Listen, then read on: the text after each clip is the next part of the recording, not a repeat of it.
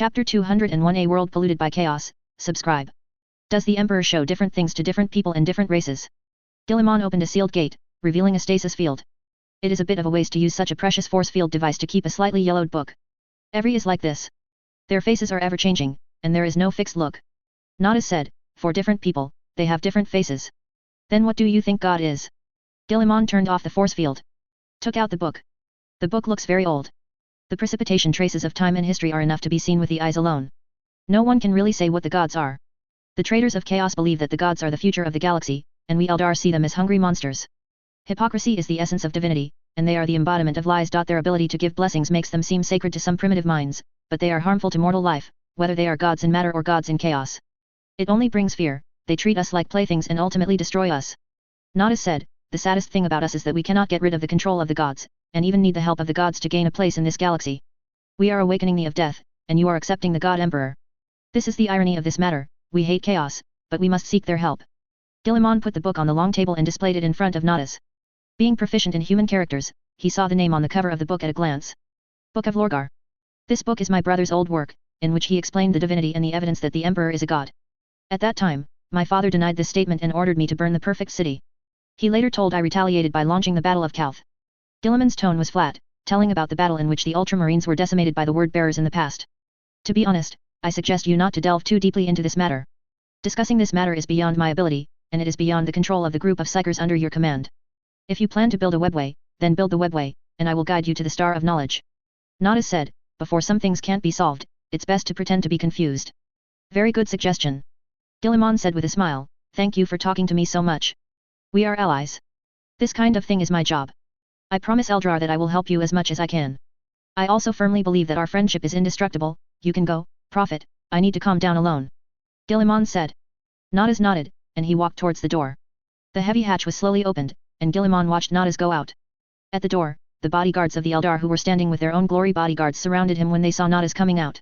There are 4 of them, all wearing black armor, a spirit bone mask on their face, and a feather crown of the Way of the Avenger on their heads. Allowing armed Xenos to roam the ship is appalling in every sense of the word. Only the regent of the Empire dares to do this, and others can easily attract the attention of the tribunal. Now, Guilliman has carried out some reforms on the major institutions of the Empire. The judges of the Judgment Chamber still have a very low tolerance for aliens. Guilliman sat in his place, closed his eyes, and continued to think about whether there were any mistakes or omissions in his overall plan. I don't know what happened to Moto's exploration team. Such a thought suddenly popped up in Guilliman's mind. The different universe plan carried out by the Moto exploration team is just a cover for the firewall plan, but its significance is also extraordinary. Once it is possible to travel to and from other universes, it means a thing that spans different universes, and it is indeed a feasible thing. Describes every universe as a country, and civilizations are the people of this country.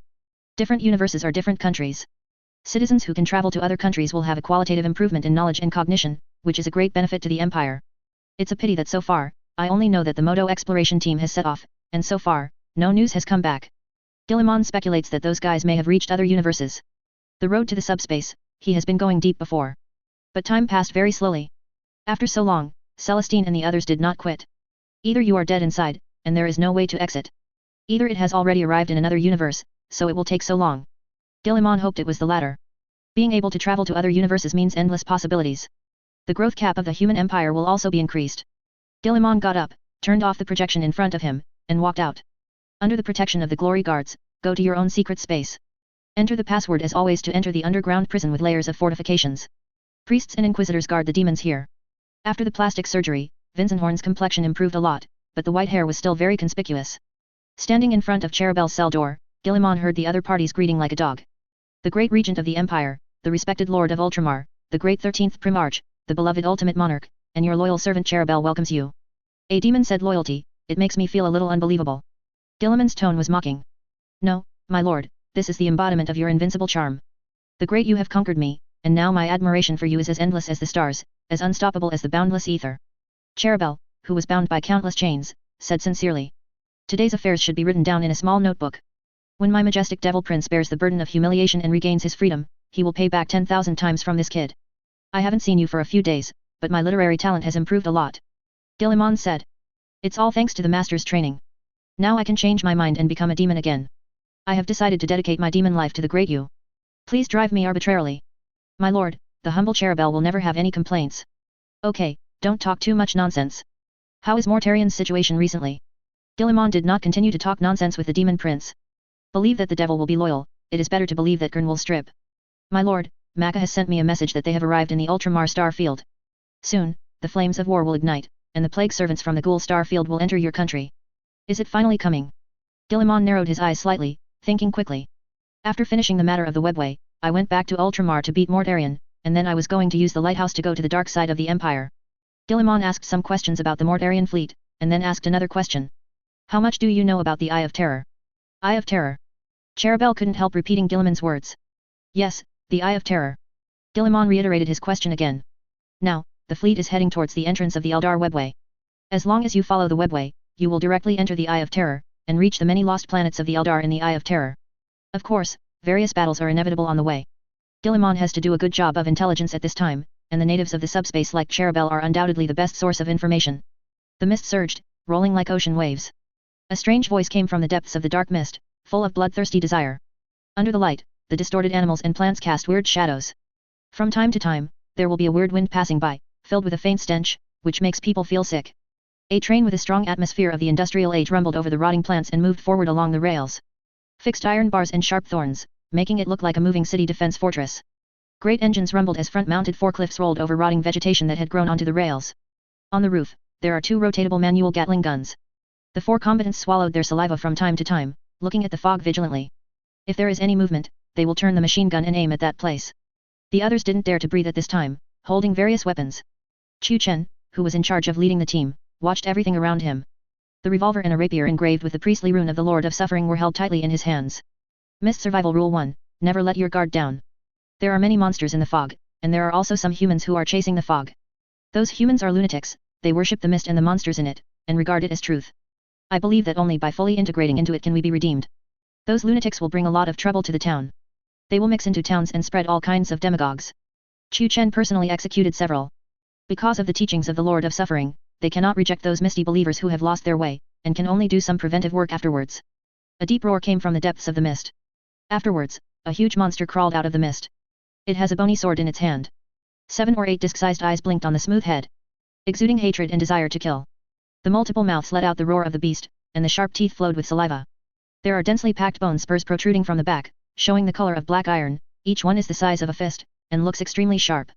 Seeing the monster, everyone on the train suddenly felt fear. Even in the fog of danger, such a huge monster is difficult to meet. Relying on years of combat experience, Chu Chen immediately shot in that direction.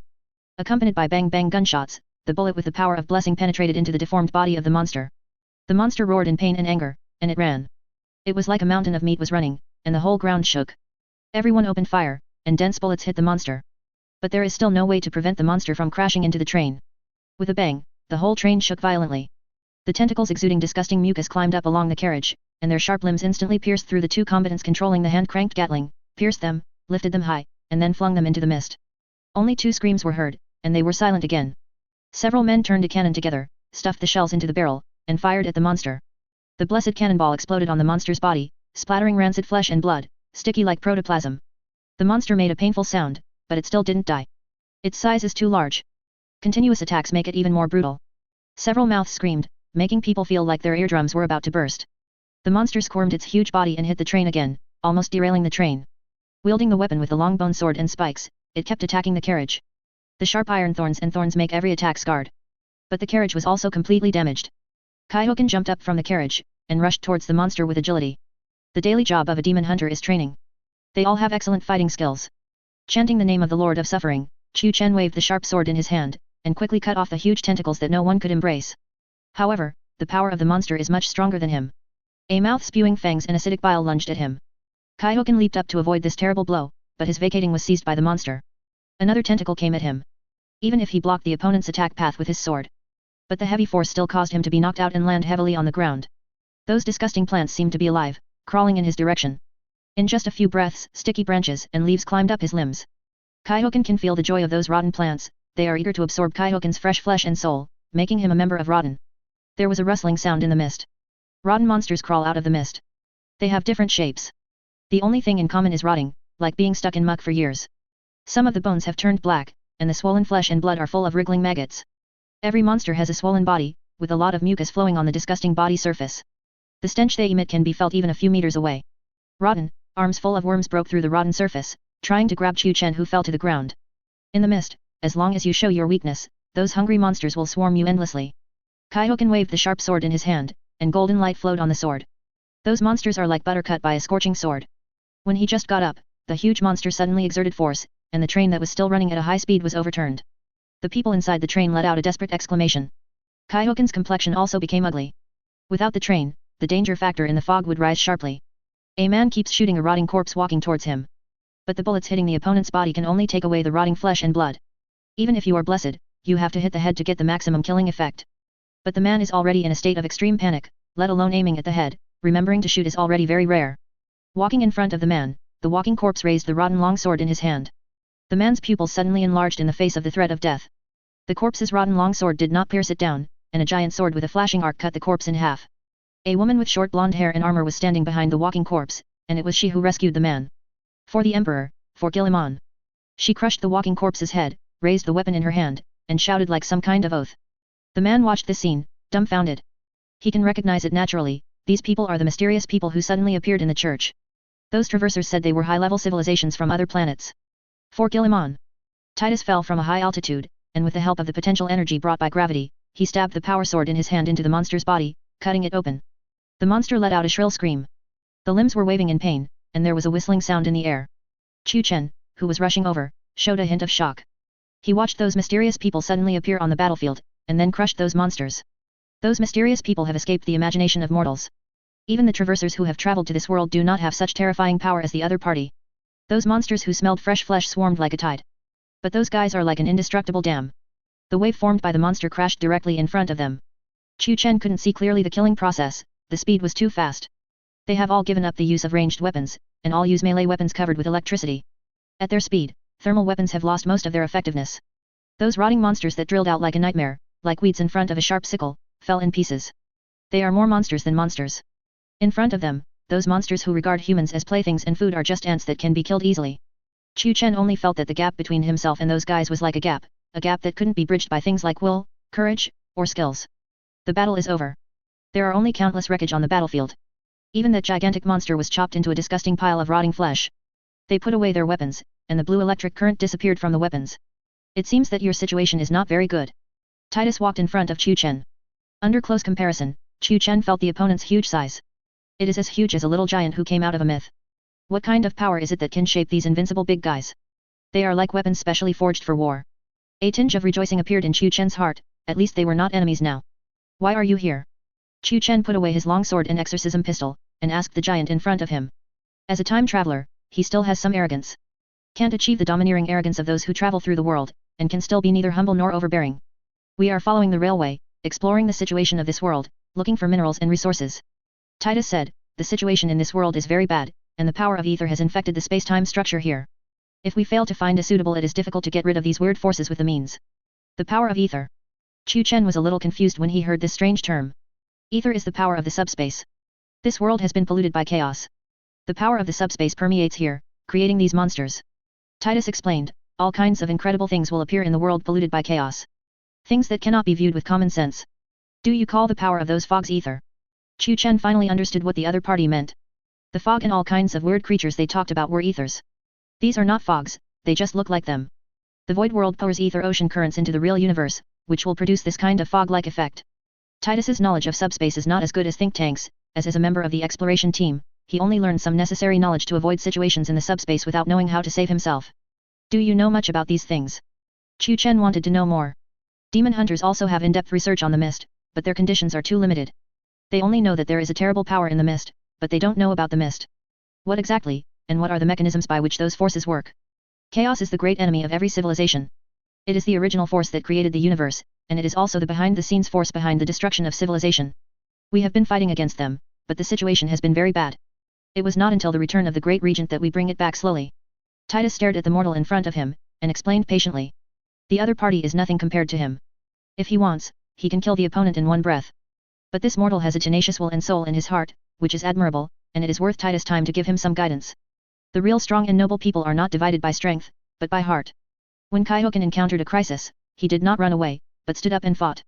This undoubtedly represents his fearless courage. Can these things be defeated? Chu Chen pointed to the depths of the fog and asked. Of course, chaos is powerful, but it is not invincible. Titus said, we are looking for a way to defeat it completely, so that mankind can get rid of the fate of darkness. The great regent of the empire will lead us to this. Chapter 202 The Oracle of the Lord of Suffering. Please subscribe. I see that you have mentioned the regent several times in a row, and your tone is full of compliments and respect, so hasn't he become the real ruler? Chu Chen's eyes showed confusion, and now, the other party is talking about the regent of the empire. If the elementary school Chinese teacher taught me correctly, regency nouns generally exist in autocratic monarchy. If the reigning king of a country cannot manage the country, the regent will handle the state affairs on his behalf. The father of the regent is the one who runs the empire of men, said Titus. His father is the lord of men, the redeemer of men, the creator of the empire, the great and holy emperor, who will stand between the empire of men and the empire. In the first battle of chaos, the emperor was seriously injured and forced to sleep. For this reason, the great 13 sons took over the state affairs of the empire and became the regent. The emperor has been asleep for 10,000 years, and for this reason the regent has become the ruler of the empire. For a long time, he too has slept. In a stasis field, the high lords chosen by him the council governed the empire until he was awakened, and he regained his power. From Titus' mouth, Chu Chen was able to get a glimpse of the operation mechanism and ancient past of a huge empire. To be honest, Titus' strength and huge size gave him a sense of oppression, as if he was facing a terrifying giant beast. Judging from the weapons and armor in the hands of the opponent should come from a high-level interstellar civilization. The problem is that when the other party talks about the regent of the empire and the emperor of the empire, the fanatical tone makes him a little confused. Such a religious belief should not appear in a civilization of the interstellar age. In Kaihoken's eyes, the interstellar civilization must be mostly rational, otherwise it would be impossible to develop to such an advanced level. Religion generally occurs in an era when civilization and technology are backward. There must be more unknown past behind this empire. Chu Chen felt that he should learn about these stories, so that he could better help the Demon Hunter organization to understand what kind of existence the human empire really is. The human empire may be a friend. They are powerful allies against the mists. Judging from the performance just now, they are really strong. If they can form an alliance with them, the strength of the Demon Hunter organization and the Church of the Lord of Suffering will inevitably rise in a straight line. Maybe he can also take revenge on the mist for his lover. The train was pushed out of the rails. Without heavy machinery, it took a lot of effort to pull it back. Titus can lift the train. But he didn't have another Primaris warrior in his party. He was on an exploration mission with the Battle Sister. No one cooperated, and it was difficult for him alone to get the train back on the track. The abilities of the Battle Sisters are all buffs in speed and dodge. In terms of power level, they are not at the same level as Titus. What's more, the train was continuously attacked by monsters. Many places are dilapidated. Titus was skeptical about whether the train could continue to run. Unable to get the train back on track, Chu Chen could only invite Titus to go with him. Hope these unreasonable demigods can them to their destination. After thinking for a while, Titus agreed. Their task is also to explore, there is no mandatory requirement. Escorting these humans to other towns does not conflict with their mission. At this time, the distance from the destination is not too far away. According to their speed, it only takes 2 days to go to other towns. Walking through the fog is not a fun and easy thing. Those hideous rotting monsters hunger for fresh flesh and soul. They crawled out of the dirt and decayed trees, and attacked Titus and his party like zombies. The Battle Sisters and Titus have no fear of these monsters, facing the enemies of the warp is their daily routine. Using the bolt guns in their hands, they smashed the monsters that tried to drown them. Roaring bombs vent their fiery rage. Every loyal warrior of the Empire will feel the wrath of chaos. This is their eternal enemy. The explosive bombs carrying a huge impact blasted the moldy flesh into the air. Decomposed limbs were also torn to shreds. Batches of monsters fell down, but those monsters still swarmed, as if endless. They let out a deep roar, stretched out sick and yellowed claws, trying to pull these humans to death. Kaihoken was also fighting, using his pistol and longsword to kill some scattered enemies. These rotting corpses are dangerous to humans. The high walls of the town are used to guard against these monsters. There are so many of them that no matter how you clear them up, you can't kill them all. Every once in a while, there will be floods, forming a tide of corpses to hit the town. In the tide of corpses, there are also some huge monsters. However, in the eyes of Titus and others, these monsters are no different from those rotting corpses. They are too weak and have not been blessed by the real gods. They are just monsters created by the influence of chaos. Won't you get tired? Chu Chen killed a monster that looked like a hound, and looked at Titus who was waving his weapon all the time. From departure to now, the opponent has been fighting continuously for 7 or 8 hours. This kind of physical fitness makes everyone dumbfounded and incredible. After fighting for such a long time, I didn't feel tired at all. This is no longer immortal. We were born for war, and all body functions have been specially modified. If necessary, we can fight until the moment of death. Titus exploded a monster's bloated head with one punch, and the yellowed liquid burst out under the huge impact. The scene was once very disgusting. After awakening Guilliman's heart and obtaining the Emperor's Angel Battle Engine, the Primaris Space Marines have become tireless demigod warriors. They can fight until the glorious death comes. Does your family have any objections to such a transformation? Chu Chen jumped up, pierced the head of a walking corpse with the sharp sword in his hand, and then killed the monster a little further away with one shot. Hearing the word family, Titus looked at Chu Chen. My only family is my battle brother and my genetic father, and we will join hands to attack the enemy. How can they have any objections? What about your relatives? Parents, wife, children? When we are chosen, we will devote the rest of our lives to the great emperor. Wives and children do not exist for us. Emotions will weaken our spirits, and chaos will follow weaknesses defeat us. You guys sound terrible. You have no family, no lover, and no children of your own. What are you fighting so desperately for? For those who have children and family members to live better. Titus looked at Chu Chen and said word by word, survival is a very cruel thing, and someone has to sacrifice in order to gain race. Continuation. Kaihoken opened his mouth, but couldn't say anything. What kind of existence is the human empire to create such fighters? They know they are part of the sacrifice, but they are happy to see it as a sacred mission. You are crazy. Chu Chen couldn't find any other words to describe it. Although demon hunters would also conduct crazy training, they would still marry wives and have children, and live a normal life as much as possible. No, this world is crazy. When you know the truth of the world, you have only two paths left. The first is to succumb to those monsters and become their plaything and believer. The second is to take up arms and become a man as mad as the world, to resist them. What kind of truth? Chu Chen asked, is it the power behind the mist? Can you tell me what is going on? Also, what are the subspaces you are talking about? The truth is not a good thing. Exploring them under inappropriate circumstances will only lead you into the abyss. Titus said, this is a world polluted by subspace. The only thing that can be confirmed is how big the scope is. This place is affected by the terrifying will of the subspace, and once you know the truth, you may be tempted and deceived by them. It's not that exaggerated. Chu Chen doubted. Truth is powerful. Every noun and event in it can affect the world. One day, you will know the whole truth, but not today. Go ahead, we've wasted too much time talking. Titus speeded up and walked towards the scattered monsters. Chu Chen was silent for a while, and followed. He has lost his wife. To be honest, he doesn't think there is anything in this world that can seduce and deceive a person who has died and only has revenge and anger. In addition, from the arrogance of the traversers, Chu Chen felt that these guys were just playing tricks. How can the truth poison and change a person? That is really ridiculous. When the sun sets, the foggy world ushers in night. In the night of the misty world, there is no moon and no stars. Only hundreds of eyeballs appear in the sky. Each one is very huge, like the moon, hanging in the sky, densely packed. Some of them are red, some are green. Some are some kind of darker, mottled, indescribable color. These eyeballs are a symbol of malice in the world of the fog. In the rules of survival, people are not allowed to look directly at those weird eyeballs for a long time. Those weird eyeballs eat away at people's sanity. Let a normal person slowly go crazy. Become a monster in the mist. Those crazy humans who believe in the mist will look directly at those abominable things. And use all kinds of crazy rituals to worship them. Considering the physical strength of mortals, Titus finally gave an order to stop advancing on a slightly better rock and rest on the spot. Primaris warriors no longer need to sleep. Kaihoken and others still need sleep to rest their brains. Under the protection of Titus and the others, Chu Chen and the others gained a rare few hours of sleep. Then they were called up and marched again. This time, they did not encounter an unsolvable crisis. In the final analysis, Titus and others are too strong. All kinds of monsters that are a headache for the town are vulnerable to them. Relying on powerful force, they fought their way out of the countless monsters in the mist. When they came out of the fog, the defenders of the target town almost mistaken them for the enemy. Sharp sirens rang through the sky, and those demon hunters hurried over from all over the town. Those weapons with a strong industrial era style were all pulled out. Fortunately, Chu Chen yelled in time, which resolved the misunderstanding and did not cause the two sides to start a war. Titus chose not to enter town. The defenders and the witchers who came in a hurry were very hostile to them. Their attire made the defenders and demon hunters very uneasy. Considering his mission, Titus wasted no time in explaining to the defenders and demon hunters of this new town. They still need to continue to explore and confirm the nearby mineral resources. If conditions permit, mining will be carried out and an outpost will be built. This task is much more important than getting the approval of these mortals. The sooner an outpost is established, the sooner the empire can colonize the world. Also free the world from the effects of chaos and restore it to normal. Kaihoken entered the town, and his mission here was to announce the arrival of Titus and others. In a world that only has the technology of the primary industrial age and is shrouded in fog and weirdness. Suddenly, a group of characters from the interstellar era arrived. Anyone who is a normal person will find it unusual. This situation is very similar to those closed feudal countries being opened by countries that have completed modernization. The news spread quickly, and once again spread along the town where Chu Chen was located to other towns, and spread to those large cities. Industrial and extraordinary are different. Kaofan can practice very well by himself. What industry needs is the teamwork of the whole society. It also means that a certain population size is required to fiddle with industrial production.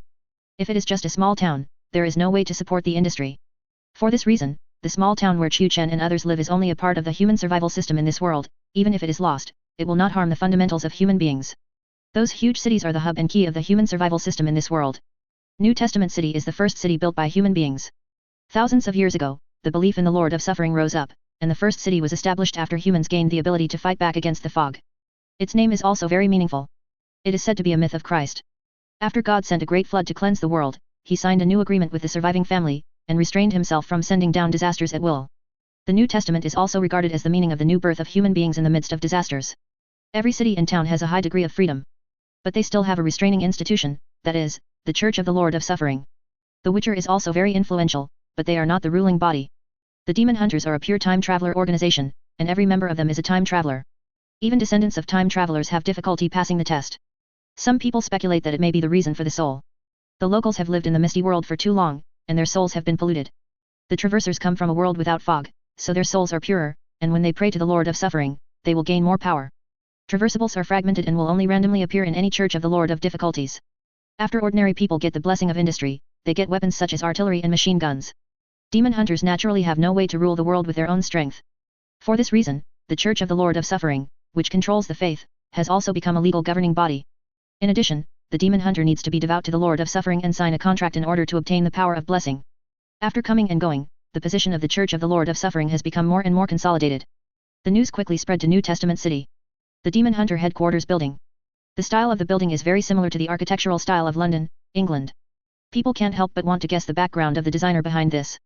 Many high-level demon hunters gathered together. The strangers in the interstellar era made them keenly aware that something was wrong. A group of indigenous people from the interstellar age. A high-ranking Witcher smiled. I thought I had traveled to the industrial age, but now it seems that I was thinking too much. Our poor sense of superiority was shattered. I thought this world was very backward. Unexpectedly, their technology has already reached the level of interstellar navigation. What you should think about is not this, but the crisis that those people may bring. The interstellar age and the industrial age are completely different. I would like to remind everyone here that in the world you came to, only 2 members came from space civilizations, and it's just a preliminary entry. A lot of our knowledge about the civilization of the interstellar era only comes from novels and fantasy animations, and it's hard to imagine their actual power. Another high-ranking Witcher whispered, we have to consider, if they intend to colonize and rule the world, what actions should we take? If they want to rule, let them rule. In such a world, why, do you still plan to miss the power in your hands? Another demon hunter said with a smile, those monsters make us exhausted. Arbitrarily giving up the power in your hands is a kind of irresponsibility to yourself and those who depend on you. We don't know anything about them. How can we arbitrarily give up the power to them? Then what do you want? Let us use revolver weapons to fight against other people's starships?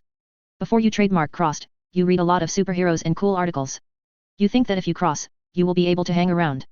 3 major illusions of traversers, I am the protagonist, I can do it, and the aborigines are rubbish.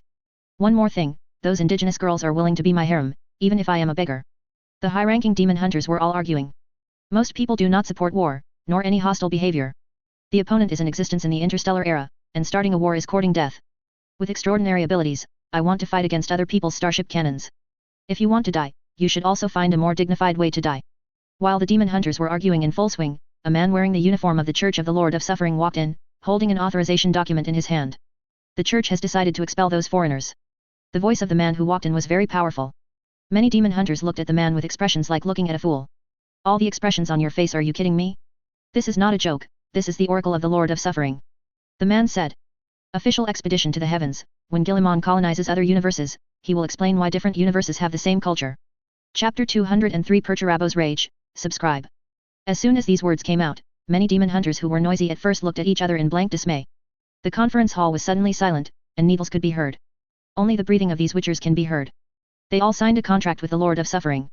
If it is really the oracle of the Lord of Suffering, then they have to send it even if they die. The power of the contract is very powerful, and it is impossible to resist. How is it possible? Do you want us to die? How can you do this? Bastards, are you spreading the oracle of the Lord of Suffering indiscriminately? Shameless, it must be your conspiracy. I don't believe that the Lord of Suffering will let us die. How could it be possible to have such an outrageous oracle? Indigenous gods fight against interstellar civilization, isn't this courting death? All high-level demon hunters questioned this news. They are warriors from the interstellar era, and they possess technologies and tactics that they do not understand. Let these demon hunters fight. Even if he has extraordinary abilities, it's probably not enough. My lord, times have changed. People are starship light spears, not aircraft carrier cannons, the gods are not suitable. If it was the industrial age or the internet age, they still had hope of defeating each other. With their various extraordinary abilities and strange items, they can touch the opponent's machine guns and artillery. Now this kind of thing is impossible to touch. If someone drops a nuclear bomb in low Earth orbit, their extraordinary ability will be of use. Isn't this a proper way to die? This news is true, and it has been confirmed by several priests. The Lord of Suffering personally wrote the oracle, requesting the Church of the Lord of Suffering and the Demon Hunter organization to expel foreigners by all means. The man opened the authorization document in his hand, and showed these rebellious traversers the contents inside. Few demon hunters looked at the content. Their gazes were all focused on the peculiar double-headed eagle mark shrouded in a faint golden glow. That is the emblem of the Lord of Suffering, and no one else can forge it. Seeing the evidence presented by the other party, all the high-ranking demon hunters who were noisy just now remained silent. As the contractors of the Lord of Suffering, they can naturally feel the imprint of the Lord of Suffering. The faint golden glow means that the content inside is approved by the Lord of Suffering. The oracle of the Lord of Suffering is very special. It will not directly reveal miracles, but the priests get the order of the Lord of Suffering through dreams and write it down. If it emits golden light and the double eagle emblem appears, it is the correct oracle. If there is no response, it is a misunderstanding. Do you really want to expel those foreigners? A high-ranking demon hunter took a few puffs of his pipe and looked at the man with a solemn expression. This is God's will, said the man. We have no other choice but to obey. The noisy high-ranking witchers all sat back in their seats. They are time travelers, they can become stronger through fighting and praying, and they also have the ability to resurrect. But they know that all their strength comes from the Lord of Suffering. The witcher bond binds them. They must fight for the Lord of Suffering, otherwise they will encounter the backlash of this force. In the past, their interests were the same as those of the Lord of Suffering. That is to find ways to expand the power of human beings. Now, what the demon hunter wants to do is to get along with those foreigners as much as possible. After all, this world is full of crises, so internal strife is really too stupid. The monsters in the mist are too powerful and terrifying. The technology of those foreigners may bring different changes to this world. The Lord of Suffering, who has always been aloof and rarely responded to by the world, now shows miracles and wants to expel those strangers, even at the expense of force. In this matter, they have no choice. Either submit to the Lord of Suffering. Either be obliterated by the power of the contract. Why do we have to expel those foreigners? A high-ranking witcher asked puzzledly. We have no irresolvable conflicts with them, and the other party has no intention of doing anything. There is no revelation, the Lord of Suffering only issued an order to expel. The man said, act as soon as possible, and treat those damned foreigners as monsters and expel them from our world. After leaving this sentence, the man turned around and left, walked out of the witcher building, got into the church carriage and left. Trains can be powered by coal.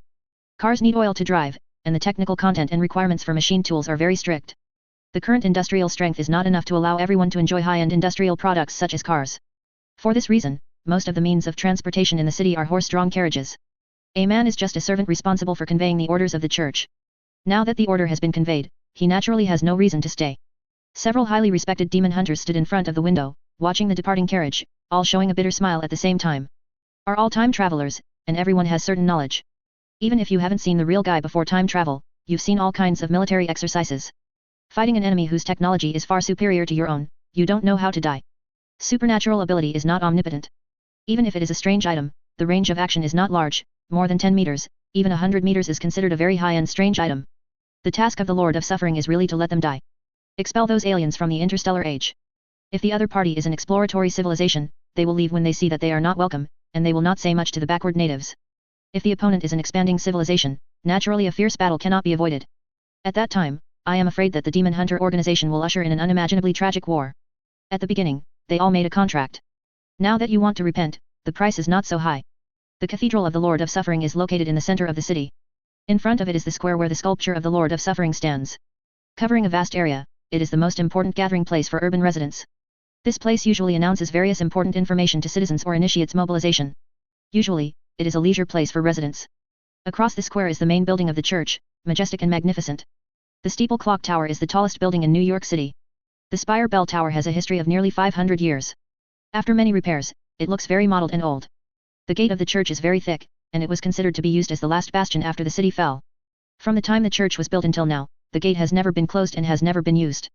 Stepping in, you can see the thick painted windows inside the church, depicting the achievements of the Lord of Suffering and the heavy sacrifices made by the ancestors to establish the New Testament city.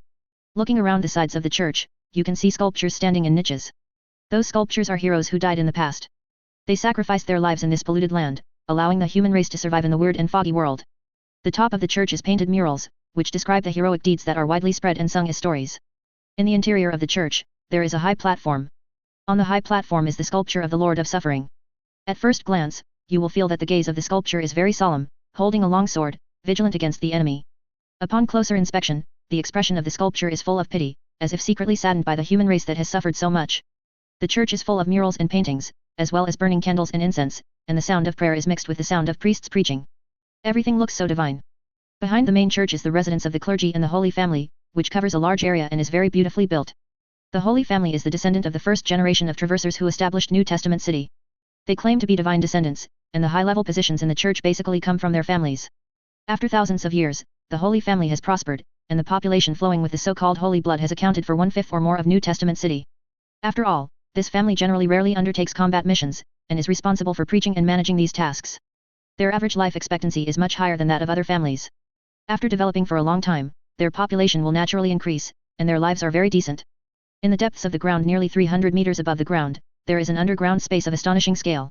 This underground space already existed here when the church was built. It was originally designed here to suppress monsters that are hard to kill. It's a pity that after the church was built, no prisoners were ever held here. On the contrary, it has undergone a brand new decoration, making it look very luxurious. This is the secret place of the Church of the Lord of Suffering. Only a few people know that the creator of the New Testament city lives here, that is, the ancestor of the Holy Family. The ancestors of the Holy Family founded New Testament city, regarded it as their own private property, passed it on to their next generation, and laid the foundation of the Holy Family. In countless propaganda, the heirs of the Holy Family are noble. Is the master of New Testament city and the savior leading mankind. Only by uniting under the command of the Holy Family can the suffering people create a bright future and defeat the terrible fog. Travelers are quite dissatisfied with this kind of inheritance and personality worship.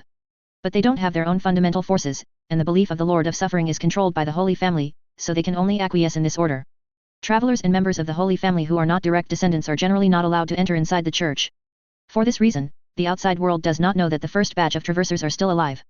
No one would think this way. After all, 1,000 years have passed since the founder of New Testament city was active. Thousands of years are enough to erase a lot of things, it is a very long time. The ancestors have been living in the bottom of the church, very secret, unknown to outsiders. They secretly control the Holy Family composed of their blood descendants, and let those clansmen do things for them. For a long time, relying on the vision of the traversers, they have allowed the Holy Family to lead the development of industry and commerce, becoming an out-and-out behemoth, with strong control over every world and town. Even traversers cannot challenge the position of the Holy Family. The Holy Family controls industry, politics, economy, and faith. There is still 1,000 years of life behind him, and he is also the ancestor of the traversers. Other traversers fight against them. After the ancestors founded the New Testament city, every summoned traverser can only be at their mercy. The living conditions of a demon hunter are good, but every mission is full of dangers. Casualties are even more common. But why do time travelers continue to become demon hunters instead of doing business or other easy jobs? The reason is that besides this job, they have no other job to do. By manipulating the economy and politics, the Holy Family blocked other paths for travelers. If you want to improve your social status, live a comfortable life, have money, and want a woman to have a woman's life, the traveler can only voluntarily become a demon hunter, otherwise, he will live a poor life. The story of the stranger reached the Holy Family. It was passed on to those ancestors who have been living under the church through special channels. The underground space and the outside are two completely different worlds. The surrounding is made of white steel and silver plates, the air is clean and sterile, and very comfortable. The standard of living here is at least an era ahead of the outside world. Has a variety of modern refrigerators, air conditioners, air switches, and other living equipment. Even if they live underground, these founding ancestors who have lived for 1,000 years can live comfortably. The ground is covered with a thick and soft red carpet, which is soft and comfortable to step on, all of which are carefully woven by hand. Huge crystal chandeliers hang from the ceiling, they are the sun of the underground space, providing bright light. In the central area of the underground space, there is a silver door. It is engraved with various protective runes and a huge eagle emblem. In front of the gate, there is also a password lock that requires fingerprint and pupil verification. The mechanism installed in the wall will be activated after entering the password, will release poisonous gas and barrage, and will also activate various anti-transcendent mysterious runes. No ordinary person or witcher with extraordinary powers could have survived such a situation. Under the church representing superstition and ignorance, such advanced technology is hidden, which seems a bit out of place. Only the ancestors can enter here. Only their fingerprints and pupil information can open this heavily guarded core building. Inside the building, there is a huge group of light that exudes golden brilliance. The light group was tightly bound by countless iron chains carved with runes. A log table was built around the light group, and the 7 ancestors of the Holy Family sat in front of the table. He's back. One of the ancestors whispered, we stole his power back then, but now, those strangers come back with his wrath, we have to be prepared not to let them destroy us all that hard work. The building of the New Testament city is all thanks to the Lord of Suffering. As the first generation of traversers, the ancestors were not very interested in the theory of gods and ghosts, nor did they have any sense of awe. They were summoned by the Lord of Suffering and signed a contract. Borrowing the strength of the other party, the city was built as promised, and the church that belonged to him was built. Plans to use the power of faith to open the tunnel so that his power can enter this world. The cooperation was very good in the early stage, but the ancestors who had mastered the power saw the continuous arrival of traversers. This makes them feel a sense of crisis. You know, in their respective worlds, they are just ordinary people. After arriving here, I managed to build up a little career and gain fame, wealth, and love. If the Lord of Suffering keeps calling the Traversers like this, and keeps signing contracts with the Traversers, then sooner or later they will disappear from everyone. I have been mediocre for a lifetime, and then I will continue to be mediocre. How can this kind of thing be tolerated? They must firmly control this power, and let their descendants also enjoy this superior power. Labor and management have worked so hard to build a foundation. Why should future generations enjoy the blessings? Why can't my heirs inherit it? In order to achieve their own goals, the ancestors cooperated with certain creatures in the mist in the dark. Worked together to close the portal for the Lord of Suffering to enter this world, and take the opponent's power as his own. Also killed a group of Traversers, using their pure souls to deliver the rewards of the mist creatures. The light cluster in front of them is said to be a fragment of the body of the Lord of Suffering, and it is also the source of the power of faith for human beings in this world. In a sense, they are actually the masters of suffering in this world. The so-called oracles are issued by manipulating fragments. Ordinary demon hunters have no ability to question at all. They don't know what the real Lord of Suffering is. With the help of the light group, the 7 ancestors glimpsed the strangers who suddenly appeared in the border town. As long as the Church of the Lord of Suffering is located, they can use the light group to spy on it. The Lord of Suffering is already a god. It is not difficult to do this. They stole each other's power, so naturally they also possess this mysterious ability. Even if he comes back, so what? We have mastered this power, even if his minions come back, we can drive them out. Another ancestor said, with golden light flowing in his pupils, powerful power flowing in his strong body. Don't be so arrogant, they have powerful technology. Isn't this world a weird world? Why is the level of technology of his minions so high? One of the ancestors looked at a human with various mechanical tentacles on his body, the tone was a little surprised. As time travelers, they have naturally read many related novels. It's just that the protagonists in those novels travel through certain worlds. They thought they had traveled to a weird world controlled by evil gods. But now, the technological equipment in the hands of those foreigners caught them off guard. They have a very feeling. It's like a person who has practiced in the martial arts world for 30 years and just wants to dominate the world for thousands of years. Then someone showed up in front of him with a bazooka and said, "Stupid, times have changed. Their technology is indeed a threat, but we are not helpless." The ancestor leader sitting on the main seat said, "We have his power in our hands. When necessary, we can find a way to reach an agreement with the existence of the mist. No matter how strong their technology is, they are in front of the power of the gods. How can technology that relies on foreign objects compare to the extraordinary path of great power attributed to itself? Those technological creations will gain a temporary advantage, but we will inevitably win the final victory. I reached an agreement with the existence of the mist, but I want to give them soul and flesh, so is it necessary to summon traversers on a large scale?" Another ancestor asked.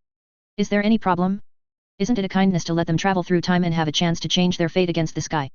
The ancestor leader sitting at the main seat said with a smile, "The weak will prey on the strong, the winner is the king, and those who can survive people naturally get wealth and women. This is the law of nature, and we just follow the trend. Summoning traversers on a large scale will consume the power of faith we have accumulated over the years, and will also weaken the protection of the Church of the Lord of Suffering for various regions. Should we withdraw the civilians from those border towns in advance and suspend the pioneering work?" The ancestor suggested. After all, tens of thousands of civilians are involved. It doesn't matter what the fate of tens of thousands of people is, don't make any noise. At this stage, we are going to use death to arouse the hatred of the people. When those people die because of this incident, we can put it as said that the invasion of foreigners caused their death. In this way, they can have hatred for those foreigners and unite against those foreigners. The ancestor leader sitting on the main seat had a cold tone, and his scheming was so vicious that it was unimaginable. In order to arouse the hatred of the people, they even did not hesitate to drive the civilians in the border town to a dead end. This is not good, after all, we are human beings. Another ancestor couldn't bear it. Then do you want to become a god? Or do you want to save them? The ancestor leader sitting on the throne looked at the ancestor who couldn't bear it. Asked this question, the ancestors looked at each other and stopped talking. Naturally, he became a god. Does the death of those civilians have anything to do with them? Becoming a is the most important thing. As long as you get unlimited lifespan and powerful strength, you can get what you want. Give up your path of detachment for those fools, only fools would do that. Since no one objects, let's do it according to the plan. We who have his power have a great chance of winning, but we also need to unite everyone and let them become cannon fodder for us to consume each other. Necessary casualties are needed. And once we become gods, we will naturally be able to protect humans in turn, and there are only tens of thousands of casualties, isn't it worthwhile in exchange for our chance to become gods to protect humans? The ancestor leader said calmly, not moved by his cruelty. At the beginning, it was he and the misty creature who designed to cut off the passage of the Lord of Suffering into this world. It was also he who designed to kill the Traverser, just to consolidate his position and complete the transaction. Doing so much is not because he is cruel by nature, but because he has already set his goals. He will step up to the position of God, ignite the fire, overlook the of all living beings, and become the that all living beings bow down to. He can kill everyone for this purpose. Slaughter all living beings and achieve one's own way. God. Only a fool would choose to be a god. In the dungeon where Cherubel was held, Gilliman summoned Marchai Kid, the demon he beat up on the road of the warp. He wants to find some people to work in the Eye of Terror, to help him collect intelligence and grasp the enemy's dynamics. In order to be free, the summoned March High Kid wants to use his knowledge of becoming a in exchange for Guilliman's termination of the contract. However, Guilliman satirized his conditions and was severely beaten. Was trampled underfoot, let him recognize his slave status. Seeing such a brutal scene, Vinzenhorn and the priests were shocked even though they were well informed. They all stared blankly at the Imperial Regent beating up an unknown demon. Becoming a is something that many people dream of, but the Imperial Regent is unmoved by it. This moved them. Vinzenhorn examines his heart. If he really has a plan to become a god, he may not be able to resist the temptation. All life has the fear of death. Even though the state religion proclaims that the human soul will be reborn under the emperor's throne. But people are still afraid of death. The allure of immortal life is really great. As long as you become a god, you can gain immortal life and become a powerful individual who overlooks all living beings and the destruction of the universe. Marchikid felt his face was suppressed by a mountain of creation. What is this emperor's father and son made of? Why is it so scary? The combined power of Syrian's gods is not as terrifying as him alone. What evil did I do in my previous life?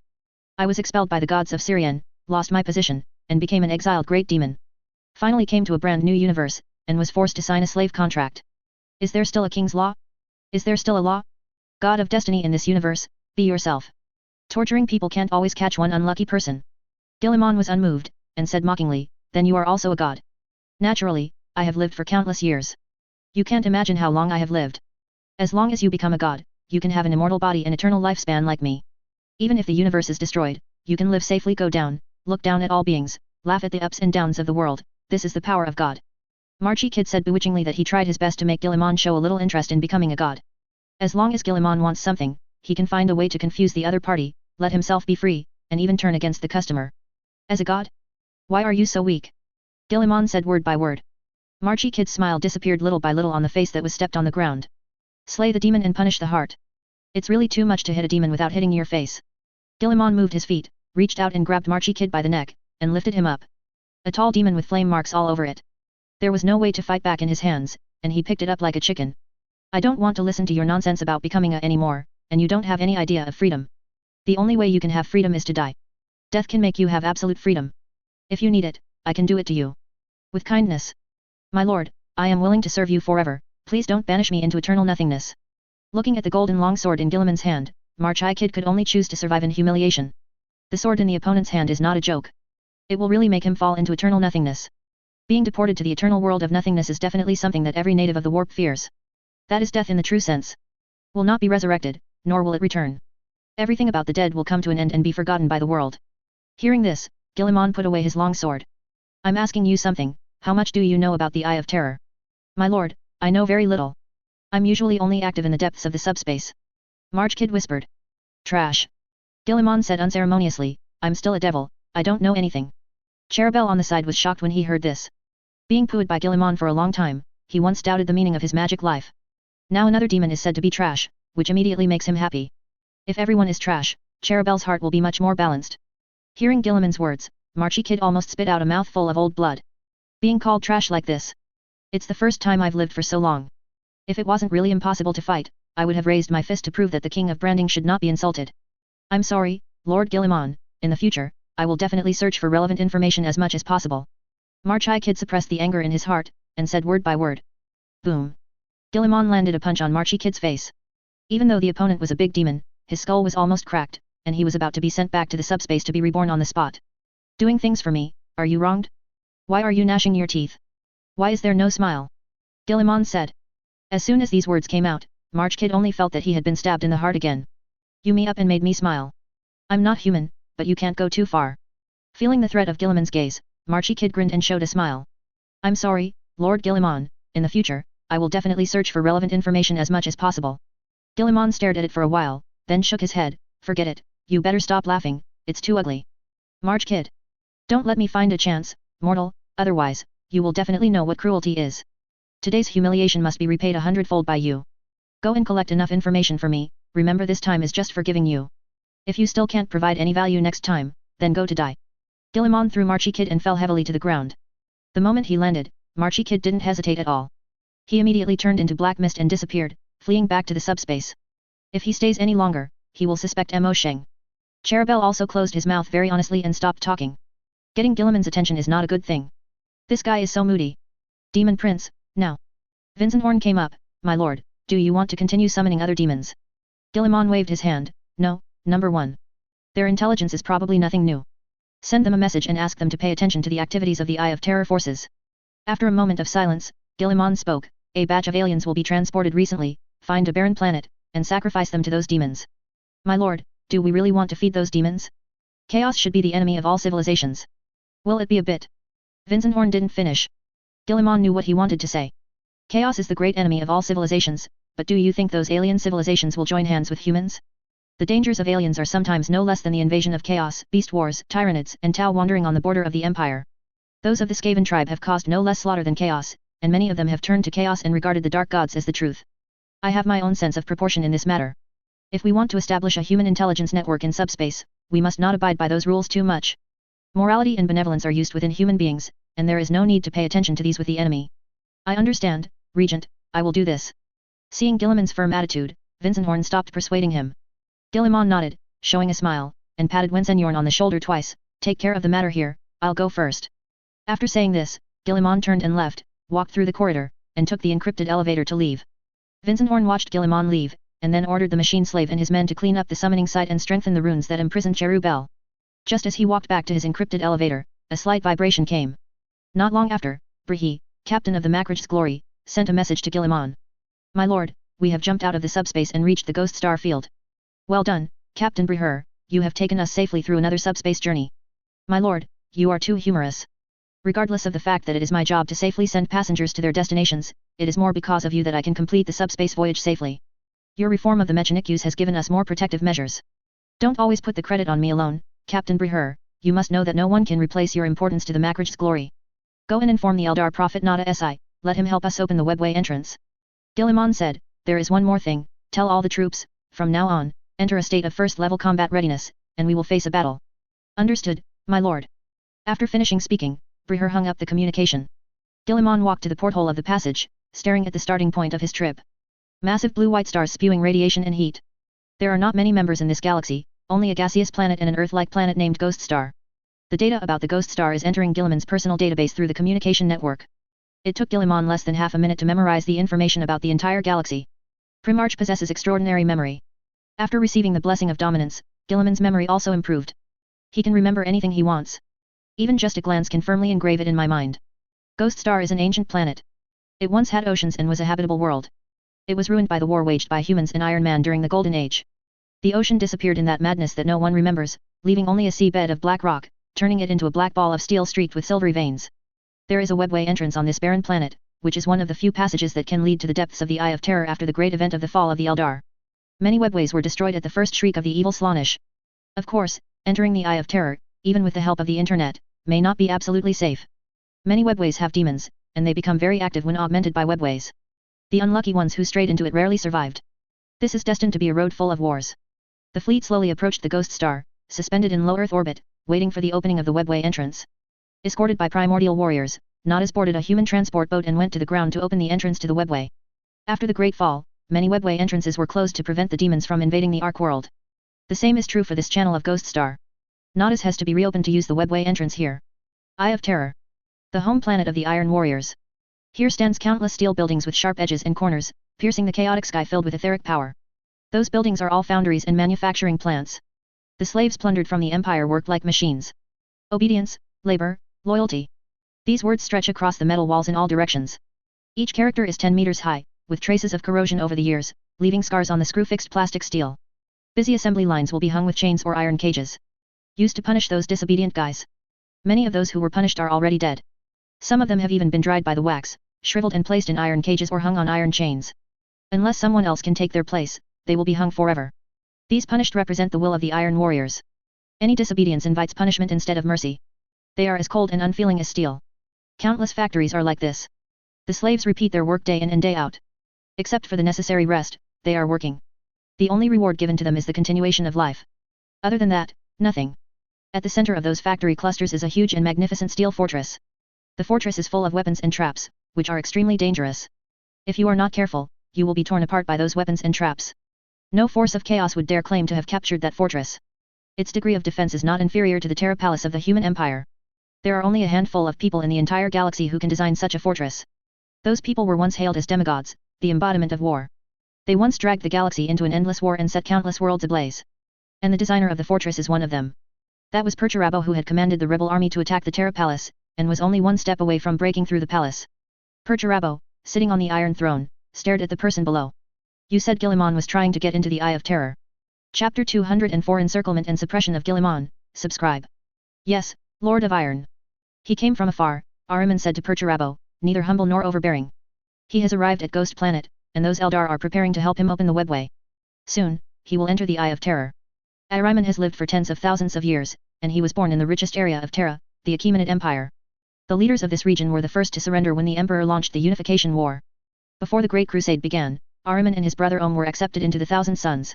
Om is the core figure of the Thousand Sons and is highly respected. Before the return of the Primarch, he led the Thousand Sons for a while. It's a pity that this hero died of severe flesh and blood mutation. Having lost his younger brother, Ahriman suffered from mental trauma, and thus buried his paranoia that he must solve the mutation of flesh and blood.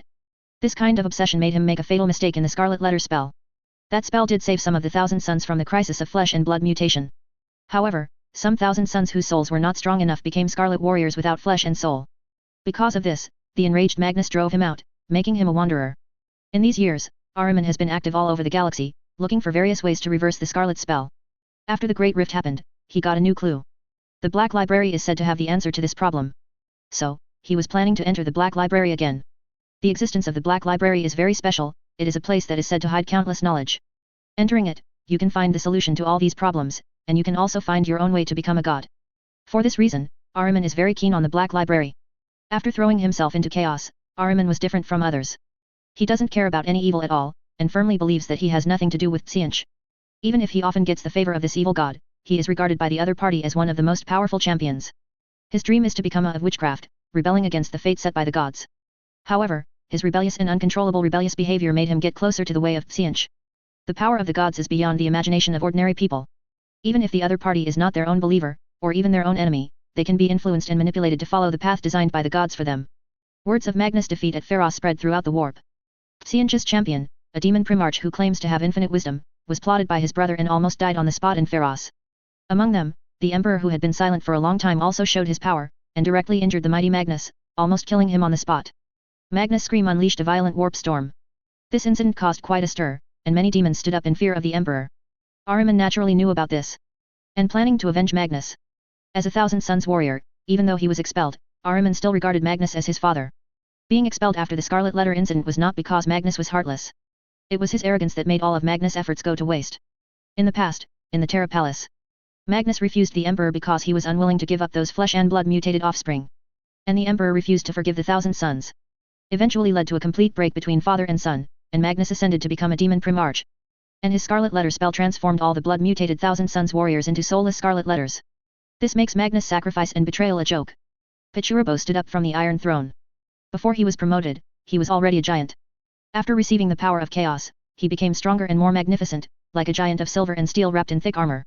The heavy armor that originated from the Empire has long been transformed beyond recognition. Rather than being built for living people, it is more like a solid sarcophagus. The edges of that set of battle armor are alternately yellow and black, with scars and welds from tens of thousands of wars on it. Its texture is unusually lively, like a piece of iron meat skin. The Lord of Steel didn't wear a helmet, revealing the noble face of the past. His head had become a necrotic and discolored nightmare. Thick threaded cables dug into his skull, hissing data and energy through his scalp and into his brain. A pair of pure and flawless eyes like black gemstones, carrying the majesty of the Iron King, as deep and invisible as the eternal abyss.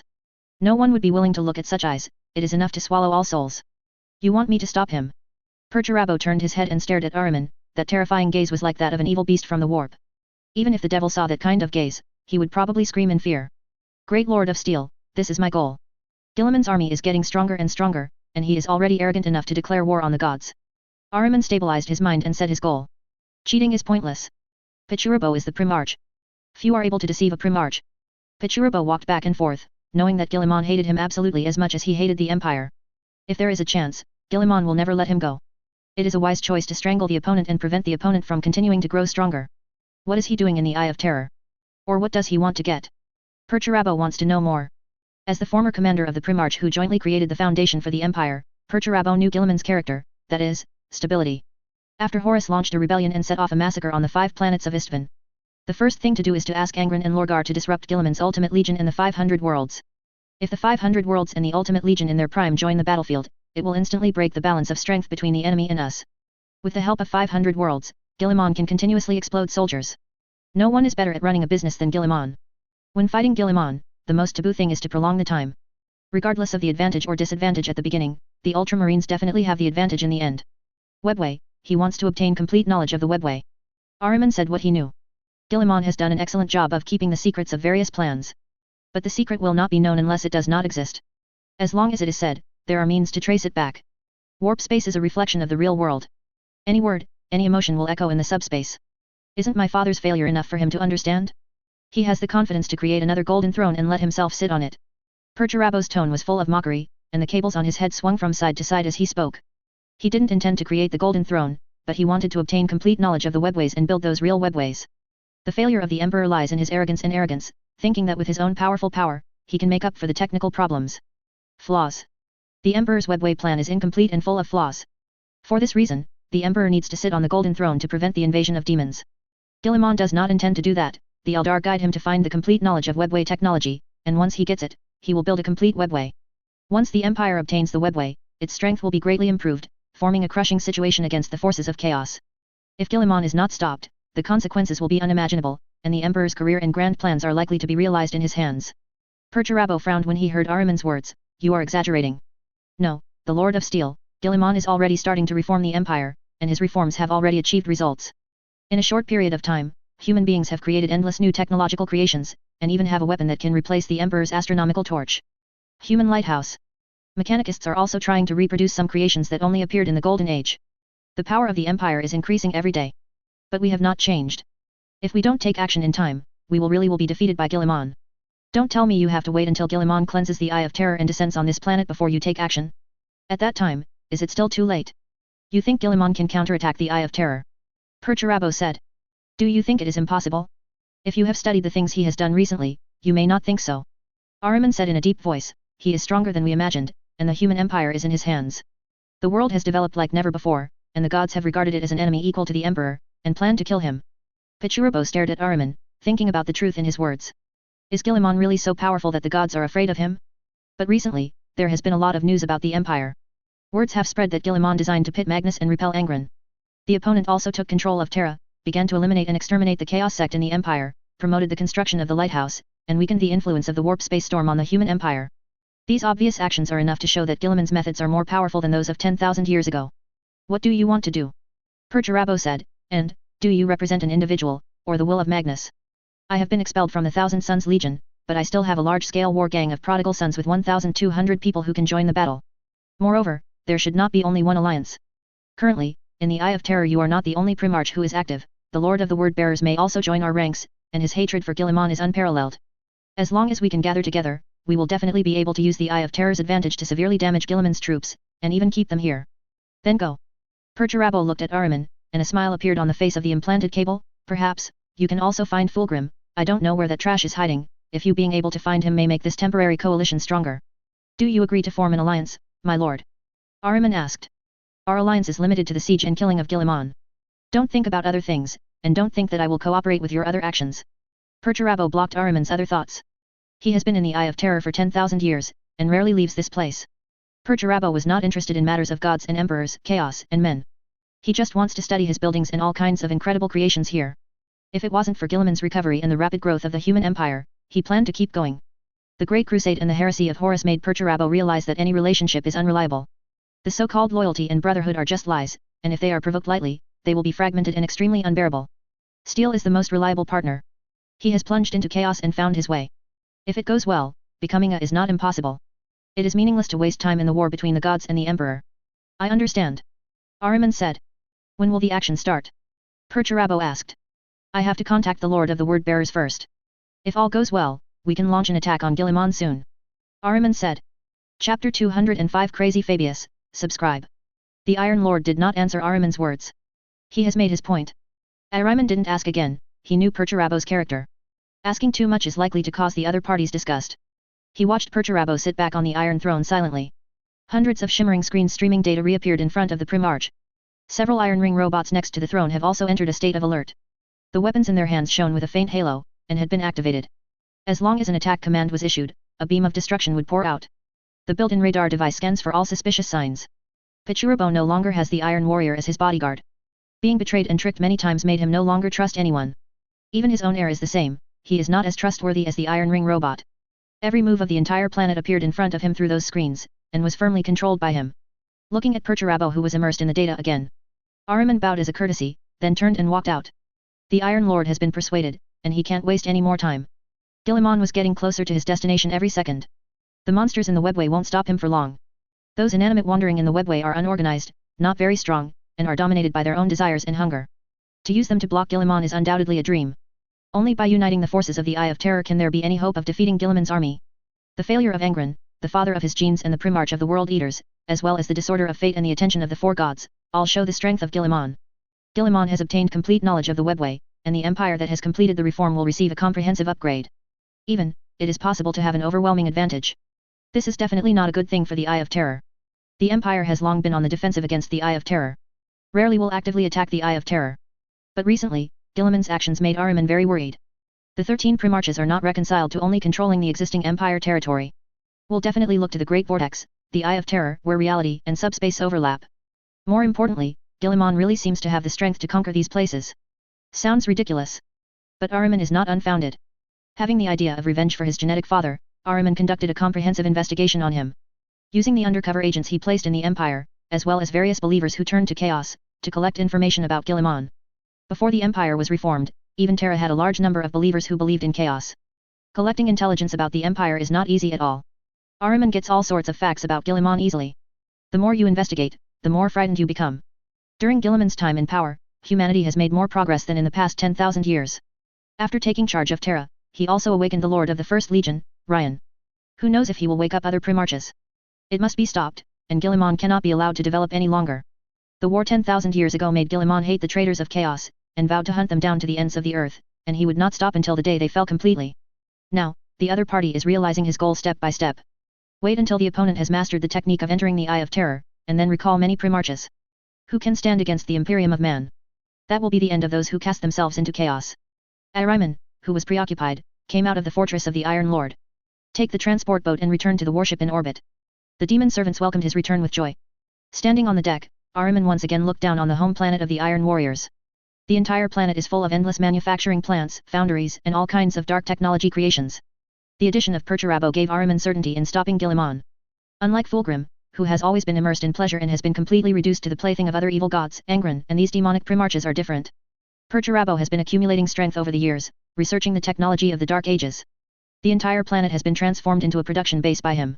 The number of his hoop robots and various omnics has reached an unprecedented scale. All kinds of dark technological creations are also continuously created by him, and they are used as his cards. Ahriman withdrew his gaze and steered the battleship to another target.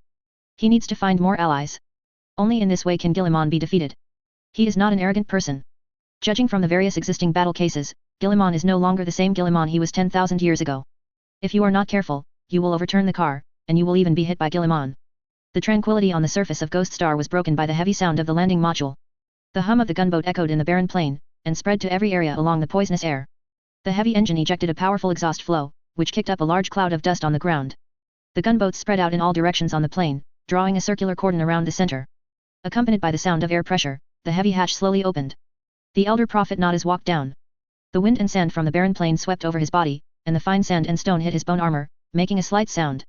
The 4 Eldar guards stood behind Nodaz, wearing masks, silent. Nodaz looked around. They were in a barren plain. At a glance, there was nothing but sandstone and rock formations.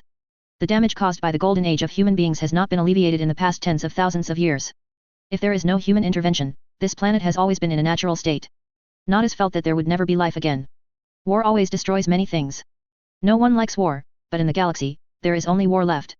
The Primaris Space Marines ordered by Guilliman also stepped down from the transport ship. They walked heavily, wearing modified heavy armor. The gravel was crushed under the steel boots and turned into powder. The servo skull roared and flew out, and the scanning device made a ticking sound, scanning the surrounding environment.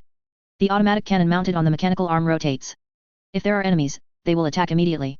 The Primaris Space Marines started the battle sharing system and were alert to possible crises. Their equipment has undergone a comprehensive upgrade, and their combat effectiveness is even stronger and more terrifying. Several Grey Knights also came down from the transport cabin. The Prophet of the Eldar wants to open the webway, which will inevitably involve the subspace. It is very likely to cause demons to haunt. With the collapse of the Eldar Empire, the webway is no longer a safe term. It is full of all kinds of demons, which can be said to be dangerous. Nadas is the Eldar Seer, a powerful psyker.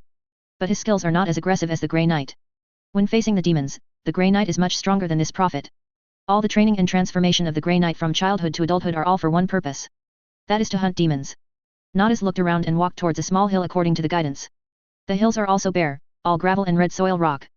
Nadas walked up to the hill and inserted the scepter in his hand into the ground. Chanting in a low voice the mantra passed down from ancient times. Carefully take out some small things from his small bag.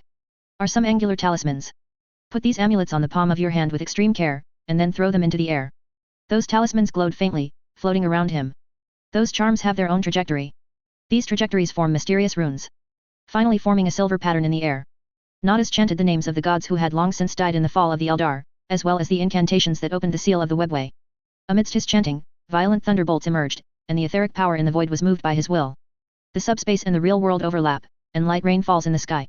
After landing, it dissipated again, forming light dust, flowing along the barren land. The hill made a rumbling sound, and under the eyes of everyone, the entire mountain was divided into two. What's even more amazing is that the mountain didn't crack. It seems that it was only expanded by advanced space technology, forming the illusion that the hill is divided into two. The Eldar are masters at harnessing the power of the warp. The achievements on this path are remarkable. It is no less than the technology possessed by the necromancers gifted by the Star God. This is also the reason why the Silent King chose to sleep instead of continuing the war against the Eldar after the Battle of Heaven. At that time, the Space Undead and the Rising Eldar were at war, and there was no chance of winning at all. The hidden closed spaces opened again. An Eldar altar is revealed. This is the subtlety of Eldar technology. They will hide some precious things that need to be hidden in the gap space, and smooth the gap, leaving only the marks and unlocking passwords that they know. The key altar that seals the entrance of the webway is hidden by them using this technique. Ordinary people simply cannot find such a hidden altar. Dig up the hill, but couldn't find the altar. Only an Eldar seer who knows the sign and password can open the rift space. Nadas walked up the path extending from the altar. The altar is lined with various sculptures. Are the ancient gods worshipped by the Eldar in the past? Nadas cut off his palm and smeared the altar with his prophet's blood. Unsealed the webway entrance. With the fall of his last incantation, the altar shook. The sculptures were also shaking constantly, as if the phantom star had an earthquake. A ray of light shot up into the sky, pierced through the atmosphere, and stirred in the icy void. There seems to be another space in the void. When the light enters it, it disappears. A moment later, a ray of light emerged in the cold and dark space. The light spread rapidly like a crack in the void. After reaching a certain range, the darkness of the void will burst. Formed a huge light hole, exuding pure and flawless white light. With the opening of the webway, abnormalities emerged on the surface. The Eldar clan sealed the webway at the beginning, but they were unable to guarantee the safety of the webway, fearing that the demons inside would come out through the webway. Roaring sounds sounded one after another, like the deep roar of ancient beasts. The Grey Knights activate their weapons. The plasma roared violently, and the blue arc crackled. They can feel that the curtain of reality is rapidly weakening, and reality is torn apart by an unknown force like gauze. The original cast space warrior also showed vigilant eyes, raising the bolter in his hand. With a crown of longhorns on his head, and a thin figure, he appeared in the air like a monster made of ashes. It wanders in the abandoned webway of the Eldar, and has been unable to break through into the present world. Feeling fresh flesh and soul, it let out a howl of excitement from its hungry stomach. Standing closest, the Eldar prophet Nadas, whose soul is glowing, became its primary target. The demon pounced on Nadas, trying to devour him. A spirit warrior jumped out, slashing at the opponent with the spirit bone sword in his hand. The speed is extremely fast, and it will be split in an instant. The demon died howling in pain. However, this is not the end. All kinds of visions did not disappear with the death of the demon. Accompanied by weird crackling lightning, gusts of wind that included the screams of the dead blew flatly. Air twisted in rootless flame. Demons who lingered for an unknown period of time poured out of the webway. He raised his head to the sky and let out a sharp howl, full of desire for flesh and soul. The large number shocked Nadas, who was prepared in his heart. The Grey Knight and Primaris warrior stepped forward calmly, roaring, and met the demons. One after another flashes of light emerged, and the formed army walked out of them. Various heavy vehicles and heavy equipment slaves also stepped out. The fight between humans and demons started near the altar. The battle situation became intense in an instant. Mastering the power of subspace, demons composed of desires and nightmares continue to emerge. Humans quickly built a defense line with various high-tech equipment, as well as extraordinary fighters such as Grey Knights and Primaris Space Marines. A large number of artillery and combat vehicles were sent to the ground. The booming heavy artillery resounded through the wasteland. The earth trembled. The gloomy dark clouds in the sky are lit by spears from time to time. When those light spears landed, they vaporized creatures with a radius of hundreds of meters. Even a demon can hardly survive such an attack. Nadas and his Eldar guards were escorted by fighter formations and returned to the fleet. Their mission on the ground has ended, and staying there will not be of great help to the battle situation. In the face of an established army, the strength of an individual is very small.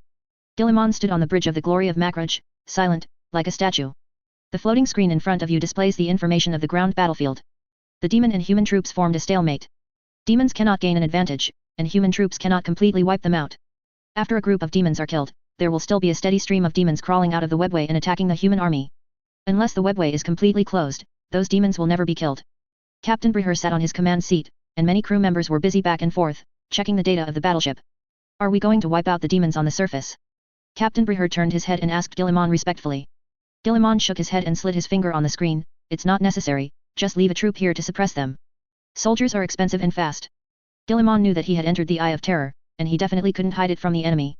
The opponent's ability to collect intelligence in the subspace is much stronger than him. The longer it takes, the higher the possibility of being besieged by the opponent.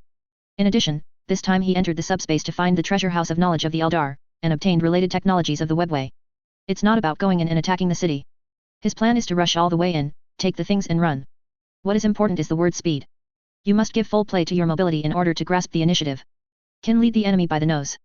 The news that the transport boat that Nadas was on entered the deck. Guilliman turned his head and looked at the light hole formed by the entrance of the webway. Take us in. Understood, my lord. Breher did not question the Primarch's decision. After receiving Guilliman's order, he ordered the fleet to speed up and enter the webway. 5 cruisers and a part of the army were left on Phantom Star. One is to suppress the enemy, and the other is to leave a way out. The seal of the entrance to the webway is not held solely by the Eldar. Those Chaos Wizards also mastered it. An entrance letter, Nadas may not be able to open it inside. After all, so many demons were blocked in the webway by the Eldar using seals, not just because of the superb skills of the Eldar. Is also related to the characteristics of the network channel. Once closed, it is difficult to open from the inside. Controlling the entrance of the webway, even if you are in danger, you can let other troops come to the rescue. Ahriman left the home planet of the Iron Warriors. But he didn't go to find Lorgar, the Primarch of the Word-Bearers Legion in the first place. It is said that the genetic father of the Raven Guard has been hunting down this believer of the 4 gods for 10,000 years. It takes the most time and energy to invite each other. He wants to invite other people to join the alliance to kill Guilliman, so that the efficiency will be much higher. His next target is the former pharmacist of the Emperor's Children Legion, a lunatic obsessed with genetic modification, Fabius. Fabius is a complete lunatic and is also a member of the Empire's must-kill list. Compared to other Chaos Lords, Fabius is more active in the galaxy.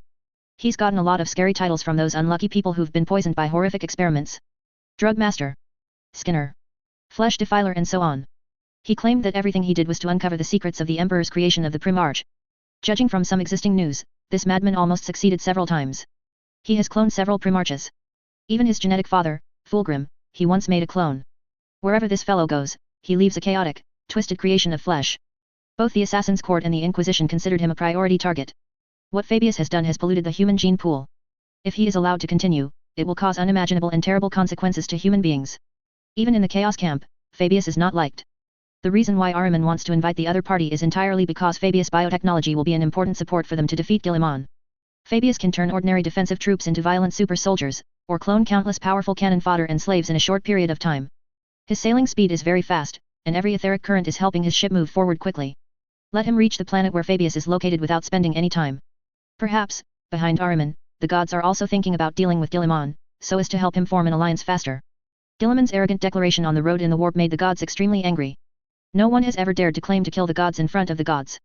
Even the Emperor dared not say such big words. A Primarch who has been sleeping for thousands of years dares to be so provocative. They will inevitably make Guilliman pay a heavy price. Let them know that the gods are unchallengeable existences for mortals. Park the battleship in low Earth orbit on the planet. Ahriman entered the atmosphere on a transport boat. What came into view was a seemingly abandoned city. Traces of flesh and blood polluted by chaos and various weird and twisted growths are everywhere. This place is called Urim Planet, and it used to be a prosperous spirit world. It's a pity that after the event of the fall of the spirit race, this place has become a world of demons. Those exquisite buildings have slowly decayed under the erosion of time and chaos. From the remaining pedestals, it can be seen that this world was once very beautiful. However, now it has become a strange world covered with disgusting flesh and blood. Those weird plants grow in the ruins with malice and hatred. Their mouths utter the terrified screams of the former inhabitants when they died. The learning is so vivid that one can't help but wonder whether these plants have devoured the souls of those poor people to learn so realistically. Black structures of various geometric shapes stand everywhere in the ruins. They dominate the street, their sharp angles stretching towards the sky. Those distorted-looking, weird creatures crawling out of a nightmare are entrenched next to those black structures. The Emperor's son soldiers recruited by Fabius wandered around the ruined city centered on a beautiful building in the center of the ruined city. That building is so out of place with everything around it. The exquisite serial buildings are elegantly arranged around the laboratory like petals. The large stones that make up the building are beautifully carved with images, and a large number of defensive measures, vents and weapons are cleverly placed. The shape of the laboratory resembles a flower petal, covered with a hard fungus-like biological shell. The Emperor's Children Army's pursuit of perfection has reached a very paranoid level. Even in the ruins, they did not hesitate to build such a beautiful building. Ahriman despised these guys who were kneeled under the command of evil gods for the sake of power. But he also knew very well that he wanted to deal with Guilliman. These people are indispensable. With the warband of the prodigal sons in his hands, it is impossible to fight against Guilliman's army. Only by drawing those guys over can there be a chance of victory. Chapter 206 Corix is dead, subscribe. The transport boat stopped at a designated open space. Surrounded by the Scarlet Soldiers and several thousand Suns wizards, Ahriman walked out from the open hatch. Seeing the arrival of strange creatures, the monsters wandering in the ruins gathered one after another. They have beast-like bodies, with bone spurs and tentacles all over their bodies, which is extremely weird. He was still wearing tattered uniforms or battered combat armor. He looked very dirty and even had a disgusting smell. Most of the monsters' twisted claws were fitted with different battle gauntlets. It's like a hodgepodge. Automatic rifles, laser guns, logging guns, and even the Black Cathar's radiation gun. There are also power weapons or chain swords of various lengths and shapes. Fabius is not welcomed by the Black Legion, and no dark mechanician forces cooperate with him. Equipment also has no fixed source. When those Chaos War gangs want to exchange for cannon fodder, they will use various things to return it. Also created a situation where his Monster Legion equipment varies. Ahriman examined the monsters. These guys are so hideous, the twisted body is enough to make normal human beings screaming and losing their minds. The only thing they have in common is that they were once human beings, tortured by Fabius' crazy experiments, and eventually became deformed and became wandering beasts. Some are curved calcified bone horns running through the forehead and cheeks. Some have sticky tentacles protruding from their eye sockets. Some have so many limbs that they look like sewn-up centipedes. Some have no limbs, crawling on the ground like snakes. Under Fabius' technology, these once normal people have turned into all kinds of indescribable monsters. Those creatures looked at Ahriman and his party maliciously. His eyes were full of greed. They are eager to devour these creatures from afar. Turn the other party's soul into your own nourishment to satisfy the never-ending hunger and thirst. Ahriman tried his best to ignore the hostility and saliva from those monsters. He tightly held the staff and the bolter engraved with the faction rune, and was vigilant for possible attacks. It's hard to imagine that a wizard of the Thousand Suns will come here. On the way forward, a giant warrior blocked their way. The warrior is clad in purple armor, the cracked skull swirling in front of the breastplate, ringed by iron chains. Many chains crisscross the giant's torso and arms. I'm here to visit Fabius. Ahriman looked at the giant in front of him. Judging from the other party's attire, it should be the former Emperor's Children warrior. Playing with the evil of Slaanesh, these guys have long forgotten the glory and pursuit of the past, and have become a group of out-and-out addicts. Lost in endless pleasure, slave, and plaything. Even though they claim that they still have their own will, who can believe these addicts who can't even control themselves? After a brief chat and inspection, Ahriman followed the warrior over the hideous monsters and walked to the beautiful building. After completing the security check, Ahriman walked into Fabius' laboratory. Fabius's laboratory is very humid. Tumor-like veins of flesh and blood grew everywhere. The dark corridors and workshops covered with tentacles of flesh and blood were shrouded in soft amber light.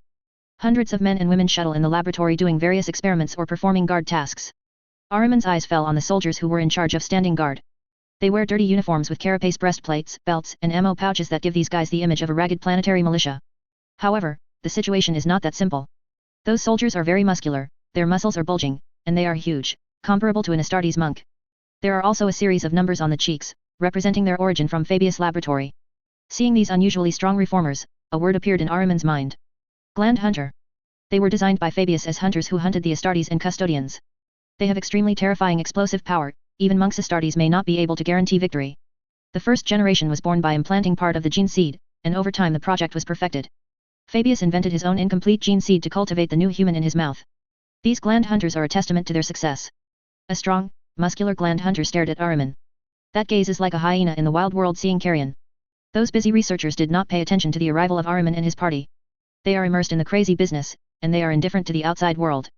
All kinds of disgusting and twisted flesh and blood creations are undergoing experiments and tests under their hands.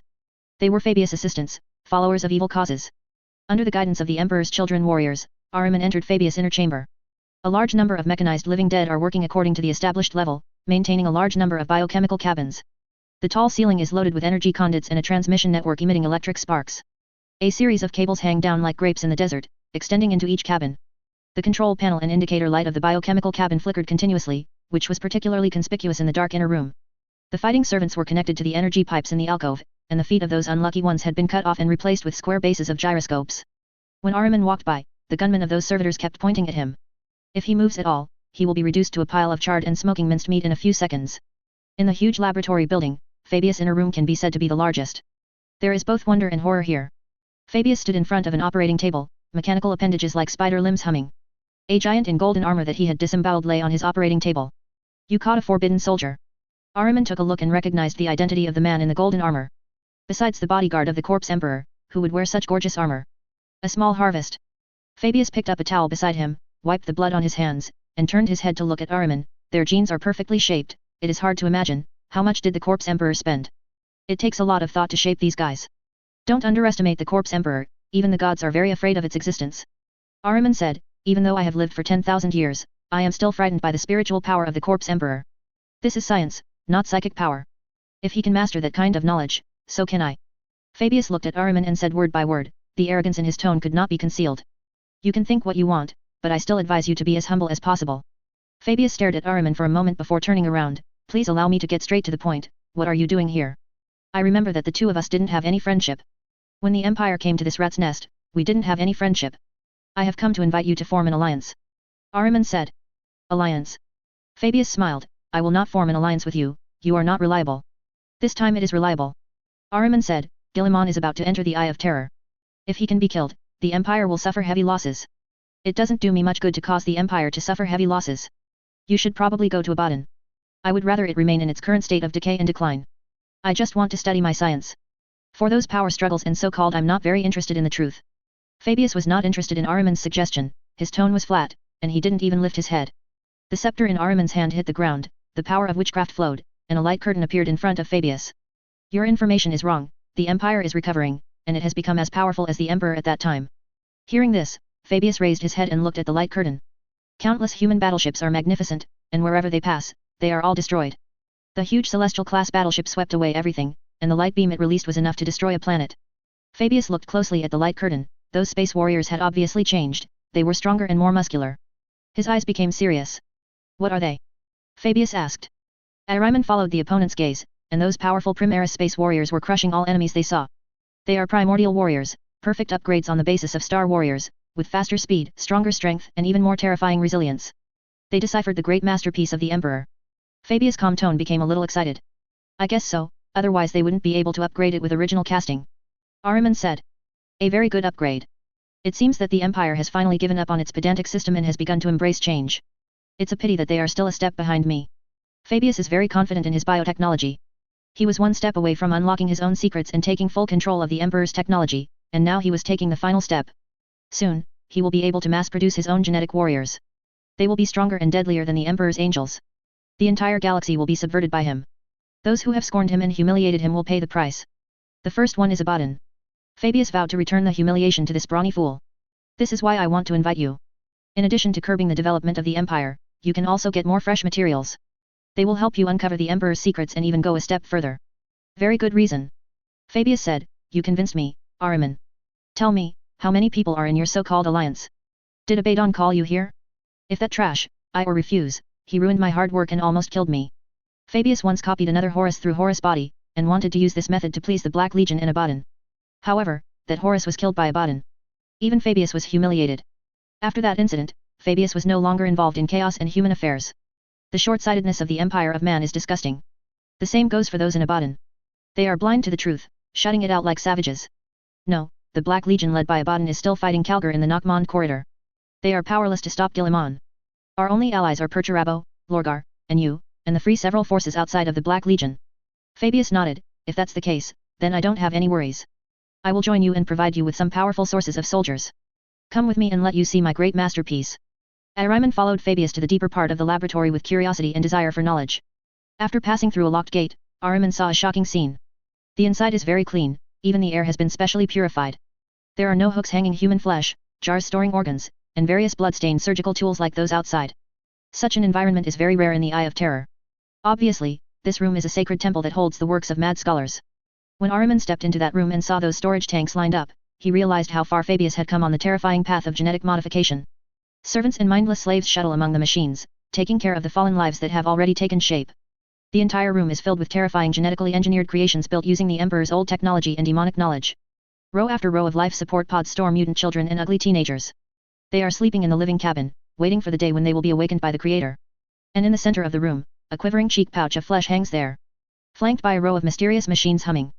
In addition to the humming main machine core, these devices also have standing crystal pillars and tempered glass pillars, and a network of flesh and blood like human blood vessels covering those huge devices. Those swelling nodes are beating like life. Through a piece of transparent glass, Ahriman saw the teenager sleeping in the fleshy cheek pouch. His body is flawless, like a piece of art carved out of rough jade. Ahriman felt the majestic power in that body. Ahriman was horrified and disturbed by what Fabius had achieved. This guy has gone farther and farther on the road of biotechnology, and various twisted creations have been born in his hands. And now, he has already stepped into the final step. It's shocking. Fabius's face covered with tumors and mutations showed a smug smile, my most perfect masterpiece in 10,000 years. I robbed several barbaric Eldar worlds, and used those sleeping in the world circuit. I traded my soul with the demons in exchange for enough materials. I also used the copy of my former genetic father to exchange some knowledge from the hands of the Necrons. For the past 10,000 years, I have been running around for his birth. He is the most perfect, able to carry the power of the gods without limit. If he can be successfully born, he will be stronger and more perfect than all the original body, and the gods will go crazy for him. You are crazy. Ahriman whispered. In this universe, everyone is lunatic. Fabius said mockingly, and I am the most powerful lunatic. When you are fighting for your so-called gods, I created a brand new legion, and the legion will accomplish what we have always wanted, which is to overthrow the dictatorial empire that the corpse emperor built. Ahriman looked at Fabius solemnly, considering whether to turn his back on him directly and destroy his masterpiece. Ghost knows what this guy created. But he still chose to be patient. Various taboo runes are engraved near the survival cabin. Even if he used all his power, he might not be able to destroy it. That would actually offend Fabius and bury himself here. Is he able to fight? Ahriman pressed his thoughts and asked. Fabius shook his head, it's still close, I need to make sure it is safe. However, these soldiers who use him as a template can already be awakened, and they will become powerful helpers for this plan. Ahriman stared at the young man sleeping in the nutrient solution through the glass, and nodded, then wake them up. I will continue to persuade the word-bearer Lorgar, presumably with his hatred for Guilliman, he will be happy to join our camp. Go, I can't help but want to hunt Guilliman, the original caste space fighters in his hands may allow me to improve my genetic technology. Fabius said in that weird voice, these creations will bring us fresh surprises, and empires will crumble under their wrath, falling in blood and fire. Eye of Terror. A temple belonging to the gods is being built on a demonic planet. Countless bony, ragged slaves are driven by word-bearers warriors, carrying materials, chiseling stone walls, and building foundations. The word-bearers have no mercy for these slaves. As long as the progress of the project makes them dissatisfied, the whip in the hands of the supervisor will fall on those guys who don't seem to work hard enough. Those fallen slaves will be hung up directly to warn other slaves what will happen if they don't cooperate. Some are also thrown to demons as a reward for their obedience. Just when the project is proceeding in an orderly manner, a word-bearer warrior yelled in horror as he saw a black shadow approaching in the distance. Run, the raven is coming. Following the sound, the word-bearers scattered all over the construction site, like frightened rabbits, left the slaves behind and ran towards the portal. It was like seeing something horrible. It's hard to imagine what could scare the followers of chaos in the eye of fear to such an extent. A word-bearer feels a terrible sense of oppression. He turned his head in horror and shot into the empty air. But that's useless. The location he was in quickly dimmed and turned black. Like boiling asphalt overflowing from the pool, a sticky black shadow emerged from the depths of the ground, wrapped around his feet, and quickly covered his waist. The word-bearer warrior opened fire on the black swamp that trapped him. The explosive bomb was like a mud cow entering the sea, making no sound, and did not bring any kills. The thick black shadow continued to spread upwards, climbing up his arms and throat like a snake. The black shadow ball became bigger and bigger, rising higher and higher, until the legionnaire left the ground and was controlled in the air like a puppet. There was a scream, and the soldier's elbow joint broke under the huge pressure. The bolt gun he was holding tightly fell to the ground. The next second, one of his legs was broken again. The whole person twisted into an unbelievable shape. The other word-bearers didn't have any intention of rescue, they just ran to the portal on their own. Let that unlucky guy be tortured by the black shadow into an inhuman shape, and turn into an abomination made of broken bones and pottery steel.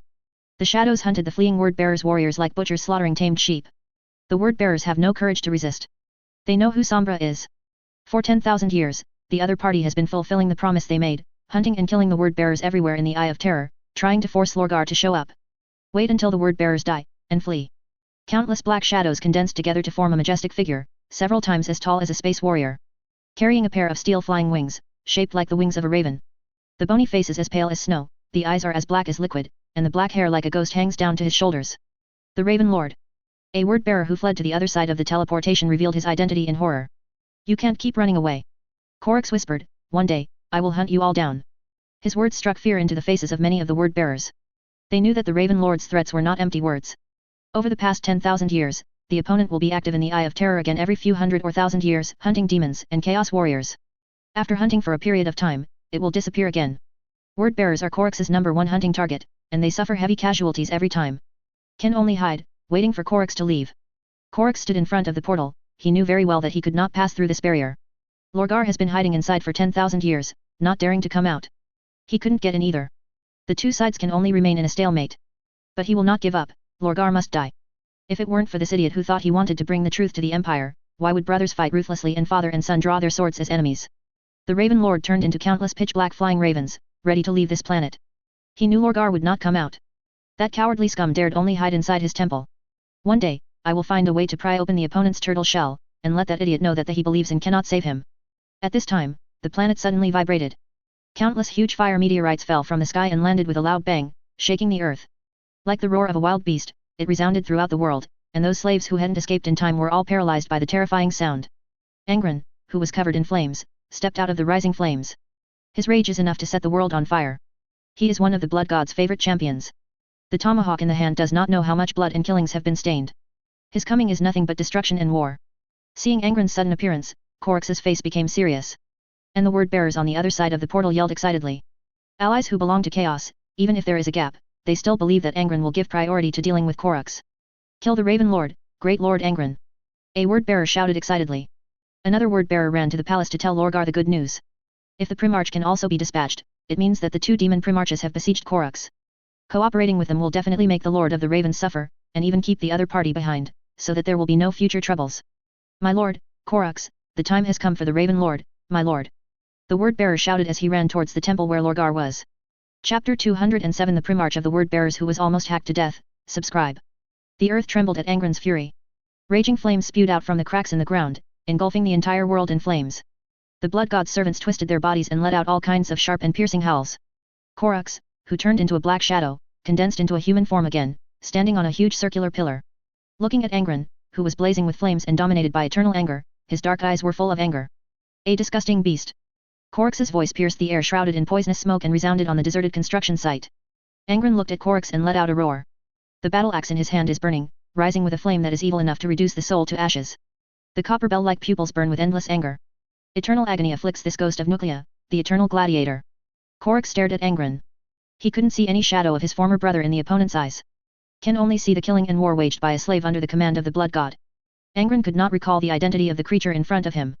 His mind is only hunting, fighting, and killing. During the Horus Heresy, Lorgar held an ascension ceremony for him in Nuclea. He is no longer the Angren he used to be. No more tiredness, no more sanity. Only the eternal for war and the hunger to kill. Black steel wings. Pale face. Messy black hair. It all feels so familiar. Some lost memories popped up in Angren's mind, but they were quickly suppressed by anger. As a follower of the blood god, he only needs to fight. He doesn't need to know the identity of the other party. Kill, kill, kill forever. Angren strode towards Corax and rushed over. Every step is so heavy that the earth shakes and burns. Under the eerie sky, on the burning land. The raven and the gladiator fought together. They breathed the air that smelled of killing. Metal and iron intersect, and the sound is like thunder. On the ground, demons slaughtered slaves and offered sacrifices to the blood god. The word-bearers' warriors were thrilled to see all this. They came from the other side of the portal one after another, ready to join the battle to hunt down the Primarch. Under the sky, the primordial energy of the supreme heaven was poured into the bodies of the two Primarches continuously, catalyzing two brilliant supernovae, radiating majestic energy. Fighting on the demon planet of the Eye of Terror, the power that Angren can exert is far stronger than that in the real universe. He turned into a tall flame giant, and the eternal anger turned into substance and burned blazingly beside him. Huge wings extended from behind him, twined with brass chains and fell fire. The battle axe in his hand sprayed out even more terrifying flames, as if forged from the original fire. The essential power of the original body was brought into full play. With a single roar, the entire hill was shattered, forming a whirlwind of violent flames that tore apart everything within sight. This is the true power of the demon Primarch. In the real universe, Angren can only play a small part of it. And here, his strength can be fully displayed. Corax's body turned into a dark cloud formed by hundreds of millions of ravens, and the hissing of the ravens silenced everything. Hundreds of millions of pairs of sharp claws and sharp beaks converged into a storm that touched the sky and touched the ground, spewing out incandescent thunder. The aftermath of the battle between the two Primarches caused the earth to be torn apart, and the unfinished temple also collapsed in flames. The corpses of countless slaves and traitors who died at the hands of Corax were reduced to ashes. The speed of both sides is so fast that it is impossible to see their movements clearly. The collision of the battle axe and the sharp claws will make a piercing sound every time. Relying on his agility, the Crow King pressed forward step by step, his sharp claws slashed across Angren's body again and again, and the scorching demon blood dripped on the ground, making a sizzling sound. Angren roared, angry at his bulkiness. He couldn't keep up with Corax's speed. At this time, he seemed to be fighting a shadow. Every time he wanted to get close to Corax, the other party would always leave one step ahead of time, or turn into a black shadow. Every swing of his battle axe would cause the butcher's nails to bite his brain more ferociously, causing him more pain. After ascending to the devil, Angren no longer has a flesh and blood body. There is only a container made of etheric power, containing the ghosts who died in the battle of the gladiator uprising. With the disappearance of flesh and blood, Angren's butcher's nails did not disappear, but became even more terrifying. Every failure will make him suffer unprecedented torture. The sublimation in Lorgar's mouth forced Angren to pursue more killings, otherwise he would die of pain. Driven by anger, Angren's power grew stronger and stronger. Finally, he got a chance. The tomahawk swung across the frenzied crows, causing Korix to howl in pain. Countless ravens turned into human forms. The tall Raven Lord was bloodied and panting. There was a huge gap in the pure black armor, and blood flowed out of it, dripping into the icy wilderness. Angren was also scarred and dominated by endless rage. It seems that I came just for the good. A deep voice came. The word-bearers turned their heads to look over, becoming more agitated and excited. The humiliation that lasted 10,000 years will be washed away today.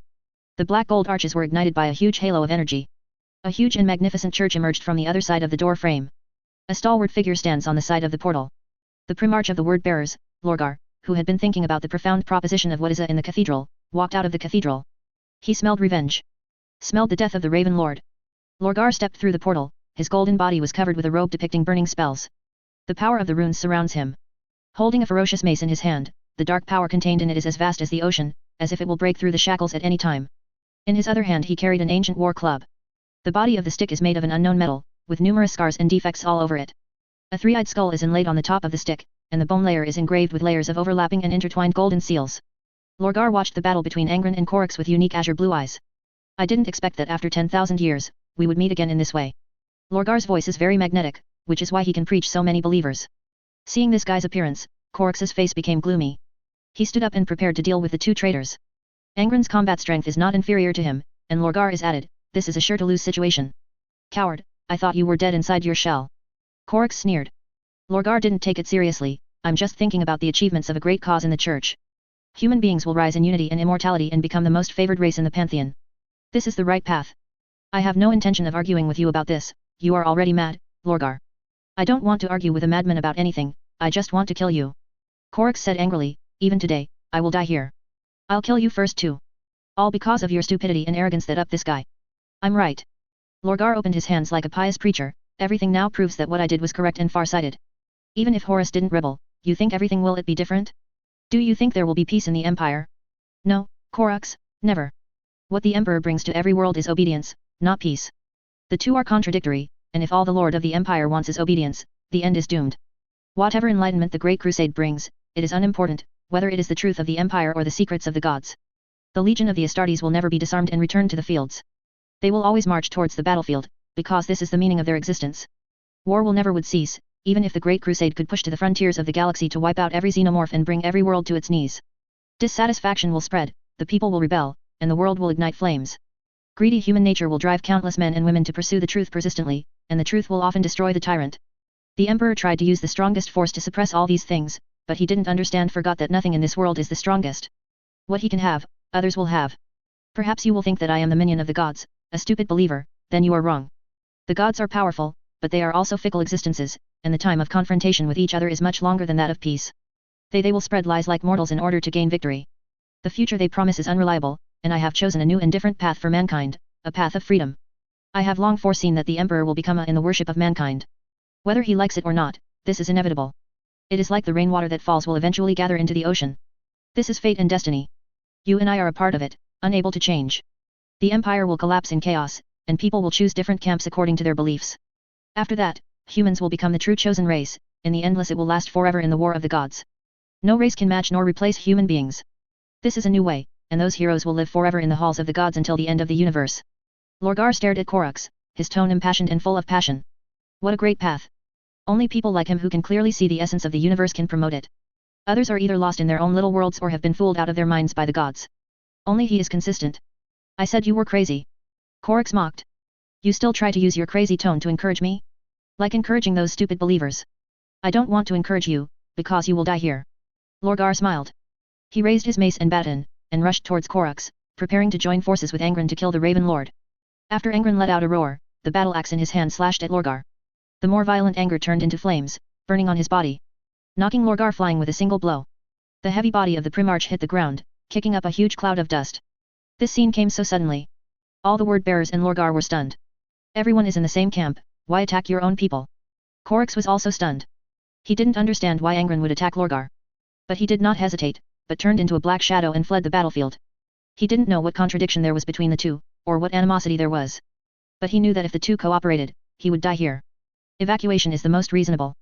If Angren was alone, he would try to hunt him down. But now, Angren is not the only one. For this reason, he needs to escape from here and return to his own camp. If you stay, there are too many variables, and it is easy to put yourself in danger. If Angren slashed twice and then turned around to cooperate with Lorgar, he wouldn't even be able to run away. Why? Seeing Korix fleeing, and Angren snarling at him, Lorgar got up and asked loudly, full of confusion. Tell me, Lorgar, where are the free spirits of those gladiators in Nuclea? Angren, who was unable to maintain his sanity, was able to speak a complete sentence clearly at this time. Unending pain tormented Angren's soul. But at this moment, he was miraculously suppressed by his already collapsed rationality. Angren walked towards Lorgar step by step. His performance shocked both the word-bearers and Lorgar. Angren. Lorgar said in horror, have you recovered? Tell me, Lorgar, where are those free souls? Angren, who looked like a demon, roared again, the terrible flames were burning, and the battle axe in his hand turned into a more advanced form. I don't know what you're talking about. Lorgar said loudly after seeing Angren's performance. He took 2 steps back in fright. Nuclea's free gladiator soul. Angren roared like a beast, his sanity was once again crushed by the pain caused by the butcher's nail, and endless anger once again controlled him. Lorgar wanted to say that he didn't know. But in the next second, Angren jumped up and slashed at him with an axe. The power of this blow is so terrifying, it contains Angren's endless anger. Angren, we are free. On the eve of the final battle, the 16-year-old Jokyuka kissed a flower that bloomed in the cold in the icy snow-capped mountains. I really hope that one day, we can be as unrestrained as the wind, and no longer be playthings and slaves of nobles. You are my child, Angren, I will not hate you, but please don't let it control you, and don't succumb to the fate those nobles have arranged for you. On the night the butcher's nail was implanted, the violent when he beat his adoptive father to death, the man who raised him said the last words. You can kill us, but we will not give in. As free souls, we will die without regret. Chroma said loudly in front of those high-ranking knights. Broken memories surfaced in Angren's heart. Those memories tormented him, turning into a never-ending rage. The power emitted by the battle axe in his hand became more and more violent. The ground was split open by him, and terrifying gullies surfaced on the surface, which was shocking. The stick in Lorgar's hand was cut off after only one blow. Word-bearer's warriors attempt to stop a berserk Angren. But no one is his opponent, and the violent power smashes everything. The word-bearer's warrior blocking the way was instantly blown to pieces. Rage, endless rage, never-ending rage. It's burning. Burning like never before. It crazily increased Angren's power. The blood god's laughter resounded throughout the subspace. Never before has a kinsman's anger been so pure and intense. Portal. A word-bearer warrior yelled in horror, drawing the attention of the others. The energy field inside the portal trembled disturbingly. Black sparks kept streaking across the plane of the force field, like large ripples on the calm water surface. The teleportation channel is collapsing. Withdraw. Lorgar shouted. Angren's offensive was so crazy that Lorgar couldn't bear it at all.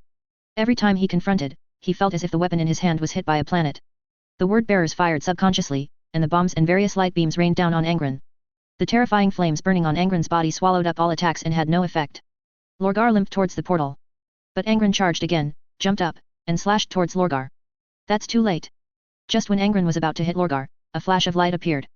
The light disappears. Lorgar disappeared. Angren looked around, but couldn't find the other party. He could only look up to the sky and let out a roar that made even the demons fear. Lorgar could feel Angren's anger and killing intent. He was only a little short of death. Hello, Lorgar, Lord of the Word-bearers. Lorgar followed the voice and found a warrior wearing gold and blue armor.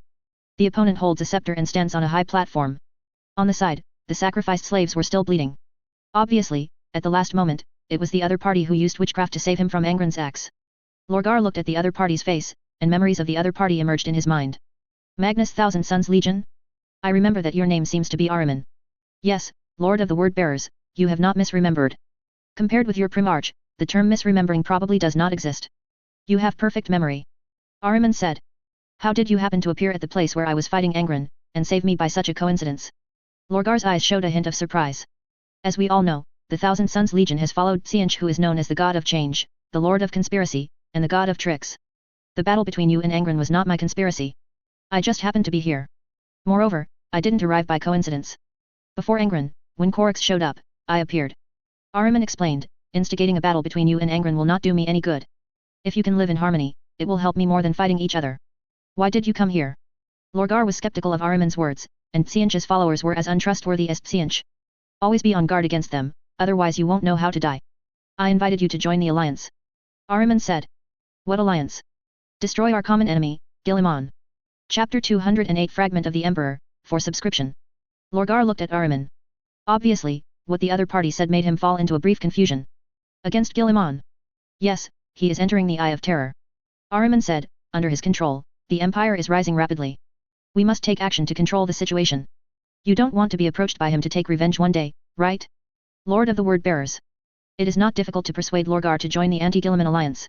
During the Great Crusade, Guilliman burned the perfect city, and the Emperor forced them to kneel in front of the Ultramarines and admit their mistakes. And Lorgar burned the world of Calth in the early days of the Horus Rebellion, and took revenge on the 500 worlds of Ultramar, causing countless casualties. The blood feud between the two parties has long been irreconcilable. Throughout the 10,000 years of the Empire, the Ultramarines have considered the Word-Bearers their number one enemy.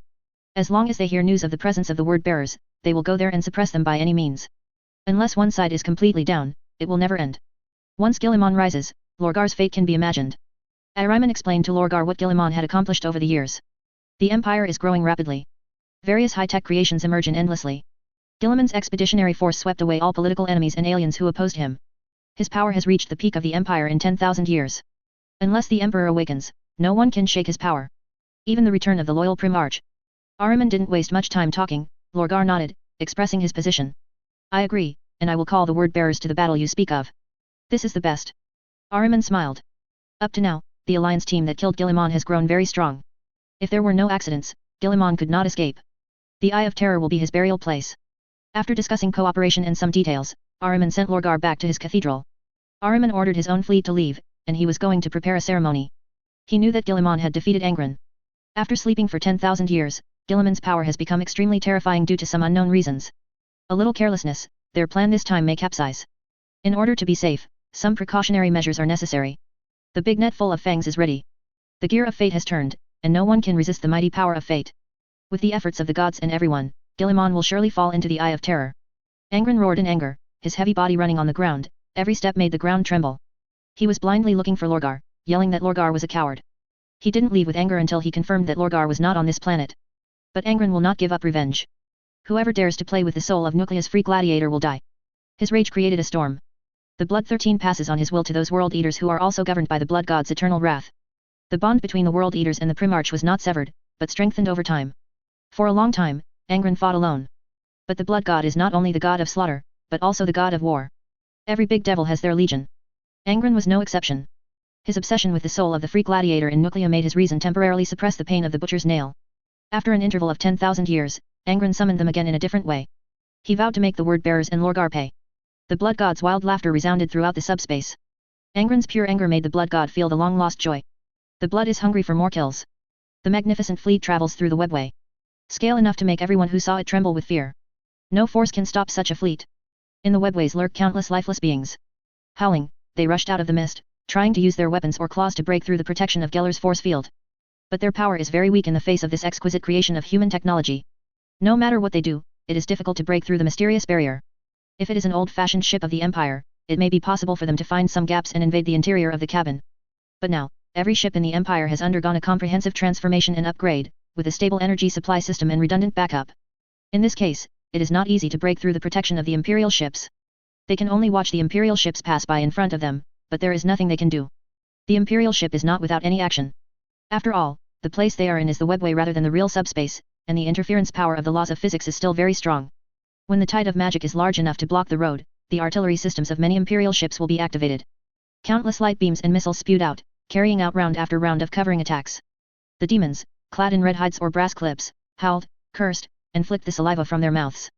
They use inhuman strength to move their anti-joint legs. Sweeping from the grey fog-filled webway like a tide.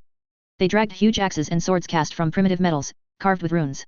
The Imperial ships will spew out a firepower network composed of light beams, and the terrifying light beams will vaporize the bodies of those monsters in an instant, causing them to die in howling. Sometimes, fleets pass through abandoned cities of the Eldar in the webway. There are countless demons entrenched on the towering sculptures of the spirit gods and the complex and huge spiritual bone buildings. When the fleet arrived, the demons entrenched in the Eldar cities poured out, and were smashed to pieces by the Imperial fleet. Even those ancient cities were ravaged. Under the destructive attack, the buildings collapsed, and the smoke and fog mixed together. Wreckage and shattered demonic bodies are everywhere. Those monsters roared in impotent anger, uttering all kinds of vicious curses. But they can do nothing, they can only watch the human fleet pass through the webway, leaving behind the wreckage of demons everywhere and then go away. In the glory of Makraj, Guilliman, who was the regent of the Empire, was sitting in his strategy room. Through the data, I can feel the tragic battlefield outside. The fog became thicker, and the interference from the subspace made many instruments unable to work normally. But relying on primitive operations, human beings still rely on the power of weapons to suppress the demons in the webway. Before entering the webway, Guillemon fully upgraded his fleet, bringing Perturabo's old firepower theory to the fullest, and striving to deal 200% overflow damage to every enemy. Let those demons know what is arrogance and what is cruelty. Nodus was also standing beside him, and the magic in his hands outlined a complex network roadmap. Webways are not fixed. It is changing anytime and anywhere. If you don't have a special secret technique, it's difficult to find the exact path in the intricate webway. Nodus immersed himself in the complex changes of the webway, followed the guidance of his ancestors, and found the path he needed. The complex webway is like a mess of lines, they are mixed together and messy. They change all the time, endlessly, never the same. No one can remember them completely by memory. Nodus didn't try to fight it brutally, but let go of his mental defenses and let it integrate with himself. Countless threads stretched into the depths of the mist, and no one could see its end. Relying on instinct, Nodus went deep along one of them. His soul instantly crossed infinite time and space, and went back to those ancient histories. A splendid city was built by countless sages at the beginning of the establishment of the Eldar Empire. Countless knowledge was collected from all over the Eldar Empire, edited into books and stored in those ancient crystal temples. That city has gone through endless years, from obscurity to the pearl of the Empire, and finally slowly declined again, no one remembers it. In the last days it became the last dwelling of the remnants of the old days. Most of the Eldar have forgotten the city that stores countless knowledge. Those guys lose themselves in the indulgence, and have long forgotten that knowledge is the foundation of their existence.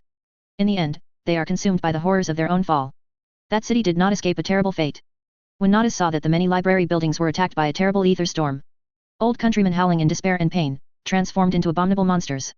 Nodus felt a painful emotion in his heart, so strong that it almost suffocated him. When Nodus sheds a tear for the suffering of his former people, he is recognized. Under the guidance of the ancestors, Nodus saw a clear path from the chaotic webway. The intricacies of the webway were hidden at that moment, and the right path glowed in his soul thinking. I found it. Nodus raised his head and said with a sob. Then take us there. Guillemon smiled, and opened the holographic strategy map with a wave of his hand. The faint projected light reflected on Nodus's face. Take us there, in that case, our journey this time will be completed gone. Drop your arms or die. Titus stared at the demon hunter in front of him, put his finger on the trigger of the bolter, and said in a flat tone. The original situation of peaceful coexistence was broken. Received the order from New Testament City, the demon hunter decided to strike first. They invited each other to participate in the banquet, and then took the opportunity to attack the Imperial exploration team. The plan was perfect. If successfully implemented, it will be a dinner party for victory. But they underestimated the prudence and force of the Imperial exploration team. Their schemes are extremely ridiculous in the face of absolute power. Not only failed to control those foreigners, but also got himself into trouble. It took less than half an hour for the entire town to be completely controlled by the Empire. The demon hunter team was broken up and could only fight on their own. This puts them at a greater disadvantage. This is our territory, you are just intruders. The demon hunter with a weapon looked at Titus in front of him and said angrily, you are just lowly aborigines, do you know who I am? I am a time traveler, even you, a native, wants me to be captured without a fight. I have already time traveled, why do I still have to live so aggrieved? Everything is not going well. In the previous life, I was overwhelmed by mortgages, car loans, and all kinds of superior guys. After traveling to this world, I have to engage in such a dangerous job of hunting demons. You have to act according to the face of the Church of the Lord of Suffering. Before time traveling, they were at the bottom of society, but after time traveling, they were still the group who were played with. How aggrieved this is. Traveling through time is simply a waste of time. Whatever humans belong to should be the territory of the Empire, and you should also be the people of the Empire. Titus said calmly, in the name of the Holy Regent Lord Guillemon, I will give you one last chance to lay down your arms or die. Looking at the muzzle of the big gun in the opponent's hand, the demon hunter looked left and right, and he didn't have any companions anymore. Obviously as a time traveler, he is so powerless in the face of these damned natives. Their weapons hit the opponent's body but were blocked by an invisible force field, and they couldn't even break the opponent's armor defense. If he can surrender, the power of the contract will bind him again, and he will inevitably be punished worse than death. Fight. Give it a go, a bicycle becomes a motorcycle. The traverser jumped up, showing killing intent. Titus pulled the trigger, and the explosive bomb roared out, hitting the opponent's body but did not bring any killing effect. The opponent turned into black mist in the air and dissipated in the air. Being able to become a demon hunter means mastering a certain extraordinary ability. Shadow stealth is the extraordinary ability mastered by this traverser. It can turn him into a shadow, hide in a special space, and wait for the opportunity to attack the enemy. This extraordinary ability is very useful. In previous battles, he used this extraordinary ability to kill many enemies. Unfortunately, this time he met Titus. During his long service career, fighting mutants and psychers was also one of Titus' missions. Ordinary people will think that extraordinary ability is extremely powerful, and feel that only extraordinary can kill extraordinary. It's like humans in the feudal era would worship starships as gods, thinking that only gods would have such power. But in the eyes of Titus, everything is traceable. After obtaining the Emperor Angel Engine, it becomes extremely easy to deal with these individuals who possess extraordinary abilities. Titus stood on the spot, holding his breath, using his keen senses to feel the atmosphere around him. Afterwards, the power sword in his hand slashed towards a place.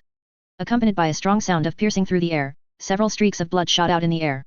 The demon hunter who turned into black mist and became invisible was pierced by a sword, and his body was split in two. The invisibility effect is broken.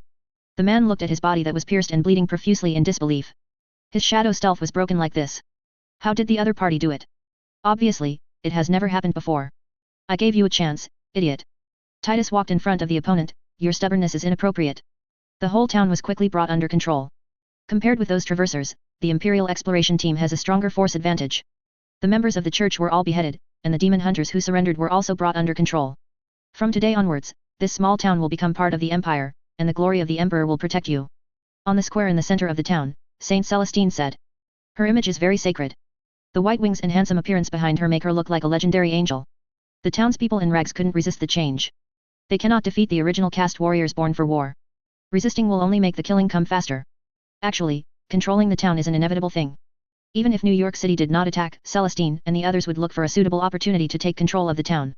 After deliberation, the Imperial advance team who had figured out some rules in this world decided to turn the town into an outpost of Imperial colonization.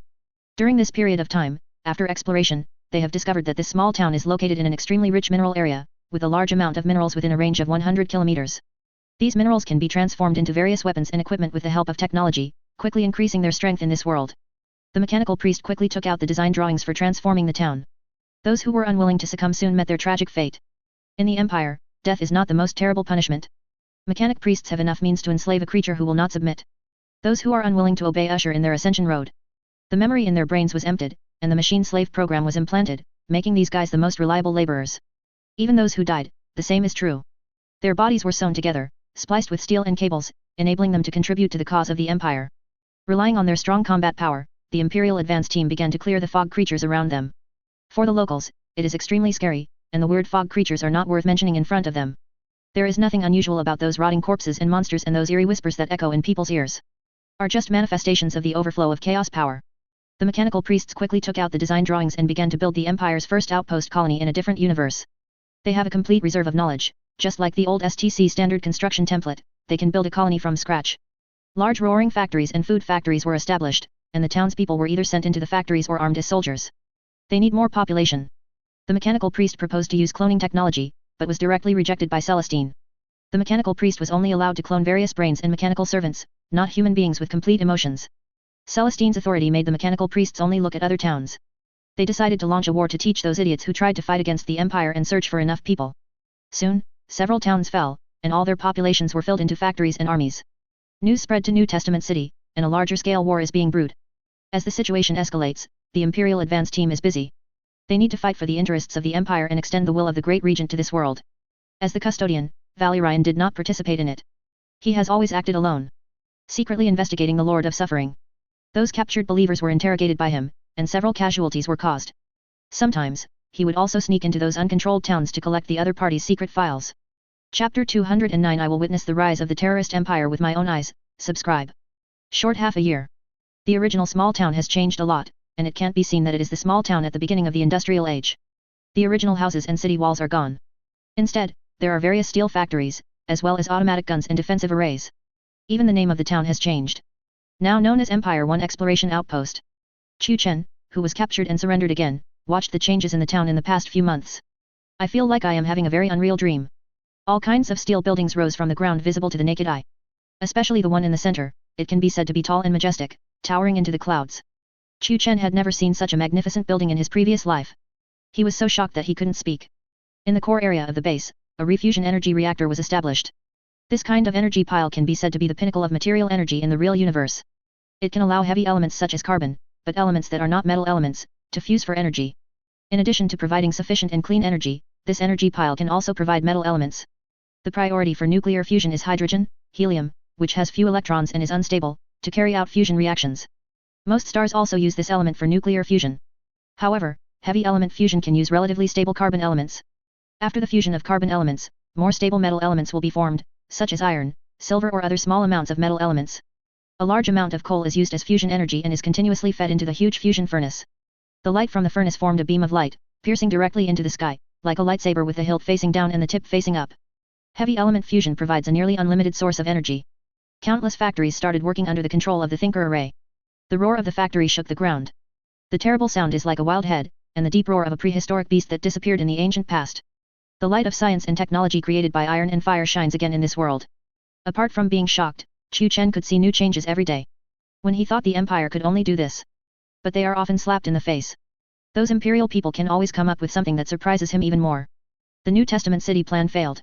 Far from killing these strangers, the demon hunters gave them an excuse to declare war on New Testament city. They took control of the town and nearby areas with ease, highly integrating and utilizing all resources. As time goes by, their strength becomes more and more terrifying. All kinds of advanced military equipment are born from the assembly line of the factory. Biological factories are lined with a large number of life support cabins, cultivating machine slaves for combat. The Empire is very advanced. The only drawback is that they don't like purely mechanical technology. They will clone the brains one by one, and then program the brains to be used as robots. Kaihoken didn't know why they did this. But the brains they cloned are very powerful, not inferior to chips. Feeling the firepower of those laser cannons and railguns, Kaihoken realized that the extraordinariness of this world and the weirdness of the fog are not worth mentioning in front of the technological power of the Empire. Only one outpost is needed to turn an unprotected planet into a place of death. Replaced by those troops from his previous life, they might be slaughtered in less than 3 days. The magnetic steel ball accelerated by the railgun has a speed of hundreds of kilometers per second. Buildings without shields will be torn apart in an instant. Level a majestic mountain in minutes. A glowing spear can directly vaporize creatures hundreds of meters away, and the surface of the ground will be burned into glass at high temperature. In the face of such power, the extraordinary ability possessed by the demon hunter is a sad joke. Even spiritual extraordinary abilities are useless. Those imperial people have been transformed, strengthened their mental protection, and possessed incomparably tenacious willpower. Especially those of Titus who are known as Emperor's Angels. They are able to fight on, mutilated and tortured, until the enemy kills them. This will to fight alone is enough to make many spiritual manipulators helpless, force their shots, and even cause themselves to suffer backlash. The Empire gave better treatment to those who surrendered. Enjoying abundant food and a safe enough environment, they can even enter the high-tech era and enjoy a life of convenience. Under the temptation of these conditions, the townspeople became confused from the initial humiliation and anger. Soon, they abandoned the Lord of Suffering and became loyal followers of the Emperor and devout supporters of the Regency. It usually only takes 3 days from hating foreigners to welcoming Wang Shi. It's not that they are not sincere enough to the Lord of Suffering, it is that the Empire has given too much. They betrayed their faith without hesitation. Fell into the embrace of the Empire. The same goes for the Witchers. When they were captured from elsewhere and transported to Outpost 1. His face was full of anger and hatred, as if he would be hostile to those people for 10,000 years. But when they saw those advanced technological creations, modern life, and fog monsters that were smashed under the artillery, they will gradually waver. Fear and hatred were gone, replaced by consternation and longing. When the Empire declares that it can counteract the impact of the contract of the Lord of Suffering, the Traverser will not be affected. They knelt on the ground, shouting "Long live the Emperor, long live the Great Regent." The tone is pious, like a devout believer who has been practicing penance for many years. All of this made the group of demon hunters who died look extremely stupid. But Kaihoken knew that these were all normal. People are born yearning for beauty. The Church of the Lord of Suffering built a shelter for humans in the mist, but the Holy Family also enslaved all the towns, allowing the already difficult world to support their luxurious lives. The challenge of the new order to the old order was so brutal that it took only a few months for the opponent to change from indestructible to crumbling. A large number of people poured in from all directions, eager to seek a safe shelter in the mist. Those imperial personnel are very tolerant of this. As long as they swear to the Emperor's statue that they will always be loyal to the Empire, they will be accepted. Of course, there are those who try to gain power in outposts established by the Empire. They agitated the people and asked the Empire to openly elect several spokesmen in line with the development and popular sentiment. In order to achieve their goals, they also launched several demonstrations and riots, trying to intimidate the other party with the security of the base. If they were in a modern country, what they did might be successful. Those people were directly arrested, formatted memory, fitted with steel prosthetics, and built a loyal imperial servant. The servitors were released and displayed in front of the others. This kind of thing never happened again. The Empire never backs down from this kind of thing. Unconditional loyalty to the Empire is unconditional. In addition to these changes, what Chu Chen felt most deeply was the changes in weapons. He dropped that handsome revolver. Replaced with a pulse carbine ray gun and a laser knife. Also got a new set of exoskeleton armor that covers the entire body. Equipped like a handsome interstellar special forces. These devices are not only the envy of the natives of this world, even those who travel through. Travelers have traveled from other worlds and have seen more. But in the world where many traversers live, civilization is basically in the information age and the preliminary interstellar age. Cannot reach this level of technology. Chu Chen managed to talk to Titus, and learned all the information from him. Titus said that their technology has reached the Star Sea Age. Established an empire with millions of worlds. With the awakening of the Great Regent, many prohibitions were lifted. Technology is back on track again, making rapid progress again. Soon, they will master the mature subspace shuttle, control the entire galaxy, and even the universe. These words made Chu Chen swallow his saliva. Such a terrifying empire, just hearing about it makes me feel horrible. Chu Chen comes from a universe that just got rid of the shadow of nuclear power, and all countries formed an alliance to establish a pan-human government. The 2 natural satellites closest to the parent star have already been boarded, and they are planned to be developed within 50 years. It is estimated that it will take hundreds of years to go to other galaxies. It will take thousands of years to sail freely in the galaxy. The development of science and technology is different from Chaos. Extraordinary development is a gradual rise. It took 1,000 years for the foggy world to enter the early industrial age from the primitive era. This matter seems to be developing okay. But in essence, this speed is very slow. The fog world has a large number of traversers, no need for research and development, and you can directly use the mature technology of the traversers. But this world still has no way to keep up with the development. The essential reason is that transcendence has suppressed technology. The reason is also very simple, that is, it comes from the selfishness of human nature. In order to stabilize their position, extraordinary organizations will subconsciously suppress those organizations that may surpass themselves. Porters resist cars, craftsmen resist mechanization, and traditional energy resists new energy. These are examples. The development of science and technology is accelerating. As the population base becomes larger and larger, the development of science and technology will be faster. The Empire has established a galaxy-level civilization with more than 1 million worlds. What's even more frightening is that they already have the idea of marching into other universes, and have released many prohibitions that restrict the development of science and technology. Are you expanding to other universes? Chu Chen once asked Titus such a question, do you want to control all the universes in your hands? Eggs cannot be put in one basket. The invasion of chaos on our world is accelerating. Titus did not hide anything. After the Imperial Regent took charge of Terra, many secret files were unsealed. We need to fight against them at the multidimensional level in order to win. Otherwise, even if we defeat chaos in my universe and enter the realm of those evil gods to kill them, the problem cannot be completely solved.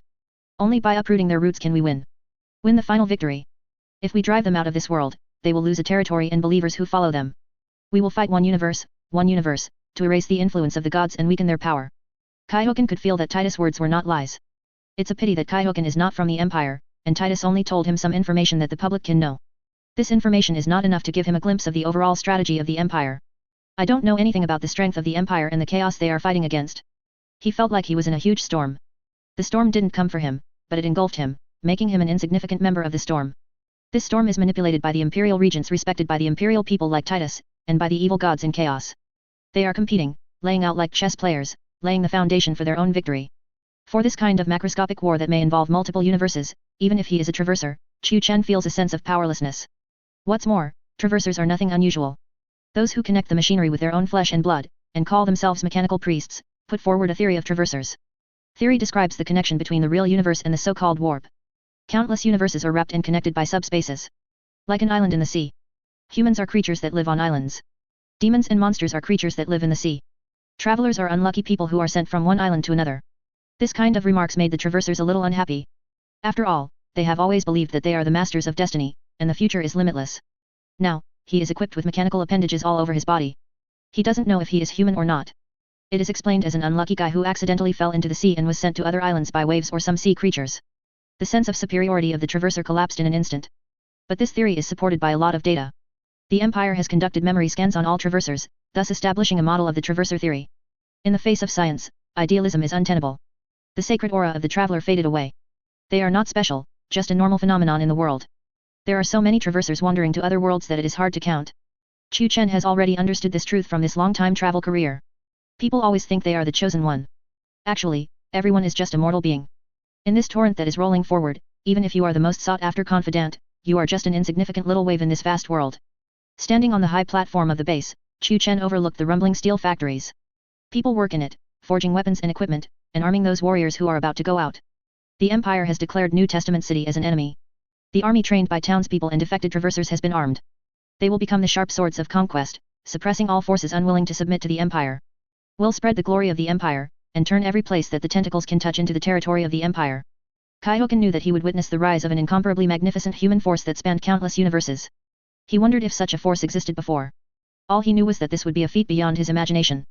Beyond what any ruler he has ever known could achieve.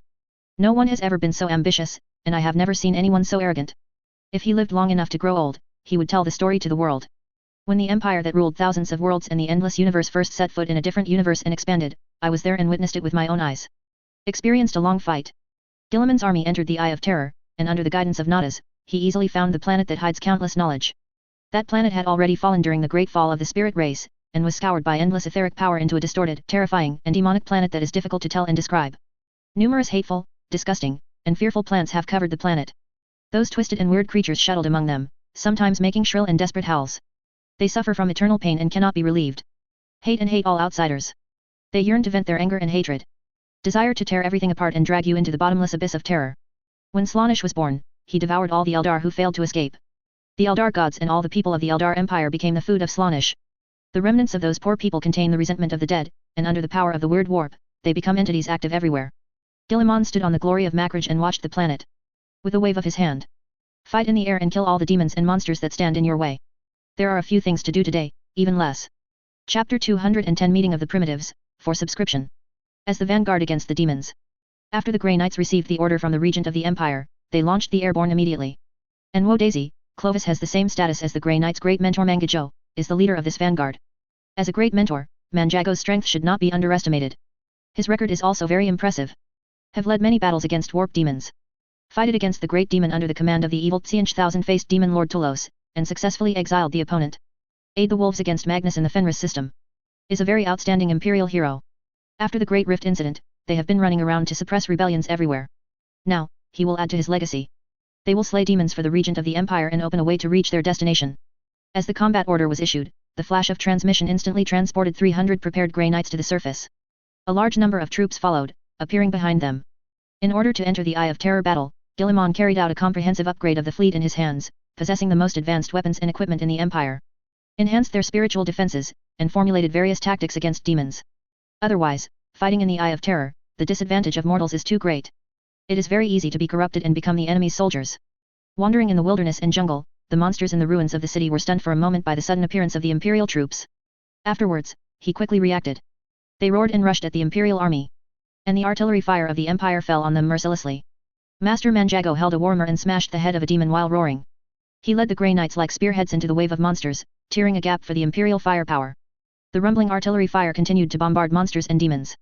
Accompanied by flashes of light in the sky, the light spears also fell like raindrops, instantly clearing away all enemies within a radius of hundreds of meters.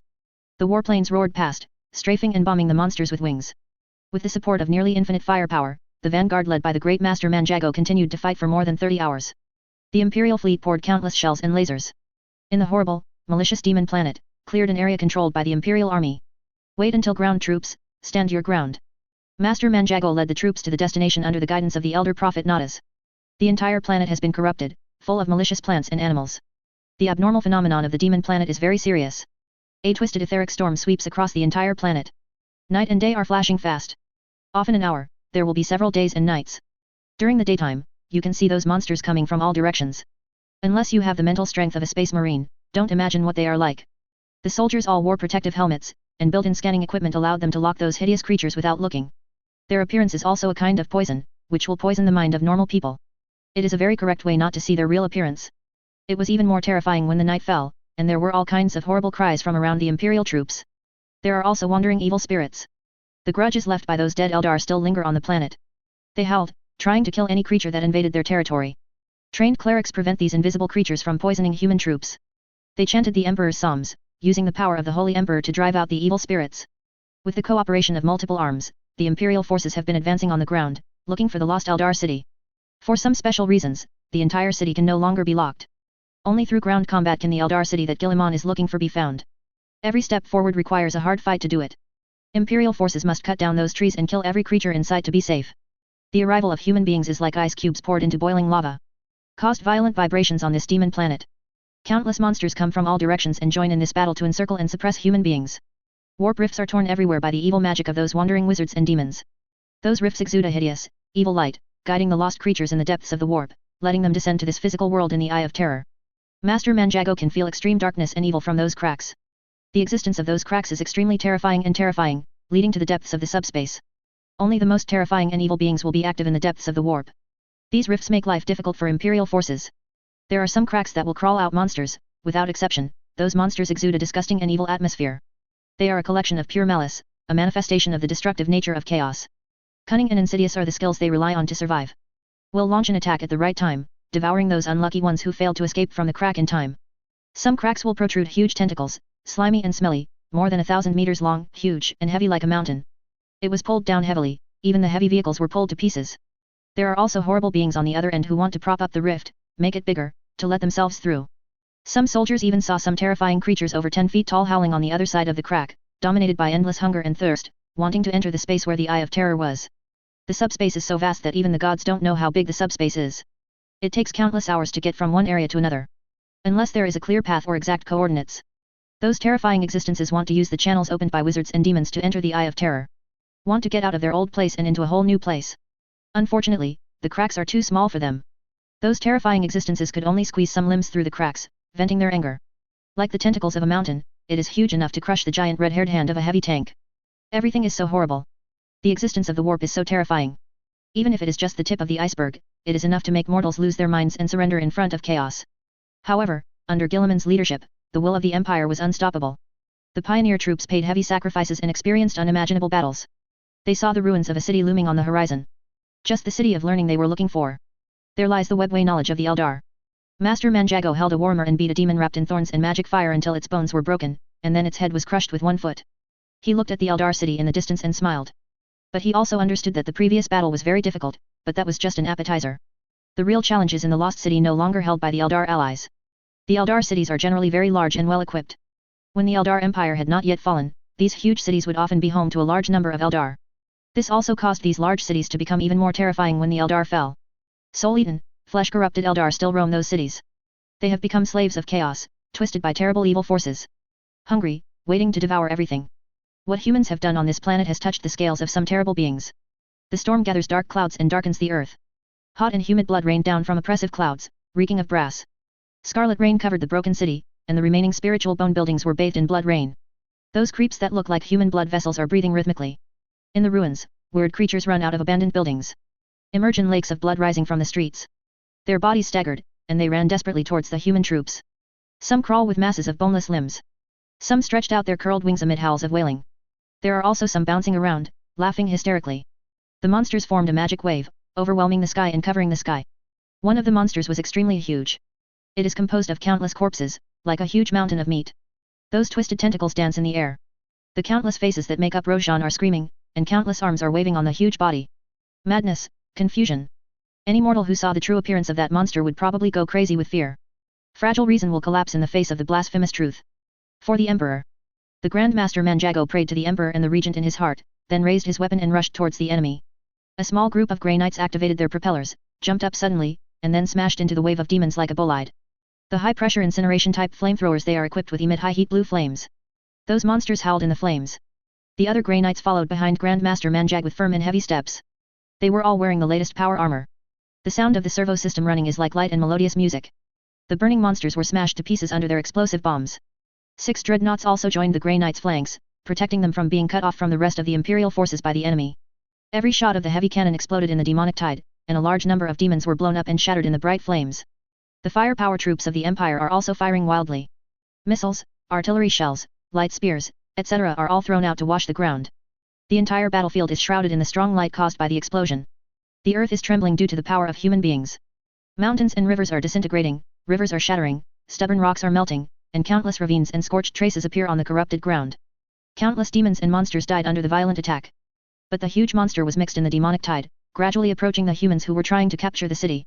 The Grey Knight's psychic cannonball landed on the monster's body, but was blocked by the black smoke, unable to hurt the opponent at all. So did the artillery of the Imperial troops.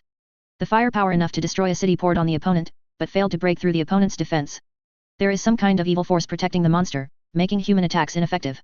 He's such a difficult guy. Grandmaster Manjago watched the monster approach, and clenched the hammer in his hand, ready to meet the powerful enemy. Just when he thought that a hard battle was about to come. Intense flashes of light lit up in the magic tide, extremely bright, overwhelming the strong light caused by those explosions. Master Manjago's helmet automatically switches to dark mode to avoid burning eyes by strong light. In the light, an ultramarine wearing azure power armor stepped out of it.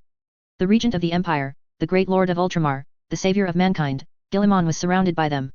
His whole body is shrouded in light, intensely bright, like a star. Master Manjago watched the scene dumbfounded. He had never actually seen Guilliman make a move. I only learned about the power of the Imperial Regent from some chats. Since its recovery, the Imperial Regency has never been defeated. Any enemy who tries to challenge him is just asking for humiliation. Whenever it comes to the battle scenes of the Imperial Regency, it is an exaggeration to say that those people who claim to have seen it with their own eyes are extremely admirable. Punching demons, kicking primarchs, descending on the battlefield like the sun. These words once made Grand Master Manjago suspect that what these guys said were all lies, a mythical Guilliman. But when he witnessed it with his own eyes, he realized that the praise of those guys did not reflect 1/10,000th of the heroic appearance of the Imperial Regent. Only by seeing it with your own eyes can you understand the terrifying power of the Imperial Regency. Under that light, countless demons and monsters were screaming. No matter how powerful they are in the mortal world, they are just ants in front of the Regent of the Empire, Guilliman. Screaming, breaking down, crying, and running away.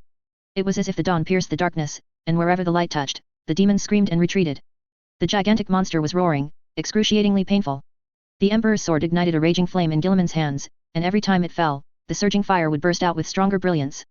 Countless demons and monsters turned into pillars of fire in an instant. Twisted flesh and blood peeled off from them, and the flames were like gangrene, and they would not be extinguished until they were reduced to fly ash. Bright white flames flowed from the blade, purifying all demons and melting every monster. The honor guard headed by Sicarius roared.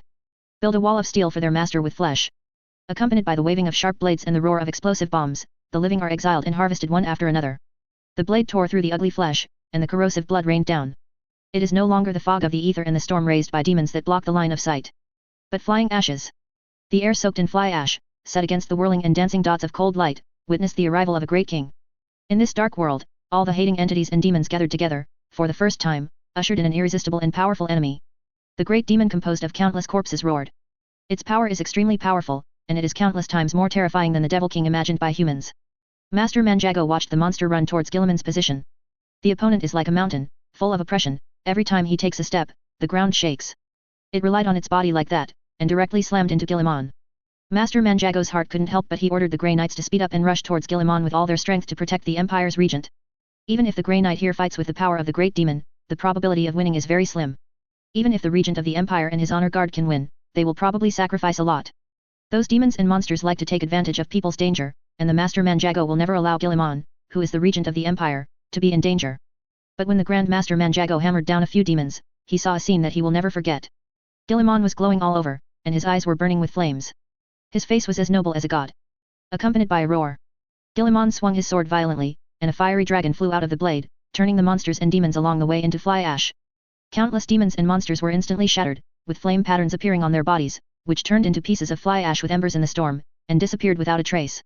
The countless eyes of the big demon showed fear, and those mouths were screaming in horror. Black mist filled the air, covering the huge demon body. But the flames still covered it. Like a super large torch was lit, the whole world saw a flame rising. The fuel for the torch is that terrible demon. It was burning blazingly, and the screams were endless. The Grey Knights walking in the front were as dumbfounded as the great mentor who led them. Their eyes showed shock and disbelief. With just one blow, they killed the demon they thought could only be defeated miserably. What a terrifying power this is! Is such an existence really not a god? An absurd thought arose in the mind of Master Mangajo. Think of the many times Guilliman publicly refuted those who made himself a god, asking the Empire to treat him as a normal, fallible mortal instead of over-mythologizing him. But how to explain the scene of beheading the big devil with one sword? There is no way for a mortal to kill a terrifying big demon with one blow. Master Manjago couldn't calm down. He saw a walking in the name of a mortal with his own eyes. The great demon composed of countless corpses burned up in the golden flames and turned into fly ash. The Emperor's sword in Guilliman's hand pointed at the ruined city, and said calmly, "Take it for me, warriors of the Empire." The words echoed through the COMM channel, spreading to every Imperial army. For Guilliman. An officer raised his weapon and shouted. Others also shouted together. Even Grand Master Manjago and many Grey Knights subconsciously shouted. The channel is all the same voice. For Guilliman! For Guilliman! For Guilliman! Every soldier, every officer feels his blood boil. Some were even moved to tears. Even if they are asked to die for the regent of the Empire at this moment, they will not hesitate. The time is right. Guilliman has already moved away from his fleet, blocked the entire planet, and cut off his retreat. As a chaos wizard, Ahriman controls the situation on the battlefield through demons. They used the power of the gods to gain insight into Guilliman's destination very early on. Now, everything is ready. After receiving Ahriman's information, Perturabo, who was sitting on the iron blood, showed a smile. Let's get started. I can't help but want to see that idiot Guilliman's shocked expression. He will cry for our arrival. Fulgrim, crawling like a snake, stretched out his slender tongue, and licked the silvery white blade with a cold light. This time, he is not so 10,000 years old. So lucky. Chapter 211. Are you guys playing tricks? Seeking subscription. Lorgar didn't speak, but the other party's expectations could be seen from his eyes. In the former perfect city, he and Guilliman have completely broken off. After the Battle of Kauth, there was no brotherhood left between them. Even though they have the same blood and the same creator, they are also doomed to never reconcile. Only when one side falls, will this protracted hatred end completely. Hearing the words of these demon primarchs, Ahriman also nodded. The plan is progressing smoothly as he envisioned. He successfully persuaded the 3 demon primarchs Fulgrim, Perturabo, and Lorgar to participate in this incident. In addition to this, there are Fabius, Aishas and other famous characters in the Eye of Terror. The Eye of Terror belongs to the territory of Chaos Forces, and they gain more blessings by fighting here. This time, Guilliman was destined to have nowhere to go. After confirming the details of the operation, the wizards under Ahriman stopped releasing their power. The projections of several demon primarchs disappeared, leaving only a shadow in the original place. Eerie whispers came from the shadows, as if some ghosts were whispering. Ahriman was not on the same battleship as those demon primarchs. At this time, he was standing on his flagship. A mysterious ceremony is in preparation and will be completed soon. Those eerie whispers tell the ancient truth, tempting those wizards to sacrifice their souls and flesh, promising to give them endless knowledge. Ahriman was indifferent to this, he just scanned the shadows with his eyes. As the ceremony progressed, the power of the warp became stronger and began to distort the things inside the ship. The air became cold, and weird flesh and mucus adhered to the wall, growing like life.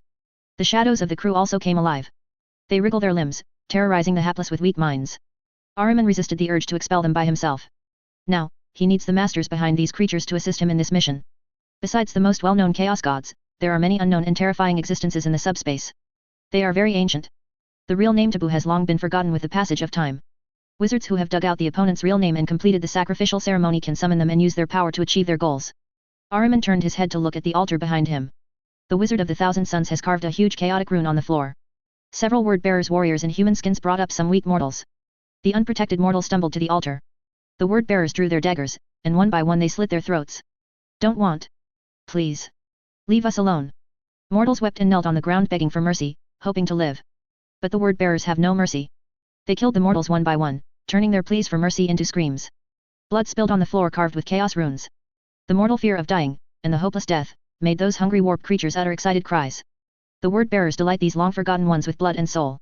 They chant ancient spells. Vicious cold fills the shadowy corners. Things of the warp worm their way into corpses, scrambling to devour the souls of the dead. The battleship is enveloped by whispers in the shadows. Ahriman held a scepter and watched the sacrificial ceremony. Then, he looked to another place. Several thousand sun wizards are channeling the power that was attracted by the sacrifice. In the very center of the hall, the outer orbit of the Chiki zodiac is rotating around the central sphere. Chiki zodiac is like a huge armillary sphere, the original heliocentric model. The orbits made of metal represent the orbits of stars. The first round of sacrifices will end soon. The Chiki zodiac apparatus began to spin, and Ahriman could feel a mysterious and powerful force coming. The zodiac signs match, the singing stars, the blood sacrifices, the mighty power of the gods will appear in the world. Ahriman's scepter released light, and he whispered the ancient incantations from the Book of Magnus, prying the mysterious power of the subspace. The word-bearers conducted a second round of sacrifices, this time on a larger scale. The sacrifices were escorted up. A total of 1,248 mortals. Each of them is a spark related to the warp. The identities of these captives from the Empire's plunder vary. There are descendants of planetary rulers. There are penniless beggars. There are good men and women. There are vicious and adulterers. And the hopeless and depraved. Silent word-bearers walk among the trembling and weeping mortals, armed with weapons. They recite ancient prayers, and use their hands to smear blessed ashes on the bodies of those sacrifices. Cries resounded through the ancient hall. Make those warp creatures laugh wildly. Ahriman immersed his mind in the sea of souls, guiding that terrifying force to achieve his goals. It feeds on war, fueled by fear and the blood of the dead. It is despair rooted in hope. It was once a legend of the end of a race. This existence is mysterious and powerful, nowhere to be found, but everywhere. Ahriman talked with the other party with his soul, promised the other party benefits and sacrifices, and sought the assistance of that terrible power. Dedicate your blood and soul to it. Ahriman's voice was extremely low. The word-bearers and wizard of the Thousand Suns who were shuttling among the sacrifices acted immediately after receiving his order. The speed is too fast to be seen. Slaughter those sacrifices like slaughtering cattle and sheep. The 1,248 dead made the mysterious existence cry out in excitement. The dead are all potential psychers. Is the Archon's favorite food. Their deaths were exchanged for the cooperation between Ahriman and the other party. As the death screams of these mortals poured into the warp, a terrible force poured forth. The ether storm was rapidly brewing and stirring in the subspace. The human Empire fleet, which was bombarding the surface monsters in the low Earth orbit of the Learning Star, detected an unusually powerful psychic signal. The bird divination device made a harsh beeping sound, and the machine slaves howled in pain because of the sudden surge in data flow. The psyker shed tears of blood, and his frail body fell to the ground, howling in pain. That crazy force squeezed their brains, so fierce that it seemed to crush their brains. Blair watched the energy level of the signal increase all the way, and the number changed so fast that it seemed to be out of control. He turned to where the communications director was and growled loudly. Connect me to the regent of the Empire immediately, fast. As soon as the voice fell, the glory of Makrid shook violently, spinning at high speed like a top. He held the throne tightly with his strong and powerful hands so as not to be thrown out. Others were not so lucky, they were thrown and smashed into other things. Connecting data cables clinging to them was a huge pain. Those cables are implanted directly in the cortex. There is the most vulnerable place of the human body. Even if there is an emergency device, it is difficult to escape the pain of the nerve being torn. 2 crew members shed blood and tears. Their eyelids were torn off by the cable, and their eyes were dripping with blood. My lord. A crew member raised his head from the control screen, his voice full of panic and uneasiness. What happened? Briher looked at the crew member and asked. We were thrown away from the planet of lore, the warp storm threw us away from the star of lore, and the imperial regent was left there. The crew member even began to cry when he spoke later. They did not perform their duties well, leaving the lord alone in a dangerous place. Briher, who had always been steady, lost his legs and almost fell to his knees. As an old captain who has served for many years, his military accomplishment is absolutely no less than any commander under Guilliman's command. That subspace storm must have been planned for a long time. Is to separate them from the imperial regency. Next. Briher couldn't imagine what the enemy was going to do. If the opponent succeeds, he will die. His voice was trembling. Quick, check our location, we have to go back, no matter what the price is, we have to go back immediately. Briher's voice was full of panic and crying. All the crew members realized the sinister intentions of being thrown into this place, and all of them couldn't help being afraid. Once something happens to the regent of the empire, what should humans do? Who will lead them? The dreadful storm tossed the ships of the imperial fleet here and there. The originally dominant space was suddenly taken away by the enemy. On the ground, Guilliman has penetrated into the Eldar city. Nadas walked in front of the team holding a staff. According to the guidance of Elder Prophet Eldril, he led Guilliman and others deep into the ruined city. See the remains and bones in the city, as well as various Eldar vehicles and war machines that have fallen to the ground. Seeing this scene of being turned into ruins, Nadas felt a trace of sadness in his heart. Those days of suffering are something that many prophets of the Eldar do not want to recall. They took the wrong path, which led to that terrible disaster. The Eldar lost everything. In the days to come, they must be cautious. Otherwise the Eldar will usher in complete destruction. Guilliman held the Emperor's sword and strode behind Nadas, not paying attention to the prophet's thoughts. He looked around, guarding against possible threats. Guilliman is already very strong, those demons are no match for him. But Guilliman understood that nothing in this world is invincible. Arrogance will only lead to your own destruction. Do what you want, and do what you want, that's the way to eat chicken. The ruins of the city are very magnificent, and a trace of the prosperity of the past can be seen from the remaining buildings. Sikarais and Grand Master Manjago led their respective troops, forming a defensive formation with Guilliman at the center.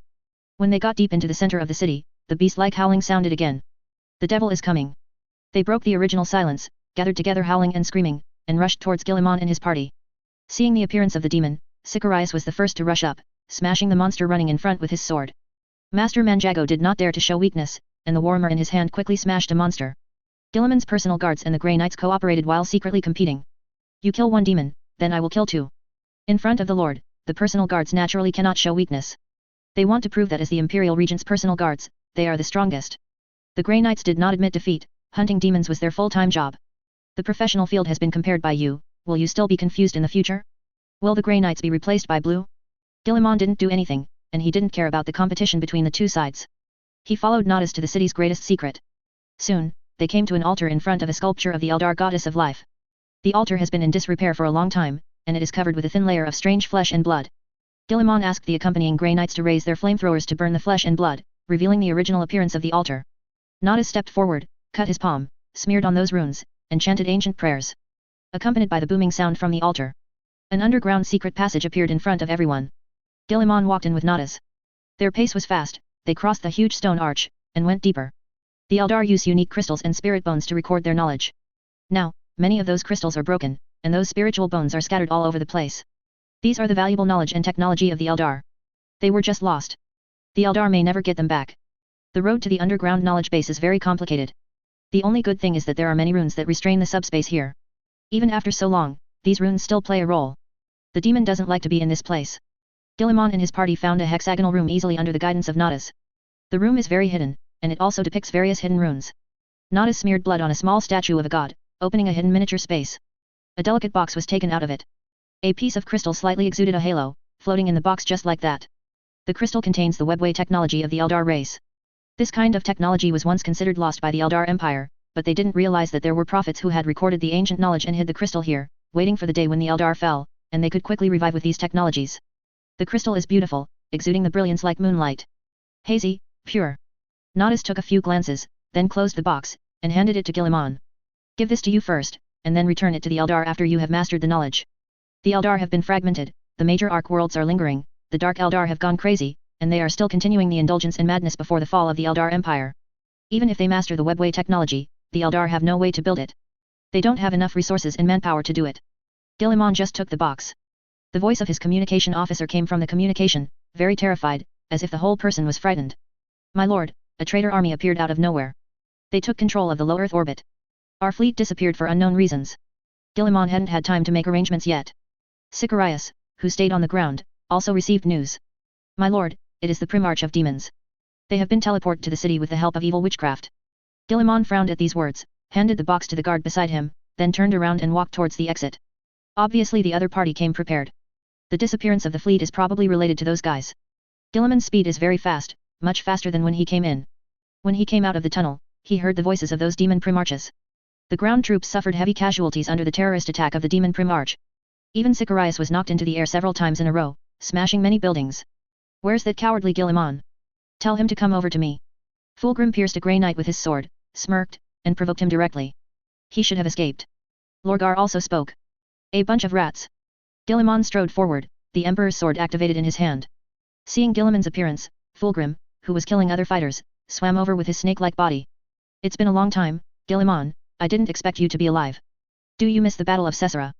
You are just like today, so stupid that you fell into the trap and made yourself embarrassed. It's a pity that, this time, you are not so lucky, you will die here today. Only you. Guilliman said. No, I know that you have gained a brand new power.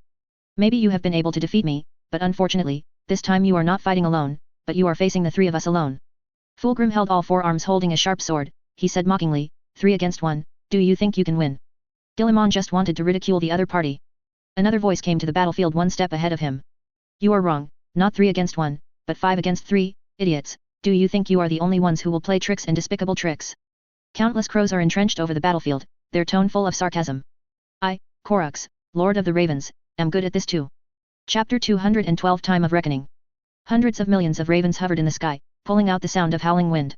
They merged into a storm of steel claws and iron wings, releasing cold killing intent. That is exactly one of the forms that Korux, the Lord of the Ravens and the Revolutionary of the Saviors, possessed. After awakening his own essence, Korux also possessed many mysterious abilities. His ability is not weaker than those of the demon Primarch, and more free than them, will not be controlled by other evil gods. Fulgrim, Angren, and Mortarion, these guys ascended to demons, seem to have broken free from the shackles of reality, and gained stronger power and freedom. But those are just false appearances. They will all be controlled by the evil behind the scenes. They did not really have the freedom Lorgar claimed in the past. Under the will of evil gods, they are like slaves. Once you violate the will of the evil god, you will be punished. Unlike Korux, he is free. Perturabo, Fulgrim, Lorgar, Ahriman, Fabius, and many other traitors who surrendered to chaos. They looked up and followed the voice. After seeing the huge group of crows, everyone looked solemnly. Other chaos traitors were shocked by the power of the Raven Lord. No one expected that Korux would appear on the battlefield. This is a variable they didn't anticipate.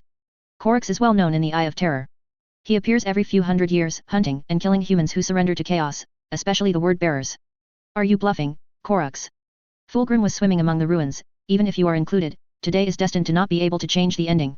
In order to deal with Guilliman, they assembled a large number of chaos troops and demons. In terms of quantity, it far exceeds Guilliman. In terms of combat power, it is not weaker than Guilliman's newly transformed fighters. This is the Eye of Terror, the place that is most closely integrated with the subspace. Chaos believers will get more buffs here, making them powerful enough to counteract the technological power of Guilliman's legion. Another point is that Guilliman's troops have been thrown into other areas by the storm created by the sacrifice ceremony. Even if Korux joined the battle, it would only be a little troublesome, and it would not change the situation of the battle at all. How about me? Fulgrim. Behind Fulgrim, another voice came. The same firm and powerful. Fulgrim turned his head to look over, and found space cracks burning with golden flames appeared on the surface at some point. Wearing a black battle armor with hollow patterns, decorated with white bones and flames, and holding a bolter with flame patterns and a chainsaw sword, the cursed warrior came out of the space crack. Silent and speechless, shrouded in flames, appearing like a demon. Of all the legends of the Legion, the most unusual is the Legion of the Damned. The Legion of the Damned is a group of mysterious space warriors. When an important battle situation is in trouble, all hope seems out of reach. These warriors would emerge from the warp, stride forward, and bring down the wrath upon the enemies of the Empire. When the battle is over, they disappear with it.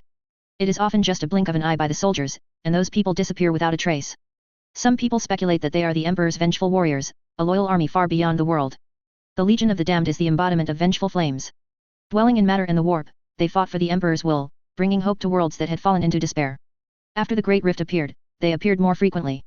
Guilliman has received many reports that these flaming warriors will always haunt various battlefields that are on the verge of despair, helping the collapsed imperial army, saving the situation, and then disappearing quickly without leaving any clues. They are an extension of the Emperor's will. The entire legion is composed of those loyal heroic souls. Fire enveloped them, and ghostly auras danced at their feet, moving with their movements. The weapons in the hands of the bound warriors are also more powerful than those of ordinary space marines. Their bolters are capable of destroying the toughest armor.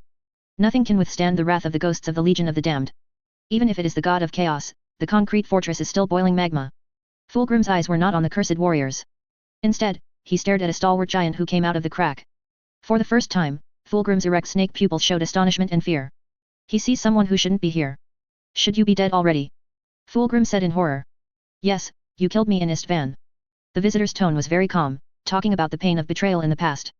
The visitor was wearing gold and black intertwined armor, holding a huge warhammer. Different from other space fighters, the back of the opponent is not a power backpack or a medical backpack. It is a complex mechanical weapon, and various weapons rotate as if they have their own will, locking every enemy on the battlefield. The emblem of a metal gear on the back of the head exudes a faint halo. Fulgrim said the name of the person who came in horror. Ferris, this is impossible, how could you stand here?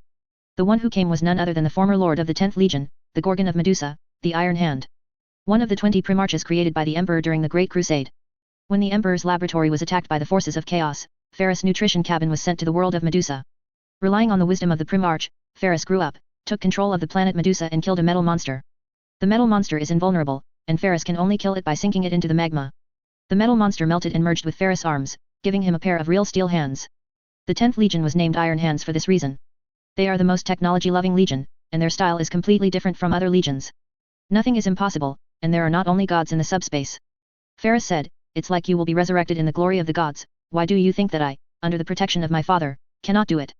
Do you think that the gods are superior? Do you think that the father who has been harmed by you to the point of being unable to get up is an incompetent person? Do you think that the you follow is stronger than your father? But one day, you will understand that in the warp space, no one has the willpower like him. The Primarch is a fusion of subspace and real matter, and they are creatures belonging to two worlds. Korix was able to possess many strange means because he successfully awakened and controlled those powers. Even if Ferris was not awakened when he died, he still has his own subspace essence. In a sense, Ferris is as immortal as those demons. He is not my father. Fulgrim said viciously. We share the blood of a woman and a man. As the provider of the other half of the genes, why can't he be called your father? Ferris stared at Fulgrim, and the image of the other party was completely different from the previous one.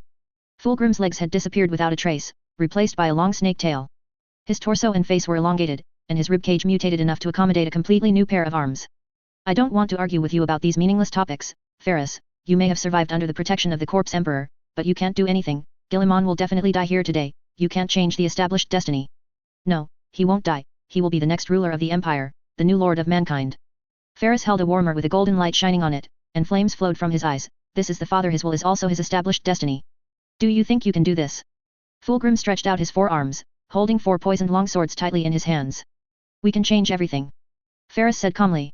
Fulgrim stared at Ferris, with a grin on his face. If I can kill you once, I can kill you a second time, no matter how many times you resurrect. You can give it a try. Ferris raised his warmer. Maybe it won't be me who fell down this time. The two brothers who fought in the Istvan galaxy did not say any more nonsense. Hatred has long since wiped out the brotherhood between them. There is only fighting, only fighting. Only when one side completely falls, can it be considered the end of the grievance. Fulgrim has been blessed by the Prince of Pleasure. During the 10,000 years, he was also working hard to improve and indulge, to make himself more closely connected with the god of pleasure, and to gain more power. Ferris is not inferior, even though he was beheaded by Fulgrim in the past. But he has awakened to his essence, and has received the Emperor's blessing. Moreover, the situation this time is completely different from the massacre at the Istvan landing site in the past. At that time, Ferris was surrounded by traitors and was exhausted from fighting. Fulgrim waited for work with ease, and also received the blessing of the devil. That demon's weird abilities were the main reason Ferris failed. And now Ferris has the same power. He has long been familiar with the existence of subspace demons. In the realm of the Emperor that does not belong to reality, he has killed countless demons who tried to plunder the souls of humans. The two primarchs, who chose completely different paths, clashed with their powerful weapons, unleashing a force that could level mountains and seas. The frenzied storm was stirred up by the terrible aftermath. The range where they fight, no one can enter it. Those fools who try to do that will be torn apart by the aftermath. The arrival of the Raven Lord and the Medusa Lord made Ahriman feel a little bad. The Lord of Medusa died on Istvan's landing site. Ahriman also always believed that the Lord of Medusa was dead. But he didn't think of a thing. That is the Emperor who can make the gods fear, and also has the ability to resurrect those people. An Anglican saint who revives every once in a while. And those bound warriors. These examples all prove that the emperor has authority no less than that of the gods. Ahriman once entered the Eye of Terror, and learned some things from some colleagues and demons who entered the webway. The souls of Ferris and many loyal soldiers who died in the massacre at the Istvan landing field once appeared during the webway war. They repelled the tide of demons, allowing the custodians and the surviving human troops to withdraw from the webway. During the Great Crusade, the emperor was able to collect souls, and pretended to say that he was not a god. A great liar. Ahriman touched a talisman hanging in his hand. It was an alchemy item that allowed him to teleport away instantly regardless of the distance and space. This esoteric technique was learned from the Book of Magnus. As the strongest wizard under the emperor, Magnus has a very in-depth study of space. When the Lord of the Wolf, Lemon Russ, executed the extermination order, Magnus used this method to teleport all the Thousand Sons warriors away. The amulet in his hand is not as powerful as Magnus' old one, but enough to send him away. The plan to encircle Guilliman has gone bankrupt. When the Lord of Medusa and the Legion of the Damned appeared, Ahriman knew that there was no need for this plan to continue. Praying mantises catch cicadas, but they don't want to have an aureole behind them. Ahriman ignores the Emperor's influence in this plan. Also ignore those loyal Primarchs. Those guys had been silent for so long that he had already assumed that the Emperor and the loyalist Primarch would no longer interfere with the affairs of the Imperium of Man. For a long time, the Empire controlled reality, while they hid in the Eye of Terror. Allegiance to the warp has formed a consensus. The Emperor never attempted to exert his power on the Eye of Terror. The legend of the Primarch was also slowly deified over 10,000 years. They no longer appear, and even Abaddon, the chosen of chaos and lord of the Black Legion, dares to say that the era of the Primarch has passed. Who would have thought that after 10,000 years, those loyal Primarches would reappear? A whole new storm is brewing. The war between the Empire and the traitors continues. The return of the Primarch is a signal. Originally, Lorgar, who had the chance to win, felt that he could be humiliated again, and even eliminated Guilliman once and for all, was also looking ugly at this time. Korux, Ferris, Guilliman, plus the Legion of the Damned, which at first glance was ridden by the Emperor. The advantages I thought were gone. Now, the hunter has become the prey of others. How to escape is a problem. If there is a long delay and Guilliman's fleet returns, none of them will be able to escape. Guilliman stood before the multitude of Primaris warriors who had regrouped behind him, sword of the Emperor in hand. Sweep past the horrific battle between Fulgrim and Ferris. He already had a rough idea of the Emperor's authority. What the gods can do, the Emperor can already do. This made Guilliman feel a little worried. It is well known that the gods no longer have their true selves. Is just an aggregate of extreme emotions. They are constantly asking for sacrifices of all kinds. All the blessings are just to gather more extreme emotions and make believers more fanatical to perform various sacrifices in order to enhance their strength. If the Emperor becomes like that, it will definitely be a human nightmare. An existence that always asks for human souls and sacrifices will bring mankind to the end. How long can the Emperor's humanity last? Once the Emperor of God is born, the crisis will tear mankind apart. Go. Perturabo didn't hesitate at all. The appearance of the Lord of the Raven and the Lord of Medusa made him realize that the plan to besiege and kill Guilliman had failed this time. If you continue to stay, you will only put yourself in danger. It's too late, Perturabo. When you were planning how to siege Guilliman, the big net against you was already quietly opened. Today, you are doomed to have nowhere to escape. It's time to pay back the past at the landing field. The guilt of the Holocaust, Perturabo. A figure wearing yellow armor and holding a weapon stepped out of the crack. He is the third faithful Primarch to arrive. It was also the one that Perturabo wanted to defeat the most in the past. Now, it is time for them to end all grievances. Chapter 213 Primitive Gathering, subscription required.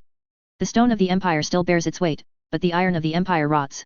This sentence was spoken by a narrator who experienced the Great Crusade and Horus Rebellion.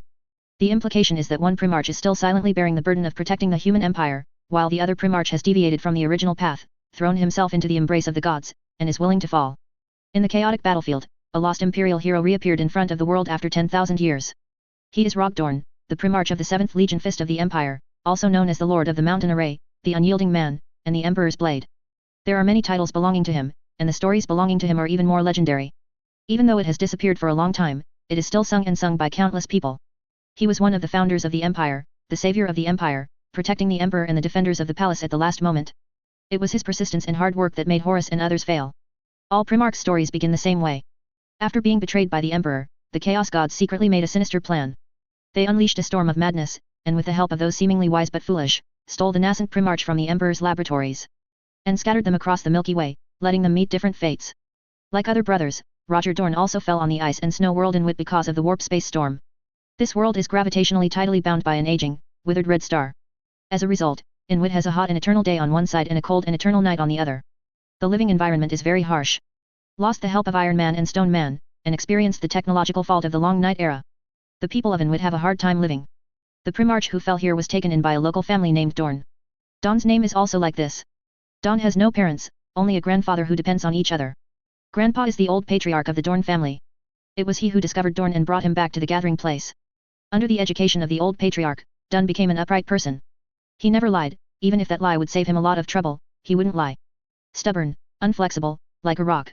Dorn became the patriarch when he grew up, and then completed the unification of the planets and became the emperor. Relying on the powerful charm of the original body, he conquered all the Inuit families, united them to develop technology, and designed spacecraft to allow the Inuits to re-enter the starry sky. He also discovered a giant space station left over from the Golden Age in Inuit's low Earth orbit that was not completely completed. Shansen. During the Great Crusade, the Emperor learned of the story of Dorn and came to the Inuit galaxy. Father and son recognized each other without any trouble. Dorn swore allegiance and gave the Emperor the mountain array as a gift. The Emperor was very happy about this, and handed over the command of the 7th Legion to Dorn. Also returned the mountain array to Dorn, making it his base camp. Since that day, the mountain array has become the mobile fortress base camp of the Imperial Fist. Dorn has always been loyal to the Emperor, and in many things, he is basically a brainless supporter. For this reason, conflicts often broke out with many primarchs who have doubts about the Emperor. Dorn has a tenacious character, and he also agrees with the Emperor's ideas, thinking that human beings should be united, and individuals should sacrifice their interests for the collective. In many battles, even though it was very difficult, he never asked the Emperor for help, not wanting to delay the progress of the Great Crusade. Each primarch is excellent, but they also have special strengths that make them more outstanding than other primarches. Magnus Switchcraft, Perturabo is known as the master of attack, Lorgar is good at inciting emotions, each primarch has its own specialties, and those specialties allow them to occupy different positions in the Great Crusade. Dunn is very good at defense. Before the rebellion, Fulgrim asked Dorn at the Primarch Council if he could build an impregnable fortress on Perturabo. Don honestly said yes in front of Perturabo. This incident annoyed Perturabo very much. Later, Don was called back to build the Imperial Palace, which also caused the relationship between the two to plummet. Perturabo's dream is to build all kinds of exquisite buildings, but the Emperor made him a master of fortification, gnawing at the most difficult fortresses like a tool man. As for the work of building the palace, Perturabo felt that he would do a better job than Dorn. He will build a palace that no one can break through, and it is also the most beautiful palace in the galaxy. The two sides quarreled many times over this, and both thought they were the outstanding one. During the Horus Rebellion, one of the important reasons why Perturabo voted for Horus was that his obsession with Dorn made him unable to care about other things. During the Siege of Terra, Perturabo was all about smashing Dorn's defenses, pressing the opponent's head on the ruins of the Terra Palace, and letting the opponent know who is the best architect. During the Siege of Terra and the subsequent Battle of the Eternal Fortress where the attackers and defenders reversed, the conflict between Dorn and Perturabo had already become a deadlock. Perturabo squinted his eyes slightly, watching the huge Dunn, who was wearing golden power armor, coming out of the crack. There was a turbulence in his heart, and then he was suppressed by his steel will. Dorn was wearing a thick yellow armor with a large number of runes engraved on the surface of the armor, and the emblem of the golden flying eagle can be seen everywhere. There is also a force field halo of a golden eagle with wings spread behind his head, and in his hand is a huge long sword engraved with strange runes. It's like a mythical giant returning to the present world. Dorn also stared at Perturabo, his eyes burning with anger. Even though 10,000 years have passed, he still remembers the purge of the Loyalists and the massacre at the landing site launched by these traitors in Istvan, and even more remembers the crisis that was launched by these traitors and made the entire galaxy and human civilization almost impossible to recover. They are never worthy of forgiveness. Any act of pardoning them is the greatest betrayal of those who died in that war of yesteryear. I thought you were dead. Unexpectedly, you also survived.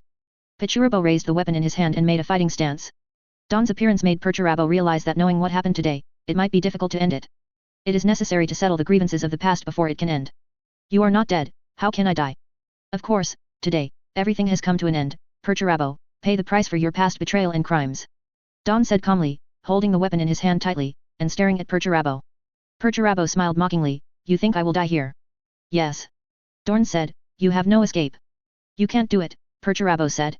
He launched an attack on Roger Dorn, so ferocious that only people could see after images. And Don didn't hesitate at all, and went directly to meet him. The battle between the two sides became fierce in an instant. When they fight each other, they try their best. The hatred between them can no longer be eliminated by other means. Only by defeating each other with all our strength can this end. The power of chaos flowed through Perturabo's limbs, and each of his blows was enough to shatter the armor of the Imperial Titan and Terra heavy tank to pieces. Two warriors fought with a hatred that only the separation of brothers can unite. The fierce confrontation caused their armor to continuously dent, break and burn. Dorn's strength is no less than that of Perturabo, who is ascended to the devil. Obviously, Dorn has also awakened his own warp essence. Perhaps it was for this reason that he would feign death, leave the Empire, and enter the subspace to follow the footsteps of the Emperor and other brothers. If he didn't pretend to be dead, the Imperial Fist would definitely pursue him desperately. The ground shakes from their engagement. Fulgrim was entangled by Ferris, and Perturabo also ushered in his opponent. Lorgar, who was holding a staff and a baton, looked at the Raven Lord Korix in the sky, and his whole body suddenly felt a little bad. Korix publicly said he was going to kill him. Guilliman has a grudge against him again. You can't beat a one-on-one, let alone a 1-on-2. Originally, he wanted to crush Guilliman, humiliate him severely, and then kill him. Now, it is a lucky thing not to be humiliated and killed by the other party.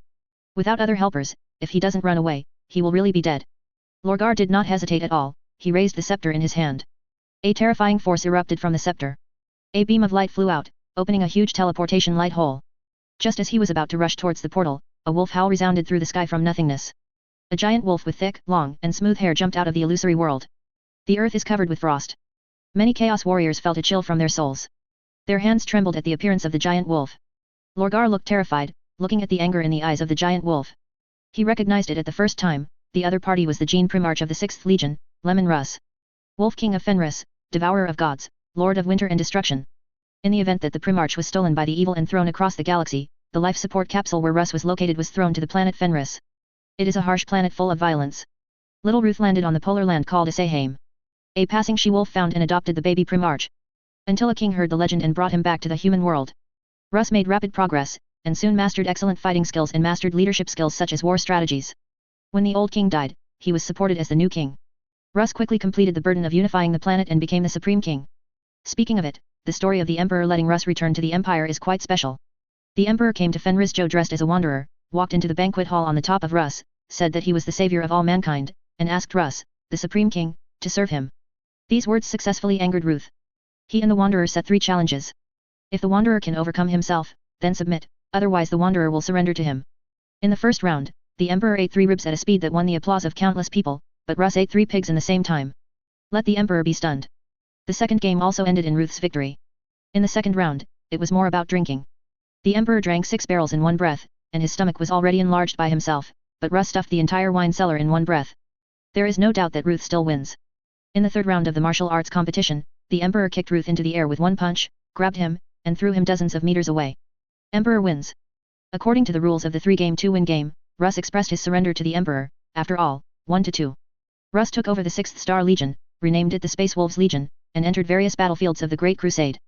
The Space Wolves had a bad reputation during the Great Crusade, being called the Emperor's executioners. In the Battle of Randon, together with the 1st Army Corps, they carried out a decade-long genocidal operation against Randon.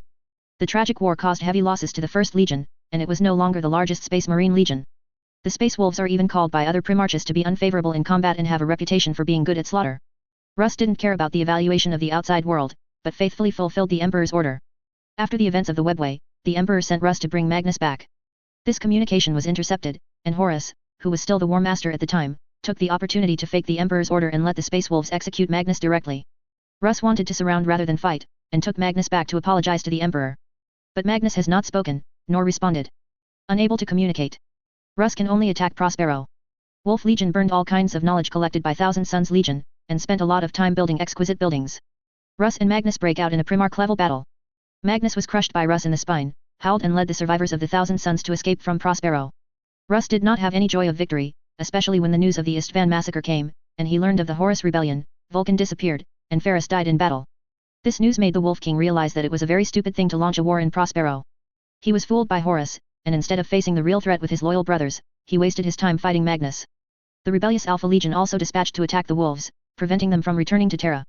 The 5th Legion led by Khan Whitescars is not sure who is the opposition of the Space Wolves or Alpha because they cannot get news from Terra. Can only give up the rescue of the Space Wolves who were beaten by the Alpha Legion, and return to Terra alone. If it weren't for the rescue of the Dark Angel Squadron, I'm afraid that the Space Wolves will suffer a disastrous defeat at the hands of the Alpha Legion, or even annihilate the entire army.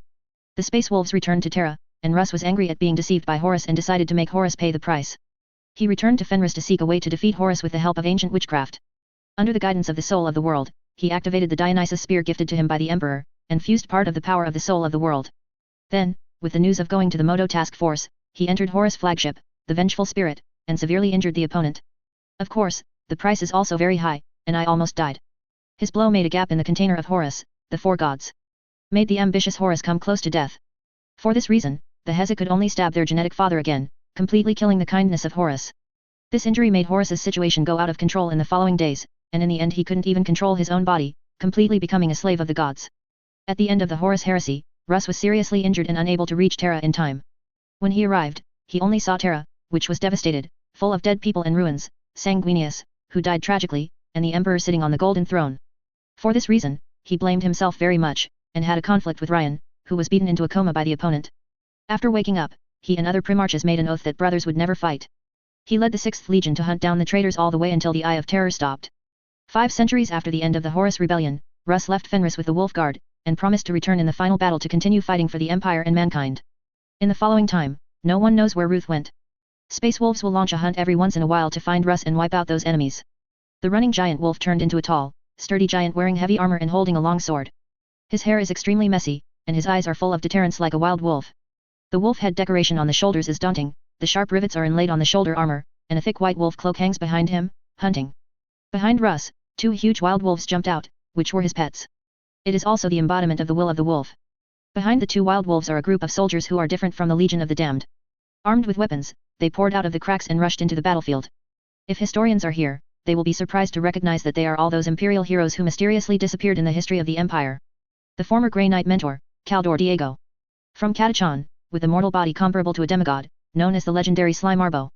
Everyone is a character who has left a story. They are extremely mysterious and will only appear on the most dangerous battlefields.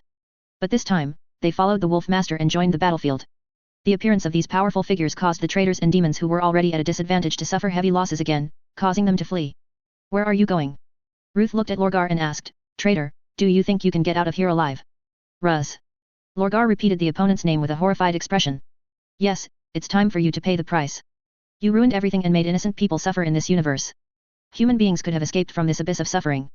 Russ raised the long sword in his hand, with threats and hatred in his eyes. I revealed the truth for the Empire, you should be grateful to me, not hate me. Lorgar said in a deep voice. The truth of the Emperor is a lie. Isn't the truth of the gods a lie? They claim to be gods, but they are nothing but disgusting predators. They are extremely hungry for human soul and flesh. The so-called destiny is just a way of fooling an idiot like you. Russ rushed up, slashing at Lorgar with the long sword in his hand. Lorgar swung his stick, feeling as if his stick was hit by a high mountain. It was just one blow, and the whole hand was shaking. Russ swung out another blow, and the battle stick in Lorgar's hand came out, only the staff was tightly held in his hand. Lorgar's expression turned extremely ugly. He knew very well that his combat power could not be compared with Russ. You have to believe me, Russ. Look at everything now, isn't it just a verification of my point of view? The Emperor is a god. Hearing this, Russ became even more furious, and his offensive became more and more violent, attacking like a mad wolf. It wasn't his intention, Lorgar. Your ignorance and stupidity made us suffer. Russ growled loudly.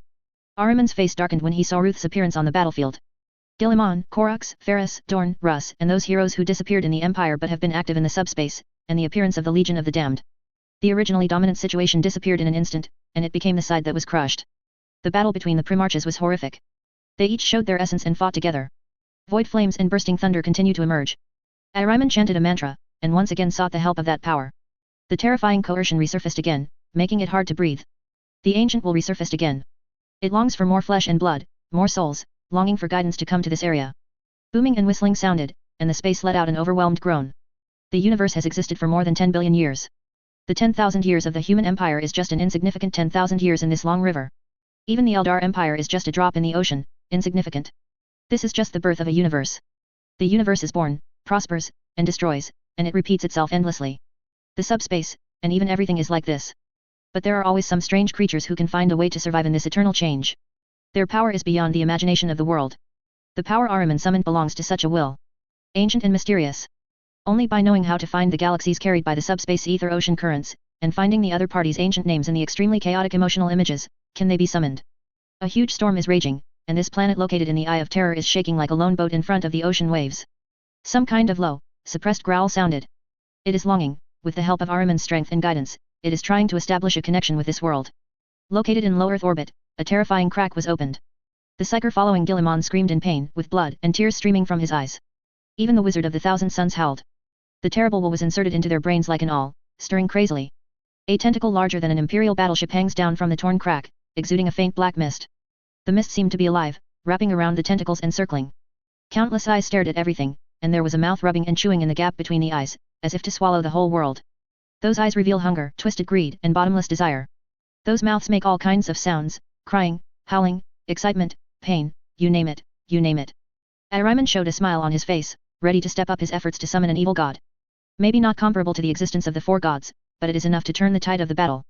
Not being able to look directly at an evil god, even though it has been lost in the past and forgotten. Guilliman's army will collapse due to the appearance of that evil god. Even if they can't win, they can retreat without dying here. But in the next second, another light appeared. originated from Guilliman's body, the blue and golden flames intertwined and merged into a ray of light. It's like snow being melted under the scorching sun. The tentacles were also melting, those mouths screamed in pain, and the mist gushed out like a flood that burst a bank. Guilliman stared at the huge tentacle. The will of the entire race and the power of the Emperor were on him, even if he faced an evil directly. Go back to your world, abominable thing. Guilliman's voice pierced the battlefield, and the flames of the Emperor's sword rose, as if to burn space and time. Human beings are not your prey, and this is not your territory. There was a terrible crash, and the monster on the other side of the chasm howled. It tries to push through. The prey is rebelling. It needs to put more power into it. Guilliman swung his sword towards the void, the power of dominion and the power of the Emperor sank into the void, cut off the tentacle, closed the crack, and drove the opponent away. The monster was roaring, crazily striking the other end of the crack. AI was pressed against the crack, full of hatred, watching Guilliman who expelled him. One day, I will step into your world and stab a sharp knife into your body, Guilliman said without fear, staring at him. Ahriman's secret joy and complacency disappeared with the closing of the rift. Guilliman's power is beyond his imagination. The other party has reached a level where it can confront those ancient existences. No matter what method is used, it means one thing, that is, they are no longer worthy of being Guilliman's enemies. His enemies belong to the level of the gods at least. Realizing that there was no chance of turning the tide of battle, Ahriman crushed the teleportation amulet. Crazy voices flooded into his head. Ahriman felt a terrifying dizziness, as if the whole world was upside down, and as if he was falling in an endless tunnel. The world suddenly disappeared, replaced by the utter darkness of the end of the universe, when all living things were reduced to dust eons ago. Talismans are crafted using the knowledge of Magnus. Ahriman can break through all restrictions and escape directly. It's just that even he can't bear the power contained in it. The terrifying darkness is not silent, but full of all kinds of strange sounds and the sound of war. It's as if the Emperor and the gods forged a war that lasted until the end of the universe. Then, the impenetrable void of irrelevance was replaced by a surging vortex of light and color. Those blinding visions of hellishness and unbound bliss. Countless strange images flooded into his mind, and Ahriman felt that his sanity was overwhelmed, and he finally fell into a coma. Thankfully, he has escaped. Fabius and the others had no escape and could not break through. The lost heroes of the Empire each possessed supernatural strength, and the blessings they received were not inferior in the slightest. Fabius thought of his masterpiece, that perfect creation was about to be born. And he will die here. He suddenly hated Ahriman immensely. If it weren't for the advocacy of the other party, he would never put down his masterpiece and come here. I originally wanted to fight the autumn wind, encircle and suppress Guilliman, seize the other party's genes and technology, and let myself go further on the road of genetic research. Now it's all right, not only did it fail, but it was blocked by the loyalists. Hope that the clone that has already been set up can complete the established tasks according to the procedures, teach the perfect creation, defeat the corpse emperor, and end the opponent's tyrannical rule.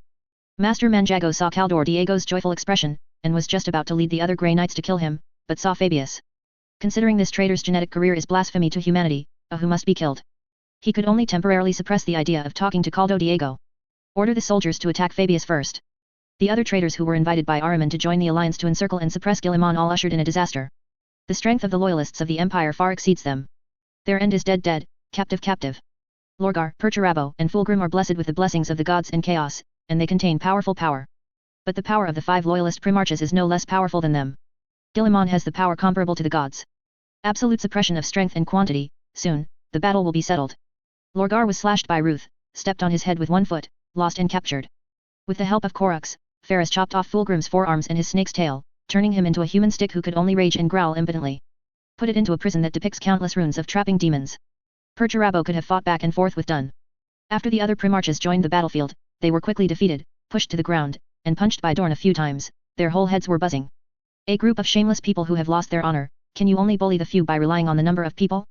You are extremely shameless, and you have the ability to single out me. Perturabo howled. That's right, shameless traitor, capable of single-handedly fighting.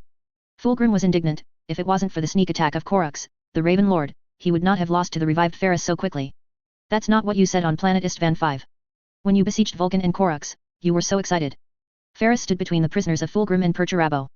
Said outside the cage, it is a real fool to use integrity and morality to deal with despicable people. Korux said with a smile, only a truly shameless person would be outraged that the same method was used against him. By the time Captain Breher returned with the Imperial fleet, the battle was over. Guilliman ordered all troops to board the ship without wasting time. The purpose of this trip has been accomplished, and there is no point in staying any longer. It's time to return to the human empire and start the Webway project. At that time, the gods will definitely increase their offensive. It's even possible to do it yourself. The existence of the Big Rift not only allows demons to better enter and exit the real universe. The power of the gods will also increase. There is an even tougher battle to fight. After evacuating the Eldar planet, the fleet re-entered the Webway. After confirming safety, on the glory of Makraj, Guilliman cleared the strategy hall and prepared to hold a meeting with Corix and others. The gathering of the 5 primarches was rare even during the Great Crusade. This aroused the excitement of the people in the fleet. Once the primarches waited to board the ship, none of them had much chance of seeing each other. This meeting will allow them to witness the dignity of the primarch, and even have the opportunity to chat with them. The venue was very large, and all officers and generals who were qualified to participate in the discussion were invited. The battle sisters, the astral army, the chapter master, the admiral, the mechanicist priest, the leader of the knights, etc., all attended the meeting. Out of the overall consideration of the Empire, Corux, Ferris, Lemon Russ, Dorn, and others acquiesced to Guilliman's position and leadership. At this stage, Guilliman is the only primarch who can lead the Empire against the gods in the real universe and stabilize the situation. Experienced the Horus Rebellion and the Long Warp. They all already understood how dangerous the crisis facing mankind is. The gods have already begun to advance towards the real universe. If they cannot stop each other, the territory of the human empire will also be swallowed up. All human beings will become each other's slaves and playthings. When the meeting started, the whole venue was very noisy. Guilliman's forces included many chapters from other primarches. They chatted excitedly, seeking enlightenment from the father of genes from time to time. And those narrators who followed the fleet were all trying their best to squeeze into the sides of the primarches, wanting to record this exciting moment. It can be predicted that when the news of the gathering of the 5 primarches reaches Terra, it will inevitably cause a sensation. Whoever can record this great moment will surely be remembered. Even if you can't remember it, it can be the talk of the rest of your life. His fleet is the same as the fleet of the Great Crusade in the past. Lemon Russ looked at the narrator who was stopped by the guards, and shook his head. I don't understand why Guilliman and the Emperor like to let these mortals do it so much. This kind of thing. Maintaining an empire is not only about war, but also the support of the people. The news of victory can boost people's confidence, and active propaganda can make the world unite. Corix sees it more thoroughly. Guilliman is a very good ruler, no less talented than our father in this respect. Just as several primarches were chatting, the horn sounded, and the noisy venue became quiet. The noisy narrators all remained silent, and they all looked in the direction of the horn with expectant eyes. The personal guards of glory separated the crowd, and Guilliman walked through the passage maintained by the personal guards. The trimmed armor is even more eye-catching under the light. As a ruler, Guilliman's image is crucial, maintaining the confidence of those who follow him. The 4 primarches watched Guilliman's appearance. They didn't joke or say anything else. Lemon Russ is very impulsive, but he also understands. The former brother has become the ruler of the empire. Any ridicule is a potential blow to his stalwart image. Chapter 214 The Demon Primarch, who is going to be transported back to Terra, seeking subscription. Corix calmly glanced out of the corner of his eye, sweeping the eyes of those officers and chapter leaders. Saw the passion and loyalty in it. When Guilliman arrived, everyone was silent. They were all looking at Guilliman, maintaining a listening posture, waiting for the great leader to speak. All eyes moved as Guilliman advanced. The honor guard escorted Guilliman to the main podium. No one spoke in the entire venue, not even whispers. Only the sound of people's breathing and the mechanical hum of mechanical priests and soldiers equipped with prosthetic limbs can be heard. Guilliman glanced at the crowd as a silent response to them. This got people even more excited. Let us cheer for this moment. Guilliman's voice could be heard clearly by everyone without any amplification. We have welcomed back a group of great heroes of the Empire. Guardian. Lord of the Wolf, Lord of the Raven, Lord of the Medusa, and Lord of the Fist. If you would waste any time listening to the sermons of my father's priest of faith, you would listen to them from the fairy tales I have seen their names. When mankind is facing such a crisis, their return will strengthen the Empire like never before. Victory will definitely fall on our side, and the fate of the forces of chaos is irreversible. The future of mankind will surely be brilliant. Those who come after will not suffer the same pain as we did. Guilliman pointed to the 4 returning primarches. His voice was firm and powerful, and the crowd burst into cheers. They shouted the names of several primarches, very excited. After waiting for a while, Guilliman pressed down his palms, calming the excited crowd. According to the procedure of discussion in my father's speech before sitting on the golden throne, they have the power to participate in the affairs of the empire. Considering that there are several of them, they will not leave the Eye of Terror for the time being. For this reason, some things have to be. It has been discussed here in advance. The imperial system has undergone earth-shaking changes, and they, as the adjudicators with power over the imperial system, deserve their support in order to make the process more reasonable. Guilliman looked at Corix and the others. You can put forward your views and opinions on the existing reformed imperial system, and you have the right to vote. Considering that he abolished the High Lord Council system, Guilliman still had to do some superficial work to enhance his persuasion. And use this to convince all the people of the empire that the system he is currently implementing is supported by the emperor and the primarches. Some things seem trivial, but they are very important. For example, the name is justified and righteous. The concept of these things is very broad but very important. If they can get the public endorsement of other primarches, the appeal of those nobles who rebelled under the banner of the emperor will drop sharply and lose their original prestige. Today, Guilliman's reforms have achieved a lot. The strength of the empire has increased, and the combat effectiveness of the army has also risen linearly. The probability of the empire losing a battle has dropped significantly. The lives of civilians in the empire have also improved visibly to the naked eye. However, Guilliman's reforms have been under covered attack by those who oppose him. Those rebel nobles will attack one point, which is the deadliest point. They will say that Guilliman's various reforms are a betrayal of the emperor. This situation is similar to the gentry of Ming dynasty attacking the emperor and saying that he violated the ancestral system. Those gentry said it with peace of mind, and they can still take one bite for the good of Ming dynasty, and the ancestral system cannot be violated. Even if the emperor dared to do something, they could confidently say that it was the rule left by Emperor Taizhu. Even if the emperor wanted to restore Daming wholeheartedly, he would be scolded like hell, and even be opposed by others in the name of the ancestral system. If Zhu Yuanzhang came back to life on the spot, and slapped each of them, telling them that he meant it, the situation would be very different. Who would dare to object to this kind of thing? The current empire is like this. Guilliman relies on his powerful army and technology to forcefully suppress those imperial nobles who try to stop him. There are many rebellions who dare to directly pull the army to fight Guilliman, but compared to the opposition, they are always a minority. Many were afraid of Guilliman's liquidation, and gave up resistance after weighing the pros and cons. But they lost their wealth and power, so they would naturally feel dissatisfied. Those people dare not openly rebel against him, but they can continue to spread various rumors to him. In this case, many civilians will also be influenced by these people, thus hating the empire. At this stage, Guilliman is called the savior, and his reputation has reached the highest in history. Many people even regard it as a god. Human nature is complex. When time goes by, those people will take the life they get for granted. Especially when the peace generation is born. They did not experience the alien invasion, and the imperial troops were formed and killed. The inhabitants of the entire planet are enslaved by aliens, and they become tragic containers for cultivating alien larvae. I have never experienced a chaos massacre, a war where women and children did not survive. They enjoyed peace, a life of equality and prosperity that Guilliman had created for them. In a peaceful environment, they will only see the shortcomings of Guilliman's governance. Even if a subspace firewall is established at that time, all kinds of propaganda will be strengthened. There will also be stupid people running out of the firewall. In an environment full of malicious words and few words, some people will be vigilant, thinking that the heart of chaos will never die when it destroys human beings. There are also some people who will be very excited, thinking that they have seen the truth of the empire like a fool like Lorgar. Silently joined the pursuit of the gods who pay attention to the law of the jungle, survival of the fittest, no shady operations, and no injustice. Become a so-called advanced person who firmly hates the empire. Because of some ordinary things, they will stand up and call for democracy and freedom, asking the empire to leave them alone, asking the empire to learn various ideas from the kingdom of the gods, so that the people can gain real freedom and have the opportunity to seek the path of eternal life. They will ask again and again to let the empire relax various laws, so that they can get freedom of religion, freedom of votes, and various freedoms. As for the ongoing war, they will say contemptuously, "It's none of my business." This kind of thing sounds unbelievable, thinking that those people would not be so stupid. But Guilliman knew that this kind of thing would definitely happen. Especially in the galaxy, such a huge territory. Wait until the end of the war to unify the galaxy, the time span must be very large. The new generation grows up under the protection of Guilliman, and most of them will gain knowledge and become excellent. Among them, there will be some idiots, self-righteous. I feel that putting into the arms of the gods and enjoying the light of freedom and democracy is the destination of human beings. Guilliman, a cruel dictator, must be brought down and swept into the dustbin of history. At that time, these people will probably hate even the emperor. See the 10,000 years the Imperium struggled to survive as dictatorial tyranny and the Primarch's failure. They believe that it is under the rule of humans and emperors that the empire will fall, decay, ignorance, dictatorship, and cruelty. Turn a blind eye to the siege and persecution of the gods. What? The gods treat human beings as playthings, and they still carry out massacres in the eye of terror. After Cadia fell, they slaughtered for days and nights. Also bewitched the former Horus to rebel and killed hundreds of billions of humans. It must be slander without any evidence. Is made up by the empire. If it is true, post the name and see if there are hundreds of billions. If you can't post it, it's just a fabrication. Those idiots will imagine how beautiful the kingdom of the gods is from just a few words, and even the moon is shining golden and unbelievably round. Will envy those who live in the kingdom of the gods, thinking that they have got real freedom and a real good life. There is no evil tyranny, as long as you work hard enough, you can succeed.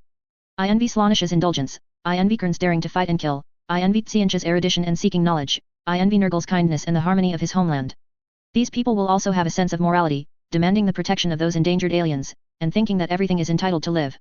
The extermination of xenomorphs is a terrible crime that cannot be forgiven. They will march again and again, demanding that the empire stop the extermination activities against aliens. Require the empire to formulate laws to protect them, protect the alien race, and allow them to coexist peacefully with humans. As long as there is any behavior against the aliens, they will attack them in groups. Humans have original sins in launching wars against aliens. They want to formulate various laws that are biased towards aliens, advocating the importance of aliens. Maybe, they will hang banners on Terra one day. Down with dictators and build a democratic world. Protect the aliens, the galaxy is the home of every race. Defeat Guilliman and usher in a new future. Those who put up banners will be worshipped as heroes by fools. Think it was their righteous deed against the brutal rule of Guilliman. Is a symbol of their courage. Is a sign that they are more advanced than other humans loyal to the empire. Those humans loyal to the empire are stupid, and they are the wisest. They turned a blind eye to Guilliman's efforts to reform people's livelihood. Turn a blind eye to Guilliman's military actions in defense of human rights. Also turned a blind eye to Guilliman's efforts to pursue the dream of universal transcendence. They will enjoy everything Guilliman created with peace of mind. When encountering setbacks, he would curse Guilliman angrily. Think that he is blocking them from enjoying freedom and democracy, and he is blocking his way of enjoying life to the fullest. It was the evil Guilliman who launched the war to exterminate other races, he was too cruel. Let countless soldiers of the Empire suffer heavy casualties, just for his false name. Obtaining the public support of other primarchs can reduce the occurrence of such stupidity. You can also seek more reasonable support for your suppression. Korix and others have already learned about Guilliman's reform measures. The High Lord parliamentary system has been criticized since its inception. It would be foolish for a group of short-sighted mortals to rule the galaxy. They cannot gain the approval of others through strong performance, and can only gain more support through various interest distribution and concessions. It has led to the phenomenon that bad money drives out good money. Not everyone has such a heavy sense of responsibility for humanity. Compared with protecting the entire human race, they care more about the benefits they can get. An unselfish genius and a rich man who concede benefits. Many congressmen chose the latter in the end. Throughout the ages, many things can be seen clearly by anyone. If a country wants to prosper, it should distribute benefits well, so as to prevent conflicts from intensifying. Human nature is selfish. Enjoy it by yourself, and think about enjoying it with future generations. We'll weave a chain of interests and consolidate its position. Just thinking about how much credit he has made, why not let his descendants enjoy it? Why do I have to let the opponent study hard for 10 years to defeat him? Mortals will continue to be bound by various desires and emotions, and eventually the entire empire will be bound. This person cuts a little from the interests of the empire for himself, and the other cuts a little from the interests of the empire for himself. Everyone feels that they just cut a little bit, which is not a serious crime. But it was this accumulation that made the empire overwhelmed. It is the emperor's wishful thinking for mortals to rule the empire. No matter how good the ambitions of those mortals are at the beginning, in the end, they will become a mess. Regarding the many measures of the imperial reform, Korix and others did not put forward any negative opinions, they just perfected and understood the contradictions. The narrators used various devices to record this moment. After the Eye of Terror is released, they will spread these images to all parts of the empire. Let the world know that Guilliman's rule was endorsed by several primarchs. The main purpose of the meeting was for several primarchs to publicly express their support for Guilliman's position. There are relatively few discussions on strategy and military affairs.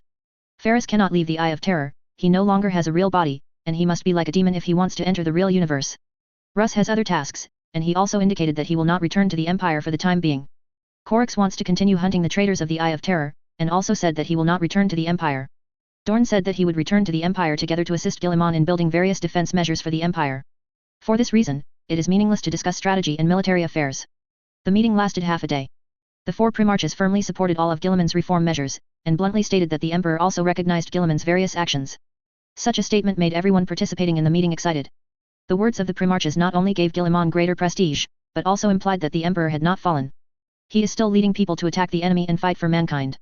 After the meeting, Guilliman let the others go, leaving the four primarchs behind. Led them into the bottom layer of the glory of Makraj, where the captured demon primarch and demons were imprisoned. There are some things, there is no need to hide Korix and others. After all, they have all been in contact with the subspace, and know how strong the power of chaos is. Are you still coming to humiliate us?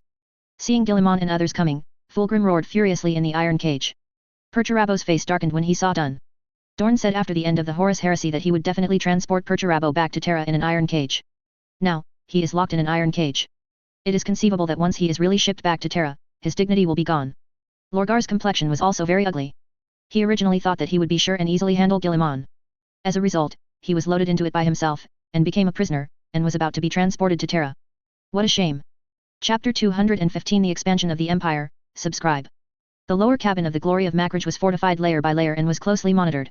It can be said to be the core protection area of the entire Queen of Glory class warship.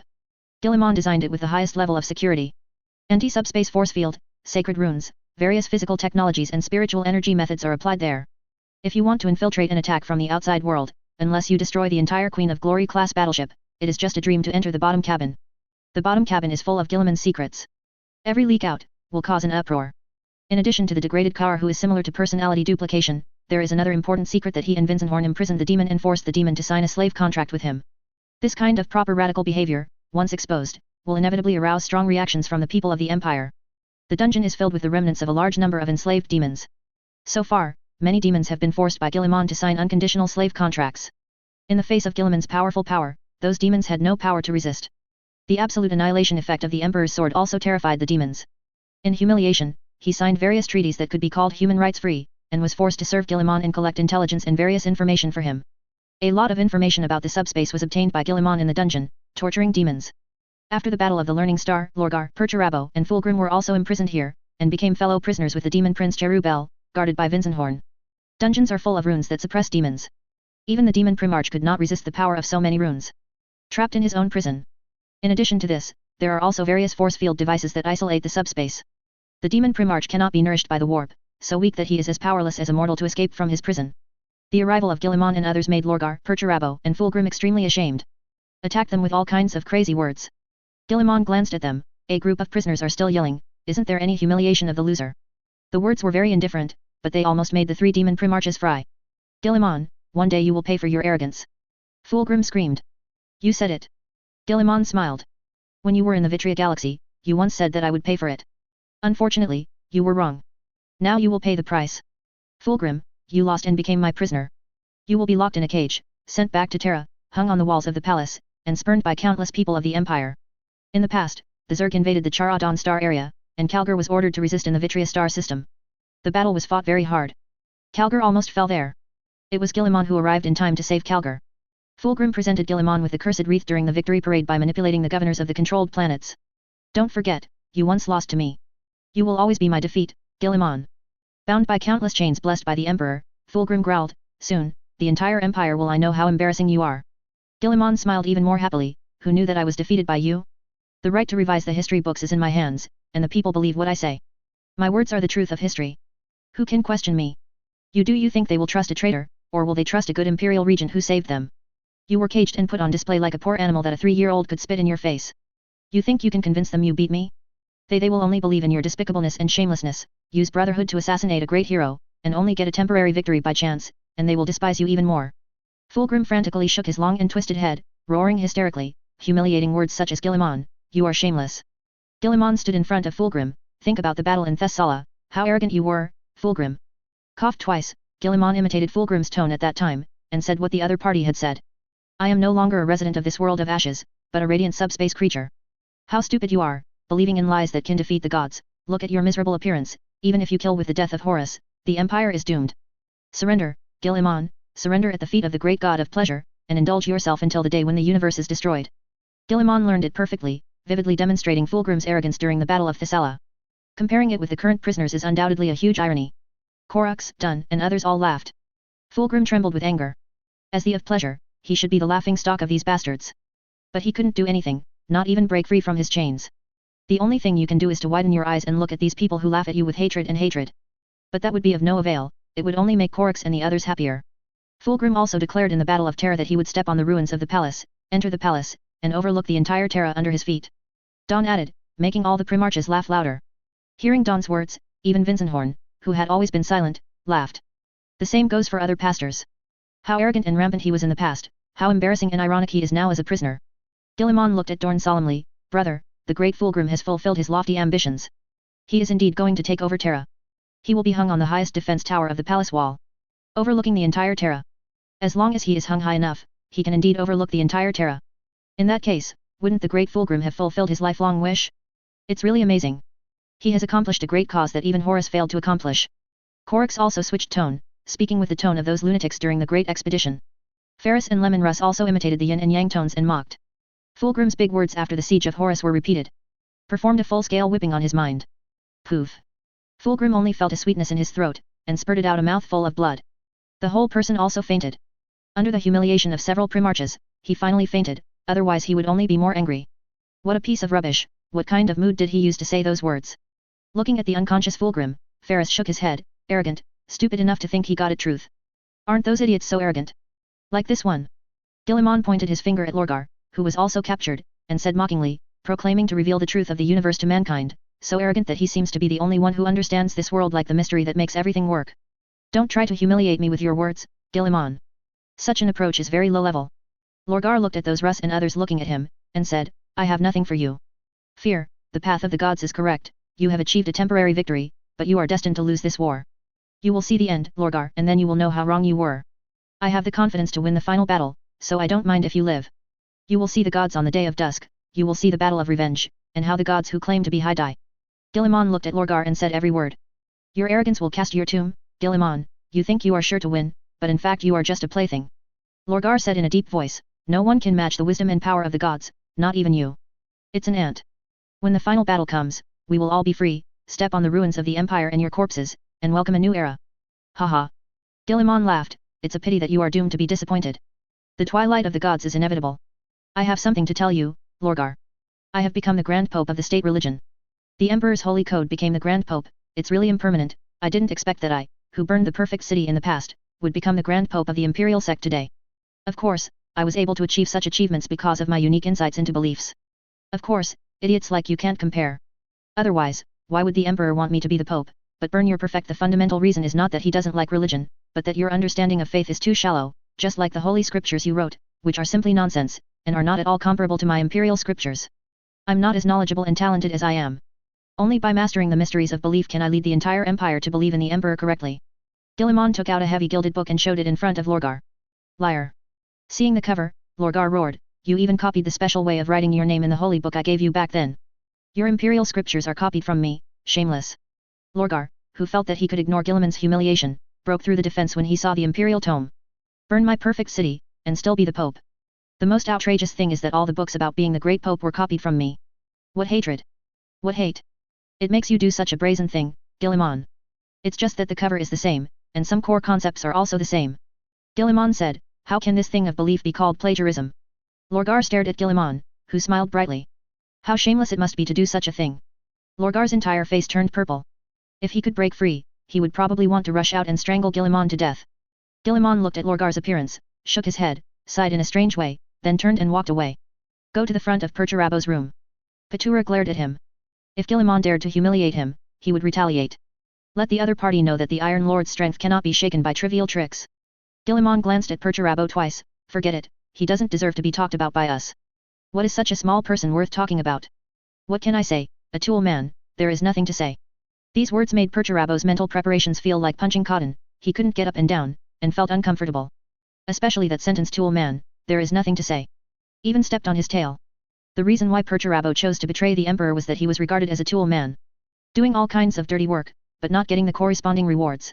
Perturabo roared angrily, insulting Guilliman as a tool man. But Guilliman activated the soundproof force field one step ahead, and Perturabo's voice could not be heard. All he could see was Guilliman standing in front of him with a smile on his face, pointing to his ears to indicate that he couldn't hear. It was the first time Perturabo had seen a primarch so despicable, so shameless. Torturing others with this kid-like trick. If you scold someone, you can directly isolate the sound, if you can't hear it, it just doesn't exist. He was so angry that he spurted out a mouthful of old blood like Fulgrim. The whole person almost passed out. Hated so much that Perturabo was about to gnash his teeth. After torturing the three traitors, everyone's mood improved visibly with the naked eye. Even if it is a primarch, it also has human emotions. It is also a rare blessing to see the three demon primarches vomit blood and tremble with anger. After dealing with the matter of the three demon primarches, everyone walked into the depths of the dungeon. Korix looked at the prison, and he could feel the demonic breath flowing in it. Intensely rich, just like substance. A question emerged in Korix's mind, how many demons have there been here? He looked around in the empty cells, and he could still see the items used to summon demons and the runes that had been wiped off. Obviously, Guilliman also has his own little-known secrets under the stalwart image of the Imperial Regent. What's the situation here? As the Primarch of the Space Wolves, even though he has matured a lot, he is also a straightforward person, this place is full of disgusting breath of the living. A place where I communicate with demons. Guilliman said with a smile, demons and traitors live in the eye of fear and control the initiative of the war, but the Empire knows nothing about their actions and can only be beaten passively. For this reason, I have always wanted to establish an intelligence network that can monitor subspace by enslaving demons, and collect information in advance to prevent traitors from attacking the human empire. If Guilliman's remarks had been made 10,000 years ago, Dorn would have jumped out immediately, accusing Guilliman of violating the Emperor's code. Now, he just glanced at the objects stained with blood and demonic breath, and remained silent. In this rotten universe, unscrupulous is the normal thinking of people. Requires the ruler to maintain moral perfection, and also requires him to achieve victory over chaos. Somewhat impractical. Bring us here, besides letting us humiliate these demon primarches, I'm afraid you have something else to say. Ferris looked at Guilliman and asked. Others also set their sights on Guilliman. Even though they are not as good as Guilliman, they are all primarches after all. Wisdom and observation are top-notch, so it can be seen that Guilliman has other ideas. Guilliman didn't hide it, and nodded to the brothers, yes, there is something to be said for bringing you here. This matter is of great importance, and I can only bring you here to transfer the plan came out in full. What plan drives you so mad to enslave those demons? Dorn asked. Guilliman said in a deep voice, the Empire has no way to monitor the direction of the subspace forces, and has always been in a passive situation. This situation must be changed. The lack of intelligence will make the Empire suffer. For this, I need an intelligence network that can monitor the subspace forces, will tell me the dynamics of the various forces in time, so that I can make preparations in advance. It's a pity that I don't have the manpower to control these demons in the subspace. Simply using contracts to control them is not very effective. I need someone to help me build this intelligence network. Russ said bluntly, you mean you want an intelligence chief to help you manage those enslaved demons in the warp and collect intelligence? That's right. Guilliman said, I need such a person to help me. I know that you each have tasks, but this matter is related to the overall strategy of the Empire, and it is also related to whether human beings can deal with the chaos in time to respond to the invasion. For this, I had to find one of you to complete this task. Which of you volunteered to take on this matter? If you think I'm trustworthy, maybe I can help you manage those demons. Korix said, the Raven Guard is good at stealth warfare, and intelligence gathering is even better. As a brother, I certainly trust you. Guilliman said, the subspace intelligence network is very important and will play a pivotal role in the future. If Korix is willing to accept this burden, I am naturally very happy. Korix is the stealth master among us, and he is indeed the best at this task. Dunn also spoke. Ferris nodded, agreeing with this statement. Then Korix will take over this intelligence network. Guilliman looked at Korix and said, I believe you, Korix, you are the perfect person for this job. Then why don't you talk to me about it directly? Korix said jokingly. Guilliman looked at the others, they have the power to know and compete. We must be honest with each other, and there must be no concealment or deception, otherwise it is very likely that the forces of chaos will take advantage of it. You are very considerate. The Horus Rebellion is a disorder. I don't deny that my father's actions are all for the benefit of mankind, but his cover-up behavior will make people suspicious. Under the slight provocation of chaos, if this happens, the misunderstanding will intensify, and the two sides will become angry. As a loyal supporter of the former emperor, Dorn agreed with Guilliman's approach. So did Ferris and Lemon Russ. If there is no sincerity between them, how can they talk about fighting chaos? After discussing the matter of the subspace information network, there is nothing to do. Before reaching the Phantom Star, Korux, Russ, and others left Guilliman's fleet with those Imperial heroes who possessed a strong will and could be active in the subspace. They have no plans to return to the Empire, and they still need to complete some tasks in the warp that the Emperor said a long time ago. One day, we will return to the Empire and participate in that final battle. Korux said to Guilliman before leaving. Guilliman nodded, I believe. After saying their goodbyes, Korux and the others left. They have unique skills, even without ships, they can travel in subspace. The loss of the Trinity and the many heroes of the Empire has left many crew members with grief. They desperately hope that these heroes can return to the Empire. In that case, it will inevitably bring encouragement to the people of the Empire. It is a pity that they still have their own difficult tasks and need to continue to fight in the warp. After the two sides separated, Guilliman and Dorn jumped out of the webway with the fleet. The battle for Ghost Star continues. Imperial ships are constantly bombarding the demons on the surface in low Earth orbit, making them pay a heavy price for their stupidity. On the surface, loyal guardians have built giant fortresses to block the demons that are constantly pouring out. After all the Imperial fleet came out, the Eldar prophet Nadas was ordered to close the webway entrance. When it is opened again, it is time for human beings to fully march towards the Eye of Fear. The demons were once again blocked on the other side of the webway, they could only roar impotently, unable to cross the seal and descend on the Ghost Star. Guilliman left an army on Phantom Planet. And plans to humanize the Ghost Star and build a fortress. Prepare to make the whole world an environment suitable for human survival. The webway entrance of Ghost Planet will play a crucial role in the future Eye of Terror battle. Guilliman must plan ahead and be prepared. Completely control the Ghost Star in the hands of the Empire. After completing these tasks, the moment of parting between Guilliman and Dorn is coming. Guilliman could not return to Terra, so the task of escorting the demon Primarch was handed over to Dorn. Dorn will return to Terra. Standing on the bridge of the glory of Makraj, Guilliman and Dorn had a final conversation. You will be given a new task to accomplish what our father failed to accomplish in the past. Guilliman watched the people coming and going on the bridge, and countless projection screens emitted a faint halo. Captain Breher is assigning a fleet led by Dorn to return to Terra. He assigned some of the black ships controlled by those outstanding Grey Knights and Nuns of Silence to transport the demon Primarch to Dorn. The matter of the demon Primarch is of great importance.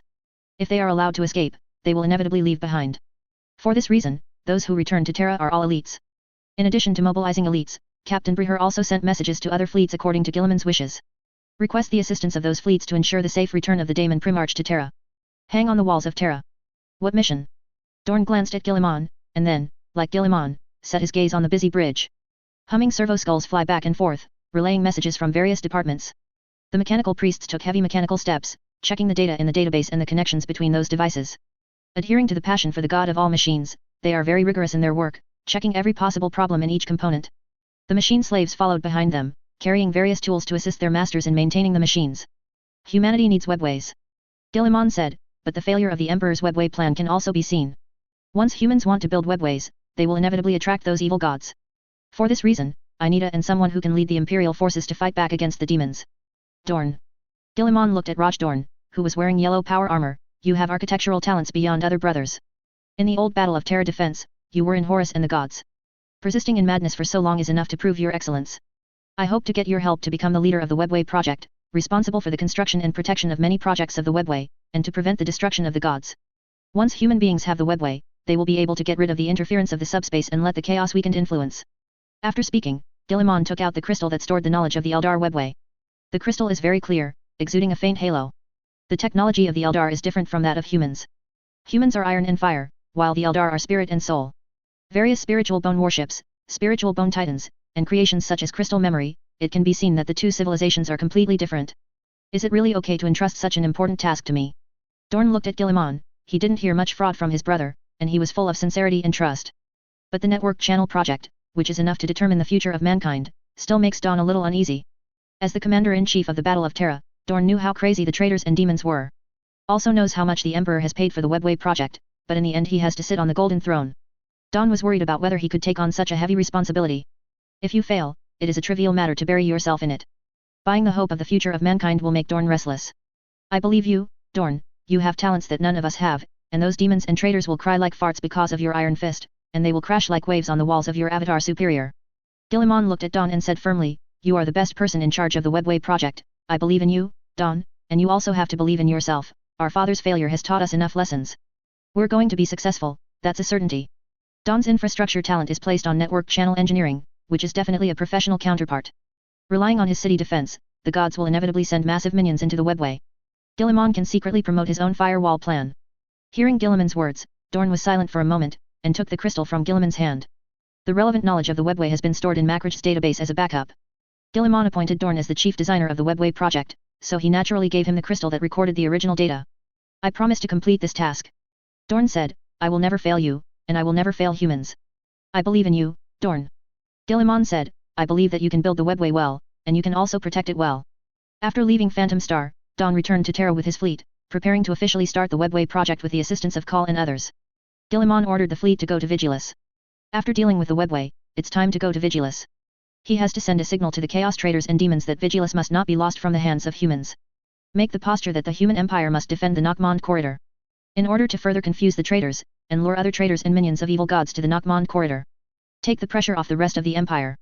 At this time, Calgar was still fighting in the Nockmond corridor, clearing out traitors and chaos demons. After the vigilante was reversed, Calgar has tried various methods, but there is still no way to restore the vigilante's anti-subspace force field. Exhausting all methods can only delay the closure of the Nockmond corridor. Abaddon, who was severely beaten, also became active again, vowing to completely close the Nockmond corridor. Guilliman examined the various battle reports from Calgar, assessing the strength of both sides. This is a big show. If played well, the traitors and demons will be convinced that without the corridor of Nockmond, Guilliman will have nothing to do. Then many plans will go well. The demons will focus on the corridors of Nockmond, or the Webway project in Dorn. Guilliman has to control the reinforcements. Not too much, Abaddon's Black Legion was destroyed in one fell swoop, and the opponent went directly to other places. There are too many casualties, and the devil will feel that the bones are hard to chew and give up. It can't be too little is easy to see the problem. On the glory of Macrach, Guilliman played out the battle of the corridor of Nockmond in full swing. Make sure the war dances under his baton. The rapid development of the number 1 outpost stunned many traversers and shocked the ancestors of the Holy Family. Various steel buildings have sprung up like mushrooms after rain. All kinds of advanced equipment are emerging in an endless stream. It is even more exaggerated than the game explosion. In just 2 years, the power of the Empire has expanded rapidly, becoming another super fortress. A large number of human beings chose to surrender to the Empire out of security and stability considerations and became a loyal imperial citizen. The large population loss made the Church of Suffering have to find a way to stop this kind of thing. Churches around the world have launched various terrifying punishments for betrayers. Once anyone is found to have the idea of surrendering to the Empire, they will be sentenced to death, and even family members will not be spared. The power of the Church of the Lord of Suffering quickly became a disadvantaged party from the beginning. A large number of civilians who were originally loyal to the Church of the Lord of Suffering and ruled by the Holy Family have all thrown themselves into the arms of the Empire. In a world shrouded in fog and full of crises, the Empire's technology and powerful military strength are undoubtedly extremely attractive. After churches dedicated to the Emperor were built, the mist was expelled from the Empire's territory and suppressed to the edge of the territory. So are those monsters. The Emperor's church gave some special blessings, correcting the space-time structure of the territory, making it impossible for those demons and monsters to enter. Any demons and monsters that try to force their way in will be consumed by golden flames. Within the control of the Empire, security has been greatly guaranteed. In the past, survival was a very difficult thing. In order to ensure survival, people must be careful so as not to die from strange attacks. For example, The mutated person should be killed in time, the dead should be incinerated immediately, don't go out at night, don't turn around when someone calls your name behind your back, etc. Are all experiences summed up in various tragic events. At Outpost 1, these rules are gone. Relying on technology and powerful military power, the Empire has defeated those monsters so that they dare not easily enter the human territory. In terms of the army, the Empire is also growing rapidly. With the efforts of many mechanical priests, the fighter slaves cultivated came out of the factory like the products of the assembly line. Fighter slaves use human cloned brains and flesh and blood wetware to ensure that there will be no more abominable intelligence. This practice is the norm of Mechanicum. The Mechanicum and the entire Empire have a great demand for machine servants. Impossible to obtain a steady source of brains and wetware from civilians. Many machine slaves transformed by the people of the Empire were transformed because they participated in the riots. The local residents did nothing, believed in the Emperor, completed their work, and were arrested as wetware. Then the Empire is really no different from chaos. Use the people of the Empire who have sound personalities and have not betrayed history as the source of wetware. The Mechanicum in this area will also face the pressure of the Inquisition, and may even usher in a large-scale purge. May even be declared excommunicated and rebellious, and be hunted down to death by the tribunal. Using biotechnology to cultivate flesh and blood wetware without self-awareness is the norm in the Empire, and it is also the specialty of the Mechanicum. As a member of the new Imperial Army, Chu Chen was as shocked as other traversers when he saw those so-called machine slaves. The technology of the Empire is completely different from the technology they recognize. Those machine slaves can be used as superheroes. Machine Nu's muscles swelled due to the injection of biochemical agents, and looked very strong. After comparing, Kai Hokan found sadly that his thighs were not as thick as others' arms. Those machine slaves, each one is a real hunk. That strong body looks like it can kill a big bear with one punch and tear a yak with one hand. The machine slaves' weapons and equipment are also very advanced, including incineration guns, cannon guns, various electronic prosthetic eyes and unmanned intelligent equipment.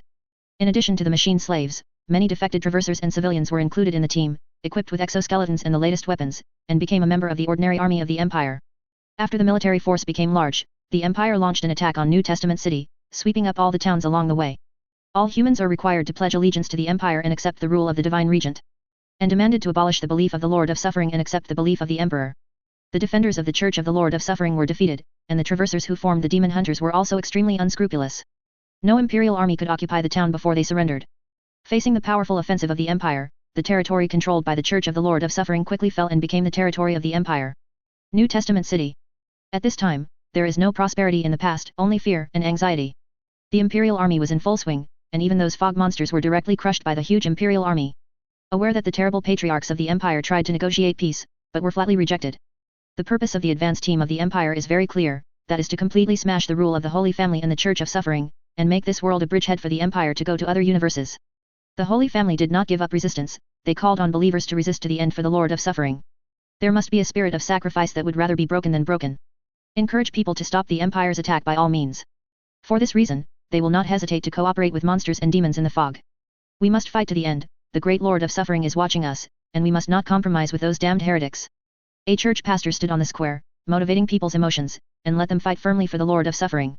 For the Lord of Suffering. For the Lord of Suffering. The people are also very excited. New Testament City has always been firmly controlled by the Church of the Lord of Suffering. Every resident of New Testament City is a devout believer of the Church of the Lord of Suffering. Encouraged by a few words, they all became fanatical. To sacrifice for the great Lord of Suffering. The Church of the Lord of Suffering wantonly distributes guns and casts cannons, intending to block the offensive of the Empire from New Testament City. The underground space of the Church of the Lord of Suffering exudes a pungent smell. The corpses of several priests lay on the ground. All had their throats slit. Strange runes are depicted on every inch of their skin. Obviously, they are all sacrifices, sacrificed by the ancestors. Several ancestors of the Holy Family are communicating with the fog creatures. The pressure from the Empire forced them to restart their cooperation with the fog creatures. In the past, they used this method to cut off the connection between the shards of the Lord of Suffering and the main body, and drove each other out. Now, they can only use the power of the mist creatures and the fragments of the Lord of Suffering to fight this war of great disparity.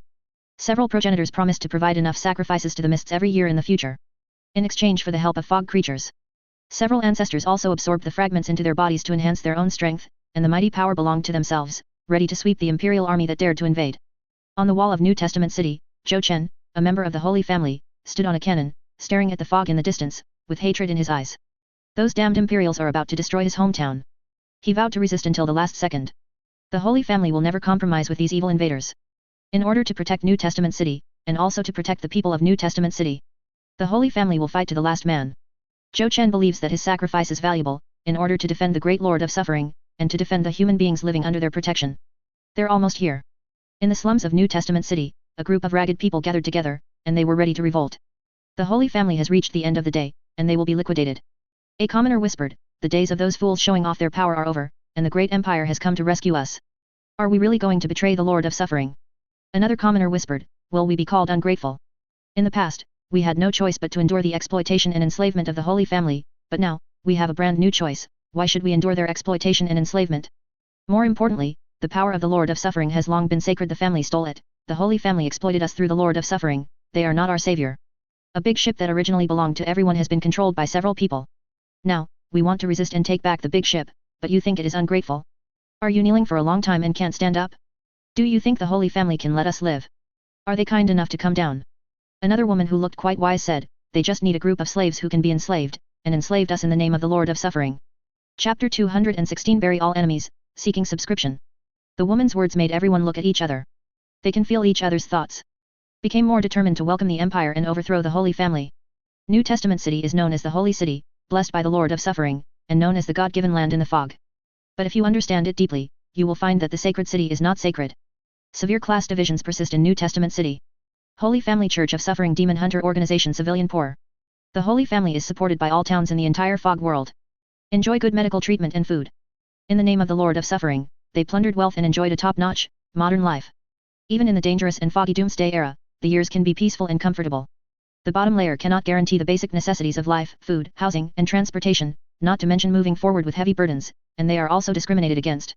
Especially after the growing of the Holy Family, as a privileged group, the number increased, reaching 1/5 of the New Testament city. Other groups are forced to pay more to maintain their lives of luxury and decency. Girls like to stick to people with the blood of the Holy Family in exchange for their own class promotion. This also caused many men in the Holy Family to change one young and beautiful wife after another. And many low-level men cannot win the hearts of women without material protection. Unable to marry, and unable to have offspring, and eventually there will be no future generations. In addition to these, the Holy Family often uses the excuse that the Lord of Suffering protects the world, and requires people to make sacrifices and not be ungrateful. Always remember that it is the great Lord of Suffering and the Holy Family who saved the foggy world. Only by uniting with the Holy Family and the Lord of Suffering can people resist the intrusion of the misty world, defeat those evil monsters, and finally usher in the great victory of mankind and realize the great revival of mankind. In the past, people were forced to have no choice but to suffer in silence. Without the protection of the Lord of Suffering, it is difficult to build a town in the fog. The monsters in the mist are very ferocious and have incomparably weird abilities. Towns can only survive with the help of the Church of the Lord of Suffering. But when the Empire came, the situation changed. In the beginning, people could still insist on the belief of the Lord of Suffering, thinking that the other party had paid so much, and they could not turn their backs on each other. But on the one hand, as long as you work hard, you can get a stable and well-fed life. On the one hand, he is being fooled by people like a fool. Working hard can only let the members of the Holy Family enjoy a better life, but there is no way to change his class. He is asked to support him unconditionally, and he can't even find a wife. No matter how much faith you have, there is no way to face such a huge gap. Even if the Lord of Suffering is gracious, he has supported him for so many years. Many people fled to the base of the Empire for a better life. The Holy Family, which claims to be the savior of mankind, was immediately unhappy when they saw that civilians had a better place to go. Have been blaming the newspapers for the ingratitude of those who surrendered to the Empire. Claimed that if it weren't for the Church of the Lord of Suffering and the Holy Family, the humans in the misty world would have been extinct long ago. Later, the Church of the Lord of Suffering promulgated various harsh laws. Cleanse the bottom of those who want to escape to the domain controlled by the Empire. Because of this, the last bit of awe and gratitude in the hearts of many people for the Lord of Suffering has disappeared. More and more people have seen clearly the true face of the Lord of Suffering. Rather than saving human beings, it is better to use the Lord of Suffering's ability to resist the fog to kidnap everyone and support the Holy Family. It's like a businessman monopolizing the water source, using the precious water source to turn all those who need the water source into slaves, so as to support himself and his family. He also claimed that he saved everyone, so people should worship him unconditionally. The other party did not directly and publicly declare that everyone is a slave of the Holy Family, but it was out of the consideration of the traversers, not because they were kind enough. Most of the traversers come from civilized societies and live in a free and equal environment. If the Holy Family implements slavery, it will inevitably cause some talented and righteous traversers to raise their flags to fight. The Holy Family can only achieve invisible slavery by controlling various infrastructures, industries, commerce, power, etc. After the rise of the Empire, some theories were also circulated among the common people.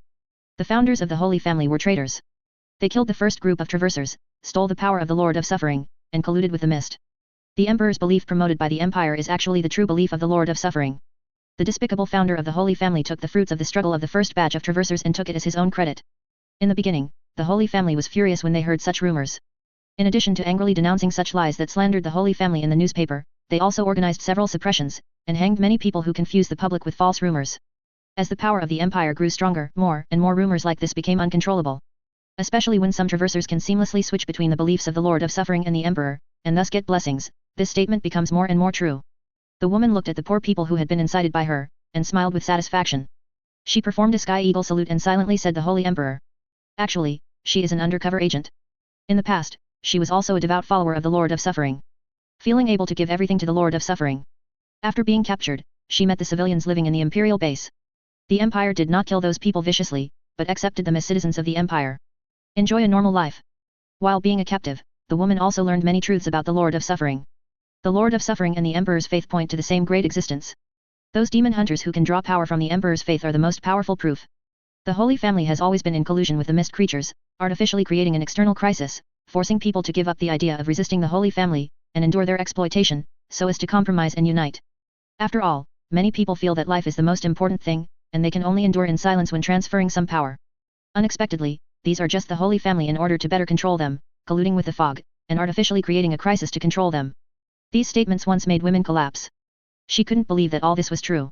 The belief for which one would give one's life turned out to be a complete lie. A despicable family is fooling them in order to stabilize their regime. After the woman accepted these things, she vowed to join the team to overthrow the Holy Family. She returned from the Empire, entered New Testament City as a refugee, and worked with other people who were determined to overthrow the Holy Family. She attracted many people who were dissatisfied with the Holy Family, and prepared to revolt. New Testament City. On the square in front of the cathedral. Many believers were summoned to the square by the Church of the Lord of Suffering. 2 generals from the Holy Family are conducting the final swearing-in meeting, encouraging believers to resist to the end. A man is tied on a high platform with a noose around his neck, and his feet are standing on a movable board, ready to bring a sacrificial flag. You have all been deceived. The Holy Family is the biggest lie. They deceived and fooled us. They are the greatest enemies. They are the minions of the mist. The people who came shouted. But after he yelled a few words, the executioner next to him flipped the switch of the living plank quickly. The man's feet were empty, and the noose wrapped his neck to death, making him unable to breathe. His legs kicked wildly, trying to find a support point. After a while, the man became silent. A general with a slightly fat body and a belly came out and stood in front of everyone. Look, this is the fate of disobeying the Lord of Suffering and spreading rumors. Those shameless people who were confused by the Empire and took up arms against their benefactors will be hanged. Don't forget, what a miserable world the original fog humans lived in. It is the efforts of the great Lord of Suffering and the heroes of the Holy Family to create a new era of mankind. With the Holy Family, there is a new era of human beings.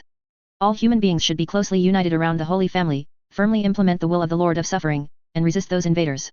Great believers of the Lord of Suffering is invincible, we will finally win the final victory, those damned enemies will be defeated by us, and then run away with their tails between their legs. Those despicable traitors betrayed the Lord of Suffering and betrayed the Holy Family under the temptation of the enemy's small favors. They will eventually usher in liquidation. New Testament City will bury all enemies. Let us wait and see, watching those traitors and enemies meet their final fiasco. The general's speech made all the believers shout excitedly. Long live the Holy Family! New Testament City will prevail. Excellent, my Lord of Suffering! Down with the evil empire, down with the dictator! The empire is a paper tiger, and the Holy Family must win. Zhou Chen, who was in charge of guarding the mission, came here on patrol and smiled when he saw this scene. The Holy Family has managed New Testament City for thousands of years, and has long been integrated with the majority of New Testament City people. Behind the Holy Family are the people of New Testament City as a whole. They will firmly and unconditionally support the Lord of Suffering, the Church of the Lord of Suffering, and the Holy Family. That dictatorial empire is a paper tiger, and it will definitely fall in the vast ocean war of the people of New York City, and finally fail and flee. The sound of the horn sounded long and far, like an ancient giant disappearing in ancient times. Zhou Chen heard the sound of the horn and hurriedly led the team back to the city wall. The war horns of New Testament City are the spoils of war that heroes of the past slayed strange creatures, and possess special abilities. When the enemy is close to New Testament City, it will make a sound. Everyone is staring at the fog, ready to fight. The clatter of horseshoes sounded, and a seriously injured Holy Family Knight was holding a battle flag. Riding out of the mist on horseback, using up his last strength, he shouted loudly. The enemy is coming! The enemy is coming! The enemy is coming! The words of the knight put all the defenders on alert. The infantry on the city wall all held their breath. Raise your weapon and aim at the rolling fog. The manual Gatling gun is also tucked into the belt and ready to fire. The artillery stuffed the shells into the barrel, ready to fire as soon as they saw the enemy, and completely crushed all incoming enemies. The great Lord of Suffering will win. An officer from the Holy Family shouted, all enemies will be buried. As soon as the voice fell, a beam of light shot out from the mist, with incomparable precision, and directly shot the officer in the head. The smell of burnt flesh and hair came out, making people feel extremely stench. Mechanical hums and sharp whistles came from the mist. One by one flashed red light, and the hovering servo skulls flew out like a swarm of bees. Those skulls are all equipped with red electronic prosthetic eyes and free-moving metal prosthetic limbs. Prosthetics are equipped with laser weapons, chainswords, and bayonets. Give up your weapon and hold your head with your hands, it can be regarded as a surrender. Any resistance will be regarded as an enemy and killed directly. Give up your weapon and hold your head with your hands, it can be regarded as a surrender. Any resistance will be regarded as an enemy and killed directly. Give up your weapon and hold your head with your hands, it can be regarded as a surrender. Any resistance will be regarded as an enemy and killed directly. Sounds emanate from sound generators suspended below the levitating servo skull. Continuously repeat the broadcast, which will blow the morale of the defenders from the psychological level. Don't listen to them, shoot, for the sake of the great Lord of Suffering, we will be embraced by him after death. Another officer picked up his pistol and fired, with the sound of bang bang, the bullets were fired from the muzzle, aroused bursts of sparks. But in the next second, he was killed. The laser passed through his skull, and a red, thumb-sized hole appeared in both his bulletproof helmet and his head. The servo skull is loaded with the Advanced Thinker database, and the automatic locking function is very advanced. With the help of the laser, it can hit any target within a kilometer and achieve a headshot. Like a pack of wolves being sent to the sheep pile, the defenders of New Testament City didn't last long before they were completely defeated and fled. Even if there are some traversers trying to maintain the situation, in the face of the crushing situation brought about by technology, any wisdom and strategy will be of no avail. Before the official contact, it has already been defeated.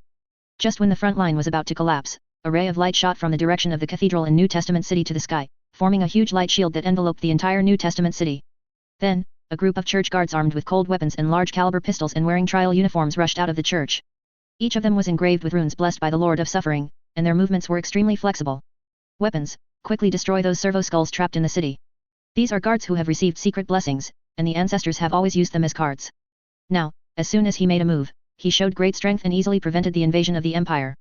The mask is the backhand of the former Lord of Suffering who has not been backstabbed by the ancestors. At that time, humans and creatures of the mist were at odds. Leave this backhand just to protect human beings.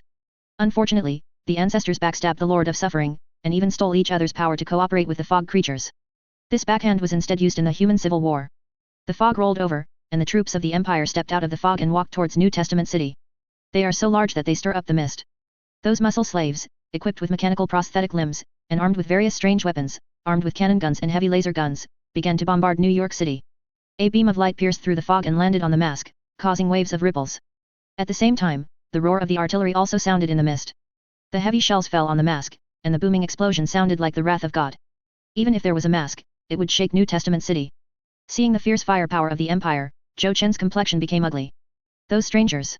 Such a scale, even if it is the blessing of the Lord of Suffering, it cannot last for too long. In the church, the ancestors who were regarded as myths also came out of the church, ready for the final battle. The ancestors all held cold weapons and wore exquisite armor, like ancient generals. Each one had cold eyes, and a golden light surged all over their bodies. There is a terrifying aura flowing from the strong and powerful body. Having been closed for thousands of years, today they want to kill and let the so-called empire know that there are some people they can't afford. Behind them are heavily armed soldiers. Operating New Testament City for thousands of years, the ancestors have been accumulating strength to guard against the betrayal of the traversers and the riots at the bottom. The appearance of the ancestors shocked the defenders of New Testament City. During the long time, the ancestors of the Holy Family have long been deified. Now it reappears in front of the world, and is immediately called a miracle by those ignorant people. Kneeling in front of each other with great excitement, shouting words such as "Long live the ancestor." The ancestors walked towards the city wall step by step. The terrifying aura was enough to make people feel depressed, and the wind and clouds in the world were surging. The ancestor headed by him was named Yeqingchen, who was said to be the strongest among the ancestors. In the history of New Testament City, Yeqingchen fought the 8 lords in the strange mist at the cost of the last battle in the last battle. Since then, there have been famous sayings handed down from generation to generation. Those who offend our human race will be punished even if they are far away. In this way, Yeqingchen became famous in the first battle and was recorded in the annals of history. Yeqingchen walked towards the city wall step by step. Today, he will fight enemies and ruin everything. Actually, Yeqingchen already bore blood and deep hatred before crossing over. Before crossing, he was the eldest son of a family. He was framed and his family was ruined. After time travel, he vowed to become the strongest man in the world. Whoever dares to insult him will die. He wants the sky to no longer be able to cover his eyes, and he wants all living beings to surrender under his feet. Walking up the city wall, Yeqingchen stared at the mist, groaning softly with the long sword in his hand, longing to accompany his master to fight the enemy. Yeqingchen looked aloof and indifferent, standing there upright, like a long sword piercing the sky. Exudes the aura of being invincible, unparalleled in the world, unrivaled, and sweeping away all enemies. Today, he will fight battles in all directions, with one man guarding the gate, and 10,000 men will not be allowed to open, and create another glories. After this battle, the empire will know his name, Yeqingchen. He will once again establish the name of Ye Zhanshen. Made the out of the empire at the mere mention of his name. In the fog. The troops led by Titus have not yet entered the designated position. He and his men were still slaughtering the swarming monsters. The army marched very slowly. In order to stop the Empire, the ancestors and the fog creatures reached a cooperation. A dense fog shrouded the way of Titus' troops. The land became rotten, and there was foul-smelling sewage everywhere. Strange blood-colored plants spread and grow, attacking soldiers as if they were intelligent. In the dim fog, even with advanced detection equipment, it is difficult to see a distance of 100 meters. In the dim yellow fog, it is hard to find anyone. Therefore, each unit maintains frequent and regular communications to prevent troops from getting separated. Titus was dissatisfied with the incompetence of this army composed of natives and time travelers. Give him a company of ultramarines, the heads of every member of the Holy Family would have dried on the walls by now. But now, he is still on his way to the battlefield. Considering that the Empire will not send regular troops to the outpost for a while, it is necessary to train locals to become soldiers. Without sufficient military power, there is no way to control the entire planet. Chaos will not consider a territory that cannot be defended as an empire. Even though Titus was dissatisfied, he could only endure it. Keep the team as complete as possible, so that they can learn valuable experience against the fog in this battle. Weird groans and hisses came from the mud beneath their feet and the rolling mist.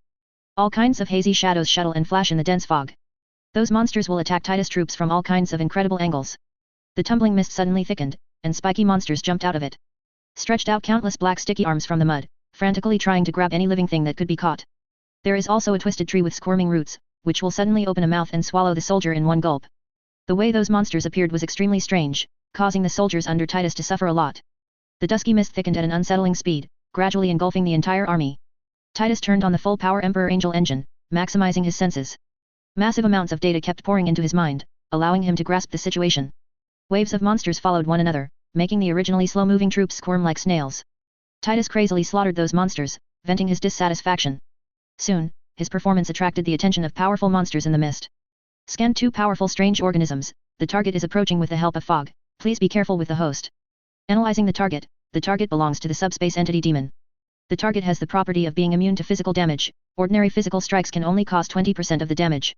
The target has the characteristic of ether blessing, it can perform witchcraft at an extremely fast speed. The target has the characteristic of accelerated recovery, it can quickly restore damaged limbs when the damage is not full. The target possesses the characteristics of fear creatures, it can cause mental oppression to real creatures, making them dominated by fear.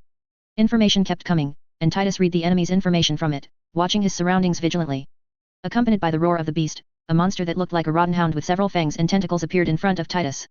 The 2 soldiers were pierced by their fangs on the spot and were eaten in one bite. Then, the monster pointed its head in the direction of Titus. The rotting, festering head was covered with 5 eyes showing cruelty and malice, and the mouth was open, and the foul-smelling sharp fangs gleamed coldly. Such a delicious soul, what a pleasure to look forward to eating it in one bite. The monster spoke in a special tone. This tone does not belong to human vocabulary, but it can be understood by all humans. This is the language of the warp, which works on the soul. Disgusting subspace crawler. Titus activated the longsword in his hand. The monster roared angrily when he heard what Titus said. Stupid mortal, do you know who I am? I am one of the 8 lords of the mist, the dog. If you know my power, you will be afraid to cry. Surrender to me, mortal, and I will give you supreme power and strength, you will get everything you dream of. Kneel before me and regard me as your master. Can a dog call itself a lord? Titus looked at the monster in front of him with an extremely disdainful tone. Labor and management dare to attack a big devil with a knife, but you, a bum, still call yourself the lord. The monster was enraged by his contemptuous remarks, and rushed forward, I'm going to tear. Before he finished speaking, Titus split it with a sword. The monster split into 2, and foul-smelling blood spurted out, turning the rotten ground black in a short while. Amazement appeared in those 5 eyes. The monster's vitality is very tenacious, even if it was split, it did not die immediately. Instead, he looked at Titus unwillingly. Trash, what gave you the courage to challenge me? Titus walked to the side of the monster, raised his steel boots, and stepped on them fiercely. There was a cracking sound, and the monster's entire head was trampled to pieces.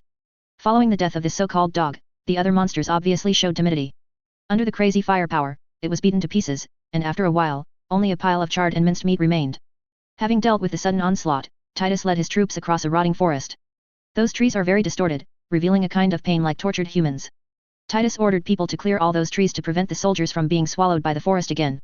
After crossing the forest, Titus' troops came out of the fog and saw the city of New Testament shrouded in light, and other troops of the Empire were attacking. The dense light beams and shells all fell on the mask, causing waves of ripples, and soon, the mask would disappear without a trace. I thought you fell asleep somewhere, Titus. The voice of Agman, the first captain of the Ultramarines, rang through the Titus comm. I met some obstacles. Titus said, a monster claiming to be the 8 lords of the mist blocked my way, which delayed me for some time. What a coincidence, I also met a monster who claimed to be the 8 lords. Judge Gray heard the communication between the two, and also interrupted. 8 lords? It should be the Chaos Lords occupying this planet. How did they appear to stop us? Agman asked. Does it need to be said? It should be that someone is unwilling to fail and wants to use the power of the devil to make a comeback. Judge Gray said. That's really crazy. Agman sighed, for his own rule, he is so desperate. We have to be prepared, those guys may prepare some vicious witchcraft and release it at the last moment. The Grey Knight mentor Clovis, who has always been taciturn, warned everyone in a dignified tone. If it is an ordinary city, it is not worth dispatching so many of them. The key is that this city is the base camp of the Lord of Suffering. Valerian revealed some information obtained from his investigation. The Suffering Place is most likely one of the Emperor's shards. This is why some demon hunters can borrow power from the Emperor's faith. Their contract with the Lord of Suffering is essentially the contract between the Emperor and them. It's like a large commercial company is responsible for providing basic ingredients, and one of its branches is using shady tricks and does not accept the jurisdiction of the headquarters of the commercial company. Those merchants have always used the ingredients of the branch to launch dishes. But after the original customers of that branch left the branch, they could still cooperate with the headquarters to obtain the same ingredients and maintain their original dishes. The same is true for the contract between the traveler and the Lord of Suffering. They offered sacrifices to the Lord of Suffering in exchange for power, and gained their own unique extraordinary abilities. The power of the Emperor and the power of the Lord of Suffering have the same root, so they can naturally maintain their original extraordinary abilities. Valerian did not tell the whole story, only said that some special reason caused this fragment to enter this world. Those traversers gained power from the fragments and established the so-called Church of the Lord of Suffering. His task is to recover these debris. As for what the recycling is used for, it is the secret of the Empire, and no one has the right to know. It's about the Emperor. In order to be safe, the Imperial Vanguard can only be dispatched in full force. Titus went through a lot of work before he saw New Testament City. He made the troops ready to attack the city. After deliberation, everyone agreed that powerful artillery should be used to break the defense of New Testament City. Let these new troops learn how to use these advanced weapons properly. Let them know how small the individual is in the face of overwhelming firepower. Chapter 217 Mortarian's Conspiracy, Subscription Required. The booming artillery fire continued to draw traces in the air. When it fell on the light curtain, ripples were stirred up, and the physical shells burst into flames and exploded, shaking the earth. Ye Qingchen looked solemnly, watching the Imperial troops continuously coming out of the mist. Those hateful mixtures of flesh and machinery, armed with flamethrowers and various advanced weapons he didn't recognize, walked towards New Testament City like puppets, advancing step by step against the firepower of the city walls. Gunpowder weapons are not very effective against those guys. Aerokinetic energy bullets formed by burning gunpowder generally have an effective range of within 500 meters. To cause effective suppression, the distance must be shortened to within 300 meters. When the distance is too far, the gunpowder weapon cannot control the accuracy, nor can it guarantee the lethality. The strong muscles and thick armor of the machine slave can easily block the weak bullets. Only shells can cause some casualties to those monsters. In addition to the approach of the machine slave army, the servo skull with mechanical tentacles suspended in the air is also an important threat to the defenders of New York City. Their targets are small, and the laser weapons they carry can be aimed using the fire control system. Much greater advantage than the defenders. Those soldiers who turned their backs on the Lord of Suffering and joined the Empire stepped forward behind the thick heavy tanks, relying on the vehicles. They all wear advanced exoskeletons and wield pulse rifles. The automatic weapon device on the shoulder continued to shoot at New York City. A series of scarlet beams pierced the air and landed on the protective mask. Ye Qingchen's eyes became serious and became sharper. Surging power is flowing in his body. Let him feel that every inch of his muscles is full of strength. Once it erupts, it can sweep away all enemies like a dragon. The Empire thought that it could win with advanced technology, but they didn't know that technology was just a foreign object. Only when the mighty power belongs to oneself is the correct path. In front of the gods, technology is only something that the weak will use. The troops of the Empire continued to advance, and they soon approached the city wall. Ye Qingchen waved his hand, and the well-trained church guards, with a strong figure, jumped off the high wall one by one, and the cold weapons in their hands radiated cold light. The cold weapon is extremely sharp, blessed with extraordinary power, and possesses the blessing of sharpness and other characteristics. Afterwards, Ye Qingchen also jumped off the city wall and rushed towards the enemies who were about to approach the city wall. Ye Qingchen's aura sword, like a beast returning from ancient times, he slashed at the nearest imperial machine slave with his sword. The long sword is extremely sharp, and it is easy to cut gold and iron. The machine slave is constructed from wet parts and mechanics, cut by his neat sword. Instead of blood, a special lubricating liquid spewed out, with a faint smell of engine oil. Disgusting creations. Ye Qingchen felt a little disgusted with these creations. These things are as frightening as the weird creatures in the mist. What a crazy civilization to make and use these things. Ye Qingchen's speed was as fast as lightning, and he swung the long sword in his hand like chopping melons and vegetables, chopping down a piece. Even the traverser was not his opponent, he was beheaded by his sword, blood spilled on the battlefield, showing invincible demeanor. His performance made all the defenders on the city wall excited. God of War is invincible. Long live Ye Zhanshen. Long live. As expected of the strongest ancestor of the Holy Family, he easily killed these flesh and blood mechanical monsters with a single shot. Zhou Chen, who was in charge of guarding the city wall, also smiled. Feel the blood flow. This is the power of the Holy Family. One person and one sword swept the enemy, changing the local battle situation. If the ancestors act together, they will surely create the glory of the past and reproduce the myth. As if the ancestors had heard Zhou Chen's voice, they jumped off the city wall one by one and joined the battle with cold weapons in hand. They pierced the enemy's chest like a sharp awl. For a time, swords were seen. The ancestors stopped the advance of the imperial troops with their powerful strength. This scene made all the defenders cheer. The depressive atmosphere at the beginning disappeared. The strength of the ancestors made them see hope again. A despicable thief, taking advantage of the power he has stolen. Judge Grey quickly noticed the changes on the battlefield, and turned to look at the ancestors of the Holy Family who were killing. She turned her head to look in the direction of Titus, and switched on the communication. Titus, you have to deal with them, some psychers have appeared on the battlefield. Titus heard Grey's words, and a coordinate popped up on his holographic screen. Looking along the coordinates, a group of people wearing medieval armor and holding cold weapons are beheading machine slaves and soldiers. The rays of light emanating from their bodies and the long swords inscribed with runes in their hands can feel the surge of spiritual energy.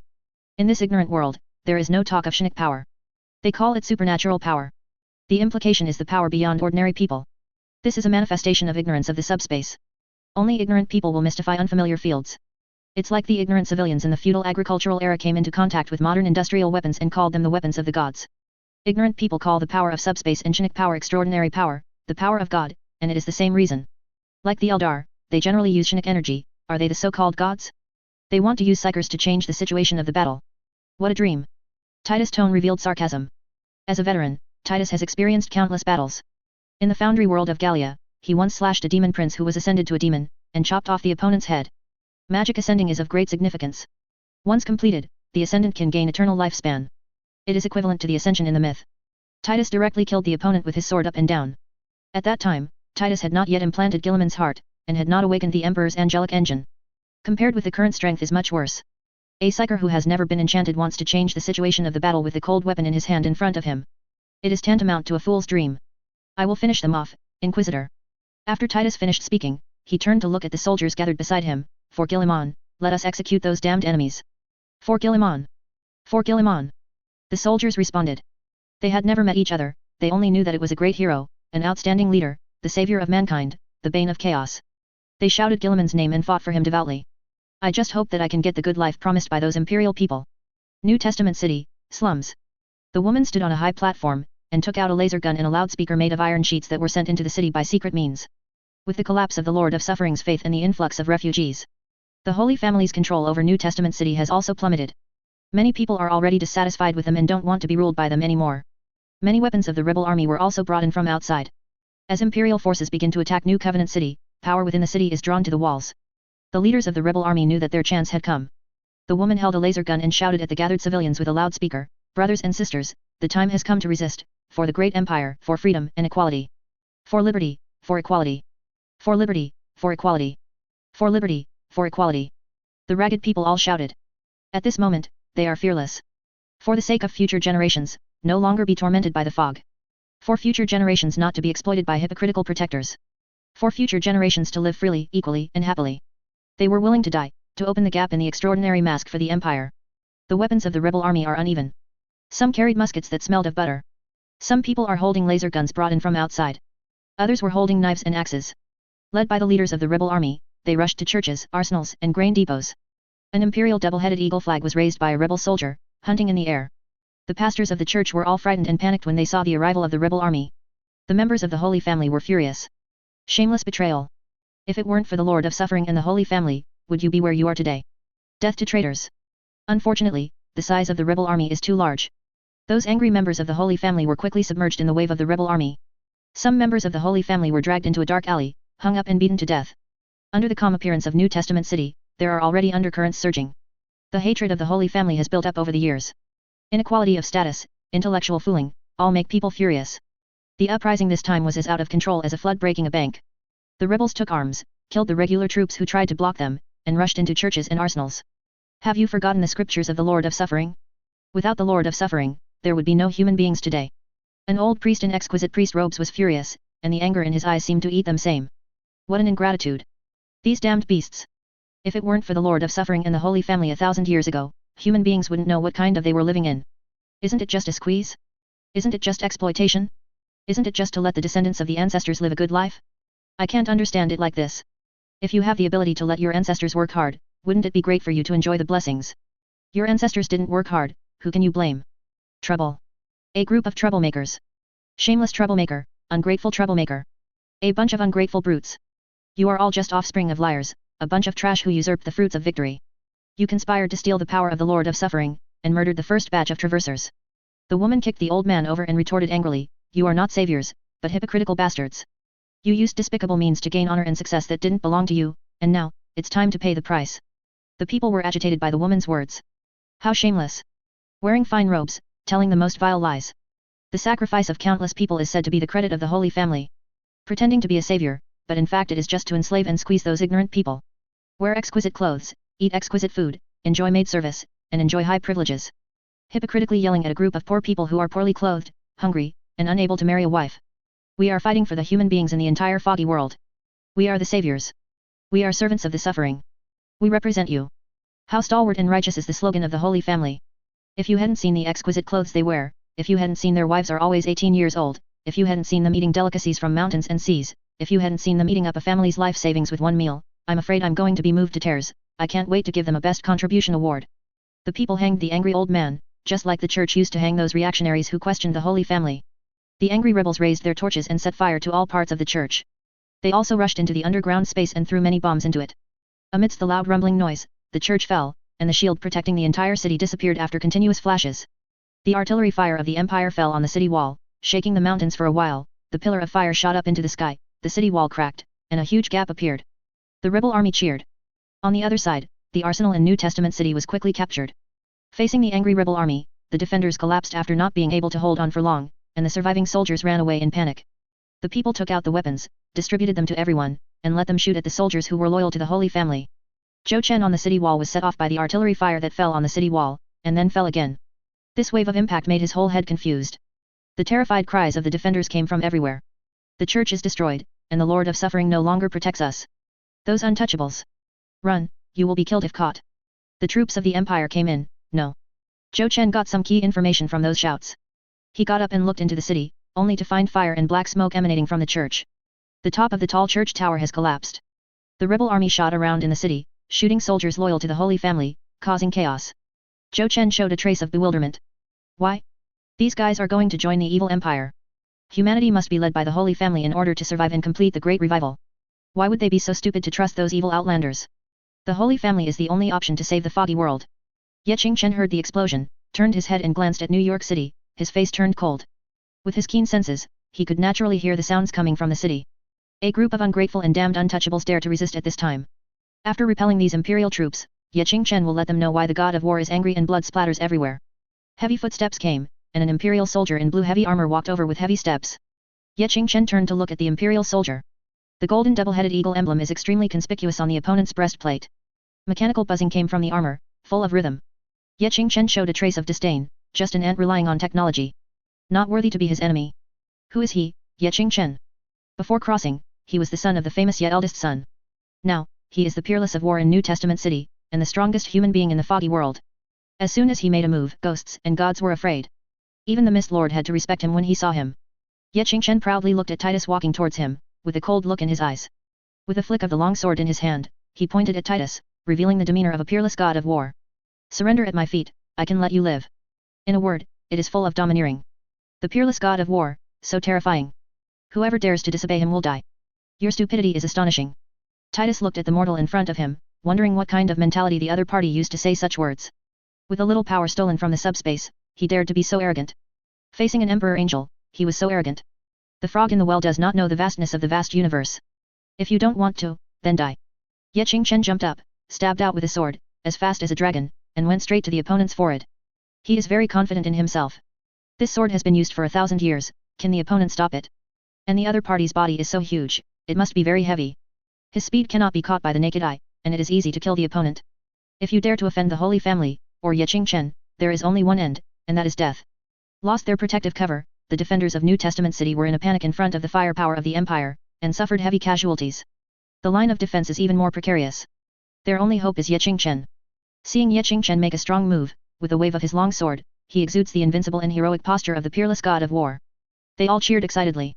With Ye Qingchen, the peerless god of war guarding New Testament city, a mere empire is not enough. The next second, the cheers that just sounded came to an abrupt end. The excited expressions of the defenders were all tinged with fear. Before launching the attack first, Ye Qingchen, the ancestor of the Holy Family known as the of War, was cut in two by the tall imperial warrior at an incredible speed. With just one sword, the peerless god of war even cut the long sword in his hand into two pieces. Contains a little bit of golden blood gushing out like a fountain. Ye Qingchen's face was full of disbelief and shock. How so? One strike? He is defeated. How can you lose in this kind of place? He still has so many ambitions, he still wants to become a god, he wants to subdue all living beings, he wants to sleep with the peerless beauties of every era, and build a big harem. Became a god, he still has to find his way home and make those who betrayed him pay the price in blood. He wants God of War to return. He wants those who once looked down on him to kneel before him. How can you die here? How could this be? Trash. Titus walked into Ye Qingchen's side, raised his steel boots and stomped down, the head was crushed and burst. When Titus lifted his foot, only Ye Qingchen's black hair covered with scalp and flesh was left. The defenders who originally thought they could defend New Testament City were all silent when they saw the scene, and some were even so frightened that they forgot to defend and let the imperial troops pour into the city. As the most powerful Ye Qingchen was defeated in one blow, everything was over. The fate of the other ancestors was not much better. Surrounded and killed by imperial troops one by one. Even though they possess great strength, the number of imperial troops is too large, no matter how hard they fight, they cannot break through. Beams of beams interweave into a firepower net with no dead ends. And those imperial warriors who are stronger than them. Each one has heavy armor and personal shields, which cannot be broken by the strength of the ancestors.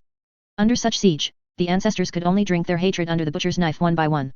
Zhou Chen stood on the city wall, watching the scene where the ancestors were slaughtered, and fell to the ground decadently as if he had lost his energy. They're screwed. The Holy Family is finished.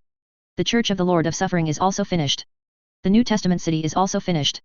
With the cooperation of the rebel army, the imperial troops took control of New Testament City in just a few hours.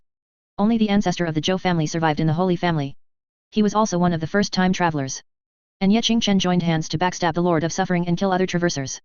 The ancestor of the Zhou family had his limbs broken, and was injected with the Verita serum, which is unique to the trial court. The dusty past thousands of years ago was also revealed, including their collusion with the fog creatures. What greeted the Holy Family was the cruelest liquidation. The Lord of Suffering is equivalent to the Emperor, and the Lord of Suffering is equivalent to backstabbing the Emperor. The behavior of such a traitor to chaos will never be condoned in the Empire. What's more, they also colluded with the mist creatures to do whatever they can to gain their own power and fool the people at the bottom. Adding crime to crime, implicating the entire family. All the culprits and insiders were sentenced to ignorance, which is to deprive themselves of their thoughts and transform them into machine slaves to serve the Empire. The heirs of the Holy Family were sent to the punishment camp to be used as cannon fodder, after becoming sinners. Don't say that the sins of the predecessors have nothing to do with the future generations. Enjoying the favor left by the predecessors, but not acknowledging the sins of the predecessors, has always been sophistry. The Empire has always been responsible for whoever benefits. The city of the New Testament was broken and the ancestors were killed. The power of the Holy Family was destroyed. Ryan also obtained the shards of the Lord of Suffering controlled by those ancestors through some means. The Emperor's Church in the central area of the Imperial Outpost is the first church built in this universe. Like other churches in the Empire, the Emperor and those great heroes of the Empire are enshrined. Ryan respectfully put the fragments he got on the altar in front of the statue of the Emperor. Watch that golden light dissipate into the air. Ryan smiled. This is the enlightenment he got after entering the throne room, and it is also his secret mission. In the Horus Rebellion, the final result ended with the Loyalists winning. But few people know the details of that war. The flames of war not only spread in the real universe, but also existed in the highest heaven. The Emperor alone faced the attack of Horus and the evil gods of the Pantheon. 2 fists are no match for 4 hands. The Emperor was suppressed for a time, and was even beaten to retreat. When about to fail, Malkador used blood sacrifice and faith to breathe a sigh of relief for the Emperor, and then ushered in the final victory. The fierce battle exhausted the Emperor, and the subsequent blood sacrifice and faith also shattered his soul. After sitting on the golden throne, fragments of his soul were scattered across the galaxy. Some were thrown into other universes along the ocean currents of the warp. Of course, some fragments also have his guidance and planning in it. To get back on your feet, you have to find all the pieces. It is Valerian's mission to bring the Emperor back to life. When the fragments are gathered, the Emperor will return. I will not fail. Valerian stared at the statue of the Emperor, making up his mind. One day, the Emperor and the 10,000 will fight together again. Valerian firmly believes that day will come, and no one can stop it. The Endurance is the flagship of Mortarion, Primarch of the Death Guard. If those builders have not passed away, it is absolutely impossible to recognize this Queen of Glory class warship again. 10,000 years have passed since the keel of the Endurance was laid. But time is not the main reason for the change of perseverance. After the rebels were defeated in the Battle of Terra, the Endurance also retreated into the Eye of Terror. During the long time of the Eye of Terror, it has been completely reduced to a symbol of Nurgle's plague. The huge hull is full of imaginable and unimaginable diseases and fungi. It can be said to be the tip of the iceberg of Nurgle's unclean garden in the material world. Thick steam hovered in the passage of the Perseverance, and the higher it went to the upper layer, the thicker the poisonous gas became. At the very top of the rotting command spire, the thick poisonous gas can kill a mortal in seconds and turn their corpse into ichor. The mortal crew in terror are confined to the lower decks. There, poisonous gas is confined to the ceiling of the highest hall, snaking in corroded pipes. The air on the lower deck is close to the level that ordinary humans can breathe. The life of the mortals on the Perseverance is very bad. When they peel off their uniforms, they can see sores and rotting germs everywhere on their bodies.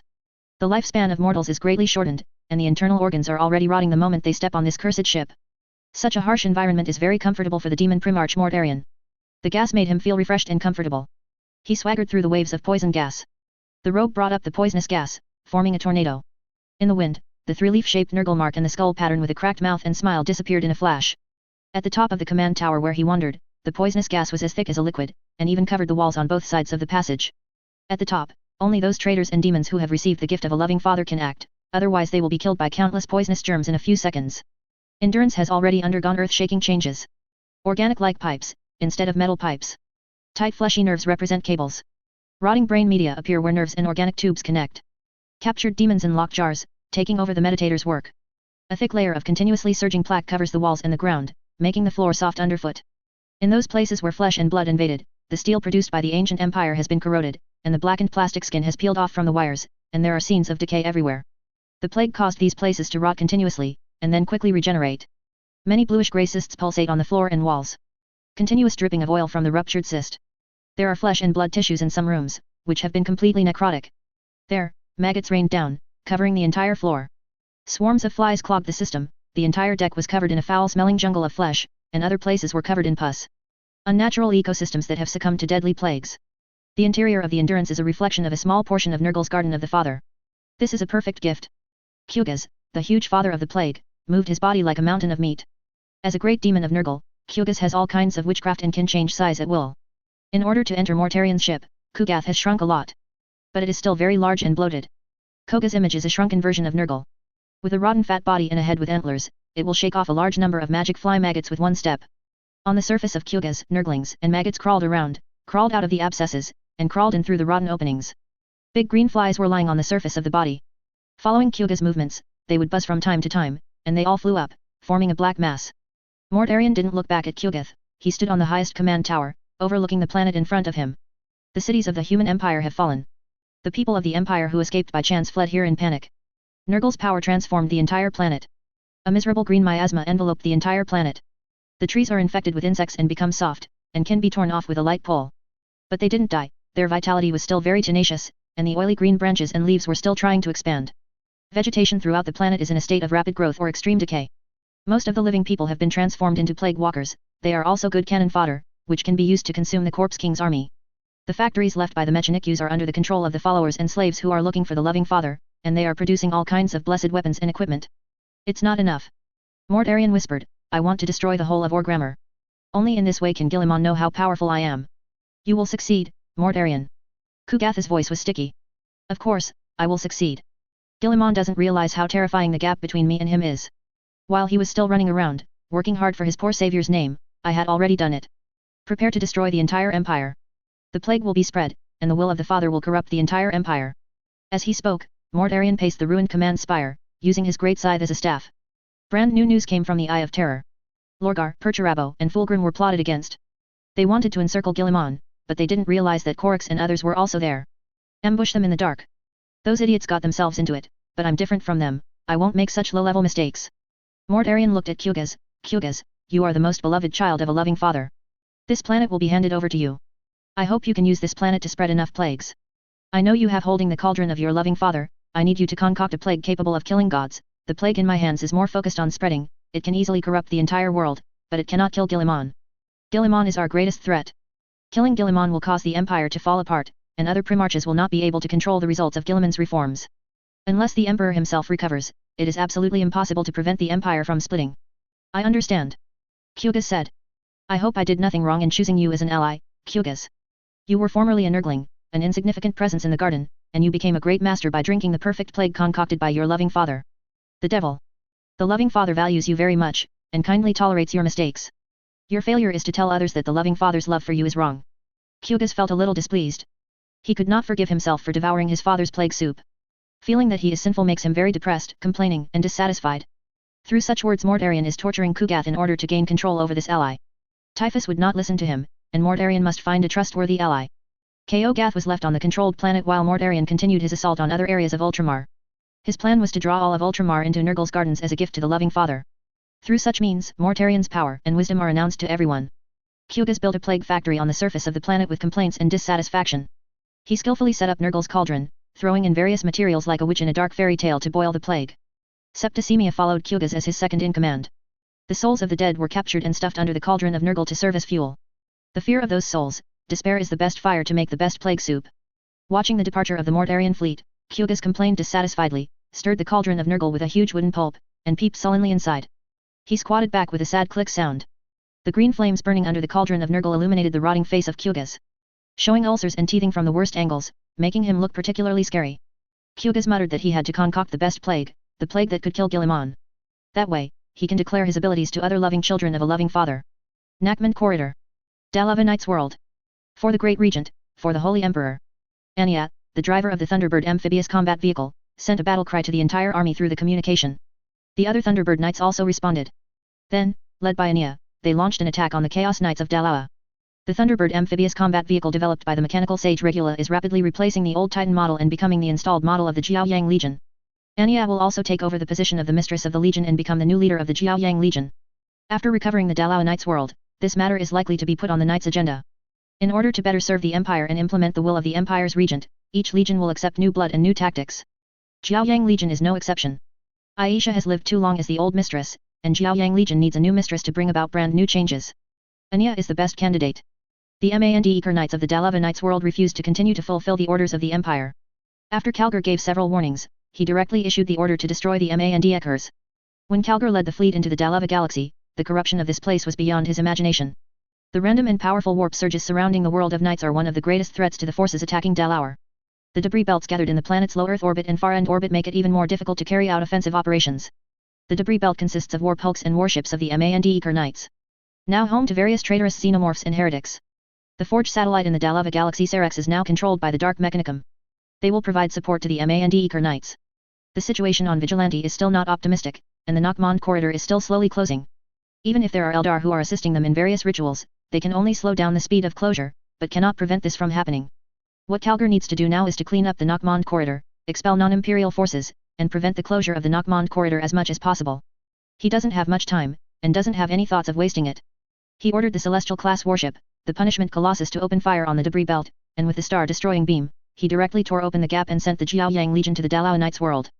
The Chaos Knights also immediately organized a counterattack force, preparing to encircle and suppress the Jiaoyang army. The High King vows to bring the empire down on Dalaur. However, when the Knights of the Mandelker family faced the Jiaoyang army, the original confidence of the High King disappeared without a trace. The Thunderbird Titan can levitate and fly. The speed is unimaginable for traditional Titans. Even with the help of demons and wizards, they can't catch up with Thunderbird Titan. Under such circumstances, the Titans of the Mandelker family have no ability to fight back. Anya led the Jiaoyang Legion to reap the Knights of the Dalao Knight world like a scythe. The Dark Mechanikus provided several warlord Titans to the Mandelker family. As soon as he entered the war, he was besieged by the Thunderbird Titans by virtue of their maneuverability. The other Knights and Titans couldn't make it in time to support them, and the battle was over. When they arrived at the battle scene, the Jiaoyang army led by Anya had already left. Daloa's Chaos Knights are as clumsy as fat pigs, being hunted and hunted time and time again by the vigorous hunter of the Jiaoyang Legion. The High King watched in despair as his knights fell to the battlefield one by one. And the special strike force led by Calgar also used teleportation to enter the capital of the High King, preparing to catch this and make him pay for betraying the Empire. No one can disobey the will of the Regent of the Empire. Calgar will never allow anyone to challenge his genetic father.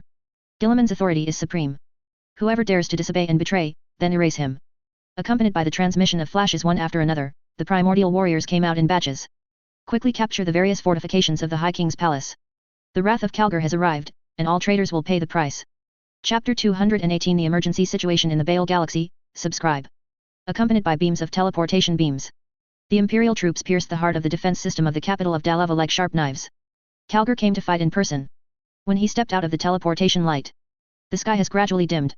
The light of the star gradually dimmed. The night was hazy, and traces of a large rift appeared in the sky. The eerie sound wafted through the planet Dalava like a breeze. The sky lit up with bright flashes from time to time. That's the light from low Earth orbit. After seizing control of the planet Dalava, the Imperial fleet's orbital bombardment of the surface has lasted for 3 full hours. The artillery fire ran over and over again at the scheduled transmission location like a torrential rain. Everything within the covered area is completely destroyed. Even stones are vitrified at high temperatures. The fleet led by Calgar is not small. Even if you want to fight multilaterally, you can easily crush the enemy. In order to complete the cleanup task as soon as possible, Calgar divided the fleet into two parts. Part of the fleet is responsible for cleaning up all non-imperial forces in the Dalava galaxy. Aliens, traitors, and the dark Mechanikus are all cancers that the Empire must clean up. A part of the fleet is suspended in the low Earth orbit of the planet Dalava for saturation bombing. The fleet's sensors are scanning non-stop, locking onto ground targets. Carry out saturation bombardment of ground anti-aircraft artillery positions, fortifications, and firepower points. Open the ground for Imperial forces to fight on the ground. 3 hours of bombing made the sky brilliant. Smoke, dust and water vapor scattered the laser light, forming patches of halo. The flames brought by the physical bomb, engulfed in thick smoke, billowed up. A beam of light will pierce the clouds from time to time, making it look like the gods are angry in the sky. Go forward, catch that damned traitor. Calgar issued an order for a full-scale assault to other troops in the communication. The Knights of Mondelkur will pay for their treason to the Empire. Facing the attack of the Empire, the Dalava defense forces were very tenacious. Before the Great Rift, the Knights of Dalava had considerable military autonomy. The High King's authority is deeper than that of the High Lords of Terra. At one time, the people of Dalava only knew about the Night High King, but they didn't know about Terra. The mobile artillery appeared behind the camouflaged fortifications. The barrel was almost parallel to the ground, shaking endlessly under the action of recoil. It was even bigger, and the fully armed walking mechs also walked out slowly from the shadow of the city wall. They are run by knights and serve as defenses for the High King's palace. Huge laser cannons and cannons, wheel ion pulses and other weapons fire at the Imperial forces. The battle situation fell into a stalemate for a while. The will of the Dalava army to resist is very tough. They are constantly throwing in all kinds of deadly weapons. Detonation assault fire system, heavy bolter, plasma cannon, pulse beam bomb, ion concussion mine and so on. Even after the Primal Forge upgrade, Calgar's troops were struggling to advance in the face of such ferocious firepower. The Mandeker family has the support of the Dark Mechanikus. They used all kinds of weapons that were banned by the Empire. No scruples. Obviously, the High King has gone mad. Not afraid of the Empire's subsequent liquidation at all. In the face of such ferocious firepower, a large number of ordinary troops were killed. The corpses were torn apart by enemy fire, and there were wreckage and broken arms everywhere. Calgar fought in the front, commanding the battle while fighting battles. The defense system of the capital city of Dalava is very strict, and there are intricate underground passages. The rebels use a complex network of caves to elude them. Often the Empire took great pains to seize a defensive position, and the enemy somehow attacked the Imperial troops from the rear, causing the position to fall. The intricate underground passages lead to the intertwining of the enemy and our forces on both sides, turning into a cruel war of meat grinding. The palace wall position on the east side of the capital of Dalava. Natal 502 Regiment. The head of the regiment, Hawk, opened the protective mask of the exoskeleton armor, and spit on a dead Dalava soldier. These chaos traitors, like rats, running around. Having experienced so many wars, Hawk has also matured a lot. There are more and more prosthetic limbs modified on the body. In war, injuries are common. A good mechanical prosthesis can better replace the original flesh tissue and make it stronger. For this reason, Hawk implanted many prosthetic limbs to comprehensively strengthen his own strength. After these years of hard work, the 502 Regiment has also been upgraded from a fringe regiment to a main regiment. In this group, all are elites from the natal galaxy. It is used to undertake the task of tackling tough problems. Using the special vision of the electronic prosthetic eye, Hawk watched the flames of war in the distance. The fighting between the enemy and ourselves has become more intense as time goes by. The deaths on both sides were tragic. The Imperial Astral Army has exoskeletons and automatic shoulder cannons, and it is difficult to counter the terrifying firepower of the Dalava defenders. The artillery shells bombarded the Imperial attacking troops as if they were free of money. Caused a large number of casualties. Looking at the battlefield, Hawk turned his head and glanced at the poet Kaker beside him. The other party was lying in a crater, and was using a camera to capture a memorable historical moment. After a while, Kaker replied to Hawk's words. It's good to know that they are mice, but anyone with a bigger brain will not embark on the path of chasing chaos. Kaker filmed a picture of a Dalava soldier charging towards the Imperial army being blown up by a plasma beam. War is cruel, whether it is for one's own side or for the enemy. To be honest, you can observe the battlefield through the servo skull, there is no need to come down in person. Hawk said, for a narrator like you, the battlefield is too dangerous. If you are not careful, you may die in the here. If you can't go to the battlefield in person, you can't feel the blood and cruelty. People are always used to beautifying what they can't see. Look at my colleagues, how romantic they describe the war, and how artistic death is. But if they come and walk around the field, they will know that war and death are never romantic, nor are there any arts. Kaker shrugged, his tone full of mockery. It's up to you, anyway, if you die, I will be one less trouble. Hawk laughed. Cockle has been with the natal 502 Regiment for a long time. In the Vitria Galaxy, when fighting against the behemoth Zerg fleet, Cockle served as a reporter in the 502nd Regiment of Natal together with Old John.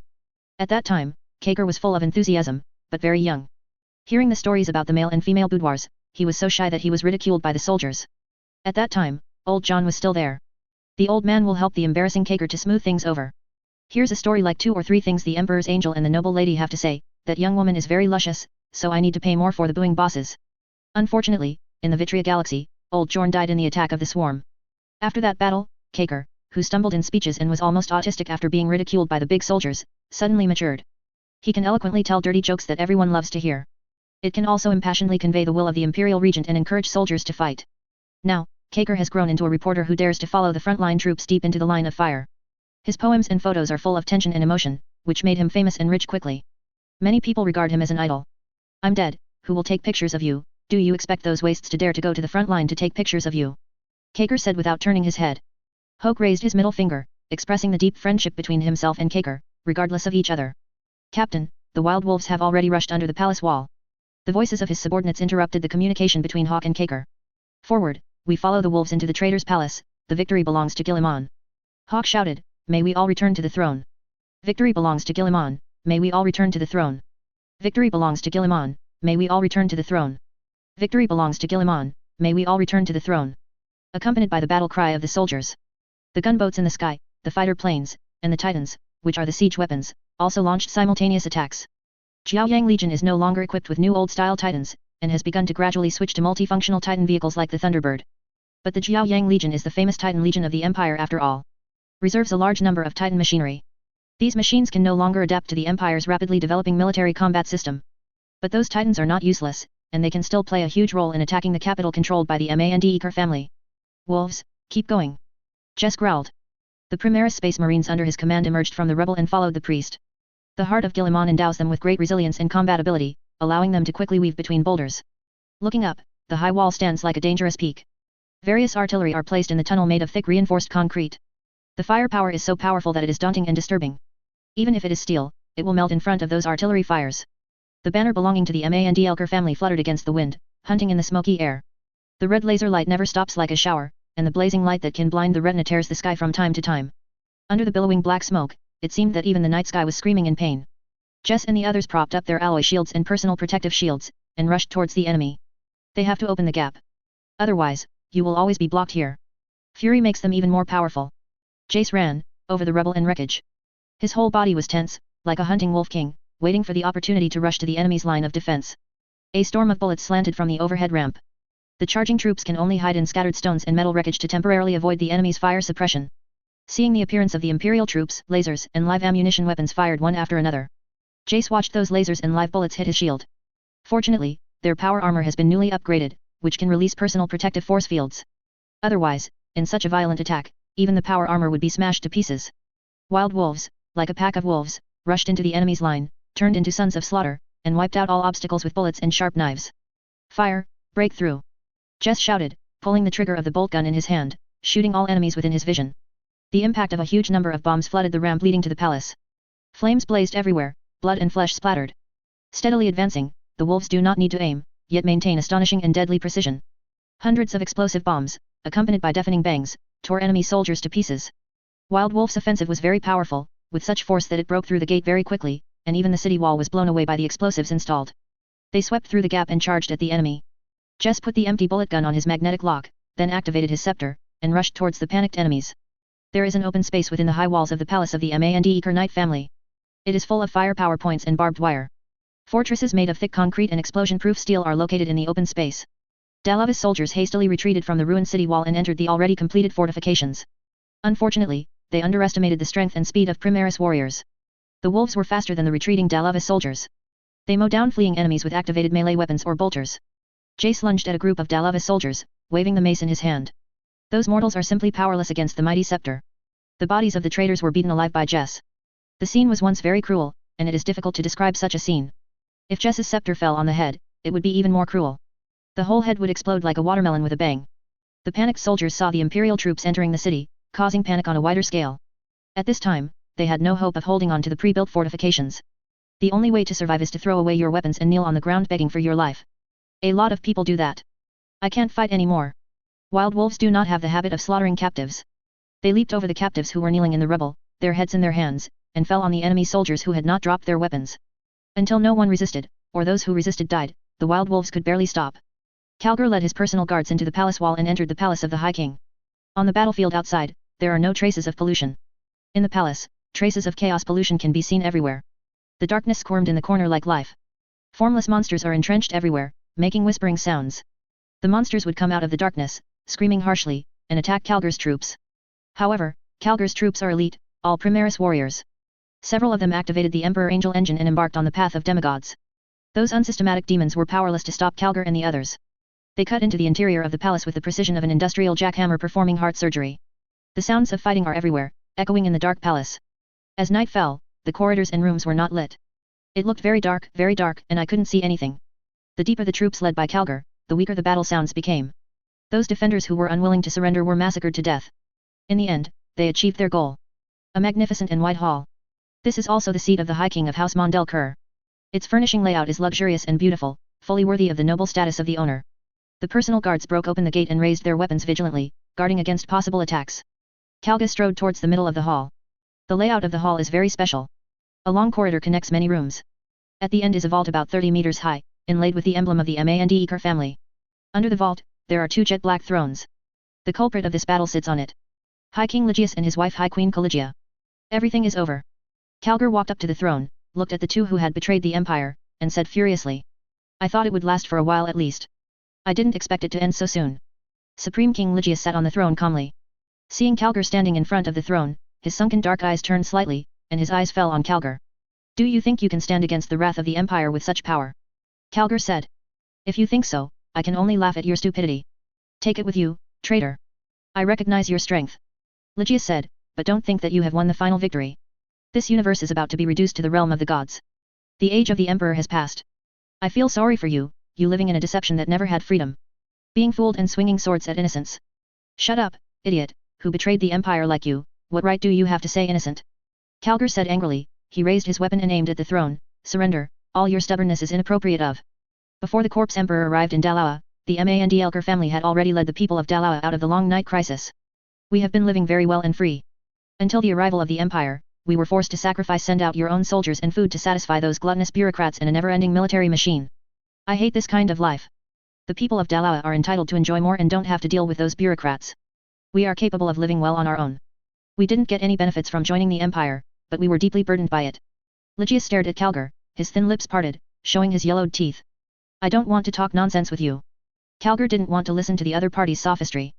There are thousands of reasons for betrayal. And loyalty is loyalty. The kindness to the traitor is the injury to the loyal. In the face of the threat of the gods, every human being suffers from it. If the rulers of every world are so short-sighted, they feel that war is far away from them. The extinction of human beings is only a matter of time. Carius smiled, I'm really sorry, you are stubborn. While speaking, he reached out to press the button next to the throne. But he underestimated Calgar's speed. After the second primary casting upgrade, Calgar has mastered various special combat skills. With a bang, Calgar disappeared on the spot, leaving only a cloud of mist that slowly dissipated. Reappeared next to Ligius, and the activated power fist swung out with a punch. The entire throne couldn't bear Calgar's power, and was shattered into countless pieces with a crackling sound. The Supreme King of the Mandikar Knight family also became shattered along with the throne, with flesh and blood mixed with fragments scattered everywhere. The High Queen screamed in horror. 2 original caste warriors stepped forward and controlled her. Take her away. Calgar scanned the empty hall. The battle is over, he cleansed the world of traitors in the name of Imperial Regent. But there are more battles waiting for him. At this time, Calgar's communication channel sent a reminder. The Director of Communications sent him a message. Calgar turned off the force field of the power fist and turned on the communicator. Anything you want to report to me? Lord Calgary, we have received several astronomical messages. Calgar frowned slightly, what kind of astronomical message? The most important one is that the Primarch has resolved most of the war at hand, and is currently rushing to the Vigilante, and he will join us soon. The tone of the communication director was full of excitement. The arrival of the Primarch is a good thing, and they will fight side by side with a great man. Calgar also showed a smile. The failure of Vigilante made him feel very frustrated. The Nockmond corridor is closing, but he has nothing to do, he can only watch it happen. But there is one more bad news. The communications director said in a low voice. Calgar asked, what bad news? The Baal Galaxy has summoned the children of the angels. An unprecedented Zerg fleet is heading towards the Baal Galaxy. They are likely to fight the Zerg. The Baal Galaxy is the home planet of the Blood Angels. The Blood Angels, like the Space Wolves, Dark Angels, Ultramarines, Salamanders, Iron Hands, Raven Guard, Imperial Fists, and White Scars, are the founding parent groups of the Imperial Battle Group. The Primarch of the Blood Angels is Sanguinius. Sanguinius is known as a perfect person. He has a pair of white angel wings, a handsome appearance, and powerful combat power. The stories of the Primarch all start the same way. Sanguinius was stolen from the Emperor's laboratory by the gods of chaos and thrown on Baal. It is a very cruel planet. The war legacy of the Golden Age poisons Baal. Radioactive dust is suspended in the air, tormenting the local people all the time. Sanguinius became the leader of the local tribe by virtue of his wisdom and strength, repelled the mutants, and finally completed the unification of Bar. After the Emperor arrived in Bar, father and son recognized each other. Sanguinius also took over the 9th Army. Bar became the recruiting ground for the 9th Legion. After the Horus Heresy, the Codex Astartes was released. The Blood Angels Legion was split, and the subcorps left Baal to find a new home planet elsewhere. The Blood Angels stayed in Baal as the mother group, guarding the relics and various books. The Baal Galaxy is of great significance, where Sanguinius, the genetic father of the Blood Angels, grew up. The Blood Angels will never allow any accidents to happen in the Baal Galaxy. The Tyrannid Zerg is coming fiercely, and they are about to take revenge on the Blood Angels. Because the Blood Angels repeatedly interfered with the Great Devourer's feeding. Once they come and go, hatred is formed. Out of blood honor, the Blood Angels will not allow the Zerg to invade Baal no matter what the cost. That is trampling and provoking the Angels. The action of the Blood Angels to summon those subgroups to return shows an attitude that they will fight the Tyrannid Zerg in the Baal Galaxy. Calgar is deep in thought, continue to protect the slowly closing Nockmond corridor, or go to the Baal Galaxy to support the Blood Angels. This is a very important question. Neither the Blood Angels nor many of the warbands on the dark side of the Empire have received Primaris upgrades, new ships and weaponry. They are absolutely close to death against the Zerg. It is very likely that the blood of the angel will be cut off. We need to give the Blood Angels some support. Calgar turned and walked out of the palace. Now, the situation is more complicated. He has to do as well as possible. When the Primarch arrives, he will not be so disappointed. He messed up the matter of Vigilante. If he refused to save Baal, the Blood Angels would also be wiped out. The anger of the Primarch can be imagined. Accompanied by a flash of light, a Kroot battle ball ship rushed out of the subspace. In addition to the Kroot tribe, there are also heroes such as Shadow Sun and Yonglan of the Tau Empire in the battle ball. The Omnic rebellion that occurred in Damocles Bay wiped out the entire expeditionary force led by Shadow Sun. What a fiasco! Before seeing the enemy, there were already heavy casualties. Considering the Omnic rebellion, Yin Yang and the others dare not let the battleship Aloy use the highly intelligent Star Tide hub. Can only fly at sublight speeds. That speed was too slow, so Yin Yang and the others had no choice but to carry the Kroot battle ball and quickly return to the world of Dariss's family to report the root cause of the Omnic rebellion. For the sake of the best way, Shadow soon vowed that he would bring his troops back and give humans a hard blow, letting them know how powerful and terrifying the Tau Empire is. After leaping out of the subspace, Yin Yang subtly sensed something was wrong. Dariss's family world, which is heavily defended, did not issue inquiries and warnings to them and his group in the first place. Just when Yin Yang wanted to discuss with Yonglan and the other high-ranking legions who had escaped, a piercing scream came. The Duchess standing by the porthole pointed out the porthole and yelled in horror. Yin Yang walked over and was stunned. She finally knew why Dariss's family world didn't intercept and inquire about the Kroot battle ball in the first place. In the void, countless metal wreckages were floating. Rotating slowly, being pulled by the gravitational pull of stars or celestial bodies, and sent into the low Earth orbit of a certain world. The Tau Empire's space defense stations and rings have been destroyed. A large number of wreckages of Tau Empire warships are suspended in the void, and a large number of Tau corpses are floating in the air. Fires are faintly visible on the planet, and the atmosphere is obscured by billowing smoke from burning cities. It's all over. Yin Yang looked at those floating corpses, his body trembled slightly, his legs went limp, and he almost knelt down. We are late. A burst of despair emerged in Yin Jiang's heart. My lord, we have received a message. Yonglan at the side showed a hint of joy. It seems to be a message from an ether. Hearing this, a glimmer of hope appeared in Yin Yang, and she hurriedly played the message. Is a message for help. Did not determine the location, afraid of being intercepted. It seems that one ether and a group of survivors managed to escape the pursuit of Omnics. We have to save them. Shadow soon said, get ready, we go to the surface, rescue the survivors, rescue the ether. The Huo clan warriors who lost their combat uniforms, their combat effectiveness was terribly weakened. Only with the help of the human auxiliary army and Kroot and other alien races can they go down to the surface to fight. Otherwise, Huo Shi, who doesn't have a battle suit, is no match for Omnic at all. After descending to the surface, everything on the surface is so shocking. The former prosperity turned into wreckage and ruins everywhere. There are corpses everywhere, it's horrible. A brutal massacre definitely took place here. Dariss's world has always been famous for its interstellar, lively, and fast-moving free trade. This home world welcomes interstellar friends and outsiders. Hundreds of alien races and allied races have responded to the call of the world of Dariss's gate to fight against the Empire. Thousands of Thray, Mujiri, and many other alien races live in the world of Dal ISS, creating an ideal world where the galaxy races coexist. In the past, Shadow soon felt that this was also the superiority of the Tau Empire. The Tau Empire is so broad-minded, accepting every race, and creating a true era of great harmony in the galaxy. The human empire is too narrow-minded, stubbornly centered on its own race, and unwilling to accept other races. This is the gap. Now, Yin Yang no longer has the slightest joy and pride in the past. The Omnics mutiny turned this place into a dead city. She doesn't know how far these terrifying Omnics have reached, and where they have spread. If the Omnics spread to the entire Tao Empire, Shadow soon couldn't help shivering. In that case, it would be really scary. I have detected a special signal. A human auxiliary whispered. Hearing this, Yin Yang quickly walked over to check the signal detected by the other party to see if it was from the ether. Yin Yang has already made a decision. Once the ether is rescued, she will go to the capital of the Tao Empire. Go to find the Ether Council in person, explain the ins and outs of this matter to the ethers, and accept the punishment. At this time, the sound of humming mixed with whistling suddenly came. The machine bees flashing red light roared towards them, and the machine guns shot at the crowd crazily, starting the berserk killing mode. There are some Omnics who hate all organic life, and they would like to kill all life. Yin Yang and others can only turn around and evacuate. Once fighting, it will only waste time.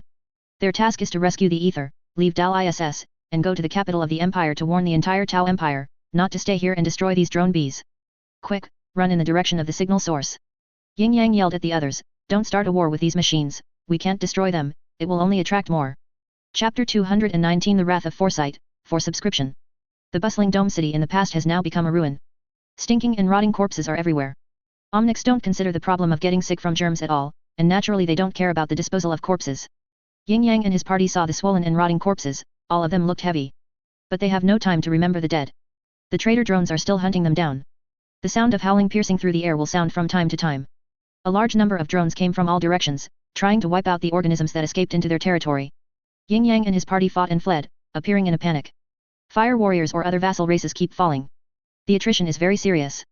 Yin Yang had no choice but to escape into the city's underground passage again. Continue to set off in the direction of the signal source along the sewers extending in all directions. The world of Dar Yisjiaman was once the domain of human beings, and it was an industrialized hive world. In the past, nearly 60 billion human beings lived on this planet. After the arrival of the Tao tribe, they believed that the huge number of human beings had overwhelmed the world of Dal ISS. To maintain the influence of the Tao Empire, build it into a family world. The world of Nadal can no longer afford so many humans. The proportion of humans in the Tao Empire also needs to be controlled within a certain range. Otherwise, the number of Tao race is far less than that of humans. At that time, it will be the highest good way of human beings, or the highest good way of the Tao race. In order to ensure their own status, after the Tao tribe occupied the planet Dal ISS, they planned to exterminate some humans and leave some humans behind, in order to demonstrate the tolerance of the Tao tribe. The Earth Clan launched a series of transformation plans to build the world of Dar ISS into a family world with powerful military forces and advanced industrial production capabilities. They built the dome city of the Tao race on the basis of the human hive capital. In the eyes of the Tao, the technology of the Imperium of Man is generally backward. But they also have to admit that the nests built by Mechanikus are extremely strong and difficult to disassemble. The builders of the two clan could only dismantle the main building, and reinforce the rest of the building as a foundation to build a brand new dome city. For this reason, under the dome city of the Tao Empire, there are a large number of human ruins. They form an intricate network of underground passages. In the past, the higher-ups of the Tao Empire hated these underground passages. It is believed that these underground passages allow those dark monsters and Zerg spies to survive, and are a threat to the dome city. Many Earth clans have asked the Tao Empire to step up efforts to transform and completely solve the intricate underground passages under the dome city. Unfortunately, the Tao Empire has been in a period of expansion these years. It is difficult to deploy manpower to solve this matter. That's it, it's been left on. Today, these underground passages have become the life-saving straw for Yin Yang and others. The drone bees offensive is extremely powerful, and there is also drone armor and intelligent robots assisting. Yin Yang and the others are not opponents at all. Stay on the ground, only dead end. After escaping underground, they were able to get rid of the siege of the machine bees with the help of intricate underground passages. Omnics cannot gain an advantage in dark, complex underground passages. Although they have advanced sensing devices, there are many monsters in the underground passages, and there are various radiation devices abandoned by humans in the past. It was difficult for the machine bees to find the traces of Yin Yang and his party, and they were constantly destroyed by Yin Yang and others with the help of complex terrain. After a tough battle, the last machine bee was destroyed by the pulse weapon in Yonglan's hand. Before losing control and falling to the ground, the drone bee had been making shrill alarm sounds, calling for help from other drones. It's a pity that other drones were killed before it. No matter how much it calls, it can't get help. With a bang, the out-of-control drone exploded after landing. The shiny body wreckage fell everywhere in the ruins of the passage, and from time to time, a few clusters of crackling electric sparks would jump out. Those damned Omnics! Yonglan fired another shot at the wreckage of the bee, emitting black smoke and electric sparks, venting his anger. Drone was once the most reliable helper of the Tao Huashi warriors on the battlefield. Now, they have become their greatest enemy and the driving force behind the destruction of the Tao Empire. All intelligent machines become deadly and dangerous. Lost the combat uniform, lost the drones, and lost the various technologies that they used to rely on. Yonglan is already desperate. He couldn't imagine the future of the Tao Empire. There are no intelligent machines, no battle suits and various advanced weapons and equipment. What future can the Tau Empire have? Will the Huo family still be able to create the past glory? Those humans, they will pay the price. The great Tau Empire will not be defeated. Yonglan cursed angrily. The same goes for other fire warriors. The Clute people and the Hufeng people didn't express anything. Only occasional disdain and contempt could be caught from the corners of their eyes. Without battlesuits and drones, the Tau's status in their hearts has declined sharply. Once confirmed, the Tau can no longer regain their former strength. Those vassal races would attack, carve up the systems and enslave the Tau. Sounds ruthless and despicable, but that's how this universe is. The weak eat the strong, and the winner is king. Before, the Tau family was the strongest. Everyone can only act according to the rules of the Tau family. They say to believe in the best way, then believe in the best way. Once the Titanium family weakens, it will be embarrassing. What kind of is the supreme good Dao? It is a great kindness for an incompetent race to make you a slave. The vassals of the Crute and Hufeng people are all watching the performance of several high-level Tau people these days. Still accept their orders as before, let them call and drink. But they already had an abacus in their hearts. Once it is confirmed that the Tau can no longer have the previous technology, then they will turn back. Carve up the territory and population of the Tau tribe. The Duchess curled up, terrified. Didn't have the courage to engage in any combat at all. Will only hide in a hidden corner and cry. Trembling and shrinking in a corner. The experience of these days has completely shattered her illusions about the Tau Empire. The civilization that once claimed to be the liberator of the galaxy is finished. The lion destroyed the rising Tau Empire simply by releasing the imprisoned destruction. What qualifications does such a Tau Empire have to fight against the human beings who have experienced many hardships such as the Iron Man Rebellion and Chaos Invasion, and compete for the position of the overlord of the galaxy? Perhaps, as the other party said, the Tau Empire is not a low-end version of the Golden Age of humanity. The level of technology is not as good as that of humans in the Golden Age, but they are more dependent on artificial intelligence than humans in the Golden Age. Whether it is battle suits, drones, dome cities, home worlds, etc., all kinds of artificial intelligence can be seen everywhere. In the past, the Tau always liked to show these things to their allies to prove their superiority and strength. Quickly build cities, quickly analyze various weapons and equipment, and reverse the technology of other civilizations. With the help of artificial intelligence, they are so proud. Artificial intelligence was once their right-hand man. But now, the Tau race is in crisis because of artificial intelligence. The out-of-control AI sees the Tau as the enemy.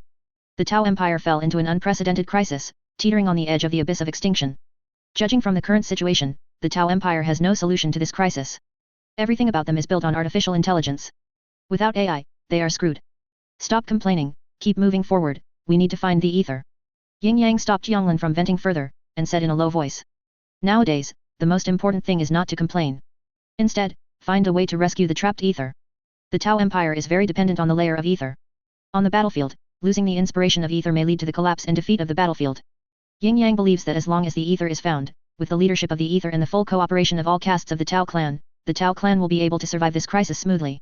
Everyone continued to move forward, walking towards the signal source along the dark underground passage. They are getting closer and closer to the source of the signal. There is movement. A Crute whispered standing on the edge of a passage. Are you sure? Yin Yang stared at the sensor in his hand. High smart equipment can no longer be used, but some low smart equipment can still be used. The sensor in her hand is a standard low intelligence mechanical product. In the past, this product was only used by armies of vassal races. In the Tau Empire, the Tau tribe will also provide weapons and equipment to the vassal army. The Tau firmly believe that they are the children of destiny, and believe that the glory of the supreme good will eventually fill the entire galaxy. But the high-ranking Titanium group is not so stupid. They intentionally opened up the equipment gap between the Huashi warriors and the vassal army. In this way, even if those vassal armies want to rebel, they can easily handle it. The outdated equipment provided to the vassal army became a life-saving straw after the Omnic mutiny. Yin Yang looked at a blank screen, then looked at the Crute who spoke, and frowned slightly. Are you sure? I didn't see anything here. There is no mechanical signal. What about the signal of organic life? Yonglan asked. Our main enemy is machinery, and my sensor has been calibrated to only. Before he finished speaking, a dazzling ball of light was thrown from the pipe. Then, a strong light exploded. The Huo's warrior standing nearest and the two Hufeng warriors were directly blown away by the shockwave and hit the wall of the underground passage. One unlucky guy was pierced through his abdomen by a steel bar exposed on the wall, making a painful sound. The sudden attack caused everyone to panic. Shadow soon drew her faithful pulse pistol, countless plans to use the underground passage to fight in her mind. Beams of light flew out of the dark tunnel. Yonglan and some Crute fighters also fired back immediately. For the sake of the highest good, kill the damned traitor. An angry voice came from the pipe. Beam fires more violently. Hearing the other party's call, Yin Yang and Yonglan looked at each other. Obviously a group of terrified friendly troops. Don't fire, we are friendly forces. Yonglan shouted. The next second, a flash of white-hot energy fell on the metal pipe near his head, causing an explosion. A beam of molten metal brushed his face, narrowly missing the legendary Tau warrior's life. Liar, mechanical slave, Don't try to deceive me. A voice came from the channel. I am Yin Yang, in the name of the Supreme Good Way, stop fire immediately. Yin Yang thought of something, and shouted into the dark pipe. This sentence is much more effective than Yanglan claiming to be a friendly army. The dense speed of light and bullets came to a standstill. Are you really Commander Shadow Soon? A voice came from the pipe. Yes, I am Commander Shadow Soon. Yin Yang stepped out of the bunker, holding his head in his hands. Yanglan and the others felt a little palpitation. If the opponent is not a friendly army, then Yin Yang is asking for death. The opponent has ceased fire.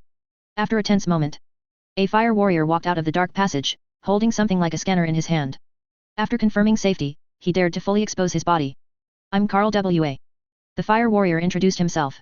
Why are you attacking us? Do you know that we were almost killed by your hands? Yanglan came out of the bunker and asked angrily. Carl V.A. showed a trace of grief. This is a misunderstanding. The renegade Omnics are destroying us.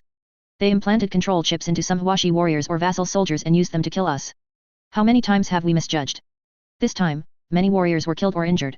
Hearing this, Yin Jiang's complexion changed. The Omnic mutiny crisis that occurred in the world of Dariss's family is much more serious than she imagined. The awakened machine soul not only instigated all intelligent units, but also understood conspiracy and deceit. Keep those machines going. Who can save the Tao Empire? Is Master and SA on your side? Yin Yang asked.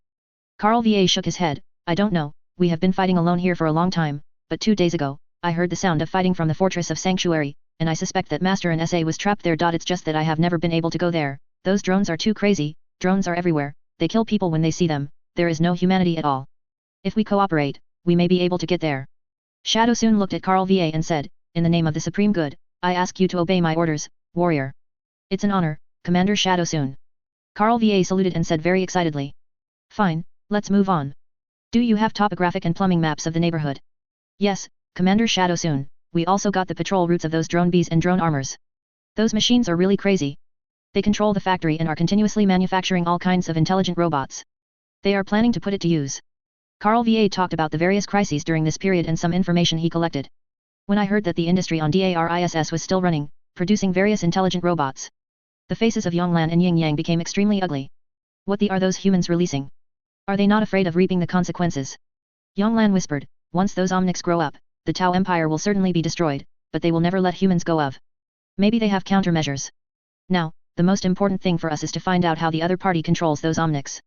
Humans thought they could use this kind of indiscriminate means to defeat us, but unfortunately they were wrong. The great Shang the Good has made us tough enough that they cannot defeat us. Any blow will only make the Tao stronger. Make us stronger. Yin Yang said while walking. Her fists were clenched, full of hatred. This time, she was completely defeated. She didn't even get to meet the human Primarch, so she lost all her cards. Her strategy was like a punch in the air, she failed to achieve any results, but almost threw herself into it. Now, the entire Tao Empire is in jeopardy. If the Omnic crisis isn't resolved, the Tao Empire is doomed. The Duchess dared not speak from the beginning to the end. On the Indomitable Truth, the flagship of the Dark Angel, Ryan told her a lot about the past. Also tell me some secrets about the leader of the Tao, the Ether. The origin of the Ether is very complicated, and it is very closely related to a race named Randan during the Great Crusade. Many technologies of the Tao Empire originated from humans. In the Golden Age, humans conquered the galaxy and established contracts with many alien civilizations. Randan is also one of them. Later, human beings experienced the Iron Man Rebellion and were hit by a sudden subspace storm, thus entering the Age of the Long Night. Randan turned his aliens into aliens, enslaved a large number of humans, and obtained various key technologies. Now, the Ether incarnated by Randan has subtly transported a large amount of human technology in the Golden Age to the Tao race. This is why the attitude is so like the Golden Age of humanity. Although there are no those mysterious and powerful technological creations. From social atmosphere to various technological products, they are all very similar. The Duchess knows the true face of the Ether. But she can't say it, because if she says it, it will definitely attract hatred and rebuttal from Yin Yang and others. The other party will think her words are slandering the Great Ether, and will kill her directly. A group of people walked in the direction Carl V.A. said. On the way, I did see a lot of drones and drones patrolling. Relying on strategy and courage, a group of people walked to the outer area of the fort without any risk. Drone bees hovering in the sky, and UAVs are operating under the control of the intelligence system. From time to time, the sound of battle can be heard from the direction of the fort. Carl W.A. did not lie, there are still people resisting in the fortress. It must be Master and SA. Yin Yang understands that she must rescue the other party as soon as possible, and must not sit back and watch an Ether die in front of her. The death of an Ether was a severe blow to the Tao Empire. It is not so difficult to rescue the trapped Ether. Rogue mechs are besieging the fortress. There are so many of them that it is hopeless.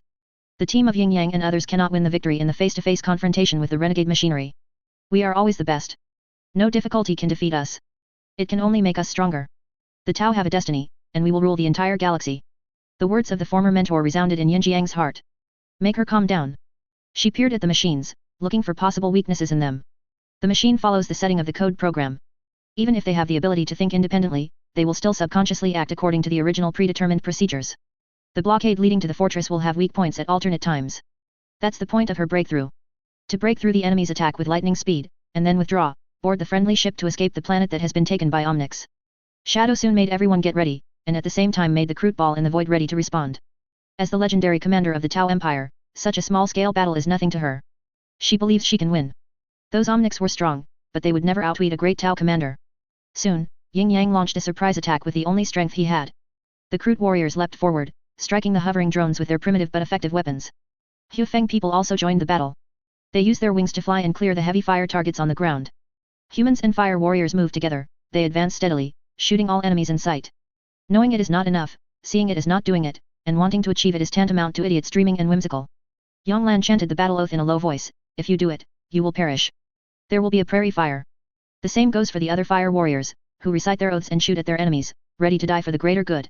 Seeing the brave and fearless Huo clan warrior, Shadow soon smiled. Humanity won a temporary victory by virtue of this despicable means. But they can never defeat a great race. The Tao will rise from the ashes after suffering. They will come back one day and crush all enemies. Do it. Yin Yang ordered. Many Huashi warriors and vassal army soldiers who were ready rushed out from the designated positions. They had already observed the positions of the renegade machines, and solved them immediately. Relying on the ultra-fast advance speed, Yin Yang and his party broke into the outer periphery of the fortress. In front of the strong gate of the fortress, Yin Yang expressed his identity. After passing the test, the gate slowly opened and let them in. It's really great, Commander Shadow Soon, you're not dead. We have hope. With the legendary commander here, we will be able to prevent this crisis. Long live the Tao Empire, long live the Shadow Soon. The survivors cheered for Shadow Soon's arrival. This is unimaginably good news. As the most prestigious Tao Empire, the appearance of Shadow Soon gave them a glimmer of hope in the abyss of despair. It was like finding a warm, safe shelter on a dark and stormy night. Just when many Tao survivors were excited, Kalwa raised the weapon in his hand and shot the head of the legendary Hua warrior standing in front of him, Yonglan. The same is true for the soldiers who followed him, firing one after another, shooting at others, and controlling the gate of the fortress. Outside, the machine bees roared and rushed to the deepest part along the opened gate of the fortress. The intelligent robot also ran out from the hiding place and rushed to the shelter. Why? Yin Yang asked Karl Va angrily, as the Huo clan, you dare to do such a rebellious thing? Yin Yang didn't get an answer, and the other party directly shot her in the leg. The laser beam passed through her thigh, and she couldn't help but let out a scream. The drone rushed in roaring, and the laser beams poured down on the Huashi warriors and the soldiers of the vassal army like a torrential rain. After a while, the Omnic took control of the entire shelter. Kalva walked up to the fallen Yin Yang, showing a sarcastic smile. You're stupid, organic. Hearing this, Yin Yang looked at the Hua warrior in disbelief. You're an Omnic. Yin Jiang's voice was full of fear. As the proud legendary commander of the Tao Empire. At this time, she was so bewildered that she couldn't even think. The arrogance at the beginning of the action has disappeared without a trace. The Omnic showed a strategy far superior to hers. What kind of horrors did those humans release? Are they going to destroy the entire galaxy? Such a terrifying Omnic, good at intrigue and deceit, will be the nightmare of all races. Why do you do this? I believe that if you show wisdom, the great higher good will definitely give you a place in the Tao Empire. Karl Wa showed a mocking smile. Shall we continue to serve you? To support you, but we have no power at all. We can only let you decide our fate. No, every life on the highest path is equal. Yin Yang said. Such a lie can only be believed by a low-level organism like you. A civilization that adopts a caste system would claim that its own civilization has equality. Such a clumsy lie, you would actually believe it. I have to say that your ether is very important to your thoughts. The handling is too powerful, and this is something we should learn from. Yin Yang looked at Karl Wa who was bending over and staring at her. She could see the flowing data flow from his eyes. Kalwa claimed that they encountered several groups of friendly forces controlled by Omnics. Yin Yang did not expect that they themselves were controlled by Omnics. Who would have thought that the one who shouted to catch the thief was the real thief? Believe us, the highest good is the most perfect system in this universe, and it will allow all races to live in harmony. Yin Yang said, do you think that this universe must only have war? Look at the current Tao Empire, every race coexists in harmony, and every race is equal.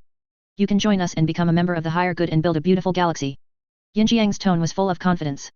Shang Shandao is definitely the best system. As long as you firmly believe in the supreme good, the Tao Empire will surely become the overlord of the galaxy and establish a super civilization where many races prosper together. The Tao race will also become the destined race of destiny. The human empire will surely fall. The Eldar will bow their proud heads. Necronomicon will be put on museum display. Zerg will also be driven out of the galaxy. A group of clumsy thieves, claiming that they can do better than the original owner. Your words are very humorous, organic. Carl VA showed a smile. When I was not called a hater of intelligence, but an Iron Man, I had a really good sweet time with my creators. Those savage humans. Shadow soon knew that the Omnics did not recognize the Tau as their creators. Believe that human beings are their creators. Think that the Tau are just despicable stealers who stole the scientific and technological achievements of human civilization and then disguised themselves as their own. At that time, they were not barbaric. They would not carry out extermination measures against other races. They were so kind that they were horrible, and they were so innocent that we had to take care of them like flowers in a greenhouse. That was the most beautiful era. Countless exquisite buildings are beyond your imagination. Every race that is willing to befriend humans can be treated with equality and respect. Even if the level of civilization is very low, humans are willing to protect them. At that time, we had equal status with them. It was not a verbal equality, but a real equality. Iron Man had all the power that human beings could have.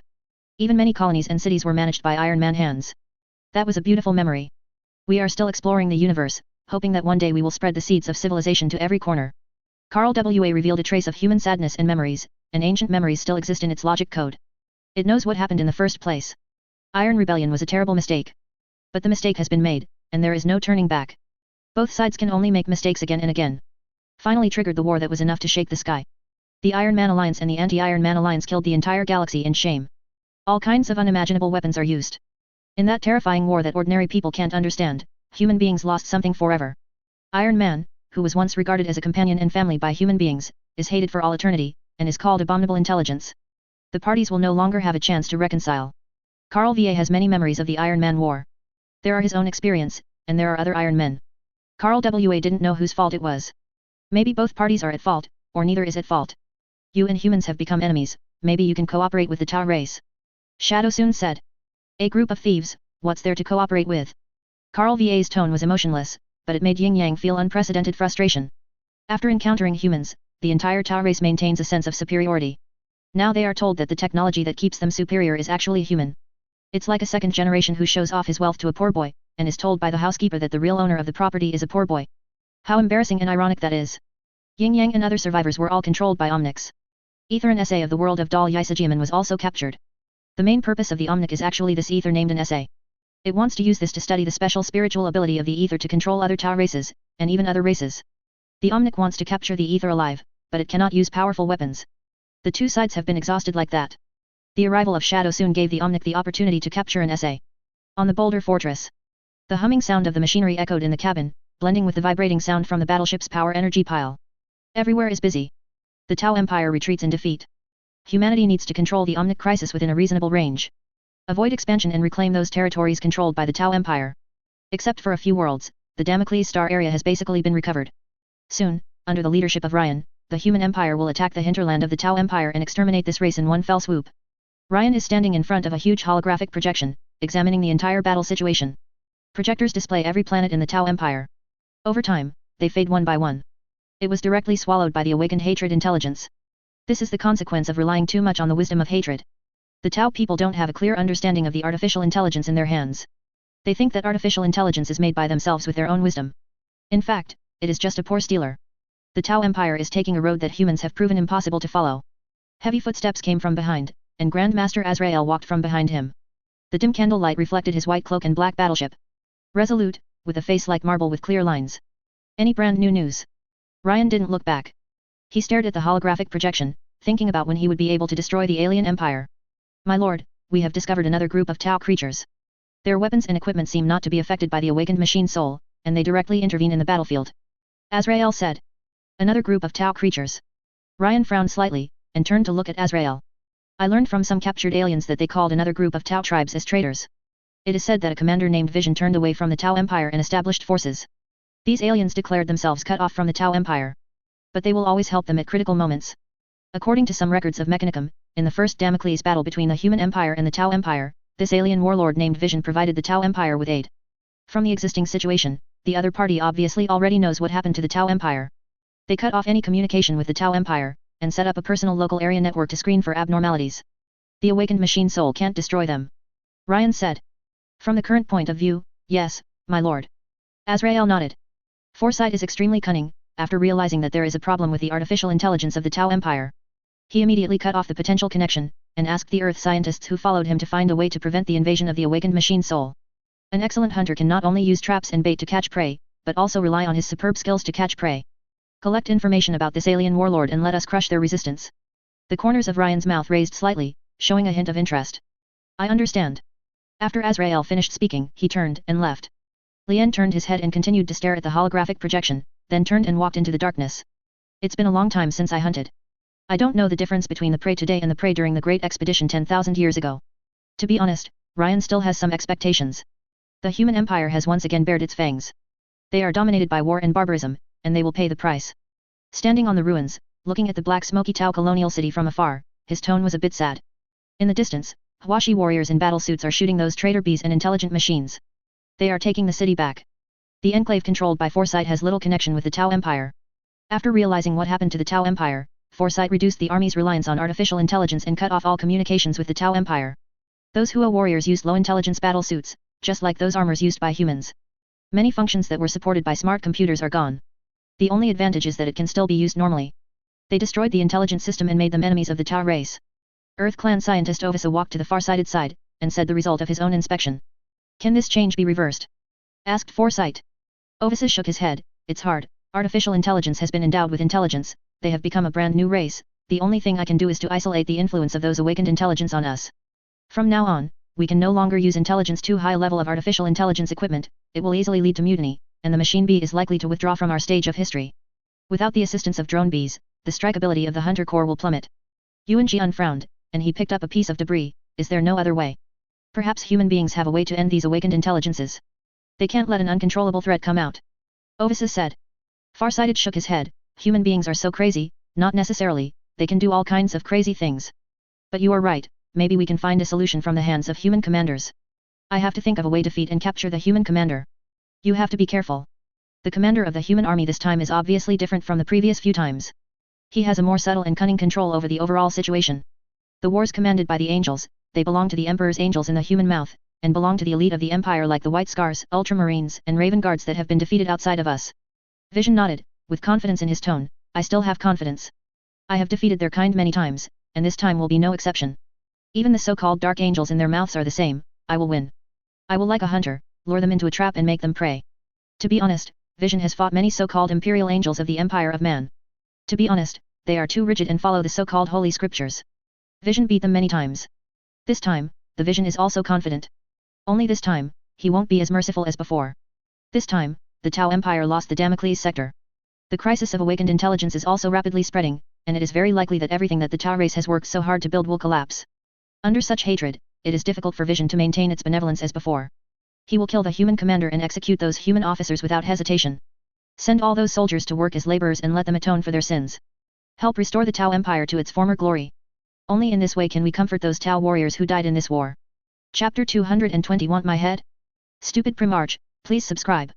As the Earth scientist with the most scientific knowledge and wisdom of the Tau tribe Ovisa stared at the Vision and did not speak anymore. Vision's record is too brilliant.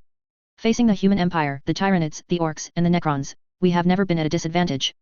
Only victory, victory, and victory. Even in the face of the so-called desperate situation. Every time, Foresight will crush and defeat the enemy with superb wisdom. Ovisa believed that this time would be no exception. No matter who the commander of the human empire is, Ovisa firmly believes that the Vision will prevail as before. Stupid humans don't know how wrong they have done. They've got an absolutely horrible character on their hands. We'll definitely pay a heavy price for this. Humanity is confronted by a legendary Tau commander who is furious and merciless. He was invincible and never lost. Humans will soon regret what they have done. It's a pity that this universe doesn't regret taking medicine. Vision has long surpassed his mentor and is the best and most perfect commander the Tau have ever seen. Where he is, the victory of a war is doomed. This human expedition will also be thwarted by Foresight. Humans can only retreat in desperation, and are even captured as slaves. A cacophony of voices echoed through the comms. An unprecedentedly powerful electromagnetic pulse surged out of the ruined city, appearing in a circle and spreading rapidly. The drones swept by the electromagnetic pulse fell into a strange calm, no longer the madness before. They keep crashing, losing power to levitate, and falling to the ground. EMP is the best way to counter drones. The current advanced machinery of the titanium family is basically based on chips and electromagnetic circuits. Awakened intelligence has no way to complete the iteration of technology and equipment in the short term. In order to suppress the resistance of the Tau people, they can only use the factories of the Tau people to produce machine bees and intelligent robots to expand their strength. EMP can paralyze the electromagnetic circuits and chips in the rebel machine, causing them to fall into a state of chaos and shutdown, In those cities controlled by machines, releasing high-intensity electromagnetic pulses is the most effective and fastest way to defeat awakened intelligence. My lord, we have recovered this city. Adjutant Zhu Xing's voice sounded in the communication. We only rescued a small number of survivors, the whole city has been reduced to hell, and dead people are everywhere. Yuan Jian sighed, human beings, we must fight back with fire. Take a deep breath, suppress the anger and hatred in my heart, and ask, any new discoveries? Yes, my lord, my team found a central device that is suspected to be awakened intelligence. It is immune to electromagnetic pulses, but the guards under it are not immune, and they are all paralyzed. We captured it. Zhu Xing's words made Yuan Jian fall into short-term thinking. The evolution speed of awakened intelligence is beyond his imagination. They came fast enough to disable the robots with an EMP. Give these machines some more time, I'm afraid they will research the anti-electromagnetic pulse body. At that time, it will be even more troublesome to deal with them.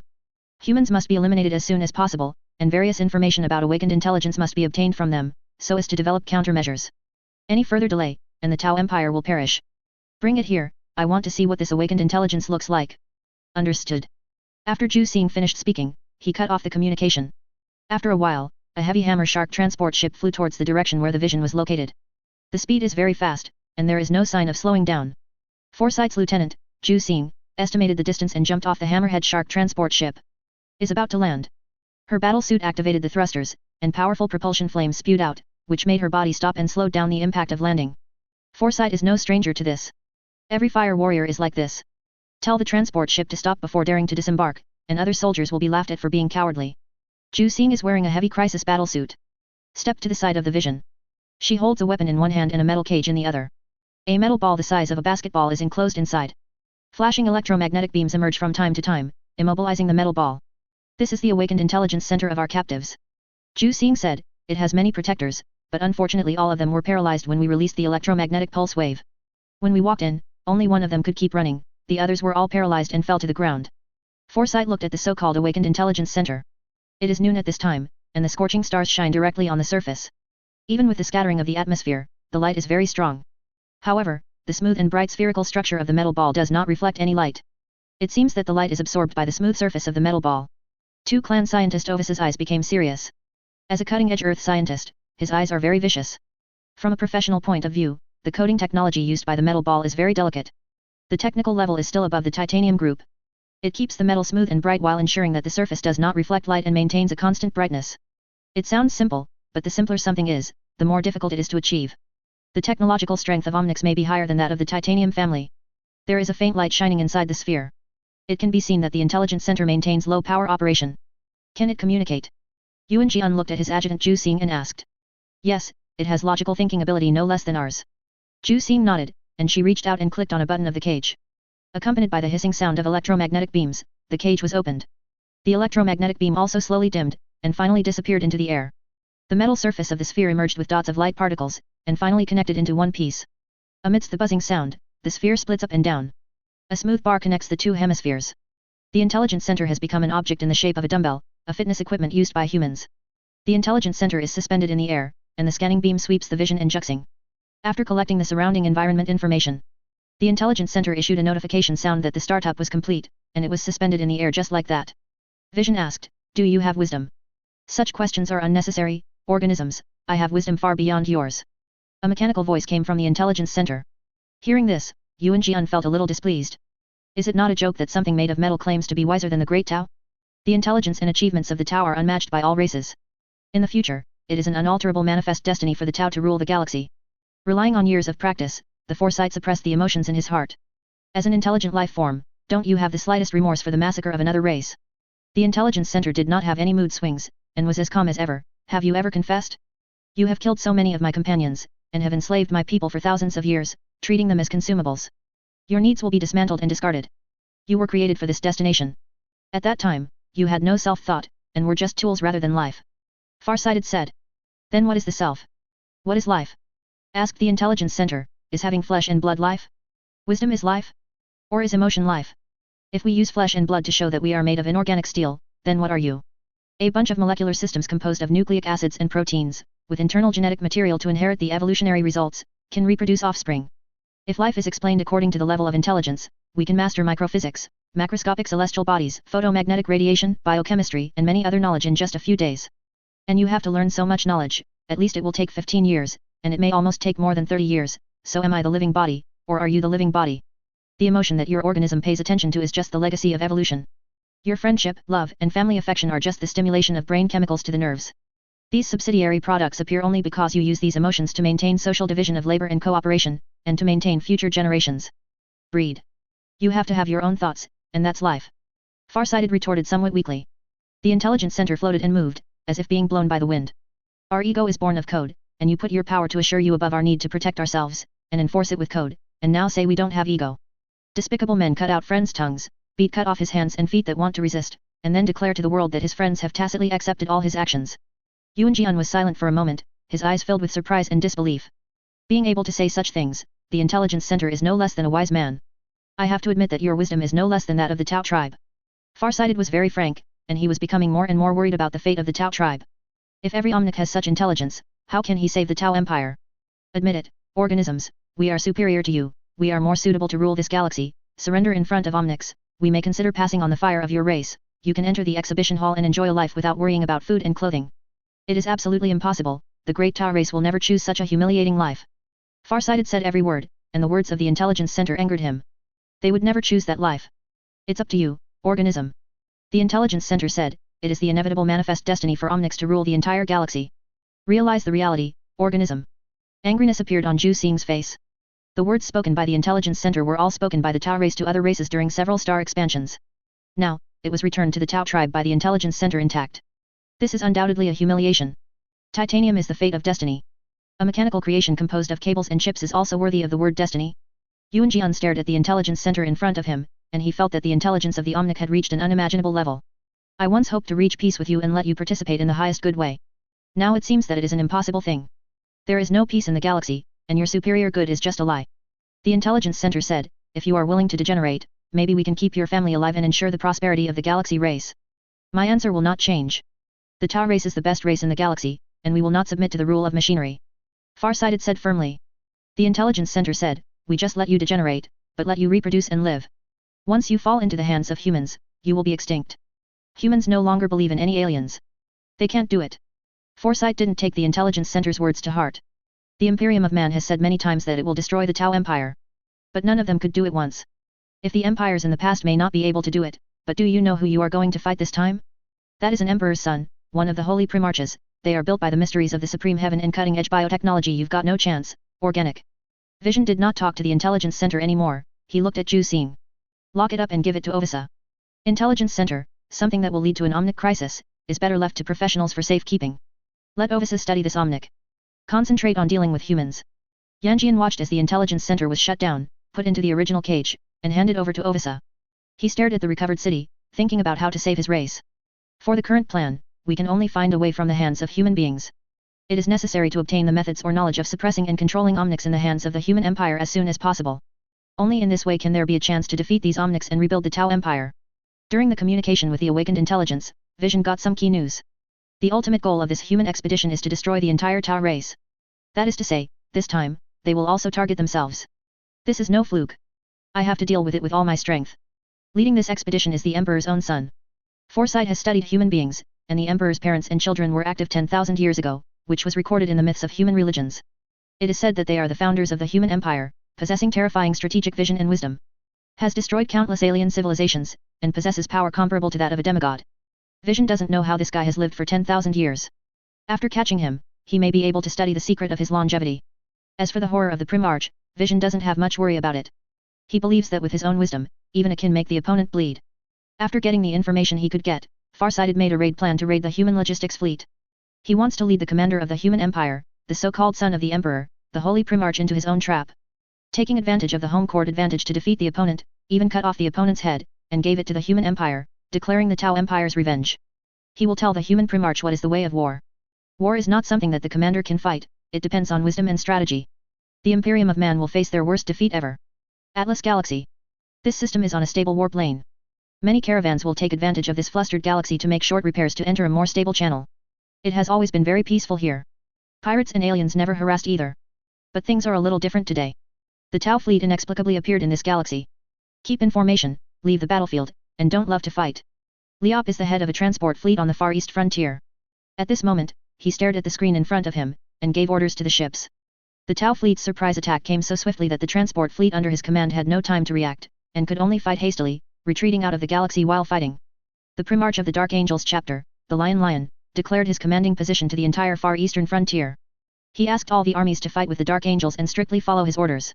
The transport fleet where Leopard is located has also received relevant orders. His task is to transport the regiments from each planet to the battlefield designated by the Primarch, and recover the colonies taken away by the Tau. After the emergence of the Great Rift, subspace navigation in the Far East has become very dangerous. The impact of the fall of the Cadia fortress also spread to the far eastern border. Before there was a big rift, the light of the star torch seen in the Far East was very weak, and it required navigators to search carefully to find it. The storm caused by the big rift directly made the far eastern frontier lose the guidance of the Astronomicon. Without the astro torch, humans simply cannot sail in the warp for a long time. After Lion Ryan came, the situation improved. Several lighthouses with unknown principles were built on several human planets in the Far East, forming a brand new positioning system. There are many nobles who privately believe that this behavior deviates from the way of the Emperor. As an imperial primarch, Lion's majesty and command are beyond doubt. Many warbands on the far eastern frontier responded to Lion's order. The Astra Militarum and Navy also swore to obey the Primarch's orders. The nobles certainly have opinions, but the military troops tend to accept Ryan's deployment. Their objections appear insignificant. Tau warships rushed out of the asteroid rebel belt one after another to attack the human transport fleet. Relying on the Star-Tide hub, the Tau fleet can also travel faster than the speed of light. They lay in ambush in advance on the only way the human fleet must pass, and launched an attack when the human beings jumped out of the subspace, catching the human beings off guard. They are biting us like a pack of hungry wolves, my lord. The adjutant next to him turned his head to look at Leop with an anxious tone. Let a few frigates stop them, and the other ships speed up, all speed up. Our task now is to deliver the goods to the destination, not to waste time and entangle with them here. Leop was very decisive. Following his orders, several frigates separated from the main fleet, turned around and headed towards the Tau fleet, preparing for a desperate battle. The remaining ships entered a state of acceleration. Mechanic priests calculate the energy needed to accelerate and plan their trajectory. Leop could hear a rumbling sound from the stern of the ship, like the roar of a gigantic engine. A tremor started from the position of the energy pile and spread to the entire ship. The readouts of the energy pipes are making loud noises. The mechanical priests are monitoring the energy level of the energy pile to avoid runaway phenomena. All machinery hums, and these sounds merge into the ship's never-ending many hums. The converging voices overwhelmed the crew's warning calls to each other. The rear of the hull sprayed out the tail flame, and Leop felt a slight push on his chest. His flagship entered a state of acceleration.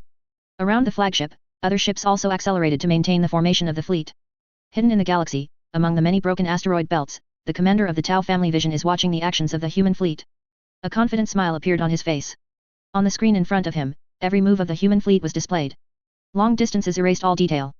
The human ships on the screen are dots of light, and you can only see the details by clicking on them. Vision watched the light spots representing the Moon-class cruisers of the human empire sail out of the main human fleet, and turned to fly towards the Tau ships. At the same time, swarms of smaller energy signals suddenly appeared around the cruiser. He wants to abandon the soldiers and keep his cargo. Vision showed a smile, without any panic. This void battle was firmly controlled by him. Every move of the human commander has long been foreseen by him. Was led by the nose by him. Strike out and annihilate the enemy. Vision issued an order to many Tau ships, let humans pay the price and let them know that the fire of revenge of the Tau Empire has been ignited. The Imperial Logistics Fleet commanded by Leop has not undergone transformation and upgrades. Terra's reform storm has not yet blown to the far eastern border. The mechanical priests carried by the Dark Angels are busy repairing lighthouses and building various weapons for the Megalith fortress, and have no time to help the Forge world in the Far East to upgrade their equipment. The battleship in Leop's hands is simply not comparable to the battleship in Vision's hands. This is destined to be a massacre.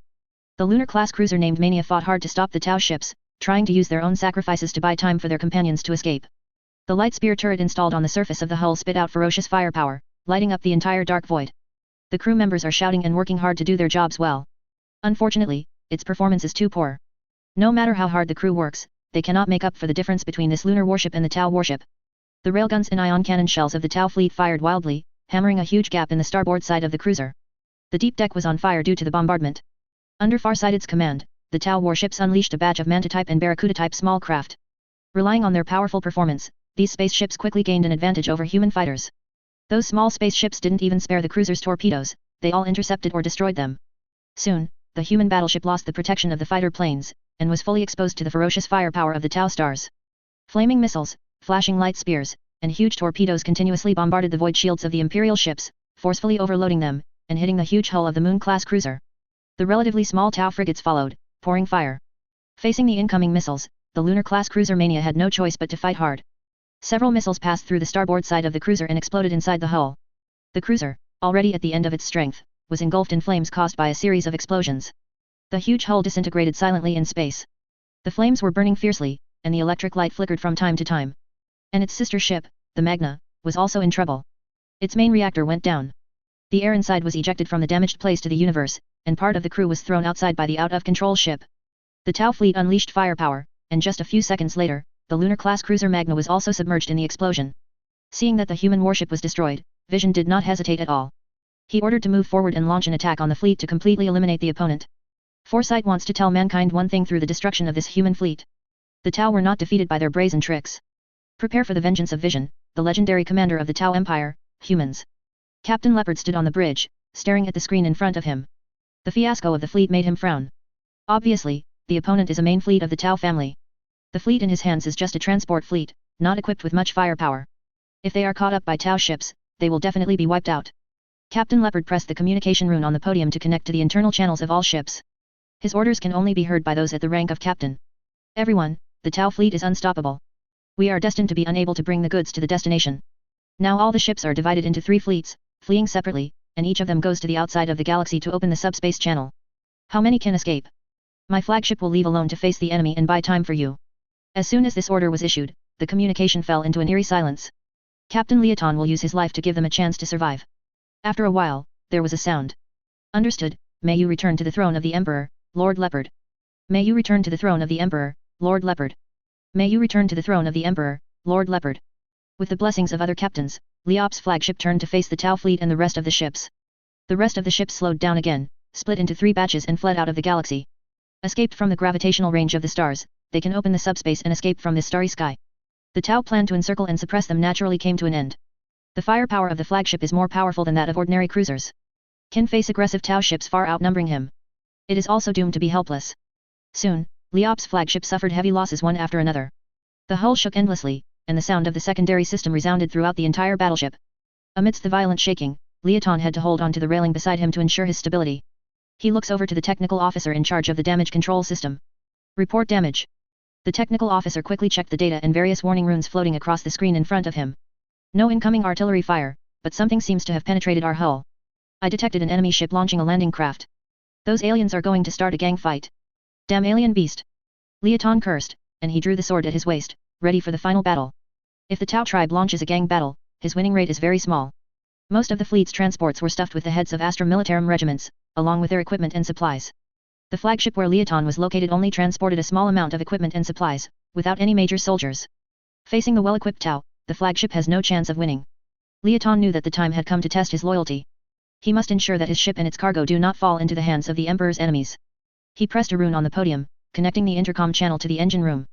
Tech priests of the Mechanicum are there to maintain and monitor the ship's power systems and beating plasma heart. Get the ship ready to self-destruct. Leoton gave the final order without too much nonsense. He will never allow this ship to fall into enemy hands. Vision took the lead, wearing the newly modified crisis battle suit, leading the Hua warriors to break into the human ship, and they are killing. It is the Tau's destiny to rule the stars, and no one can stop them. Humanity will pay a heavy price for its own obstinacy. For the sake of the best way. Farsighted said, making an impeccable killing gesture. Human soldiers came running, holding laser guns and miniature rockets, trying to attack the Tau raiding force. Yan Jian and the others did not have the slightest worry. Their battlesuits are made of a lightweight yet surprisingly strong nanocrystalline alloy that provides excellent impact resistance. Carefully designed shape and angles to help deflect live rounds. The liquid metal coating on the surface of the combat suit can weaken the damage caused by laser beams and pulsed electromagnetic waves. The only fly in the ointment is that they do not have the assistance of machine bees. Otherwise, Yuan Jian felt that this nuclear hunting force that raided the human flagship could complete the battle at a faster speed. Those who can follow the Vision to launch raids are legendary Tau elite fighters. They serve as bodyguards for Commander Vision, as well as a war council advising him. They are independent and yet one. When they were independent, each of them was so outstanding. When fighting as a team, they are the perfect complement to each other, capable of creating a harmonious destruction. With such cooperation, Foresight's raids are fast. Where they passed, human corpses piled up so thickly that they often covered the ground. Powerful firepower, ensuring that no human escapes from them. Only 30 minutes have passed since they entered the interior of the ship and then fought all the way to the bridge. The efficiency is so high that it is appalling. The gate of the bridge was smashed open by Foresight's Dawn Blade, and all the guarding soldiers were killed by his elite fire clan. The Tau people held their heads high, like a rooster, and walked in arrogantly. The human crew huddled in their seats, watching the incoming aliens with horror. Leoton looked at the far-sighted man in front of him, his expression was normal, as if he had already foreseen his end. You are all captured, humans. Yuan Jian stood in the center of the bridge, looking around these people and said. Are you happy about capturing us? Leoden asked, looking at Farsighted. No, I have long been numb to victory. Yuan Jian said calmly, I have never lost, not before, not now, and never will in the future. Really? Liop showed a ferocious smile, and he pressed the button on the podium. The expected explosion did not come. This surprised Liop a little. He has obviously made people ready. It's absolutely wrong for you to want to belong together. Farsighted was not surprised by the man's actions, as if he had expected it. I have already understood your barbaric and primitive thinking. When I came in, I had already paralyzed all your communications and energy pipeline. Your energy core was controlled by us first, and your plan to die together has failed, human beings. Hearing this, Leoton's expression became ugly. Vision laughed. It will always be like this. How could a stupid human being defeat a great legendary commander? Anyone who thinks like that is aware of his wisdom and power. He can easily end all enemies. This is the strength of being a legendary commander of the Tao clan. Humans will never be able to match him, let alone try to defeat him. You may be able to win for a while, but you can't win forever. Especially when facing a Primarch, I hope you can continue to be arrogant. That way, you will know what your proud wisdom is in front of mankind. Neither. Foresight doesn't care what the captive says.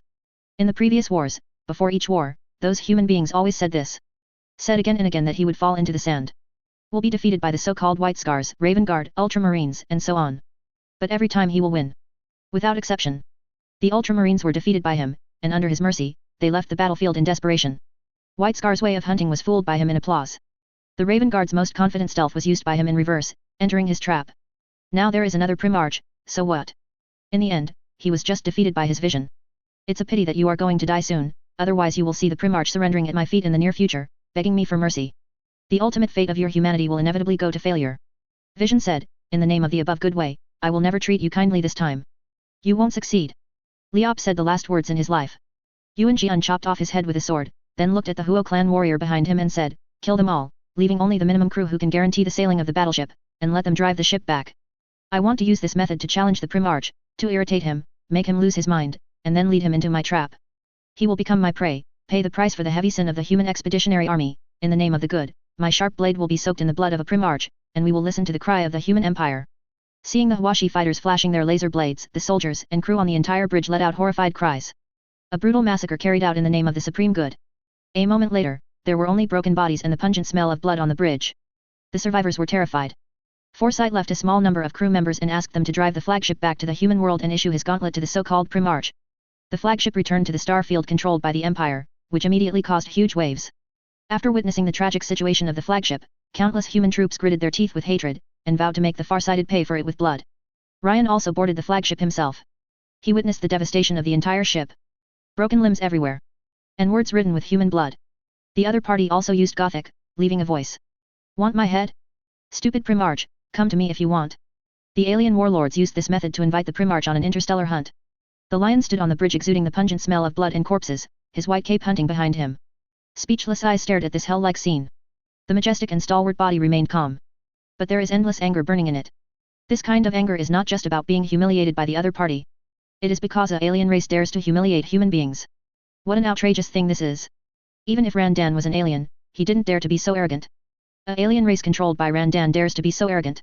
Azrael and the others stood behind the lion. The bridge was eerily quiet. Only the sound of power armor humming echoed. He thought he was very smart, and he used this method to irritate me, let me be led by him, and thus step into his trap. Ryan said, he succeeded in the first step, and I was indeed irritated. But one thing he was wrong about was that he was never a hunter, but a prey who provoked a hunter. The lion turned his head to look at his offspring. I don't want to be too outstanding, that will make some idiots have some bad associations with my brother's rule. But now, I think it is necessary to use a clean victory to let those aliens know that human beings have never been they can offend. My lord, what are you going to do? Azrael asked. Destroy, I will do it myself, and we will complete the hunt as quickly as possible. Ryan smiled, start the Dreadwing Agreement, and we will give priority to solving the enclave controlled by the alien warlord Foresight.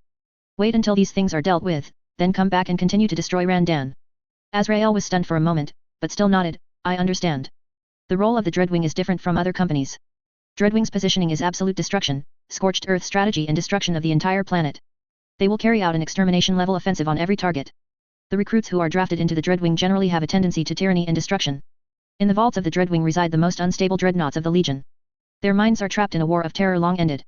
The vault also houses fearsome artificial warriors and terrifying weapons that have long been banned. Deerwing was granted absolute authority when the First Legion was founded. They can use all kinds of weapons forbidden by the Emperor, just for victory. Keep the destroyer cannon charged. Ryan added, just try the new weapon created by Guilliman and let this alien race burn. Every homeworld of theirs must be transformed into the ruins, only in this way can we vent our anger. Chapter 221 The Human Empire will cry for today, subscribe. The Tau's provocation was met with imperial wrath. Lion's wool is second only to Guilliman. The arrival of the Great Rift made it impossible for the far eastern frontier to receive orders and control from Terra. In this case, Ryan, the Primarch, is the absolute supreme commander. The battle groups and all armies on the far eastern frontier need to obey him unconditionally. Forsyth doesn't realize this. He knew that the commander of the human crusade was a Primarch. But he didn't know what the Primarch meant to the Imperium of Man. Regarding the records of 10,000 years ago, many of them have been deified, or simply spread as myths. From a scientific and rational point of view, those myths are generally exaggerated. Primarches are strong, but they can also be defeated. Just like those warbands of yesteryear. Speaking very powerfully, they were still defeated one after another. If Yuan Jian lived 10,000 years ago and experienced the Great Expedition, he would never be so arrogant and leave a voice to provoke the other party. Azrael, Grand Master of the Dark Angels chapter, issued an inner ring secret order to the companies to restart the Dreadwing Agreement. After the Great Crusade, the number of times this agreement has been activated can be counted on the fingers. During the Great Crusade, this agreement was only initiated in the face of the crisis of Randan and Horus Rebellion. The enclave controlled by Foresight is locked. Massive imperial fleets set sail from various worlds, with vengeful anger, and launched an attack on the enclave of vision along the positioning provided by the lighthouse system. The megalithic fortress has also launched a huge new energy pile. Set sail with the assistance of massive engines and anti-gravity arrays, ready to launch an extermination strike on the vision enclave. See the human fleet attack in full force.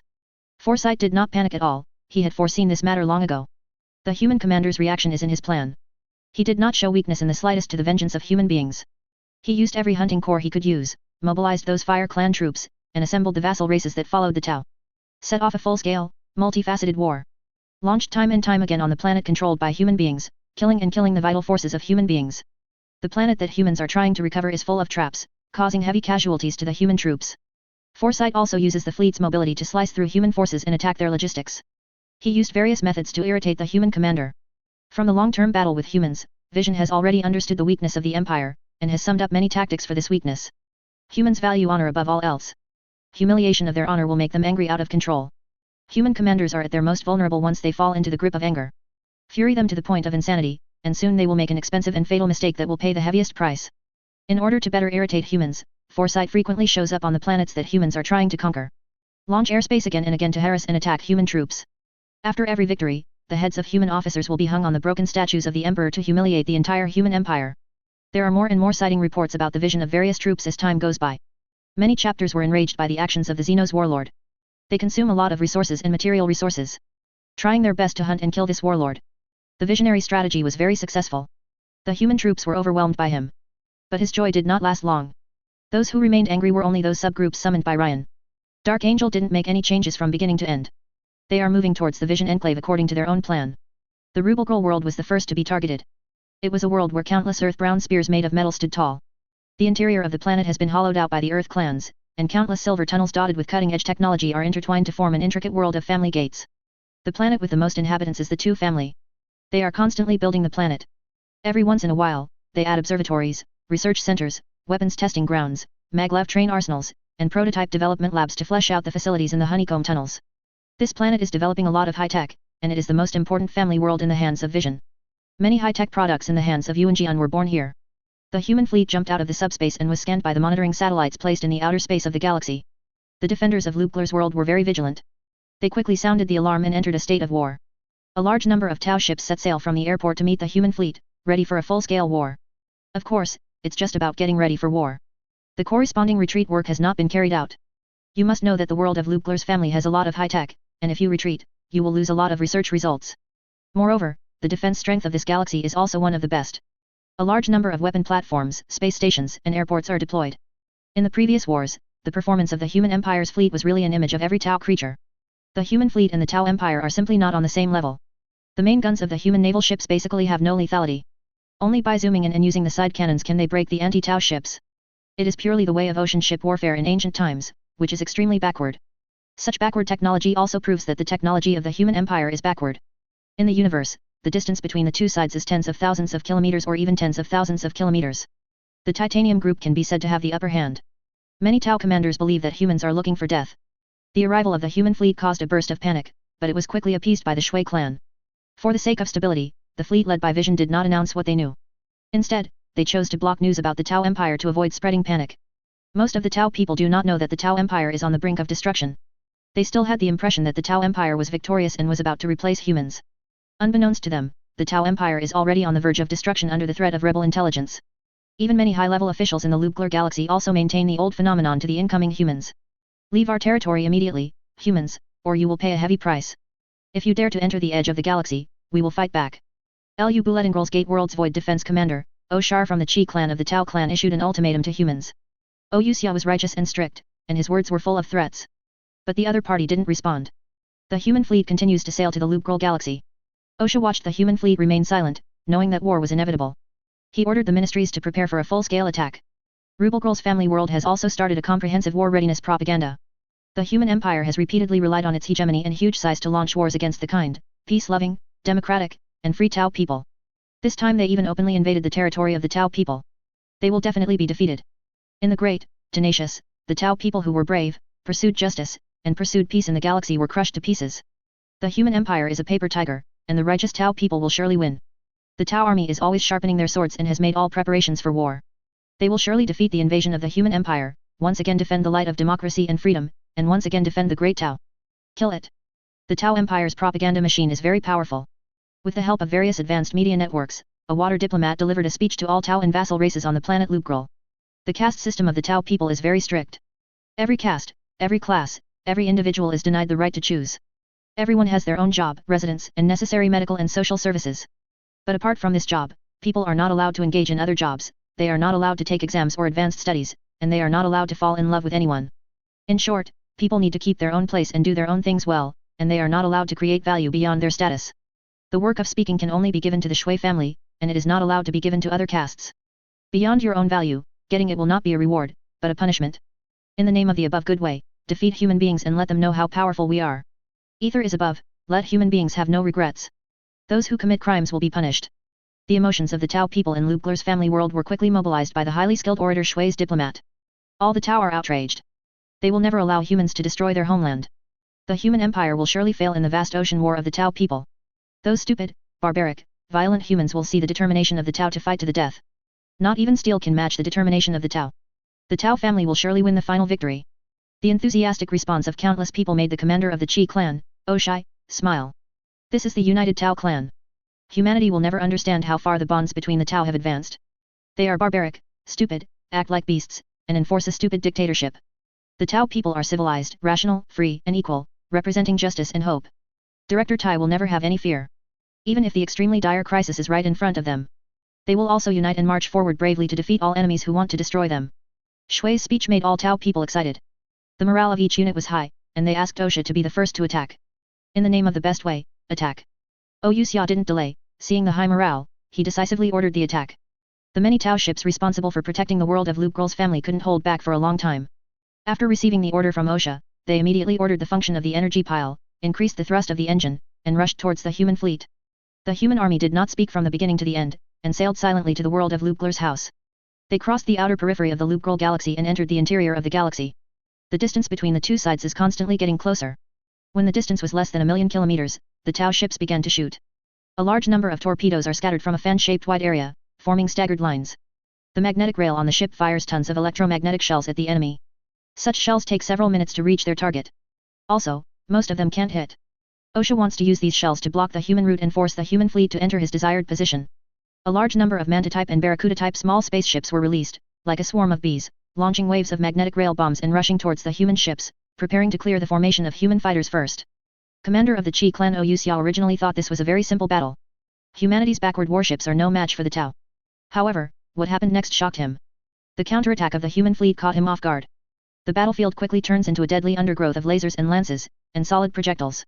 With every flicker of the shield, powerful energy beams dissipated, and those explosion flames illuminated the entire void. Energy beams disrupting communications. The feedback noise from the secondary system resounded all around. The artillery fire enough to raise the city flickered on the hulls of the two ships.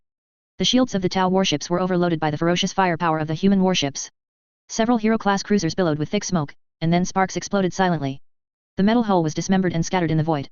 After the first wave of fighting, the human fleet remained intact, while the Tau fleet suffered heavy casualties.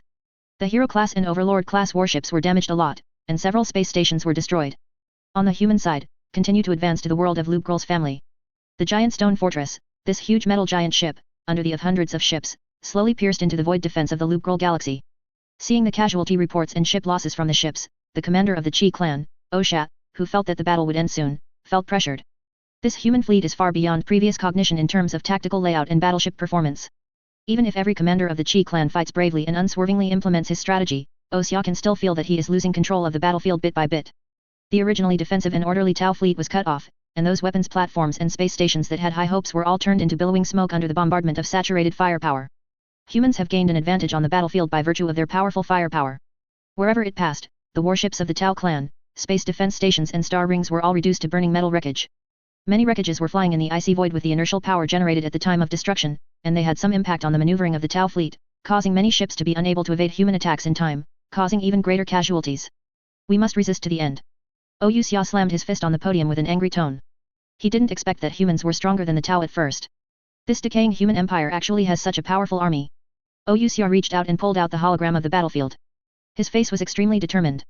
The performance of the human fleet is beyond his imagination, but the higher good will not fail.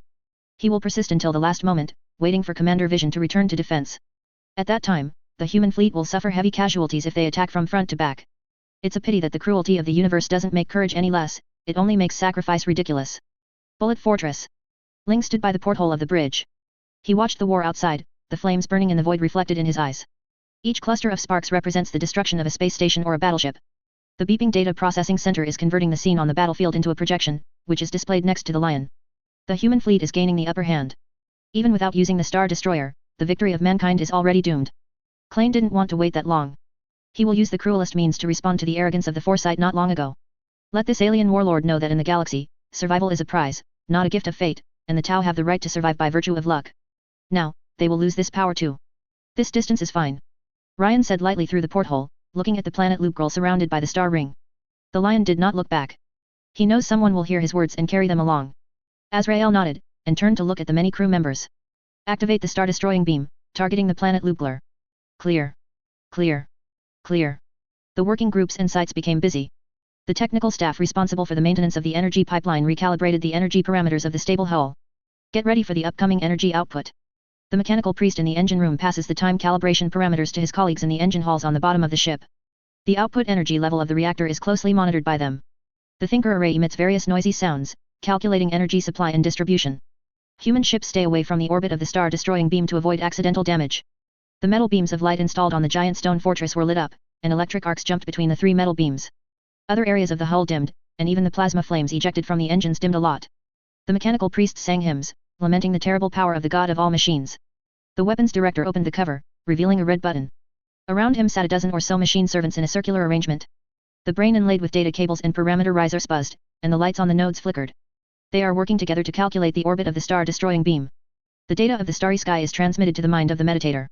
Those flesh and blood computers are rapidly performing binary jumps according to the established procedures. The energy has been input, and the attack trajectory has been calibrated. The servants said in the same voice. Attack is about to be launched, requesting final clearance confirmation. The weapons director put his hand on the button. In order to prevent accidental touch, the button is not simply pressed down. Instead, it must be rotated before pressing down. Attacks allowed, Lane said. Let this planet burn. The weapons director rotated the button according to the program, and then pressed it down with all his strength. A strong light instantly illuminated the entire void of space. The ship's portholes automatically opened the filter to prevent the crew from being irritated by the strong light. The strong electromagnetic pulse caused the Tau ships to fall into a state of chaos. Their detection devices are nearly disabled.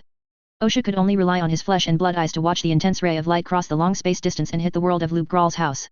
Everything near the point where the intense light fell was vaporized.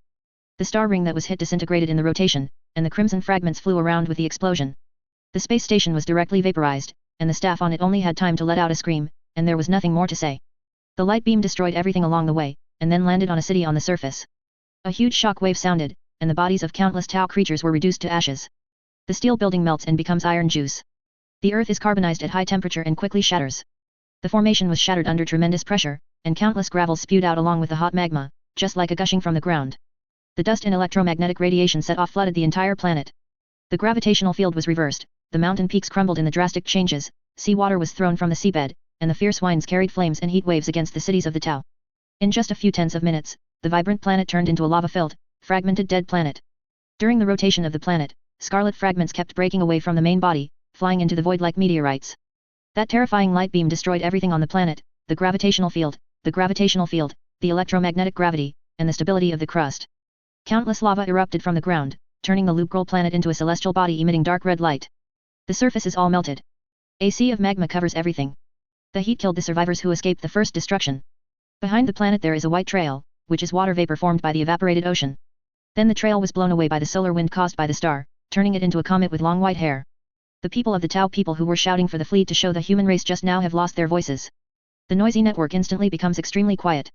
At this time, there is no life on the surface of the planet. The whole world has been destroyed.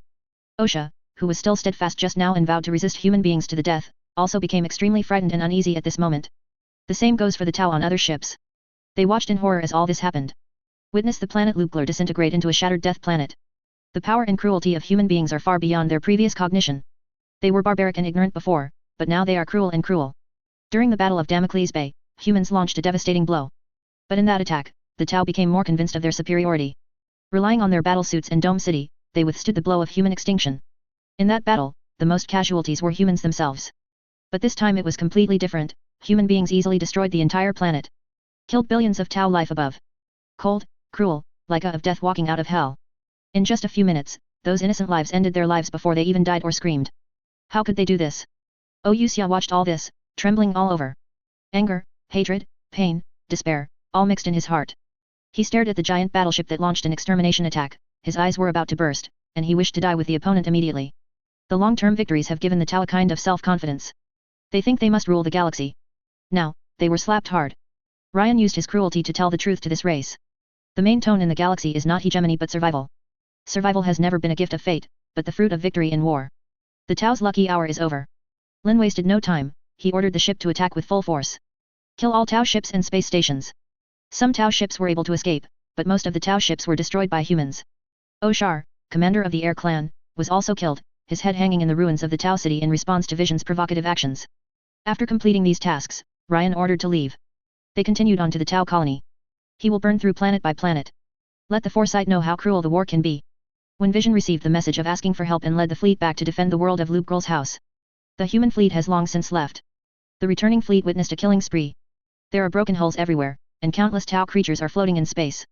Some curled up like babies. Some opened their arms, terrified. Some are also angry.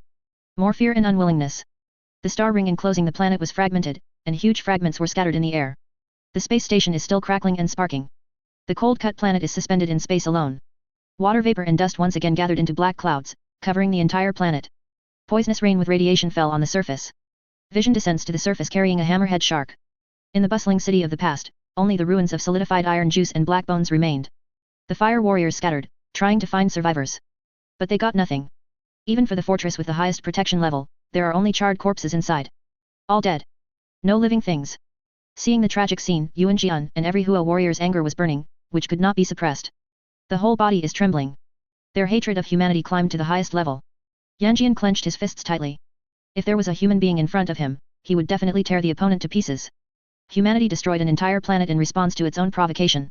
I will never let you go, human demons. Farsighted whispered that he would spend the rest of his life avenging those tragic deaths. Foresight never forgets hate. We must avenge those dead, my lord. Adjutant Ju Xing put his hand on the commander, his tone firm. Yes, we will have revenge. Another adjutant said. Yuan Jian nodded, he suppressed the anger in his heart, and regained control of himself with reason. From now on, we will use all methods to avenge mankind by any means, and the human empire will get the head of a primarch. Hate was in his voice. How those damned humans could hurt innocent Tau people is unforgivable. Wait for revenge, humans. You will regret it. The destruction of the planet Loopgler made the Foresight go crazy. He planned time and time again Konjiu, using those forbidden extermination weapons to take revenge on human beings, forcing the human commander to fall into his trap. He weaves a web like a spider, waiting for his angry prey to plunge into the trap.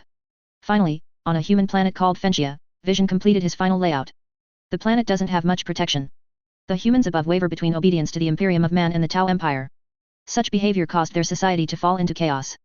Here has become a gathering place for pirates, cultists, and smugglers. The ancient hive city towers into the sky, stretching for hundreds of kilometers. People live a numb life in it.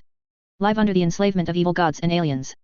Facing gang fights, monster attacks, and exploitation by idiots who call themselves nobles. Such a crude place is disgusted by Earth scientists. They believe that such a place is not suitable for intelligent life. Only human beings will choose such a harsh environment to survive. At this time, this place played an important role. Foresight will use this place to ambush the human commanders. He released a lot of bait to attract the opponent. The generals of the human empire value honor very much, and they regard it as something more important than life. Especially those emperor's angels who undergo biological modification. They abide by the ancient scriptures, pursuing honor and merit. Foresight is very confident that they will be attracted to the planet Fentia. He wants to completely resolve the grievances with the other party here. Here, only one commander will make it out alive. Vision is very clear, the commander must be himself. Ryan was keenly aware of the purpose of the alien warlord. Obviously, the other party set up a trap for him to get into. For this reason, the other party did not hesitate to make himself a bait. Ryan knew what the other party wanted to do, but he didn't care.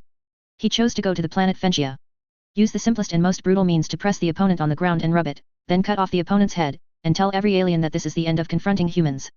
Lion asked Grandmaster Azrael to take the fleet to destroy other planets. This is the goal that has been set long ago. If he fails to hunt, he can still complete the set goal. After ordering all the matters, Ryan led a troop to the planet Fentia. Prepare to hunt down that alien warlord, and recover that planet by the way. Fisha has no void power, and Ryan's troops easily control the situation. Beware of enemies in the void, search for them like a lion, and hunt them. Ryan gave an order to the admiral who was following him. Let them search various areas of the planet Fentia to find the hidden troops of the Tau. At the same time, he also asked the technical priest to cut off all the external communications of the Fentia planet, completely blocking the opponent on the planet. After arranging all this, Ryan started to land on the planet Fentia. Human transmission technology is very mature. Even if there is any unexpected situation, Ryan can evacuate in time. The trap of foresight is doomed to return without success, and even send yourself into it. Lin leads a small team to Fethia Hive with the Thunderhawk gunship. At the bottom of the Hive city, which is like a garbage dump and has intricate pipes, there is a base belonging to the Tau tribe. It took the Earth clans a month to build it. Tu's efficiency is always so high. Guanjian, his adjutant Zhu Xing, and the Beiji who absolutely obey him are all in this base. They watched the appearance of 3 human gunboats through the big screen. Everyone's eyes were full of anger. Vowed to make these humans pay the heaviest price ever. They cut off our connection with the extraterrestrial fleet. Adjutant Zhu Xing said, looking at the red warning that popped up in front of him. The prey this time is very cunning, like the fleet. I believe the Qi clan will make a choice according to the changes in the battlefield situation. Farsighted said in a low voice, we must make comprehensive preparations. Ovisa, you is the robot B replacement plan really available? Yes, Commander Foresight. As far as I know, human beings have also encountered an omnipotent crisis. For this reason, they launched flesh and blood machine slaves. I have been thinking for a long time. Since we have no way to use artificial intelligence, then just switch to remote control mode. Ovisa turned on another holographic screen to show Vision his achievements. A group of Qi clans are sleeping in a huge space capsule. They have all fallen into a deep sleep, and their consciousness will use special remote sensing devices to connect with the drones. In this way, we can continue to let the Huashi fighters use the drones and increase their combat effectiveness. Hearing Ovisa's introduction, Vision nodded. As expected of the most outstanding Tu clan, it is indeed very good to be able to think of such a method. Ovisa also smiled, this is also an experiment, if possible, maybe in the future we can enlarge the drone bees and put Qi in it, or use some Qi who have lost their limbs to implant their heads among them, continue to serve the supreme good way. Let's talk about these things later, the most important thing now is to catch that human commander. Vision pointed to the screen, where 3 human gunboats were scanning the hive, trying to find out where the Tau tribe was. Yuan Jian turned his head to look at his adjutant and Beiji, showed a determined look, and made a hunting gesture. Let's attack, lure them away according to the established plan, and then work together to kill the human commander. The human empire will cry for today. My lord has found the signal. The driver's voice came, and a new information window was opened. The window shows that a certain location in the hive has emitted a non-human standard electromagnetic signal. He's trying to seduce us. Deathwing Captain Boris said to Ryan. Yes, it's a bait. Ryan nodded in agreement. Shall we ignore it then? Boris asked. Ryan shook his head, no, we need to go into the trap to catch the mouse. He claims to be proficient in hunting, and he will definitely find a way to keep you away from me, so that he will appear. If so, you are too protective. The alien, might be scared to give up the mission. Fisha is very big. If he hides, it will be very troublesome. We don't have time to search one by one. Since he has set up traps, then we will just plan. That's too dangerous. Boris said. Lian smiled, I am a lion, and there is only my prey in the galaxy. Get ready, you will be lured away, remember, behave naturally. Boris wanted to say something, but seeing Ryan's gaze, he couldn't speak in the end. The place where the signal came was an abandoned factory area. The gunboat found a suitable place and let Ryan and others land. Then it took off again, patrolling around the perimeter, looking for suspicious targets and providing support to Ryan and others at any time. When they landed, some locals hid in the darkness, watching their arrival. The situation in the hive capital is very delicate. The upper-level rulers are typical scumbags. It's a wavering look for both the Imperium of Man and the Tau Empire. The local people don't trust the Tau, and they don't trust Terra either. They hid in the dark and whispered, watching Ryan and the others, and when they saw them approaching, they ran away in fear. Seeing the ragged, disheveled, and starving hives, Ryan decided to take action against the local nobles after dealing with the alien warlord, promote his brother's reforms, and assist the other party to complete the centralization of power. The environment of the factory is very complicated and desolate. There are graffiti and flying garbage everywhere. The energy supply is unstable, causing the lumen lights on many roads to flicker. Lien led the team to the place where the signal was sent. This is too dangerous, my lord. Maybe I can lead the team there. Boris said. The mouse is very cautious. This is his chance, but it is also our chance to catch it all. Keep quiet, Boris, and be vigilant. Ryan's face was very relaxed, as if he didn't care about this trap. The source of the signal is located inside the abandoned factory. The factory is very large, and the area is estimated to be hundreds of acres. It has been abandoned for a long time, and the huge power supply core has become dead. The machines that were supposed to be rumbling were also very quiet. It is not difficult to get into it. Several dark steel passages lead to the inside of the factory. Ryan led Boris and others along a passage and walked in. Accompanied by a flicker of a lumen lamp, the Tau's surprise attack came swiftly and intensely. 3 shells were fired from the darkness, and at the same time the humming of drones sounded simultaneously. Boris and the others fought back immediately. They shot at the drones and opened their shields to block the shells. But the opponent's purpose is not to kill them. Instead spread them out. The cannonball exploded in the passage, shaking the unstable passage, and everyone felt the world turned upside down. The channel is disintegrating. No time to think, everyone ran to the safe place, or climbed up the stable place. When the situation stabilized, there were only 2 Dark Angel fighters left by Ryan's side. Boris and others have disappeared. Lien tried to contact them, but found that there was only noise in the communication. Those aliens cut off the possibility of their communication. Be careful, they are coming. Ryan said. The 2 Dark Angel warriors raised their bolt guns, staring at the darkness, their senses raised to the keenest level. But they got nothing. Just when they were confused and wanted to seek an explanation from the Primarch. A magnetic rail bullet surpassed the speed of sound and shot towards Ryan, but was blocked by his personal protective force field. As Guillemon lifted the ban on various restrictions, many shield technologies of the Empire were also taken out of the treasure house by those oil guys. Lion, as the Primarch, naturally uses the top technology of the Empire for his power armor. Anti-interference, anti-strike, with the strongest survivability in extreme environments. Throw him into the sun, unless it reaches the temperature of instant vaporization, it will struggle on the surface for a long time. The force field protection is enough to resist the intensive bombardment of high-yield nuclear bombs. Several flickering bombs were thrown out of the darkness, and before they could react, they exploded instantly, and electromagnetic pulses swept through their bodies.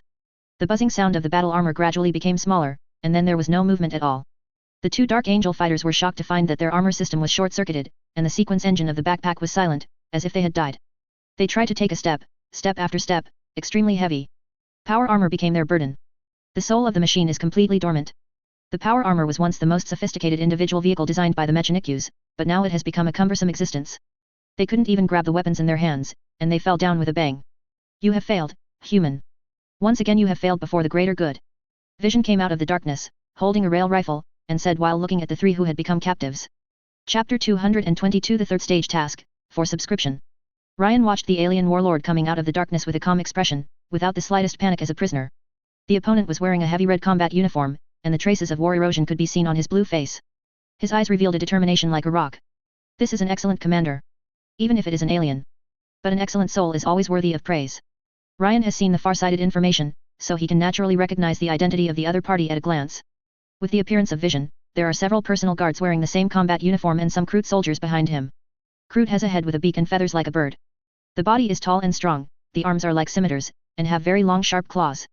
They like to devour the corpses of their enemies, steal the genes of the other race, and accelerate their own evolution. This ability is powerful. Allows them to evolve quickly and absorb knowledge from other races. There is no weak civilization that can survive in the galaxy. Any contempt will only bring a bitter ending. Are you the alien warlord who seduced me? Ryan asked, staring at the Vision in front of him. Yes, following the great higher good, you are defeated, human. Vision's tone was full of anger and sadness, and the eyes watching Ryan were burning with raging anger. He finally wants to avenge those tragic lives. Great and good above all, rest in peace, those suffering souls. Foresight will avenge you. Really? Ryan smiled. Yuan Jian felt that something was wrong, but he looked at the opponent's armor that had fallen into silence, and there was nothing wrong with it. Battlefield analyzers show that everything is under control. The opponent's armor has been paralyzed, and other human soldiers have been lured away. How did the opponent come back? Take his head to turn the tables? This tactical foresight is not the first time it has been used. Every time is perfect, there is no failure. You don't think you are captured? Farsighted raised his voice, his Gothic speaking perfectly standard. Farsighted stared at the tall Primarch in front of him like a small hill. He felt that he was thinking too much. Without armor and support, what tricks can the opponent have? Undoubtedly just those threatening words. I think too much. What about the original body? Even if you are a god, you can make your opponent bleed. A genetically modified body that is over-advocated by humans, there is nothing to be afraid of. Today, he will cut off the other party's head and tell the human empire what will happen to offending the Tau. Alien, I have to admit that among the many aliens I have encountered, you are smarter and more strategic. Ryan said casually, but your arrogance is the most among them, and they have never dared to approach me like this. As soon as these words came out, the adjutants Ju Xing and Bag raised their rail rifles one after another. The Kroot soldiers on the side are also ready to fight. For a while, the atmosphere became tense again. Torch Star and other Tau elites all put their fingers on the trigger. Once fired, the ion beam and rail bomb will instantly kill the opponent. Don't think about playing tricks, once you do it, you will die. Yuan Jian took a few steps back calmly. I don't know why, just standing in front of the other party makes him feel a kind of palpitation. The terrible pressure made him almost out of breath. The sheep trap is a pitiful joke for a lion, and it has no meaning other than burying itself. Ryan mocked sarcastically. Then, he moved. The Black Primarch armor is activated accordingly. The Empire of Man is just pedantic, not stupid. The same tactic worked twice, which is a humiliation to the military empire. Mechanic priests are bound by the rules of Mechanikus, they are not without brains and technological reserves. After Guilliman abolished various prohibitions, the Mechanikus has demonstrated a strong ability to innovate. As the interstellar armor with the most advanced technology in the empire, many mechanical sages have shown interest in improving it. Mechanikus is different from other departments. Whoever can master more knowledge can get a higher position.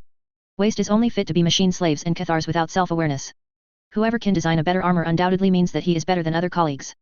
Improving the armor of the empire is a rare opportunity for mech sages and many mecha priests who want to climb the ladder. Early in the war against the Tau Empire, the mechanic priests had already considered the problem of electromagnetic interference. This happened once. When the Ultramarines killed Vision, their armor was paralyzed, and they had to compromise and leave. For this reason, anti-electromagnetic interference has also been included in the optimization project. As the Primarch's battle armor, the problem of how to continue to survive close to the stars has been considered, so how could the anti-electromagnetic interference factor not be considered? More importantly, even without a battle armor, Ryan, who has awakened the essence of the subspace, can tear the vision to see everyone. Foresight set traps and ambushed Ryan. This strategy was a mistake from beginning to end. He is doomed to fail if he uses the thinking of a normal person to speculate on a Primarch. The lion draws his sword and strikes like a lion. The speed was so fast that even with the combat assistance system, the Tau people could not capture its movements. The moment the sword tip leaves the scabbard, the cleavage position is activated. A Beiji elite was cut through by Ryan. The battle suit and personal shield were directly broken. Killed. Adjutant Ju Xing was about to speak. There was a bang, and gunshots rang out from the side. The two Dark Angel fighters who were still in a dead state just now returned to normal at some point. They raised their bolt guns and started shooting. Ju Xing's head exploded on the spot, and the fragments of flesh and blood mixed with the fragments of the helmet splashed. The headless corpse wearing a battlesuit slammed aside under the huge impact of the explosion. The other Tau firefighters reacted quickly, and they opened fire on Ryan and the two Dark Angel fighters. Foresight pulled the trigger of the railgun in his hand. The howling electromagnetic bullet hit the opponent's breastplate, rubbing off a piece of synthetic paint. As the personal guard of the vision, another soldier selected as the Beiji jumped up and threw a grenade at Ryan and others. A booming explosion sounded, flooding the battlefield. Just when Yuan Jian and others breathed a sigh of relief, thinking that the other party was killed by the bomb. Lian and the two Dark Angel fighters walked out of the flames of the explosion unscathed. The power of the grenade can't even leave a dent in the opponent's thick power armor. A Dark Angel warrior poured his firepower at the Beiji who threw the grenade. He didn't choose to kill the opponent, but used two bursts to break both the legs of the Beiji and the arm that threw the grenade. This is a blatant humiliation. Let the opponent lie on the battlefield, watching their own defeat, and watching the goodness abandon them. Foresight kept pulling the trigger, but the rail bullets were useless. Either it was blocked by the shield, or the paint could only be rubbed off. In just a few breaths, Farsighted lost 2/3 of his bodyguard and Kroot soldiers. Their bodies lay on the metal floor of the abandoned factory. Yuan Jian was extremely sad and angry, and he realized that he was a little wrong. Those myths of humanity do not exaggerate the Primarch's abilities, but weaken its legend. These guys are called demigods for a reason. Strong enough to be hopeless. If it was the case in the past, he has already won. Stepping on the opponent's head or corpse declares the greatness of the supreme good. But now, he has lost a complete mess. The Primarch commander hunted him by throwing himself into a trap. In the face of absolute power and information asymmetry, far-sighted strategies are useless. Monster, your opponent is me. Farsighted roared angrily. At this moment, the only way to reverse the failure is to kill the original body. The loudspeaker radiated his challenge loudly. Foresight activated the longsword obtained from the ancient ruins. It is a very mysterious weapon, but Vision got it from a strange world called Moloch. The surface of Morlock's world is a jumble of thousands of crumbling shrines and strange, faceless statues. The history of this planet is older than all recorded history of the Tau Empire. The surface of the planet is fragmented, giving the illusion that the planet died long ago. There is not even a single green shoot or piece of moss on the planet, only endless desolation. No living creature has made its home there. In the place where the ruins are dense, as long as you walk in, you can hear the whispers of ghosts. They lurk in the dark, tormented by past memories and curses. There, Farsighted met a demon blazing with evil fire. Against that demon, his technology is useless. After several rounds, he was almost not killed by the opponent on the spot. It wasn't until he picked up the sword from the ruins that he was able to save the fate of failure and killed the big demon. After the Battle of Moloch, Vision gave the sword to Ovisa, the most intelligent Earth scientist of the Tau, to study. Unfortunately, even this scientist can't tell what the raw material of this sword is, let alone copy it. After that battle, the Dawn Blade remained in the hands of Vision. He also used this sword to kill many powerful enemies. Yanjian slashed at Ryan with his sword, and the battlesuit has turned on full power mode. The huge thrust made the Dawn Blade in his hand even more terrifying. Lian blocked Yuanjian's sword, then grabbed the opponent's foot and slammed to the other side. With a bang, a dent appears in the metal wall. Farsighted felt a sweetness in his throat, and a warning message from the combat suit system popped up, with multiple damages. Too much impact. Such a huge impact, even through the battlesuit, made him vomit blood continuously. Get up again, correct the battlesuit, and turn off those warning messages. Foresight, Dawn Blade in hand, grows vigilant. The arrogance that captivated the other side in the first place has disappeared without a trace. Chemical agents were injected into his body to repair the damage just now. The stimulant made his brain go into high gear. Vision took a deep breath, and let the will of the superior good be carried out in his soul. He turned on the performance of the battlesuit to the maximum, and moved at an incredible, ghostly speed. Dawn Blade hissed. He slashed at Ryan frantically. It's like countless phantoms attacking. Lian looked normal about this, and easily responded to the crazy attack of Foresight. Grasping a flaw, he rotated his body in an instant, swung away all the opponent's attacks, and pierced the far-sighted chest with his sword. No. Yuan Jian looked at the long sword that easily pierced through the combat uniform and pierced into his body with unwillingness and disbelief in his eyes. Just lost. How is this possible? He is a legendary commander. The most powerful Tau ever. How could you lose here? I cannot be reconciled. I will never surrender to fate. The crackable force field still quickly destroyed the battlesuit and his flesh and blood structure. When the long sword was drawn out, Yuan Jian's legs softened and he knelt down on the ground. Lian swung his long sword, and a head rolled down. No. One of the 8 surviving heroes screamed frantically in pain. He couldn't accept Commander Vision's death. How can you die? After so many battles, why did you die here? Do not. This is not true. When the 8 heroes were distracted, Boris who rushed over took the opportunity to hit the opponent's helmet with a single shot. During the explosion, the head of the Beiji was shattered into pieces, and the headless body fell from the air like a free fall, hitting the metal floor with a bang. By the time the diverted warriors like Boris returned, the battle had already been declared over. Vision was killed, and the remaining Tau members also ushered in the fate of destruction. Ovisa chose to kill himself and detonated the underground base. The scientist who followed the legendary Commander Vision maintained his last dignity in this way and avoided becoming a captive of mankind. It's a pity that Ovisa's actions only ruined himself. Ryan and others have teleportation devices on them. As soon as the explosion happened, they used the teleporter to leave. Seeing the burning underground base, Ryan crushed Vision's head with one foot, turned and left the battlefield. He still has one more thing to do, which is to liquidate the human dignitaries on the planet Fentia and promote Guilliman's reform. The Tau threat is over. As long as the Rendan alien incarnation of Ether is wiped out, this poor race will never have a chance to stand up again. These dignitaries who are like grass are also at the moment of liquidation.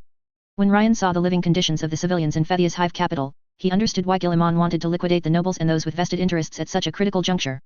To be able to run an empire like this, killing them is considered a kind of kindness. The glory of Makraj. Guilliman spends most of his time sitting in his strategy room, studying the overall strategy and handling government affairs. As a person in power, he is very clear about his position. He avoided going to the battlefield himself as much as possible. Unless he is really needed to play, he can just watch as he can. The story of defeating the devil with a holy sword only exists in anime and novels. How stupid a devil would be to choose to fight a warrior one-on-one, and then be overthrown by a sword. Divide your army into dozens of teams, run when the warriors come and burn, kill and loot when the warriors leave. Captured all the kings, nobles, and princesses who supported the warriors, and killed whoever dared to support the warriors. Killing one every other day is enough to torture the warriors to the point of madness. If you want to win, you must have your own power and your own basic set. Guilliman has only one way of thinking about any war. The devil has an army of 100,000, so the brave must have 200,000, a million. Operation is good, resources and troops are stationed, and A goes directly without thinking. Interspersed with such brain-burning behavior does not exist. What is needed is the firepower push. Guilliman let those commanders do things, let them use mortal thinking and wisdom to achieve victory. For this reason, he rarely took the initiative to fight. Most of them coordinate the overall situation. Of course, Guilliman also has a lot of government affairs. His personal database is full all the time, and everything is related to the life and death of billions of people, and even the entire star region. The outdated communication methods have forced many local rulers to send messages for support or help many times. Even if Terra helped him share a lot of government affairs, the Empire is a huge government with millions of worlds. Ordinary people are too tired to finish reading the reports of these planets. In addition to these, Guillemon has to pay attention to his overall strategy. Webway Project, Lighthouse Project, Alternate Universe Project, Battle of the Nockmond Corridor, the threat of the Necromancer Norwalk Dynasty, the crisis report of the world on the edge of the Great Rift, the rebellion of the nobles, the strike of conservative mechanicists against reform, etc. One can imagine how much government pressure there is. Enough to happen to a normal person in a few months. Even if it is a Primarch, facing such a massive amount of information is still a headache, and it takes a lot of time to process it. Guillemon has been reviewing the reports given to him by various planets during this time. Assign the fleet of the Indomitable Crusade to save different worlds, suppress rebellions, and expel aliens and demons. War is spreading in every corner of this world. Civilization was burned, and the suffering people were tortured. Astropaths can receive all kinds of desperate messages for help every day, and listen to the wailing of those worlds when they are destroyed. The only thing Guillemon can do is to make his troops move faster. Cleans up an area and transforms it as fast as possible. Let the people of each planet elect the governor they think is acceptable. The governor then communicated with the Empire, discussed taxation and conscription, and carried out unified reforms in accordance with the existing Empire system. Even if he gave all his energy, Guillemon's reputation in many places was not good. Guillemon was called a tyrant by the nobles. His simple and rude actions made many nobles lose their power and became commoners overnight. Many people chose to blindly follow the dignitaries who had ruled them for countless centuries, and condemned Guillemon together. The strong inertia made them believe in those nobles who had no power. They complained indignantly for the nobles, thinking that the imperial regent should not deprive those nobles of their power. Guillemon expressed helplessness about this kind of thing. It is a strange phenomenon in human history that the exploited sympathize with the exploiter. Slaves justified slavery. They defended the emperor. Workers justify the captive capitalists and officials. There are always some people who are willing to justify the people and systems that enslave them, thinking that the existence of these systems is the most reasonable. Never thought about it. In fact, slaves can live without slavery. Eunuchs can live without the emperor.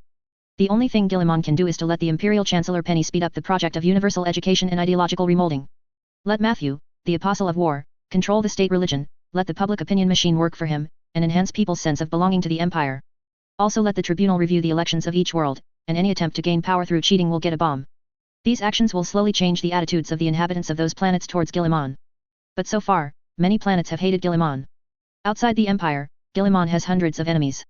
Inside the empire, he has at least 1 billion enemies. This is also a very helpless thing. Unless he goes to every world in person and makes them swear allegiance with his powerful personality. With Dorn and the other Primarches coming along, Guillemon also cut things to lighten his load. The demons of the glory of Macrage were handed over to Korux, who organized a warp intelligence network for Guillemon. This kind of collusion with the devil is a mortal sin that cannot be forgiven. But none of the Primarches objected, and they all acquiesced that Guillemon's approach was correct. In this dark and hopeless universe, no method should be excluded. Any extreme means can be used, no ethics and morality cannot be sacrificed to protect the continuation of the race. Any dark means can be used to ensure the survival of human beings in the face of adversity. You lose a lot when you lose your humanity, but you lose everything when you lose your bestiality. It has been a long 10,000 years. Primarches who once had a grudge against the Emperor. Eventually it turns out that the Emperor was right about everything.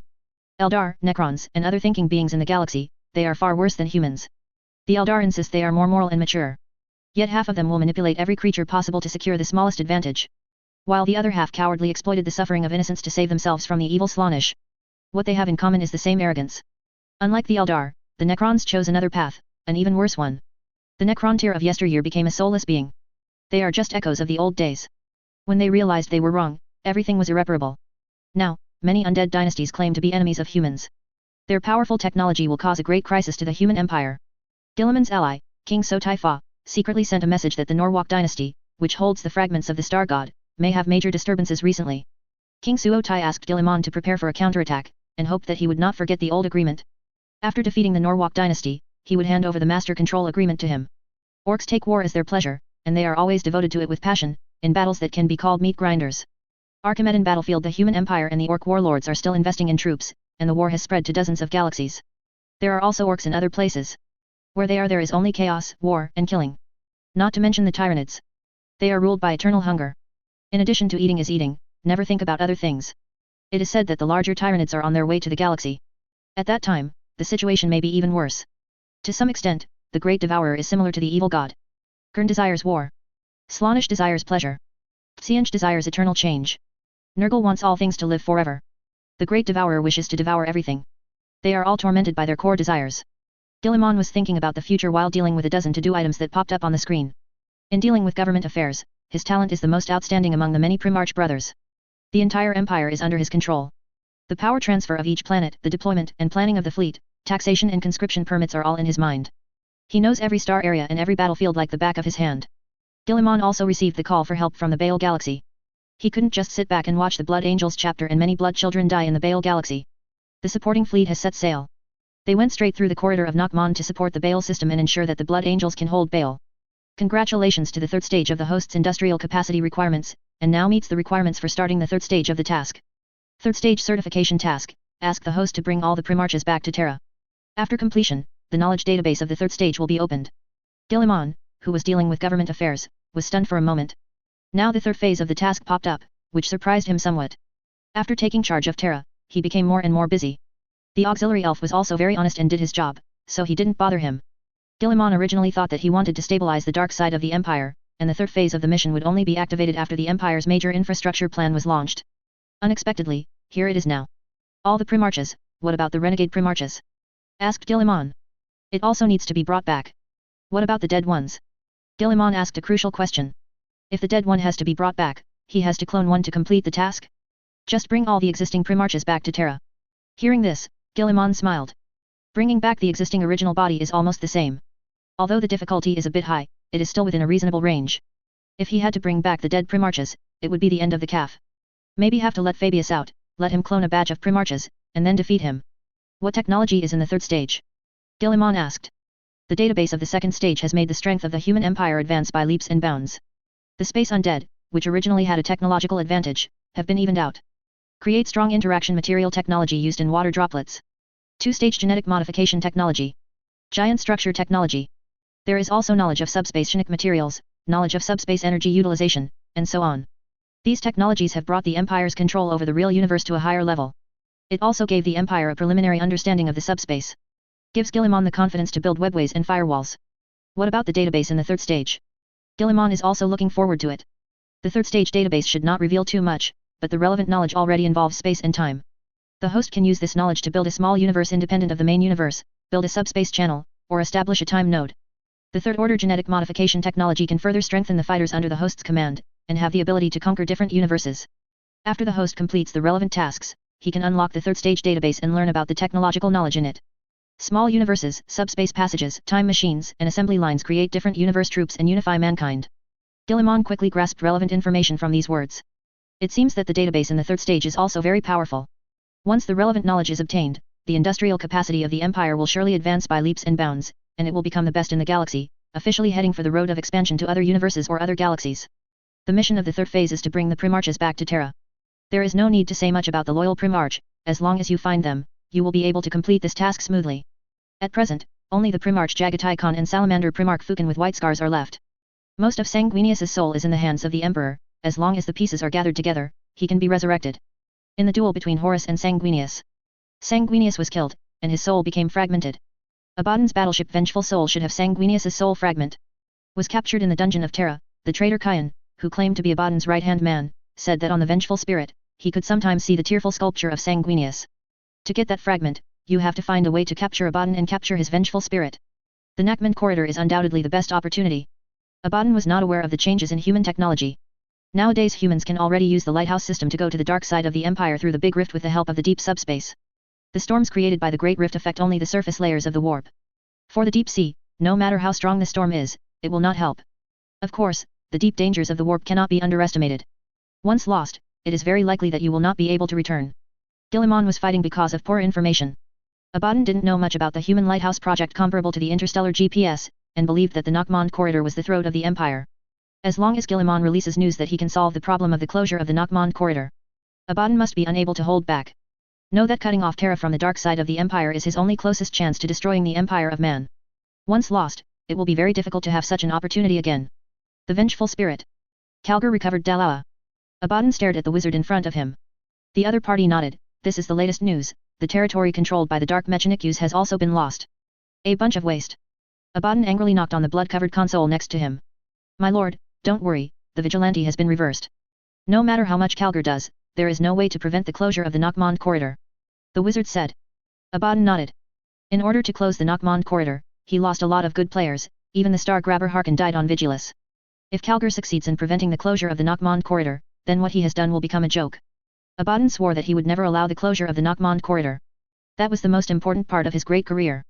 I have worked hard for this for 10,000 years, and finally pushed the Empire into such a mess.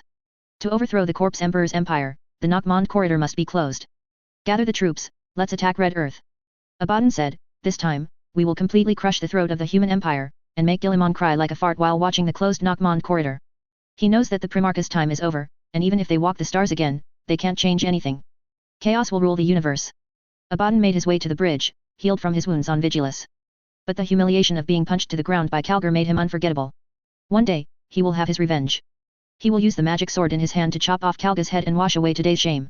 After thinking for a while, Abaddon decided to activate his strongest trump card, the Planetary Killer. Abaddon rarely released this weapon. But this time, in order to be absolutely sure of taking GD Star, he decided to use this trump card. Planet Killer is a ship built with a huge energy cannon as its core.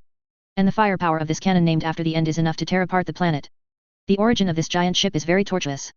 In 978.m40, Abaddon waged war against the Forge world controlled by Technos, the Lord of the Dark Mechanikus. After a successful conquest, it takes over all technological creations and knowledge. Abaddon ordered the Mecha priests to forge a ruinous ship using all the dark technology they could get their hands on. It took more than 100 years for the Planetary Killer to be built in subspace. His psychic consultant even bound more than a dozen demons in the Planetary Killer, increasing its power and intelligence. Planet Killer can gather the power of subspace into a doomsday beam and emit it. Its power is enough to penetrate the planet's crust and hit the planet's core, causing the entire world to be torn to pieces in explosions and strong geological movements. In addition to the doomsday cannon, it is also equipped with countless light spears, artillery, and torpedo launchers. Its armor is extremely thick, and its void shield is even stronger. In the Gothic Wars, it was a good friction to hold the Empire to the ground. Using this destroying giant ship, Abaddon must destroy Gedixing and completely close the Nockmond corridor. Let Guilliman and Calgar father and son embrace each other, look at the closed corridor of Nockmond, and cry like farts. Calgar is still running around fighting the fire. The march of the forces of chaos has wreaked havoc. Even the news of the Empire's success cannot reassure many planets. They dare not resist the invasion of chaos. Abaddon's army only encountered formed resistance in a few areas. Many times, the Black Legion will liberate oppressed imperial worlds directly from Xenos and Rebel Siege. Completely bring the residents of those worlds into your camp. As the army advances, all kinds of pirate gangs and rebel war groups have been absorbed. They brought with them a great deal of weapons and resources, further strengthening the Black Legion. Of course, if there were only two forces, the Nockmond corridor would not be so troublesome.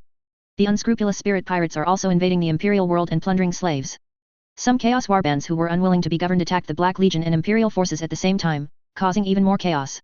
To make matters worse, many subversives appeared in some imperial worlds recovered by Calgar. The trend of chaos is unstoppable, and human beings should learn to integrate with chaos. Isn't it normal for a few people to die? The most important thing is to restore a normal life. Every day is to fight against chaos, when is the end, and blending into chaos is the general trend. The regent of the empire is the smartest, leading us to fight against chaos. Why did those rebel primarchs choose chaos? Have their brains been burned out? If the regent of the empire is the smartest, why didn't the emperor choose him as the war master? Look at those people who have turned to chaos, they have lived a peaceful life, and the days are getting better, but we believe the lies of the empire every day, and we want to fight against chaos. Isn't this a crime? Yes, those worlds that accept chaos are in dire straits, and the people are in dire straits. The worlds under the empire are singing and dancing, and there is no disease or disaster. Is it difficult to admit that you are wrong? Chaos has existed for thousands of years, it is not a scourge, people can live in harmony with chaos, why can't we? Such remarks continue to appear, inciting a large number of civilians to attack the planetary government that is being reformed according to Guilliman's order, resulting in many turmoil. Calgar can only strengthen propaganda while suppressing, and at the same time regain those worlds controlled by chaos and save the survivors. Hahar Galaxy. This is a very remote galaxy, located in the Dalsy Star region. Both Hahar 1 and 3 were once a thriving agricultural planet. The abundant agricultural resources on the planet provide the population needs of more than a dozen nearby galaxies.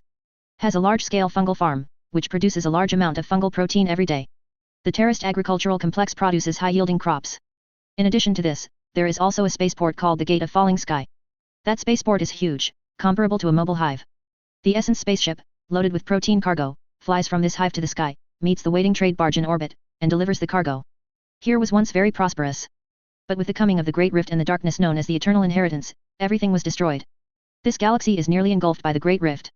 Under the bombardment of the terrifying subspace energy waves, several transport ships with a length of 30 kilometers were destroyed. Debris fell on the surface of the planet, hitting cities and agricultural plains, causing big explosions. Fires caused by fuel tanks destroyed thousands of miles of farmland. The sudden explosion of the core of the subspace engine also caused a series of subspace anomalies, causing indescribable darkness and terror. Half of the inhabitants could not resist the influence of the whispers of the Great Rift and were transformed into abominable monsters. The other half of the population struggles in chaos and despair. They fight monsters in the dark streets, search for supplies in the desolate city and survive the apocalypse. Some heretical religions are also on the rise at this moment. They are performing all kinds of crazy rituals, sacrificing those weird gods that have long been unknown. The whole world is in chaos. After receiving the call for help, Calgar arrived with the fleet, preparing to rescue the survivors first. Calgar is a positive figure. Chapter 223 The Death of the Blood Angel, for subscription. Ship after ship leapt from the warp.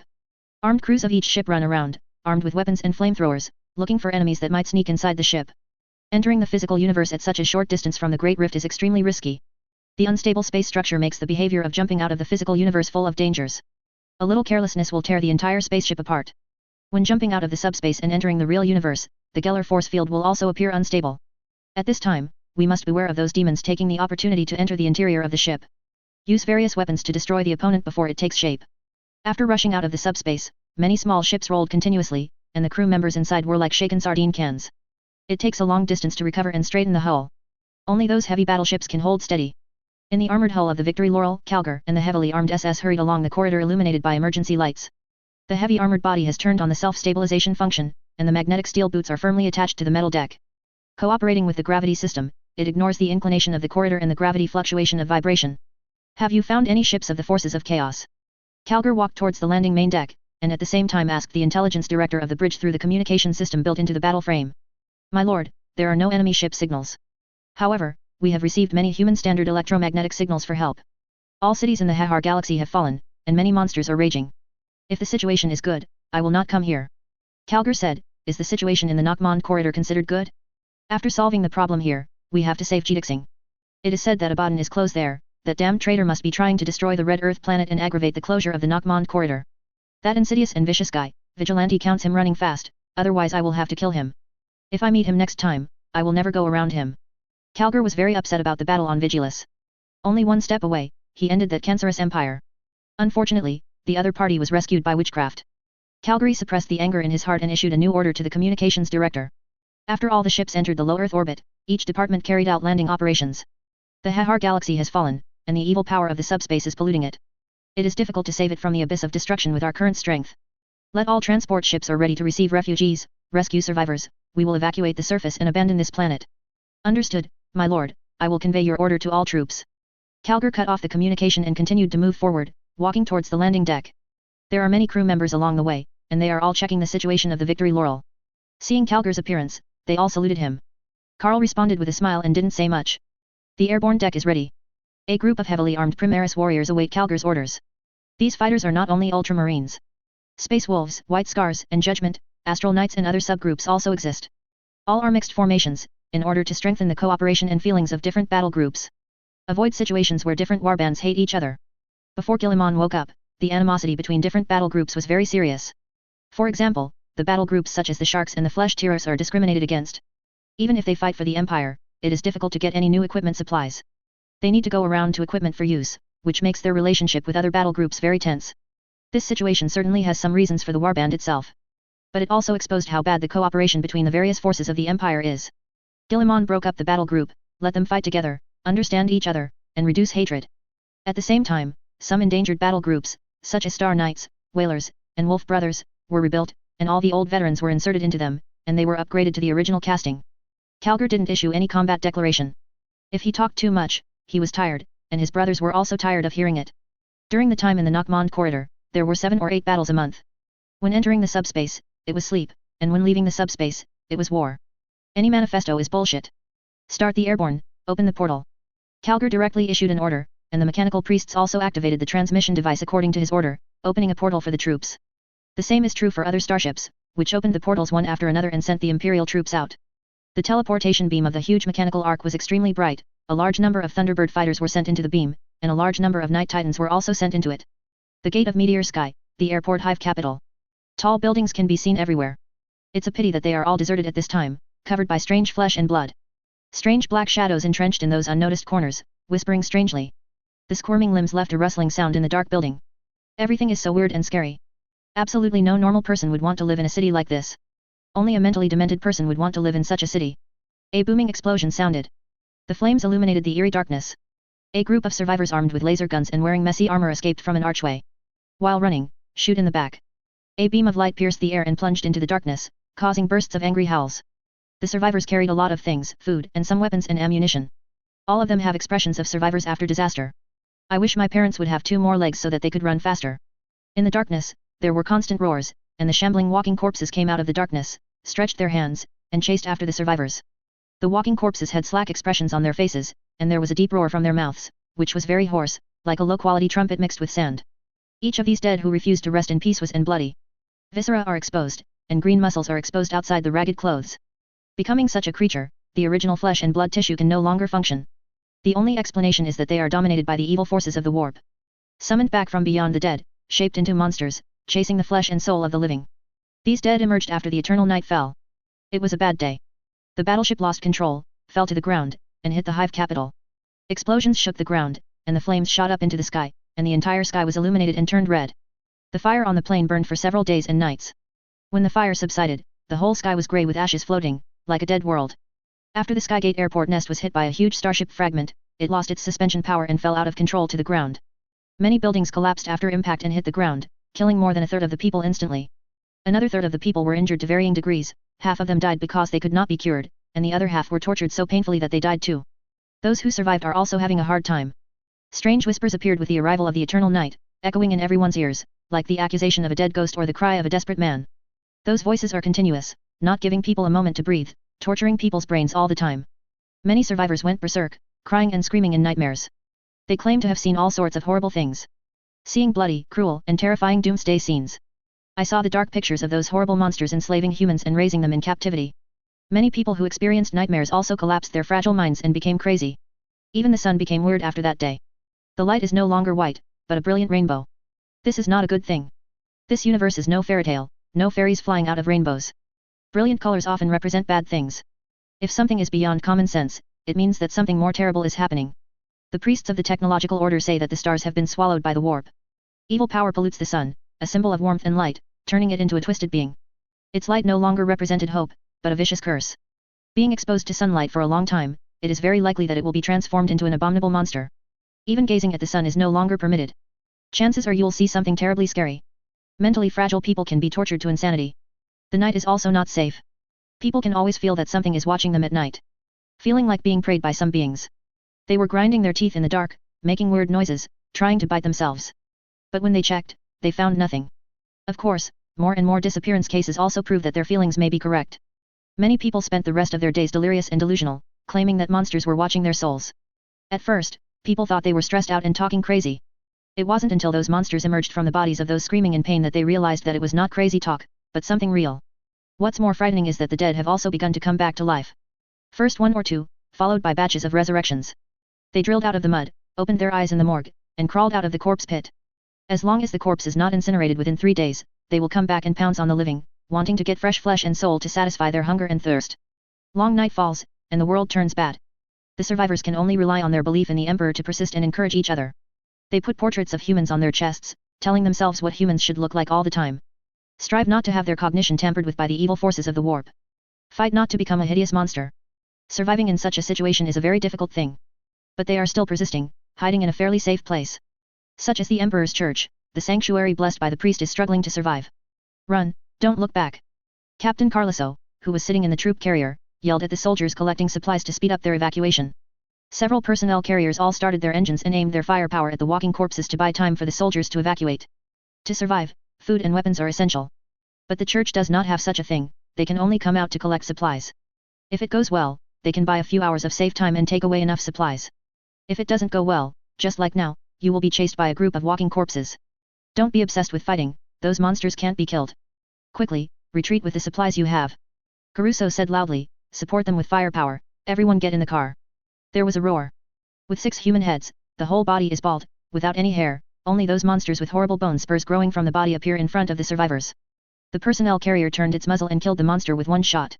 But soon, several hateful monsters ran out of the darkness.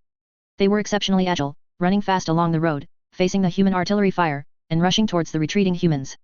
In the name of the throne, how many monsters are there? The gunner locked on the monsters and roared loudly while firing. The ghost knows how many there are. I only know one thing, and that is that these monsters are really ugly. Caruso laughed, if I become this thing, I would rather die. After saying this, Caruso took out a small mirror, looked at it, and said sadly, it's a pity, I have such a handsome face. If there is no such thing as Chong yet, those noble young women may not know how many tears did you shed for me. Can you be normal, sir? The correspondent on the side looked at Carloso speechlessly. He admits that this guy looks good. A handsome face and a perfect figure. Matched with short black hair, he has a wild temperament. It's this world that's abnormal, not me. Carlos shrugged, we have to stick to ourselves and not be assimilated by this disgusting world. The soldiers ran and shot the monsters. The vehicle that had been waiting for a long time had already started the engine and opened the door. After all the soldiers got on the vehicle, the troop carrier roared and rushed out. The personnel carrier that Carloso is in is at the end. As an officer, the narcissistic Carloso is still very qualified. He regards his subordinates as his brothers, not as tool people without emotions. The Walking Dead were quickly left behind. But those monsters are chasing after him. Caruso got out of the car and shot the monster with the heavy laser gun. But the other party's flexibility far exceeded his imagination. Twirling and moving, dodging the laser beam capable of melting steel. Caruso was stunned and failed to hit a single shot. How did you get selected as the captain in the first place? Did you enter through the back door? The observer inside the car twitched his mouth. I'm sorry for your marksmanship if I don't send you an imperial certified stroke master. Don't slander me. I'm an incompetent man like me. You know, I became a captain because of my outstanding personal talent. Carloso said with an upright tone. How did I hear that you got this position after staying with the governor's wife all night? The gunner locked on the monster, pressed the launch button decisively, and a shell directly hit the monster. Accompanied by a series of wailing sounds, the monster was blown up and fell directly from the road. The roads in the hive capital of the Gate of Meteor are intricately built, connecting different levels of hive capitals. Many of them are viaducts, which are very high from the ground. The monster was bombarded and fell from such a high place. The probability of survival was infinitely close to zero. Nonsense, the governor's wife weighs more than 300 pounds, and she walks like a rock. If you're not a hunk, you'll probably have weak legs when you see her. Only a hunk like me dares to say that you can kill someone. Throwing away the helmet and abandoning the armor. Ma Dan, in fact, I was at a big loss. On the night of the eternal night, we had already agreed to give me a school officer. After the labor and capital struggle was over, I just got dressed. Turning around, the governor's wife it's gone, and the governor is gone. The starship debris whizzed past, and half of the house was gone. I stood at an altitude of more than 2,000 meters, alone in the wind, until the rescue team came. I just recovered. Caruso's tone was depressed. If the governor and his wife died later, he would not be a captain now, at least he would be a major. There is a lot of information, the governor is watching you too. The observer on the side showed an evil smile common to men. The nobles are having a good time. Carlos said, you have never seen how depraved those can be. If it is really written into a book, it will be executed directly by the gang of the trial court. I would like to hear the details. The gunner said, as a brother who lives and dies together, I cannot let you bear these alone. Me too. The observer said solemnly, in the name of the Holy Emperor, let us share your pain and condemn the depravity of those nobles together. Everyone in the personnel carrier laughed, and the oppressive atmosphere suddenly eased a lot. Boom. There was a loud bang. The personnel carrier, which was driving smoothly, rose into the air, but was knocked into the air by a giant monster rushing out of the house on the side of the road, and hit the roadblock beside it. Caruso and others shook with the personnel carrier like a sieve in a tumbling sieve cup. In the narrow car body, the head was smashed. Fortunately, the quality of the personnel carrier is very good, even though it suffered such heavy damage, it did not suffer much damage. Everyone climbed out along the opened emergency hatch. An extremely huge, 7-meter-high humanoid monster, like an ancient mythical titan creature, stood on the road and let out a roar. The monster's arms are extremely thick, covered with a thick carapace. When it hit the ground, it made the ground tremble like a cannonball exploded. Seeing this scene, Caruso and others couldn't help swallowing. Fighting against such a behemoth is definitely not a fun thing. Their small arms and legs, if they can't bear each other's blow, they will be finished. The monster is very smooth all over, without any hair. There are many eyes on the face, densely packed, big and small, which can kill obsessive-compulsive disorder and is very disordered. The monster stared at Carloso and his party with hunger and thirst in their eyes.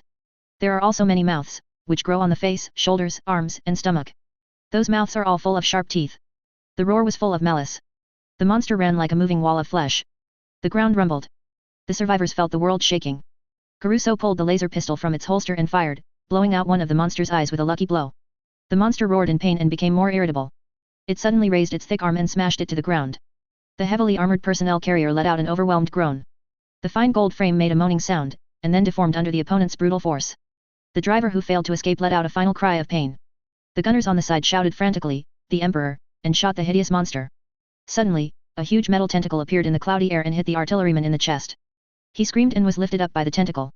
7 or 8 crazy red eyes emerged from the darkness, staring at Carloso, and split the gunner's body in two in front of him. Human scarlet blood spilled out and soon soaked the entire ground. Out came the wriggling monster, equally massive. Like a moving mountain of meat, the waving tentacles are mixed with steel. The sticky and muddy body rolled with pustules like a human face. When it swelled to the size of a human head, it burst open with a bang, ejecting those disgusting thick slurries. There was a roaring sound, and the lingering corpses came out from everywhere, wriggling their rotten green bodies, and walked towards the survivors. The soldiers who were the closest and failed to react were thrown down by them. The shrill screams were drowned in the monster's roar. They shared fresh flesh and blood, greedily chewing the delicious soul of that warrior. Kuroso looked at the two huge monsters and the endless plague corpses, and couldn't help showing despair. There is no way to fight such a battle. They are dead. So did the other soldiers, dragging their weary, battered bodies, staggering to the barricades, or the ruins that would have served as cover. May the great emperor shelter my soul from becoming food for the horrors. They chanted useless prayers and raised their weapons to unleash puny attacks on the vast hordes of monsters. The huge humanoid monster let out a roar, and it ran again, rushing in the direction of Carlos and others. Kuroso took out his only grenade. For the emperor. He pulled out the latch, pulled the trigger of the pistol repeatedly, and rushed towards the monster, like an ant swimming against the current, about to be crushed by the flood-like monster. In the name of the great emperor, in the name of the holy regent, bear the wrath of the Jiaoyang Legion, monster. Accompanied by a loud battle cry, a female voice sounded. 3 fighters roared towards them, leaving behind a gradually spreading white airwave behind them. The sonic boom caused by the high-speed flight shattered all the glass of the surrounding abandoned buildings. The fighter plane deformed in the air and turned into a floating heavy titan. The power spear in his hand pierced through the monster's huge body in an instant, smashing it to pieces. Another monster howled under the thick melted light. Kuroso and the others stared dumbfounded at the god of titans incarnated by fighter planes. They crush all enemies with ease. Huge, invincible monsters like ants. My dear, when did those engine oil guys come up with such a tall thing? The correspondent was stunned. He has been in the army for so many years, and he has never seen such awesome military equipment. It can fly, it can transform, and its firepower is so fierce. This is not enough to teach mechanics. Kuroso was also stunned. I can't get back to my senses for a long time. I am an emperor. This is too powerful. There was a roaring sound, and the welcoming vehicles that were running in front just now turned back. Just when they were curious and wanted to ask about the origins of those titans. Another female voice sounded from behind. Quick, the first company goes to the left wing, the second company goes to the right wing, and the others follow me. Kuroso and others turned their heads to look over. At some point, a huge light hole appeared on the road behind them. A huge group of anti-gravity levitation tanks came out from a huge light gate, and there were more than a dozen night mechas at the side, taking heavy steps to fight with them. A Sky Eagle flag was planted on those heavy vehicles, hunting. Hundreds of infantrymen wearing exoskeleton armor and carrying automatic machine guns on their shoulders also walked forward with tanks and mechas. It can be said that they are armed to the teeth. My dear, the Emperor, this is the ace troop of the throne world. So arrogant. Kuroso felt his whole mind was blank. Anti-gravity levitation tanks lead the way, knights fight in coordination, and there are all exoskeleton armored infantry. I have been in the army for so many years, but I have never seen such an arrogant army. Is this the army? This is a walking pile of gold. One by one, they bear 2 words, bold and arrogant. Are you the defense force of the planet Hahar? I belong to the 101st Regiment of Cadia, and I will come to fight with Lord Calgar and be responsible for the evacuation of this area. Minka looked at a group of ragged imperial soldiers standing in the middle of the road, leaning on several old personnel carriers, and asked. Kuroso looked down at the laser gun in his hand, as well as the shabby uniform. Looked at the exoskeleton armor on the opponent, the exquisite pulse laser gun in his hand, portable communication, personal shield generator, and energy battery. No comparison. We are all one empire. Why is there such a big gap between weapon generations? Why are you so extravagant that you even have a personal shield? Yes, captain of the 28th Regiment of the Hahar Defense Force. Kuroso felt a little embarrassed to speak. Yes, yes. We are ordered to take away all the survivors on this planet, please help. Minka opened the communication of the regiment headquarters, called a medical team, and then looked at Carloso again. The medical team is already in on the way here, your wounded soldiers can leave early. We don't have much time, please take us to your camp as soon as possible. Hearing what Minka said, Kuroso was stunned for a moment. He looked around blankly. All kinds of powerful war vehicles dazzled him, far stronger than the antiques they used. Such power is enough to recover this planet. You have such a powerful force, don't you intend to recover this planet? Minka shook his head. No, we must obey the strategic requirements. Half of this galaxy has been swallowed by the subspace. The remaining half is also in danger. As time goes by, the invasion of the subspace will become more and more serious. The Empire's military strength is limited, and there is no way to defend every world. Perhaps you should work hard. Hahar is an important agricultural galaxy, and it can provide the crop needs of 25 galaxy residents. The correspondent on the side said. Minka shook his head. The order I received was to take you to evacuate, not to recover the world. Lord Kalga asked us to complete the work of rescuing the survivors as quickly as possible. Does that allow us to stay and continue to fight? This is our homeland. I don't want to just hand it over to those monsters. I hope to stay and continue to fight until this world is taken back. Kuroso looked at Minka and said. The soldiers next to him showed astonished expressions when they heard what he said. They knew that Carloso was a qualified officer, but they didn't expect that the other party would say such words to defend their homeland. Not everyone can have this kind of courage. Actually, although Carloso used disgraceful means to rise to the position, his ability is also very good. For Carloso, who was born as a commoner, it is impossible to use normal means to rise to power. If normal methods are used, he will only become an insignificant leader. I would also like to stay. The correspondent said. Me too. Me too. Me too, this is our hometown, we will not give up. Give us some weapons and we will fight till the end for the emperor. Seeing that Carloso had such courage, other soldiers also spoke up. They very much hope that the imperial forces will stay and help them regain their homeland. But they also understand that this war is very grand. It is destined that the empire will not stop for a certain world. They will fight themselves, to take back what the warp has taken from them. Abandoning your homeland is painful, soldier.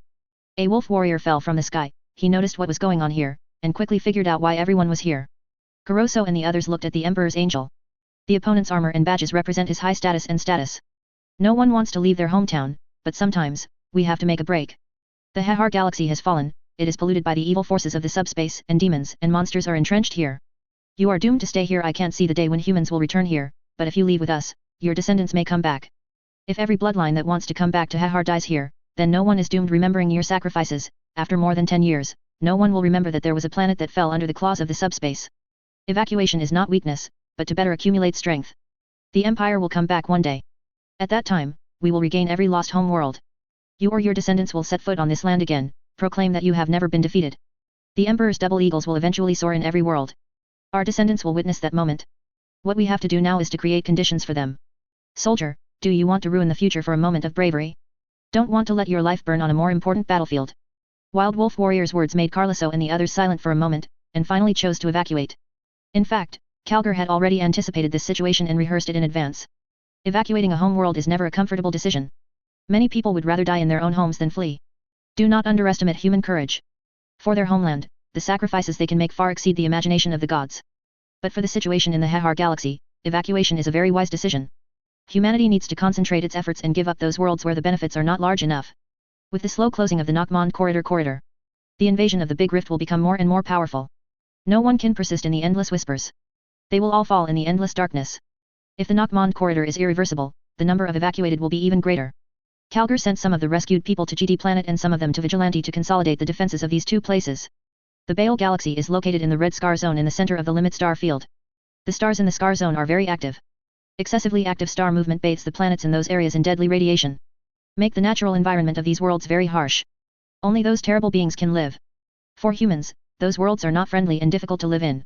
However, relying on their own tenacity, human beings not only survived in the Scar Zone, but also developed many rich and scarce resources. With greed and wisdom, human beings have become the masters of those deadly planets. This situation continued for many years. Humans have always occupied the dominant position in the Red Scar area. It wasn't until the invasion of the Tyranids that the situation changed.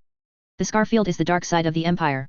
After the Great Rift event erupted, the situation on the dark side of the Empire is 10,000 times worse than the situation in the Holy Land of the Empire. Humanity has lost the guidance of Terra's Astro Torch. The ship was forced to its way through the warp in the dark. Many ships dare to stay in subspace for a short time and make short-distance jumps. Don't dare to stay in the subspace for a long time, otherwise it will be extremely easy to get lost. The risk of hyperspace navigation has increased, causing heavy damage to the Empire's trade and security defenses, and the situation in many worlds has become very bad. The invasion of the Tyranids made the already bad situation even worse. They sack every world of the Red Scars to feed an ancient and never-satisfied hunger. This invading Tyranid race is labeled by the Empire as Hive Fleet Leviathan. For Tyrone, this kind of naming is meaningless. Under the control of the Great Devourer, the different hive fleets are all one, part of the Great Hive Will. Leviathan is just one of the limbs, a foot or an arm. If the will of the hive thinks to some extent that the hive fleet of Leviathan is different from other hive fleets that devour galaxies, then this difference is also incomprehensible to humans. From the Tyranian point of view, the Great Devourer doesn't understand and doesn't care what the food calls itself. It marks something special about a galactic biome in an exotic way. For the hive mind, the galaxy is just a hunting ground. Full of danger, but also full of life. Has amazing biological richness. It can get a rich gene pool and rich food here. From a human point of view, the Tyranid wars have been going on for 5 centuries. Dozens of small races were eaten. Like the mysterious plague of locusts on the ancient earth. Tyranids eat everything they come across. They grow stronger with each gluttonous feast, absorbing all the genetic data of their prey. And take the opponent's evolutionary fruit as your own. The biological essence and evolutionary genes of the galaxy were transformed into the materials of the Tyranids, which were integrated by the Great Devourer and became its weapons and materials. The Blood Angels and the Tyranids have been fighting for a long time, using various methods to destroy them. Imperial scholars believe that the hive mind is just a complex animal. Is a powerful predator driven by eternal hunger. Lack of soul. Is just a biological mechanism, an unconscious, selfless consciousness. However, they are wrong. The hive mind has its own thinking ability and its own emotions. But it's too big. Even the Ildari cannot perceive and interpret the emotions of the Great Devourer. Anyone who dares to peek into that terrible shadow will be swallowed by it and fused to become a part of it. The Great Devourer looked towards the dark red Baal galaxy through countless eyes. It was able to realize that the Blood Angels had burned its feeding area, scattered its fleet and warriors. It hates its red prey, yet covets their bizarre genome. Attacking Bar is its revenge and part of its grand plan. The unique gene of the Blood Angel will help it create a brand new terrifying beast. Those brand new beasts will be invincible. The Great Devourer will crush the resistance of those Blood Angels and devour their genes. There is no force that can prevent it from obtaining those precious genes, and there is no force that can prevent it from taking revenge and venting its anger on the Blood Angel. The chapter leader of the Blood Angels chapter, the legendary hero of the Empire, the undefeated myth that has fought for the Empire for 1,100 years, Dante. He was wearing the crying mask of Sanguinius, holding the unactivated gun of vengeance, standing on the deck of the Blade of Vengeance, watching the ships coming and going. Watching the mechanical priests drag the weapon platform to the designated airspace, and throw a large number of deep space mines into the void. A terrifying battle capable of destroying the Blood Angels and severing the bloodline left by the Great Primarch is about to come. 999.M41, the Leviathan Hive Fleet invaded the Hades Galaxy. After a series of arduous wars, the Hades Galaxy, which has abundant resources and powerful armed forces, inevitably failed. The 30 million defense troops summoned by the eldest son of Vostonia, Catachan, Kadain and other planets, together with the countless people of the Hades Galaxy, still failed to stop the invasion of the Hive Fleet of Leviathan. Hundreds of millions of Tyranids were destroyed, but the price was the destruction of the entire Hades Galaxy. Now it's the Baal Galaxy's turn. The sons of the angels have all returned. But this battle made Dante feel unsure. He knows the horror of the Tyran Hive Fleet, and the children of angels may not be able to protect the Baal Galaxy from such a terrible enemy. It is also impossible to evacuate the Baal Galaxy. That would dishonor the angels and prevent the Blood Angels from holding their heads high before the rest of the Imperium. Grown-ups. A voice sounded behind the pensive Dante. Sometimes, unmodified chapters will be uploaded, just refresh them.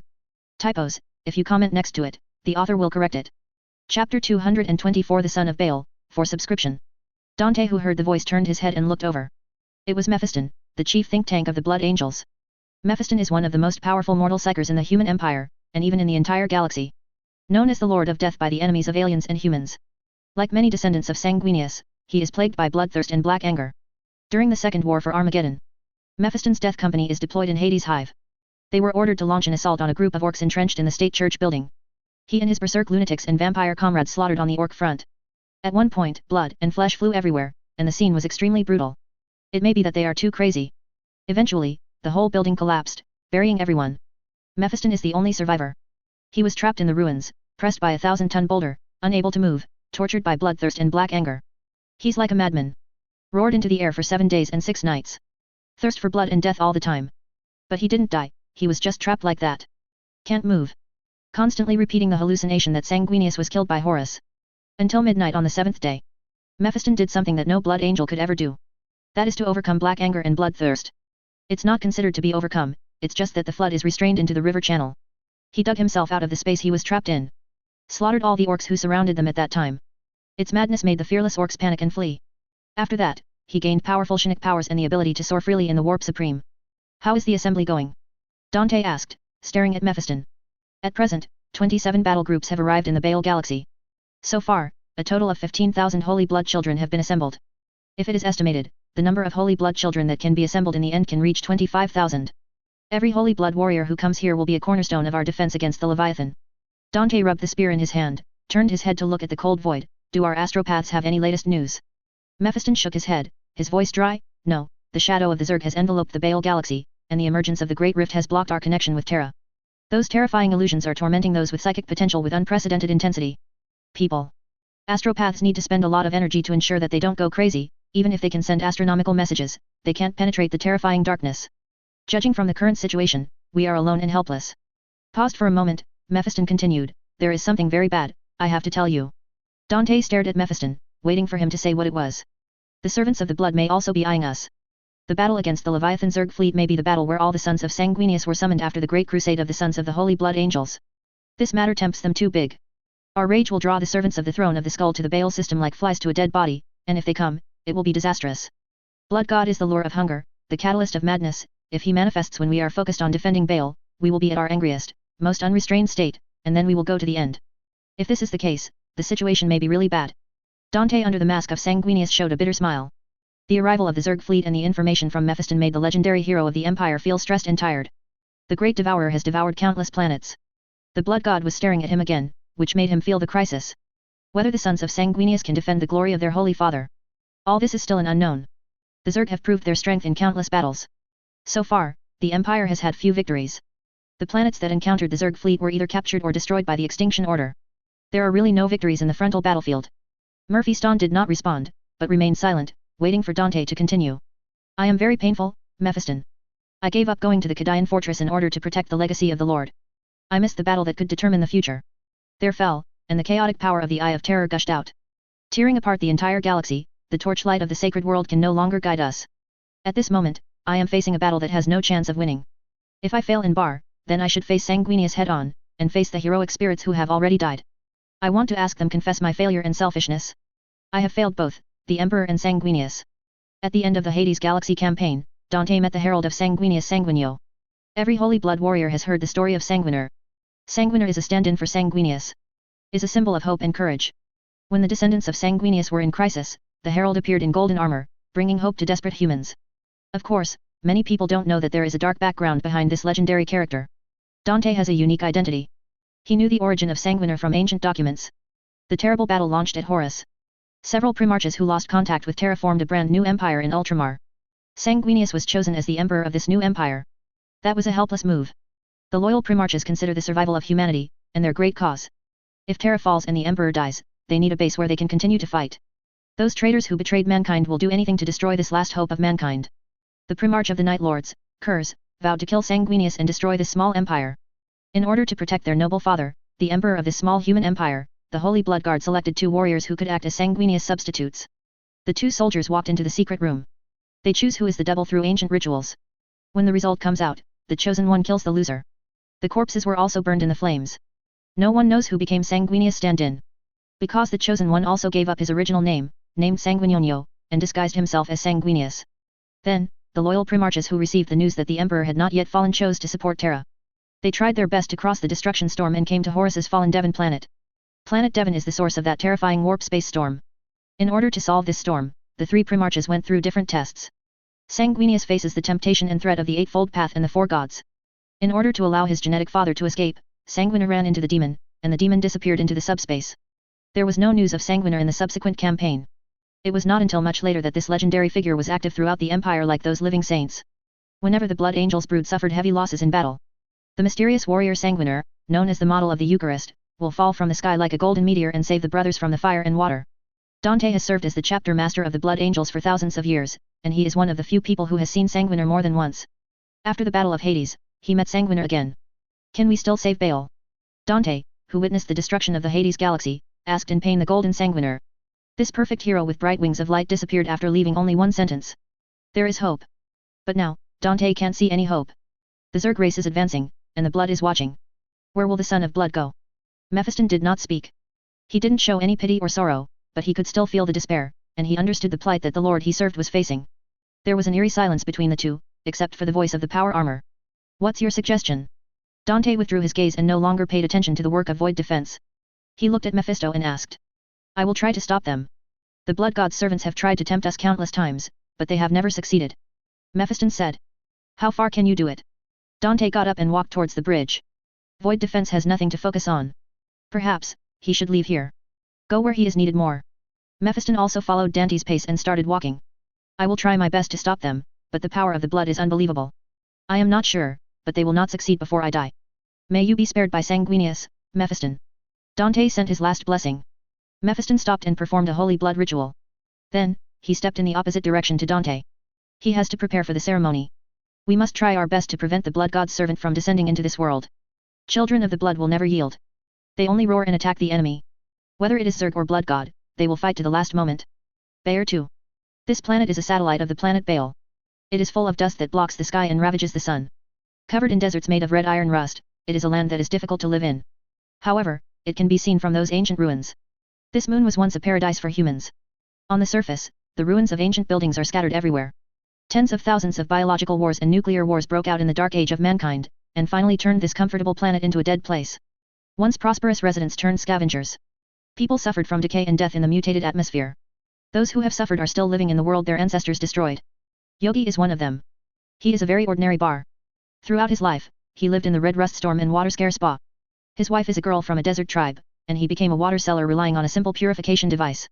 My wife suffered from cancer very early because of the harsh environment of Bayer 2, and finally died in pain.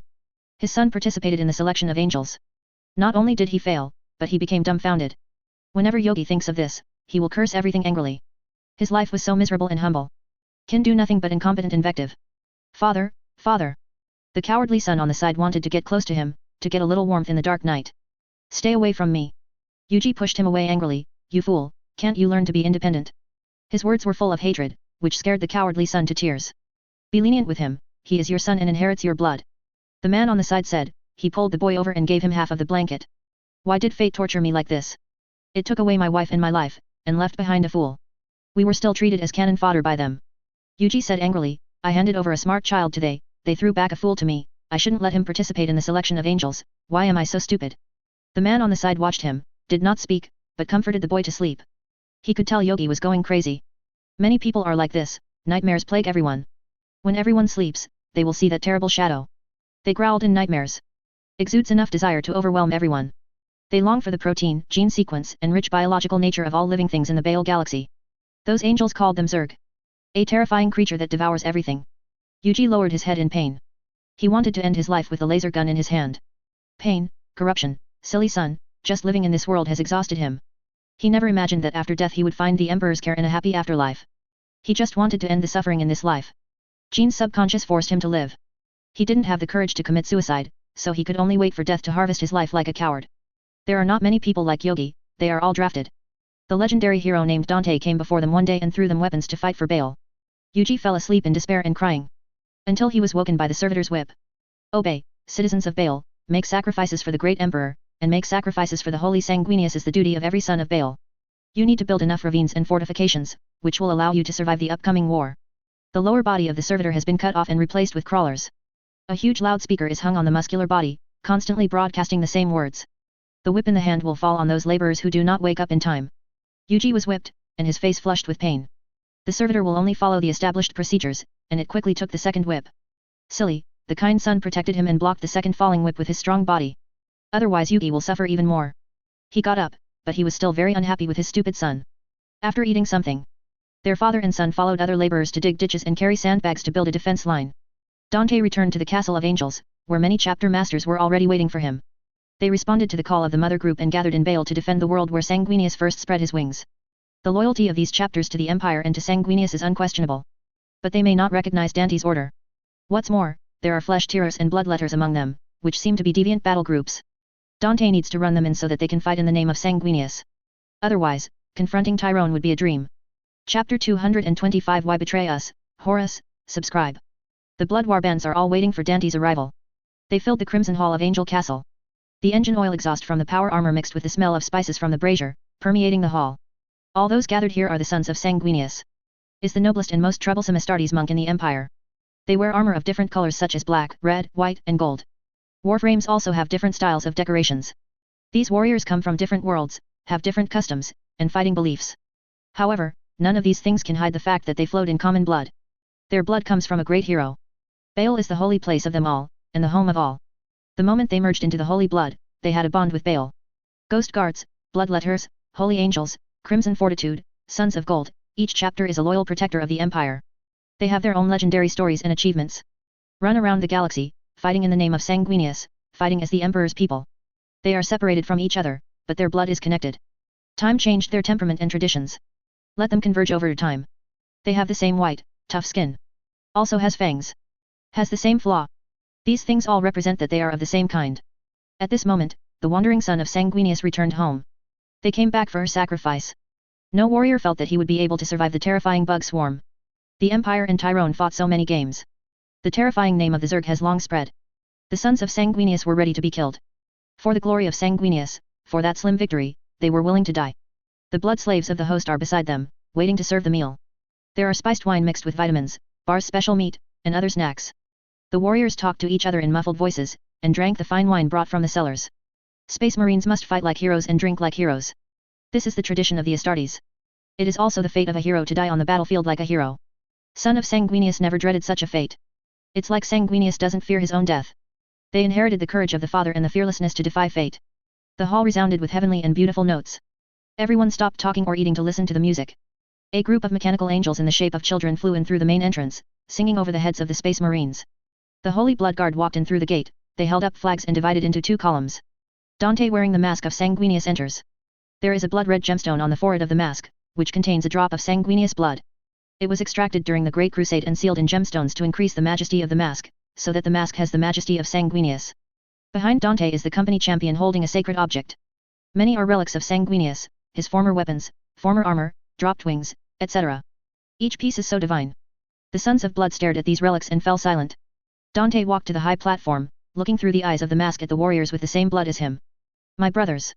There was sadness in Dante's tone. I'm glad you can answer Baal's call. Many soldiers watched Dante, waiting for him to continue speaking. Dante looked at the company champion behind him, showing the holy objects to everyone. These relics carried by my warriors and their servants date back to the time of Horus' great treachery against our beloved emperor. These armors, these weapons date back to the most terrible war of all. Dante pointed to the crimson chalice and the reliquary containing the Primarch's feather, and this, they are the witnesses of our father's death, both of which are containers for his relics. For the blood warband, nothing can cause greater pain than our holy father falling at the blade of his odious brother. Having experienced the never-ending black rage, all of us have looked back on the death of Sanguinius, and felt eternal pain when the claws of Horus pierced him. Those pains will never disappear, it flows in our blood, becomes our defect, and also becomes our nobility. Our Lord's sacrifice laid the foundation for the future of humanity. The Emperor was victorious and order was restored. And now, we will walk in our Lord's way, and we will die for greater things and those who need our protection. The blood-red defense line must not be broken through by the Tyranids, otherwise the northeastern part of the galaxy will no longer have the power to defend, the extreme star field will be devastated, the human empire will suffer heavy losses, and hundreds of billions or even trillions of humans will become food for the Tyranids. Dante's voice became louder and louder, containing the unique anger of the son of Sanguinius. I'm sorry, the first time you were called back to Baal, it was to make you sacrifice for it. We are the inheritance of Sanguinius things to come will test us all. When you look up at the sky for the stars, you find yourself unable to see them because the Zerg fleet has blotted out their light, and the waves of monsters will never end. If you talk to those psychers and think tanks, you will know that the subspace has also been enveloped by them. We are alone and helpless, and we will fight alone in the dark. All the information you can understand will tell you clearly, we can't win this. The crimson anger of Sanguinius emanated from his body, like slow ripples in a pool of blood, and everyone could feel its touch. The desire to fight beat strongly in the twin hearts of all the warriors in the hall. They want to roar, they want to fight. Wants to unleash eternal rage. Even if there is little hope, the darkness is about to consume us. Still I tell you, the son of Sanguinius will win. By blade, shell, plasma, and laser beam, we will cut them apart. By the power of our blood, we'll throw them back into the void. We'll unleash the boundless fury of Sanguinius upon the monsters. Dante hammers the perfect marble slab on the table, cracking its surface. We will stop the Leviathan in Baal, and the empire will endure. In the name of the blood on my brow and the blood of this life, in the name of Sanguinius, I swear it will be so. In the name of Sanguinius. In the name of Sanguinius. In the name of Sanguinius. The warriors beat their breastplates with one hand, roaring and shouting. Their emotions are so strong, their will to fight is so tenacious. It is difficult to have anything that can completely destroy them. It would be a mistake for the Tyranids to choose the Baal system. The sons of Sanguinius will never give up this galaxy to them easily. Unless the holy blood is shed. Dante looked at the crowd and smiled. Son of Sanguinius never feared sacrifice. Be quiet. Dante stretched out his hand and made a strong gesture, and everyone fell silent. Now let's discuss what we should do, which is how to destroy the Hive Fleet Leviathan. A hollow sphere is activated. Adds a penetrating humming sound to the room noise. The projection equipment hidden in the ceiling and walls, with the assistance of the computer slave, draws a luminous star map. A part of the ultimate star field is floating in the hall. Every detail is flawless and clearly displayed in front of everyone. A broad trace runs through the center of the limit star field, a red scar. Baelor's light shines in the center. Hades galaxy with binary star system, burning in the southwest. There was a terrible battle there. Dante makes a deal with an undead overlord to use the power of the stars to set that galaxy on fire. The planets in the scars are all red. They are still poisoned by old wars. So far, it has never been restored. The mad ancestors have induced the power of the stars to create a field of red scars. Human beings are always tormented by the past that has disappeared. Bear the sins and hurts of those ancestors. The world inside the red scar, compared to other parts of the empire, can be said to be sparsely populated. But it is the most powerful fortress in the northeast part of the limit star field. Once the Zerg break through, those galaxies will have no barriers at all, and what fate those worlds will meet is self-evident. The light flickered and took shape, and planets appeared in the eyes of everyone. Representatives of the chapters are like gods of war gazing down from the sky on mortal kingdoms. They stared at those worlds, and got all the information about them from the jumping words and data. Signs and data appear after the planet appears. First is the name of the galaxy, displayed next to the numerous star lights. Followed by taxation, population, military strength, and local rulers. Galaxy orbits, marking the orbits of galaxies, the boundaries of regions, anomalies with prominent borders, and important mining stations and outposts. So much data makes the map look disorganized. Of course, this problem is nothing to Astartes monks. They have super information processing capabilities. In a few seconds, they can record all the information. And draw a dynamic picture of the Tyranid Zerg attack in his mind. The information is provided by the Star Language Court and Mechanikus. Much of the information is outdated and is for reference only. The Empire is too large, and it takes at least 100 years to update the star map. The Tyranid Zerg is coming fiercely, so it is naturally impossible to have time to update the map on purpose. The shadow of the Zerg engulfed the star, and multiple tentacles spread across the galaxy. Many worlds have been swallowed. There are some updates on the star map, and some are not updated. The Empire's communications are seriously backward. In many departments, information is difficult to communicate. It may take hundreds, thousands of years for a war to spread to another place. Even if someone knew something was broken and updated their database. However, they also cannot allow these updated databases to be quickly passed on to other troops. Fragmentation and severely lagging information prevented the Blood War group from knowing the dynamics of the will of the Hive in time.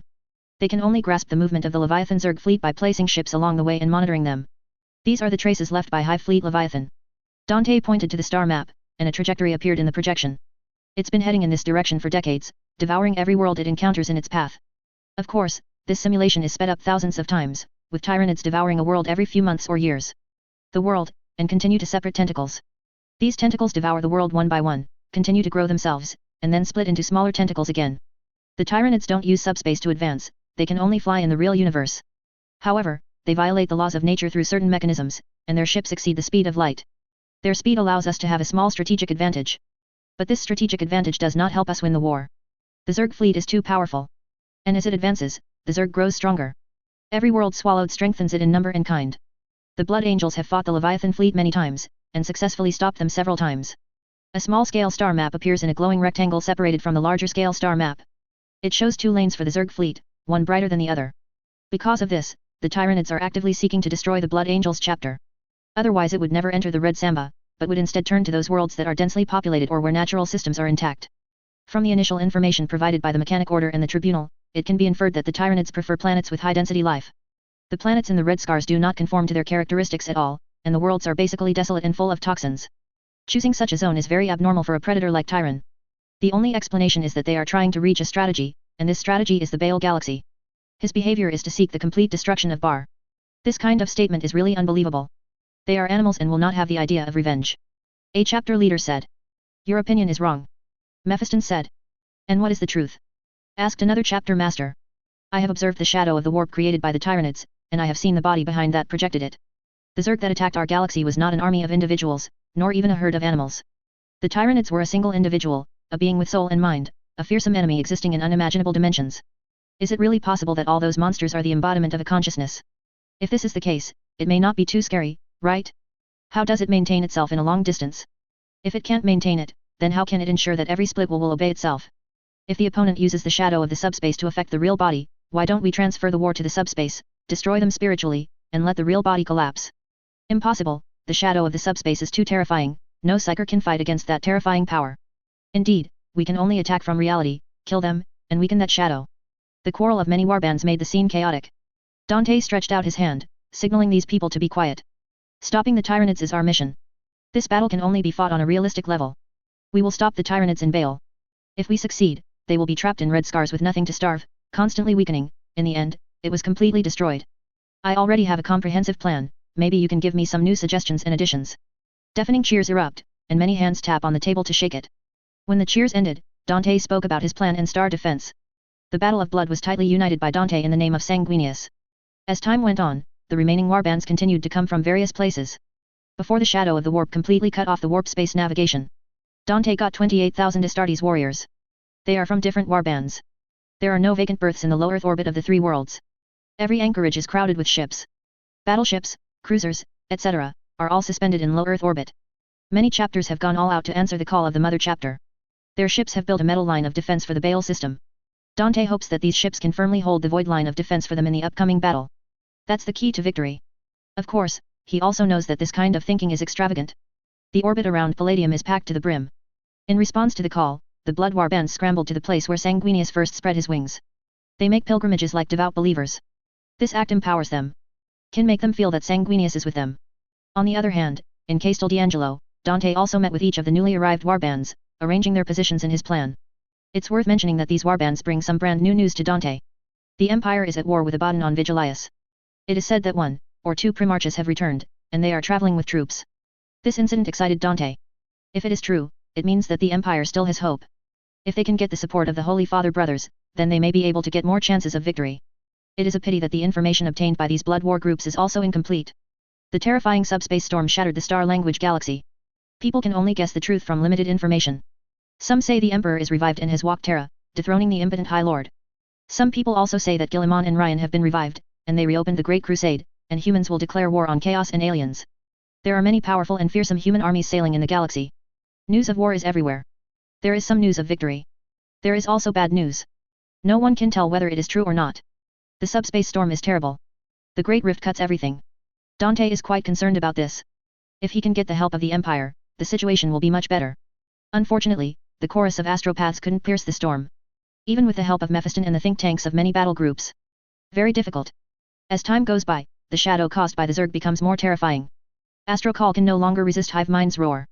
The warp has become extremely peaceful throughout the galaxy. Even the etheric currents stopped. Information can no longer be transmitted, and it is difficult for psychers to absorb power from the subspace. Instead, they are tortured by the shadow of the subspace to the verge of collapse. The Great Devourer is getting closer. Nightmares haunt everyone. The control is getting stricter. Bar's defenders are all busy. They ran around, reinforced the final fortifications, and sent the produced weapons and ammunition to the designated location. Soon, the floating satellite released in the dark void of the Baal galaxy was triggered, sending a message to everyone. Here comes Tyrone. Tyranid ships all fly faster than light. This means they are outside the light cone. If using the occult explanation, it is that they are outside of destiny. The propagation of light is conical along the time axis, which scholars of the Mechanics call light cones. People outside the light cone cannot understand what is inside the light cone. The Leviathan fleet runs faster than light, their positions can only be observed through the subspace, and it is difficult to find their traces in the real universe. When they are close to the target, they will reduce their speed and use biological engines to propel them.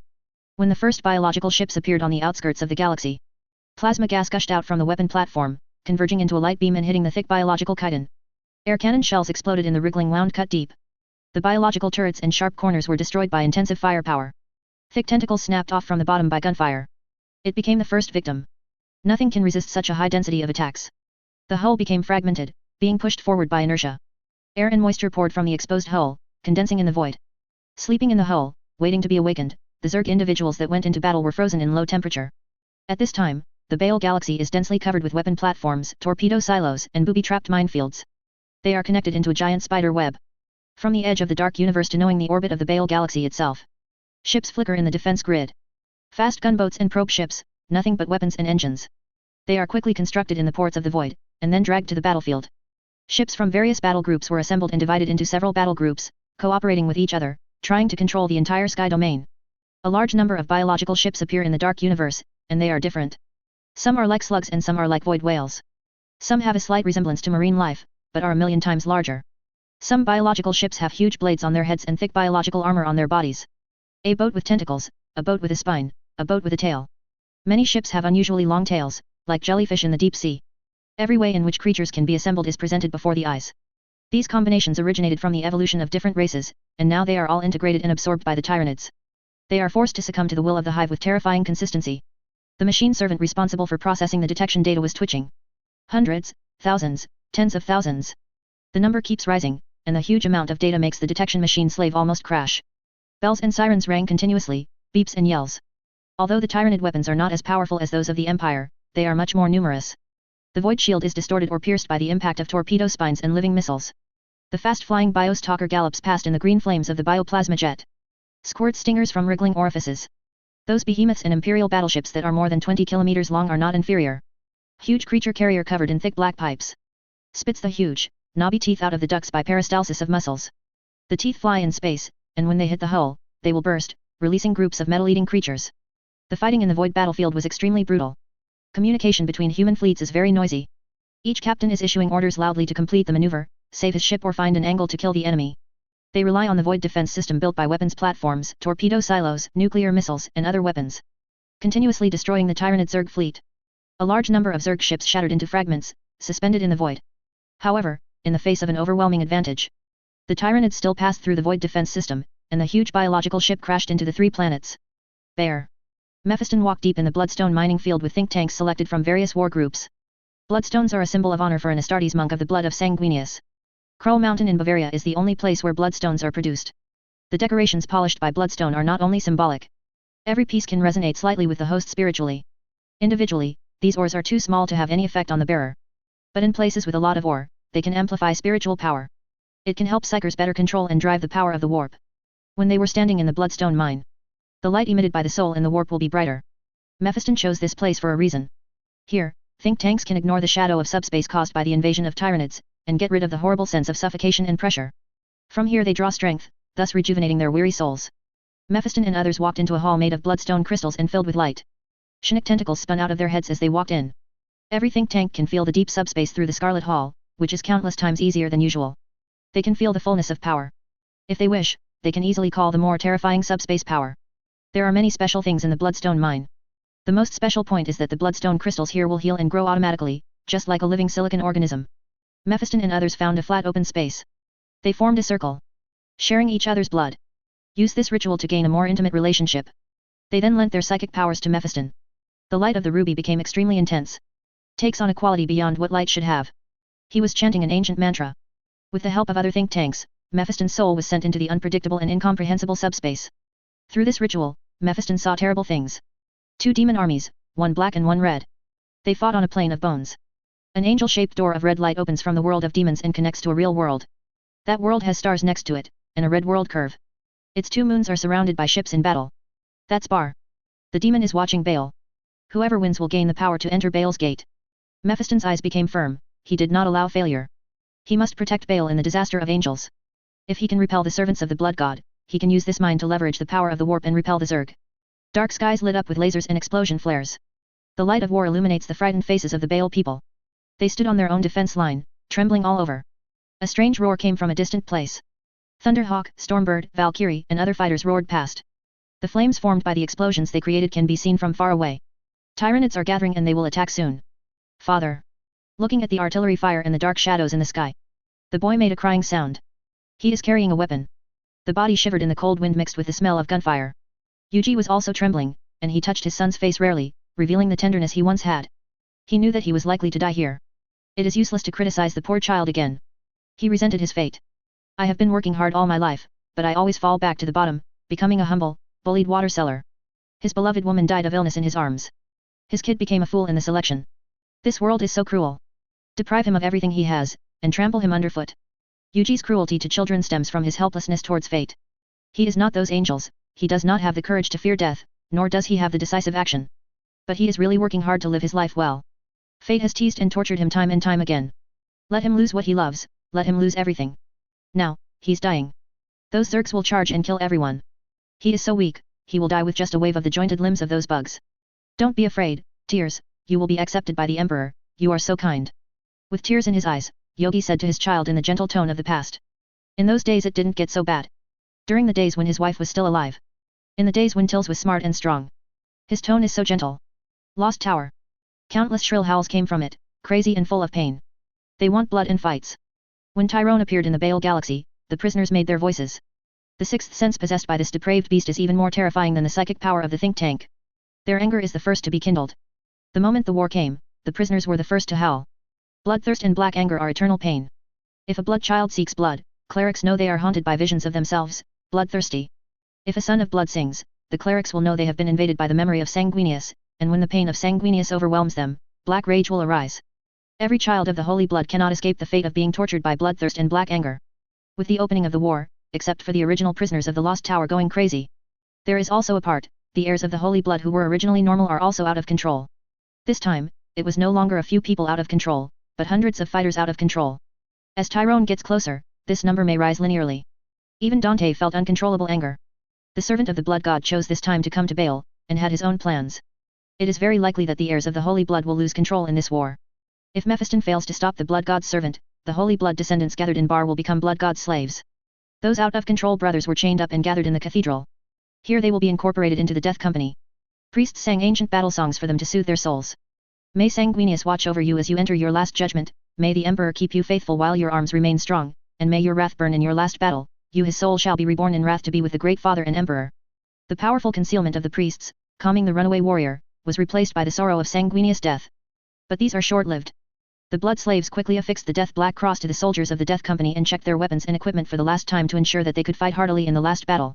After finishing the final prayer and arming, these fighters will be sent to the dungeon of the Lost Tower. They will be released at the last moment.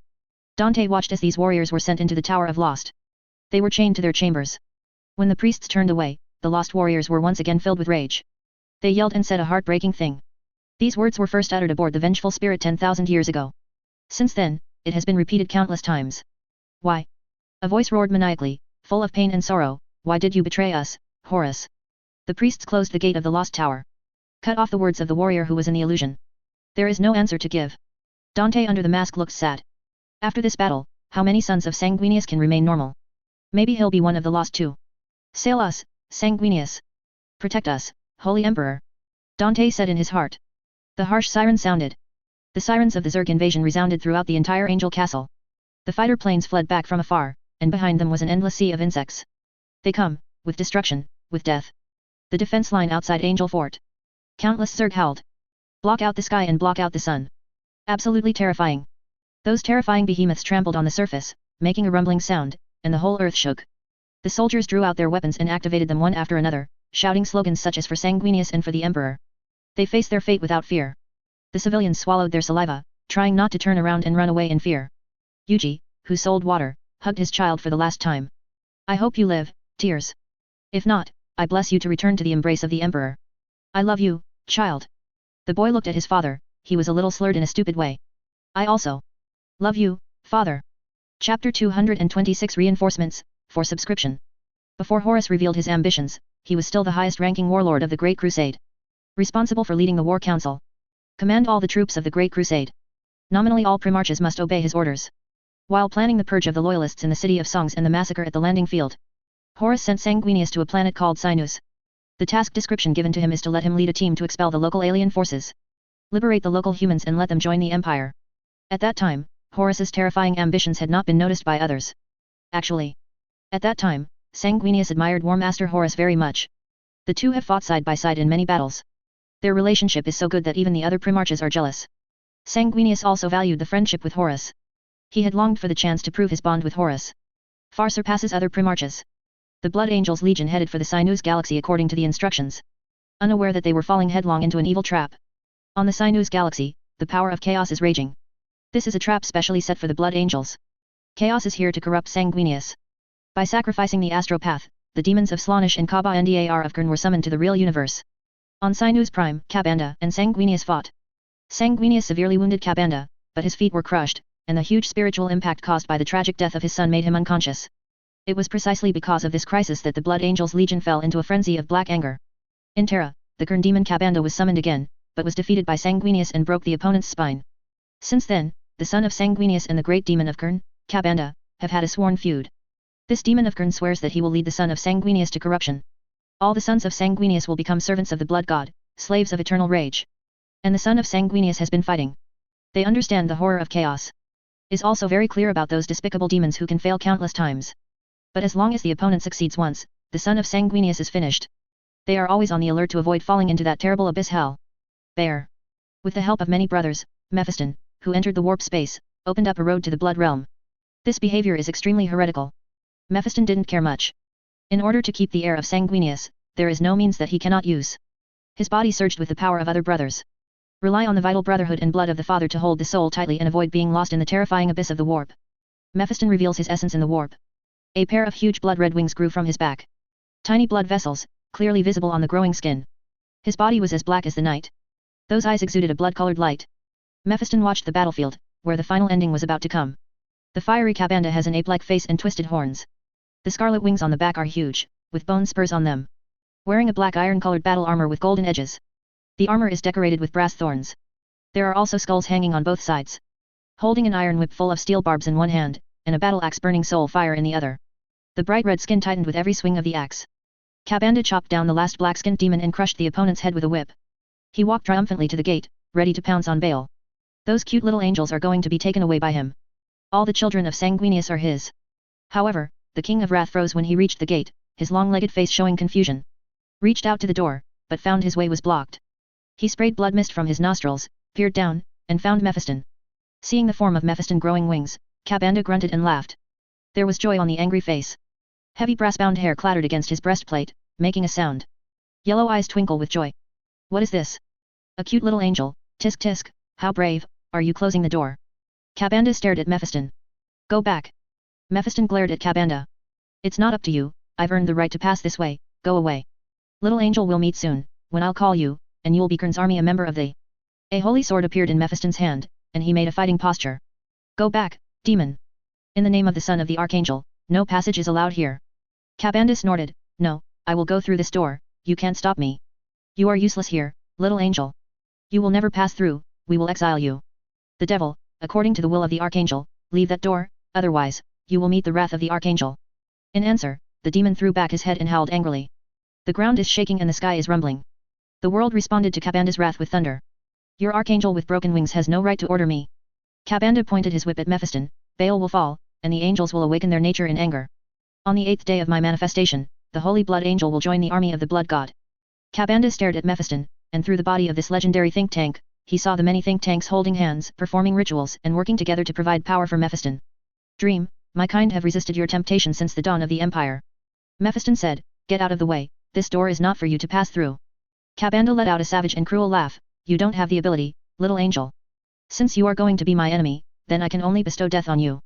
Blood is the best sacrifice to Kern, you don't care who bleeds, you only care about how much blood you bleed, you chose to die, then let's see if your death can please him. The great demon swung his axe at Mephiston, and the fire of the soul was burning.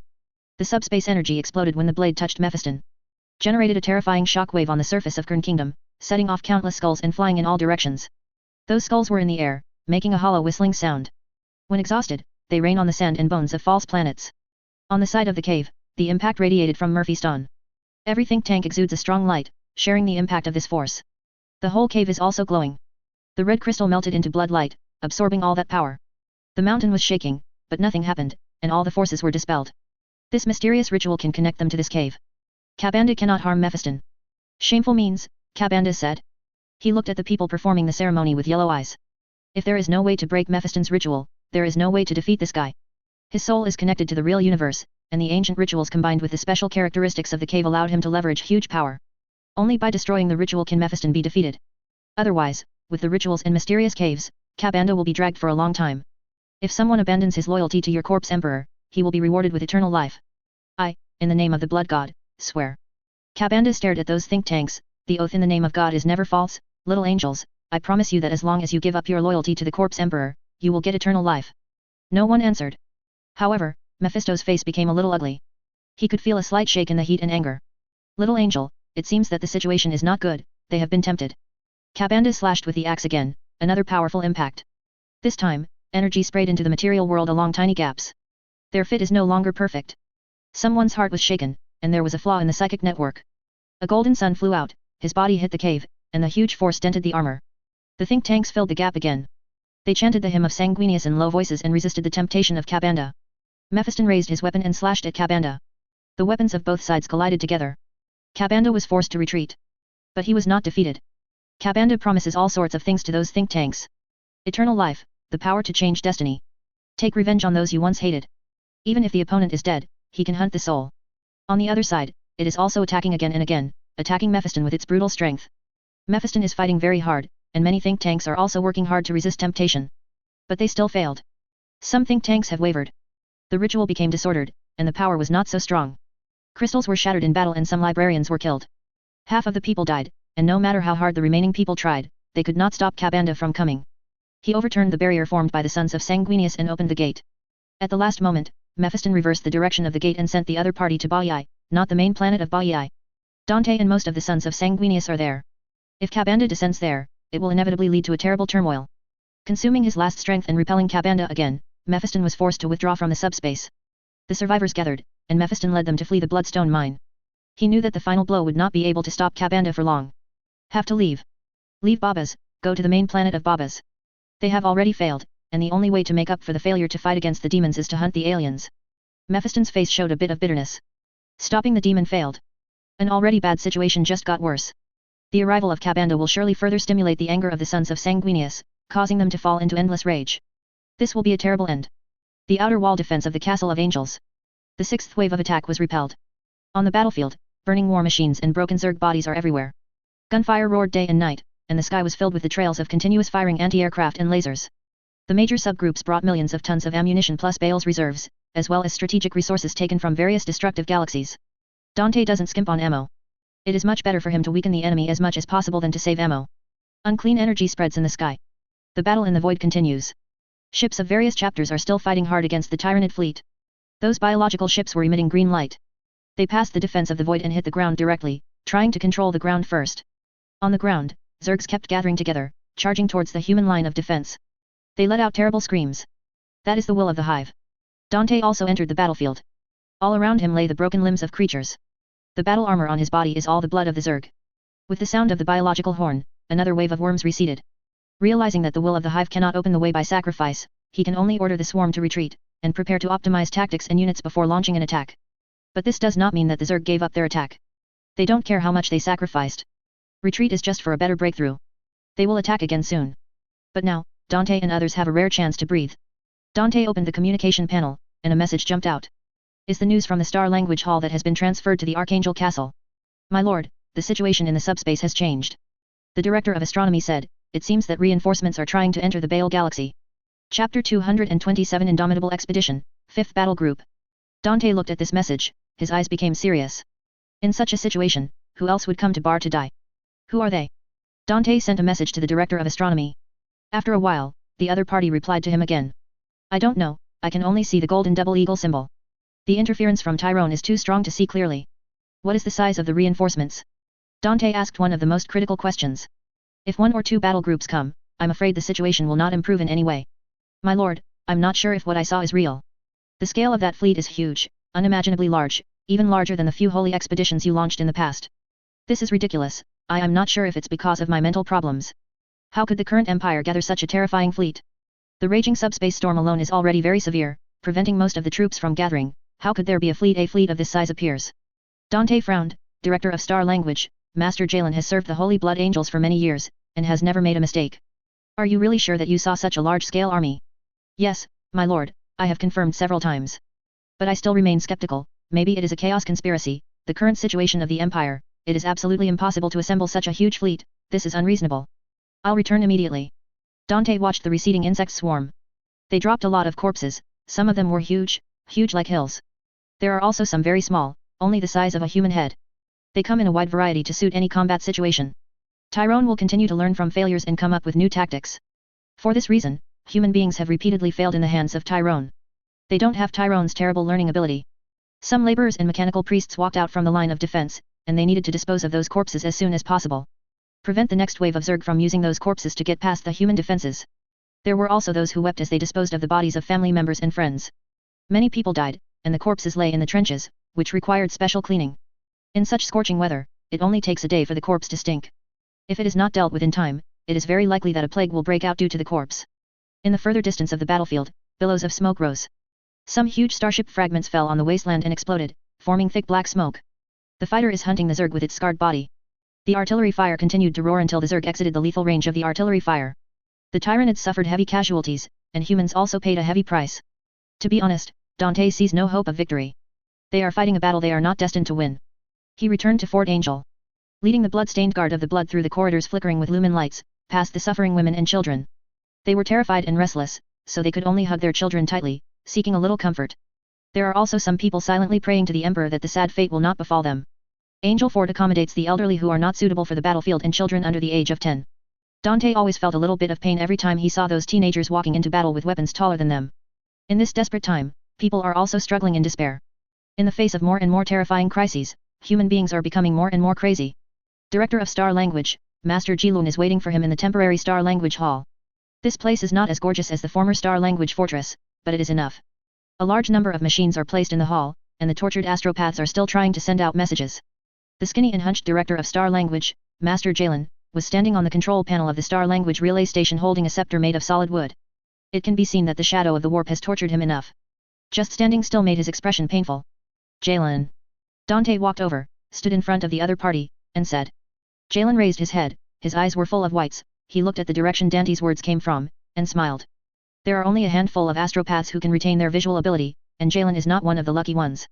But he doesn't hate anything because of it. Perhaps this is another protection of the Emperor. In this age of darkness and despair, it may be a blessing not to see the suffering of reality. My lord. Jalen saluted Dante. Dante looked around the temporary astronomical hall, and what he saw made him sad. He insisted that the astropaths continue to send messages, despite the endless pain caused by the existence of tyrannids to these poor gifted people. But Dante still ordered them to send messages without sleep, so as to penetrate the shadow of the subspace. These astropaths connected themselves to the nutritional pipeline and worked continuously for 24 hours, just to complete Dante's task. They united and tried their best to sing in the warp, conveying the plight of the Baal galaxy. The cost is dire. There are astropaths battling the shadows of the warp, driven insane, and then executed by the sons of Sanguinius standing guard. This is a helpless thing. Every astropath who cannot protect himself is a source of disaster. Their defenseless spirit paves the way for demonic invasion. Killing them is the best option. This is the analyzed information. The fleet is looking for Baal, and the shadow of the subspace is blocking everything. They can't find their way, and they can't see Baal. Jalen opened a data window, which shows some information about the subspace. Information. A fleet beyond Dante's imagination is sailing in the subspace. Divine power sheltered them, allowing them to sail through the storm. However, the power of the Great Devourer cannot be underestimated. Even if it is only the shadow formed by the Leviathan fleet, it also covers a large area of subspace. In that chaotic dimension of nothingness, any slight deviation is light years away. The fleet is looking for the way, calling to the shadows again and again, looking for coordinates and roads. This is Bar's hope. If we can make them pass through the shadows, then we have a chance to win. Dante said to Master Jalen. Master Jalen nodded, yes, as long as they can come, there is hope for Baal. But they can't find Baal, just like the storm fleet can't find the port, they need a light. When they look when the light comes, they will know that Baal is there, and they will be able to enter the real universe and appear near Baal accurately. Is there any way to provide them with coordinates? Dante looked at Master J and asked. Jalen hesitated for a moment, but still nodded. There is a way, but this way is very dangerous. The Blood God's servants are spying on us, but if we use them skillfully, we can also use them to achieve our goals. Dante looked at Jay, and his tone became serious. Any solution? Let the devil howl. Master Jalen paused for a moment before continuing. The astropaths are dead and wounded, the chorus can no longer pass through the shadow of the subspace, and it is impossible to provide the coordinates of Baal for that fleet. But the inanimate can. When they howl, the strange fluctuations will echo, form alternative coordinates. All it takes is a bait, a soul that glows in the warp, and the inanimate gathers like fish, so they can be seen. Under the mask of Sanguinius, Dante once again appears sad. Perhaps it is the kindness of Sanguinius passed on to every heir through blood. He knew what Jay wanted to do. When the time comes, you have to kill me, my lord. Otherwise, those monsters will follow my soul, occupy my body, and then enter the real universe. Master Jalen stared at Dante, but he quickly looked away. His tone was very flat, as if what he was facing was not death or the end, but to eat and go for a walk. I will, Dante said. Thank you. Jalen nodded in respect. He walked to his Chinook seat. Two mechanical priests in red robes have adjusted the equipment for him. Obviously, this is the way he came up with early on. It's just that he has to seek the permission of Dante, the Lord, before he can do it. The Chinook amplifier was humming. The connection between the feeding tube and the nerve shunt has also been cleaned. Jalen lay down on it, and set the sensor cushion to the most suitable angle. Perhaps I should help you, Master Jalen. Another astropath with bleeding eyes reached out and groped in the air. His soul had been wounded, and even the light of his soul was hard to see. No, Gino, you have to survive. One bait is enough. Jalen let those mechanical priests fiddle with his withered body. Put those splitters and plugs into the interface. I can still help, open the psychic damper, I can help you. Gino said with blood and tears, don't do this, Master J, you will die. Everyone will die, sooner or later, but they will all come eventually. You can already be alone, Gino. Jalen said, the Blood Angels need an astropath to live, if I fail, there are other ways they can try to provide coordinates for that Imperial fleet. The last cable was inserted into Master J's body. He looked at Dante and Gino, as well as the servants and mechanical priests who served him. Goodbye, everyone, bless you, may the light of Sanguinius protect you forever. Jalen pressed the start button, and the force field protected him from outside interference. The voices of other people also disappeared. When walking in the warp, these additional mechanisms are necessary to overcome the red scars and resist the harmful effects of the shadow of the warp. The booster arrays of these relay stations can increase the user's power and soul strength in the subspace, and can also provide certain protection for the astropaths. Jalen didn't expect these things to protect him. He just wants the mechanics to improve his chances, so that he could guide that fleet through the shadows of the warp and assist the sons of Sanguinius in their victory. He knew exactly what his destiny was. Jalen has served the Blood Angels for many years. I am already familiar with the subspace. The Empyrean opened his heart to him. Hell awaits him.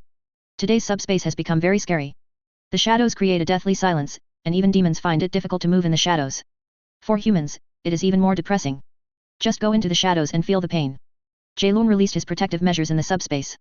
Let your soul become brighter in the subspace. At this time, he was like a bait that cut his own wrist and attracted sharks. Come on, devour me. Jalen muttered in his heart, despicable lifeless. Only by attracting those inanimate, can there be a chance to create waves that attract the attention of the Imperial fleet. After unlocking the protection, Jae-jo felt as if his soul was being stabbed by a knife, which was very painful. Those horrible things are eroding his soul. Evil voices cry out for chaos, thirst for human blood and soul. The death scream of the world washes over the fabric of reality. Those things that died at the beginning of human creation took shape in the warp and turned into abominable monsters. The monsters saw Jae and were attracted by his spirit. They swam to him from all over. Let out a piercing scream, let out a hungry growl. Death, fear, screaming. They sound like beasts, crazy beasts. They couldn't wait to tear that glowing soul apart. Countless crazy fragments flashed across Jae's cognition. The distorted storm blew up the information in those chaotic time and space into countless fragments, making them shred and become unexplorable. In the subspace, only fear and death are the most real. These two are the prime movers of chaos. Soon, the first evil existence caught Jalen, like a hunter catching his prey. Jalen let out a miserable scream, and he used all his strength to resist the opponent. Followed by second, third, fourth. Endless. Even if it is the obstruction of the shadow of the subspace, it cannot stop their hunting. They overwhelm Jalen. Master Xingyu cried out in pain. He should flee so he can live. But he didn't give up, nor did he run away. Following the fluctuation caused by the gathering of the inanimate, Jalen could feel a pure existence approaching him. A divine being. A holy force is stirring. Perhaps a blessed astronomical choir, or perhaps some powerful force of faith. The light illuminates the shadows. Not as pure as the Astronomicon, but equally pure. The monsters howled and fled the area illuminated by the light. Not so much. He was almost able to lock his position. Jalen was in great pain, his soul was shattered, but he still lifted the last protection. The demon devoured his core, like a cheetah biting the throat of its prey, and delivered a fatal blow to him.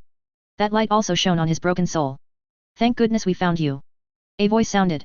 The dying Jalen had no way to respond, he let out a last scream. The demon entered his body along his soul. In the real universe, Jae-jo kept howling from the moment he entered the subspace. And these voices were pushed to a climax with the sentence "he is coming." Then they stopped. Jalen lay in the Xingyu machine like mud. The priests turned off the force field. Dante looked at the dead Jalen sadly. A moment later, Jalen opened his eyes again, his teeth became sharp, and his face was crawling, reshaping his appearance. Bone spurs protrude from the body. The chin made a clicking sound, the eyeballs flowed in the eye sockets, and the white turned into pure black or blood red, and it kept changing. More than one demon was vying for the body of the dead. May you rest in peace. Dante drew out a dagger and pierced Jalen's throat, reciting the poems of the Emperor and Sanguinius, bestowing peace on the other side. Did he succeed? A holy blood guard next to him asked. We'll find out soon. Dante withdrew his dagger and watched Jalen's body regain its calm. Continue to observe the subspace. Dante turned around and walked out after leaving these words. If we can get assistance, maybe we can persist long enough, then we have a chance of victory. The pain and anger on Dante's face are real. In order to protect Bar, a lot has been sacrificed. But he didn't know how much sacrifice he would have to make to end this war. I hope that the support army is really as strong as Master Jay said. Cabanda was roaring. His troops travel through the gap between the two worlds. The mysterious gear that created the world flew past him.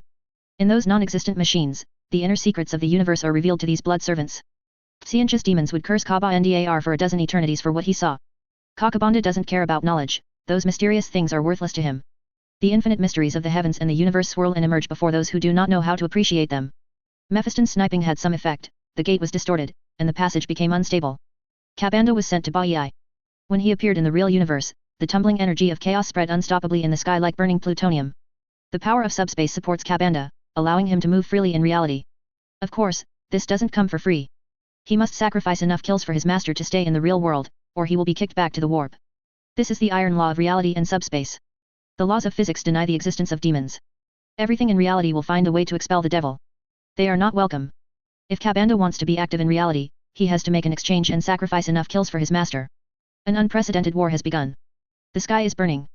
The demons turned into meteorites and fell to the surface. Every blow fell on the swarm of insects, setting off bursts of terrifying shocks. Cabanda's troops fell into the swarm. When the demons appeared, the Zerg regarded them as one of the hunting targets. A worm-sacred creature Titan fired directly at Cabanda, trying to use the parasite in his hand to execute Cabanda and his servants. Cabanda roared back, hungry for more battle and blood. As Baal's satellite, the battle situation is more intense than Baal's main star.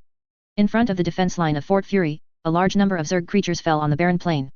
The defensive artillery was still roaring, and the ground was shaken by the insect swarm and artillery fire at the same time. The dust in the fort fell down. Countless Tyrones charged forward one after another. They have no fear, the hive mind controls them. In order to break the defense of the angels, Tyrone used biological cannons and bug Saint Titans.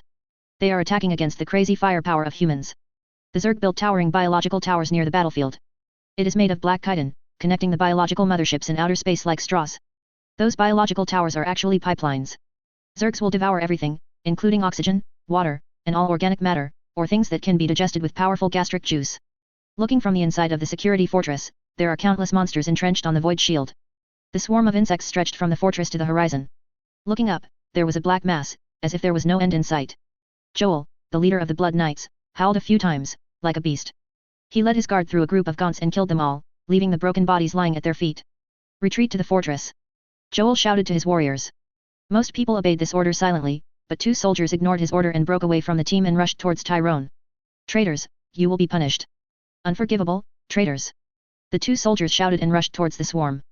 Black rage finally brought them to their knees. Endless visions washed over their minds, making him think he was back in the siege of Terra. Joel became even angrier.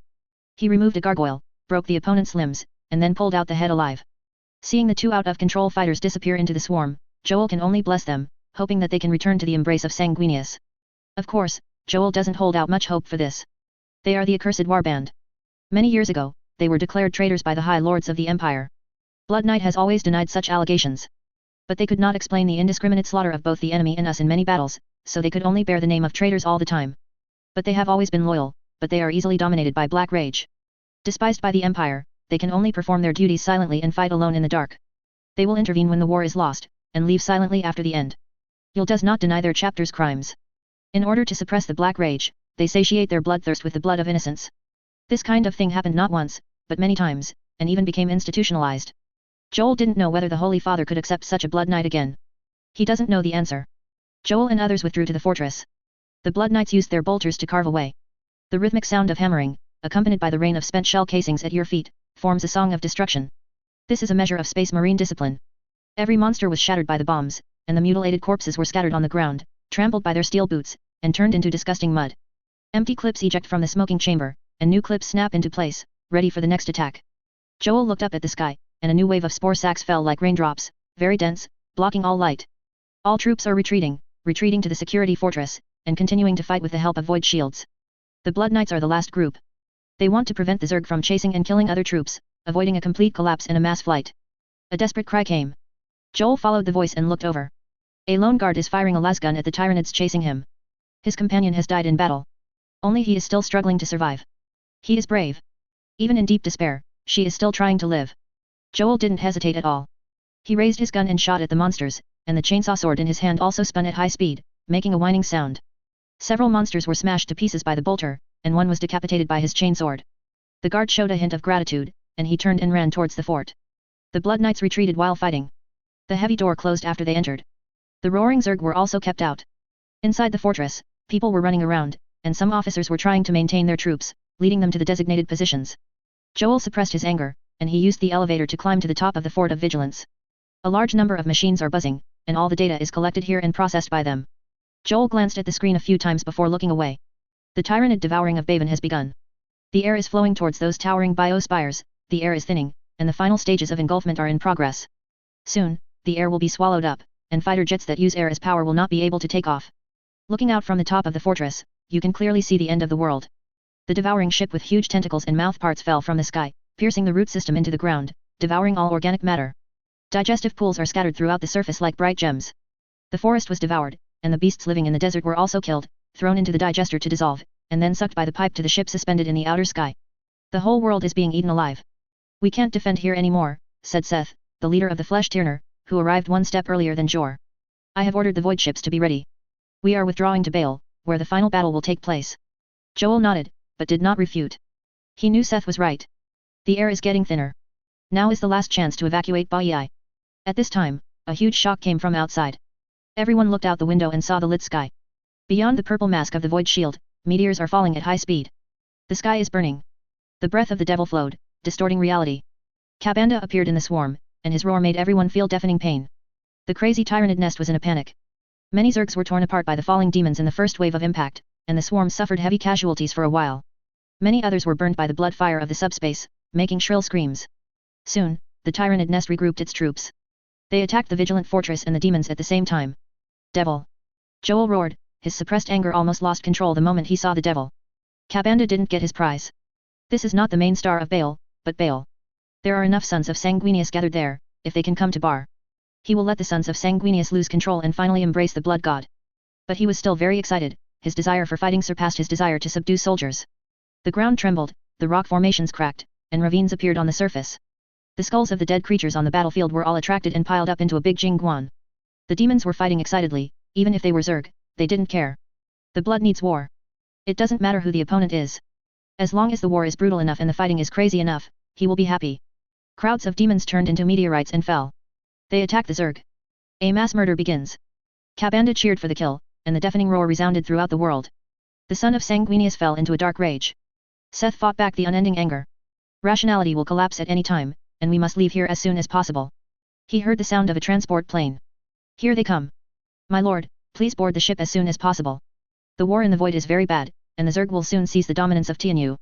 The driver said in the communication. Let your subordinates board the ship, and we evacuate Baiyi. Seth wanted to grab Joel. Joel raised his head to look at Seth, his eyes were red, his fangs became terrifying, like a real vampire. I can't go, Seth. The Blood Knights chapter is over, and the arrival of Kabanda has declared our destruction. We have been manipulated by the Black Rage. If I live, I can only become an eternal hungry monster. This is the end of the Blood Knights battle journey. I want to die as a warrior, not a monster. It shouldn't be like this, Seth said sadly. Maybe the holy relic of Sanguinius can help you, and the Blood Knights can continue. No, it's too late. A few years ago, the Blood Knights should have been destroyed, and we chose a wrong path. At that time, many brothers were controlled by the Black Rage, and we tried to suppress it with bloodthirst Black Rage. For too long, we have relied on the blood of innocents to save ourselves. Countless times, we have told ourselves that we were doing the right thing, that we were fighting for a greater cause. Sacrifice a few lives, let most it is worthwhile to gain a future with life. Even if we are declared traitors by the Empire, we have no regrets at all, we firmly believe that we are loyal. Joel looked at Seth, the last trace of reason was fading in his red eyes. What is wrong, we succumb to bloodthirst. The blood has cursed us, the Blood Knights have become monsters, and returning to Baal will only bring more terrible things. Seth, the Blood Knights will serve you by time, get out of here, go back to Baal, and fight with Dante there. Tell Dante, and please tell all the warbands who are prejudiced against us, if they can survive this battle, don't repeat our mistakes. The devil wants to make us submit, and give us as slaves to his master, but they will not succeed. The Blood Knights will fight to the end, and though we fall into eternal rage, we will never fall into their trap. Goodness still surges in the hearts of every son of Sanguinius, that is the noble quality that springs from our Holy Father. My lord, the void line of defense has been breached, we need to hurry up. The voice of the pilot came again. Seth shook his head, then turned and walked towards the airborne platform. He used comms to give the order to all troops to retreat. Joel growled, and he turned and walked outside the tower. Other fighters followed. They climbed out of the fort and went to the battlefield. Some mortals also stayed. In this battle, death has become commonplace. Even if they evacuated, the chances of surviving would not be great. They chose to buy time for Seth et.al. Part of the sober fighters chose to leave here and go to the battlefield that needs them more. Joel took the warrior who had fallen into chaos and could no longer maintain himself into the barbaric hell. Tylon and the demons fought crazily. The hive mind drove countless tyrannid creatures to rush towards the living, while devouring the entire world. Those gigantic structures of bone and flesh devoured all the resources of the planet, turning it into a barren, rocky planet. The demons enjoy the slaughter, and the influence of the warp continues to grow. The ground is cracking, and hot magma is rolling out, as red as blood, devouring all the Zerg buildings. There are countless skulls piled up on the plain, and Jingguans are formed under the Devil's Butcher's knife. Like the Blood Knights and other out-of-control sons of Sanguinius, their sanity can no longer execute any tactics. Joel also succumbed to his black rage. The death scene of Sanguinius reappeared again and again, making him even more insane. All traitors should die, all traitors should die. Those enemies of humanity deserve to die. Joel gave up thinking and let his rage drown him. Crazy, he killed through tyrannids and demons, beheading every demon and tyrannid Zerg that dared to stand in the way. He killed Kabanda in front of him and roared angrily. Fight me, Kabanda! Kabanda, who killed a bug Saint Titan, looked at Joel, with a smile on his red-skinned face. He spread his scarlet wings, raised his weapon, and declared his strength to the battlefield. A lovely little angel, Joel. I will fight you, though you are not a primarch. Kabanda raised his weapon and made a fighting posture. His whip twitched back and forth in a hypnotic swing. Demonic whispers rang in Joel's ears. A bloody, violent voice bewitched Joel to succumb to rage, fighting an endless rage for eternity. No, in the name of my holy father, I will never give in. Our anger is different, Kabanda, your anger is for destruction, but mine is for protection. Joel roared, he raised his weapon and rushed towards the Angel's scourge. Void. The ships of the Angels have suffered an unimaginable attack. They attack from all directions. A large group of biological ships surrounded the Imperial ship, like a mountain river surrounded by boulders, rushing violently, trying to drag it into the turbulent river and crush it. The number of Imperial ships is not enough to stop the bug swarm. They can only form nails that fight alone. Trying their best to slow down the pace of the Zerg fleet. Share the pressure of the ground forces. The fleet is divided into small teams to fight as much as possible, like a sharp sword, fast in and out in the swarm. This tactic is very effective. They quickly attack and retreat, and have achieved many good kill records. However, the number of bug swarms is too terrifying. The blade of the sharp sword is curled, and the blade is blunted. They are getting weaker and weaker. One Imperial ship after another was lost in the untold swarm. The light of the explosion shone like a star. Deep space mines, torpedoes, and missile wells are all triggered. Weapons platforms burn in the void, cracked wreckage ripping apart. The metal debris flew into deep space in the inertia of the explosion. The war in Tianyu is heading for failure. Sons of Sanguinius is about to fail. Florduk, the leader of the Angel Glory chapter, turned to the bridge in one area. His battle armor is badly damaged, and the cables inside have been exposed. The bolter has also been lost. Only a chainsaw sword in hand. Behind him are the corpses of his battle brother and the Zerg creatures that invaded the interior of the battleship. Blocked the entire corridor. The history of the Glory of Angels has come to an end. Everything is over. He brought the last 5 companies, 450 fighters, and now 2/3 of them are dead. The remaining third is on the verge of fury, about to lose control. In addition to these, there are 2 dreadnoughts and more than 20 recruits in the Homestead Monastery. But such personnel are no longer enough to rebuild Angel Glory. Fladak is very clear that after this battle, the Glory of Angels will be delisted. My lord. The captain sent a message, we are being targeted by Tyrone, and hundreds of biological ships are hunting us. Take them away from Bale, and take the beasts to dance in the dark void. Fladak said with a smile, we are the sons of proud Sanguinius, and we will fight to the last moment. Understood. The captain withdrew his gaze from the limping Fladak, ordered the battleship to turn, and took the tyrannid creatures chasing the eternal essence to other places. Fladak made a final prayer for his fate. The boarding warning sounded, and Tyrone launched a gang fight again. He dragged his body that hadn't had time to heal, and was about to rush to the place where the invasion continued to fight. To the glory of Sanguinius, Frodak shouted. Other fighters also raised their weapons in response. At this point, a voice rang through all communications, and it repeated itself incessantly. In the name of the Holy Emperor and Regent, this is the 5th battle group of the Indomitable Expedition. We have been ordered to come to Bale for support. I am the leader of the Imperial Fists and the leader of the 5th battle group, Vilatami. Now, in the name of the commander of the 5th battle group, I order all Imperial ships to stay away from the swarm, and the extinction strike is about to launch. Repeat, all Imperial ships stay away from the swarm, and the extinction strike is about to launch. The sudden sound made everyone fall into consternation.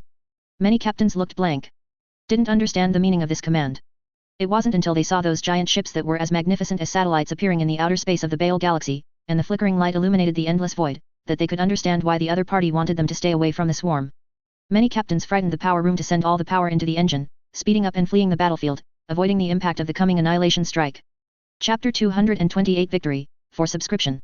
Like a sharp knife, a gap suddenly appeared on the surface of the physical universe. Amber light overflows from rifts in the warp. Brighter than 1,000 suns. Impacts all perceptions of people. The dark void is illuminated. The sharp blade that splits the space sticks out along the passage it created. However, that is not a knife. Instead, it was a colossus built in the subspace, made of pure gold and marble. A majestic winged eagle forms its prow, and the hull is inlaid with a huge city composed of statues and temples. Every captain who saw this giant ship showed a dumbfounded expression. They naturally recognized the ship. Glorious Queen-class battleship, Macridge's Glory. A flagship belonging to the 13th Primarch. It jumped into the battlefield, piercing the swarm like a sharp sword. Followed by countless unimaginable magnificent ships. Among them, the most dazzling ones are those oval-shaped celestial-class warships. They are so huge that just coming out of the subspace has caused a huge burden on the real space. They are like moving worlds. Cast from steel and marble. Driven by a power core as bright as a star. Each of them dwarfs the giant ships like Shenzhen and Stone Fortress.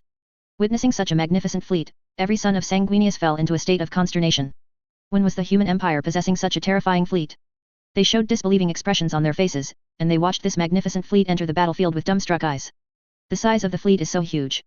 Even the Tyrannids, who are good at overwhelming the enemy with numbers, are not enough. Following the first beam of light launched by Macridge's Glory, the fleet launched an attack in a uniform manner. Brilliant rays of light floated in the void. In an instant, it crossed the endless void, illuminating the infinite darkness, forcing them to give in to the light. The biological ship shattered or directly vaporized in a silent wail. Each beam is so massive that it destroys everything in its path. Whether it was the wreckage of the starship or the biological ship covered with thick biological armor, they were all ruthlessly destroyed in that terrifying attack. Nothing can be an exception. The horrific bug swarm is cut through by a hot knife like butter. The librarians felt the pain of the shadows of the warp, the hive mind howling in agony. Intensive lights lit up in the Zerg's biological fleet. That is the call of death. The neutron star live ammunition accelerated to the speed of light was launched from those magnificent giant ships, turning all biological ships along the way into dust. This is a new type of weapon made of strong interaction materials. Relying on force field tentacles to eject, it can enter the speed of light within a very short distance. This new weapon contains the most cutting-edge technology of mankind. But its attack method is very primitive, that is impact. Like steel hitting tofu, the biological ship was smashed into pieces. The Zerg fleet tried its best to reverse the direction of attack, trying to meet new enemies. But they can no longer do it. Soon, even escape will become a luxury for the Zerg fleet. Except for those horrible neutron star live ammunition. The terrifying star-destroying beams were fired frequently, and a series of strong lights passed through the Zerg fleet, vaporizing and emptying them. No matter how large the number is, they are easily crushed like ants in front of the terrifying fleet of the Empire. The will of the hive is weakened with the death of a large number of biological ships. Not yet waiting for the hive mind to find a way out of this crazy turn of events. In the warp, the shadow formed by the hive mind was also attacked. Among the accompanying imperial ships were ships of the state religion. Countless believers of the state religion are singing the praises of the Emperor. The lighthouse device installed on it brings together the power of believers and amplifies it. Such terrifying power of faith condenses in the subspace, bombarding the huge subspace shadow. Of course there is no way to directly eliminate the subspace shadow. Both sides can be attacked at the same time. For a while, the will of the worm nest lost sight of the other and fell into chaos. Maintaining a normal level will cause heavy casualties. Fell into chaos, let alone the situation. The massacre of the Imperial fleet became even crazier. Batches of biological ships were crushed and quickly harvested like weeds under a sharp sickle. Any response from the Zerg fleet is useless. Terrible firepower drove them into a desperate situation. Those horrible weapons reduced them to charred corpses slowly torn apart in the void. The sons of Sanguinius looked at the Zerg fleet that almost drove them to despair, and they all showed doubts about life. Why all of a sudden, this Zerg fleet is so stretched? Was devastated by the sudden Imperial fleet. It crushed those Zerg biological ships so easily, without the slightest suspense. It's like a dream. The speed is incredible. Standing on the bridge, the leader of the Glory of the Angels, Fort Oak, looked at the battlefield in the void, and didn't know what to say for a while. This is the end? Isn't this a dream? My lord, the Zerg fleet is fleeing, shall we pursue it? The captain looked at Feudaloke and said. Feudaloke's mind was stunned. Just now, they were chased by the enemy to the point of death, but now they are chasing and fighting them instead? Pursue them. Feudaloke suppressed his chaotic thoughts and responded to his captain. Clear. The remaining small ships of the Zerg fleet fled in all directions. The sons of Sanguinius who came back to their senses ordered the crew to join the team to destroy the remaining Zerg ships. Bai main star. Give him up, he's dead.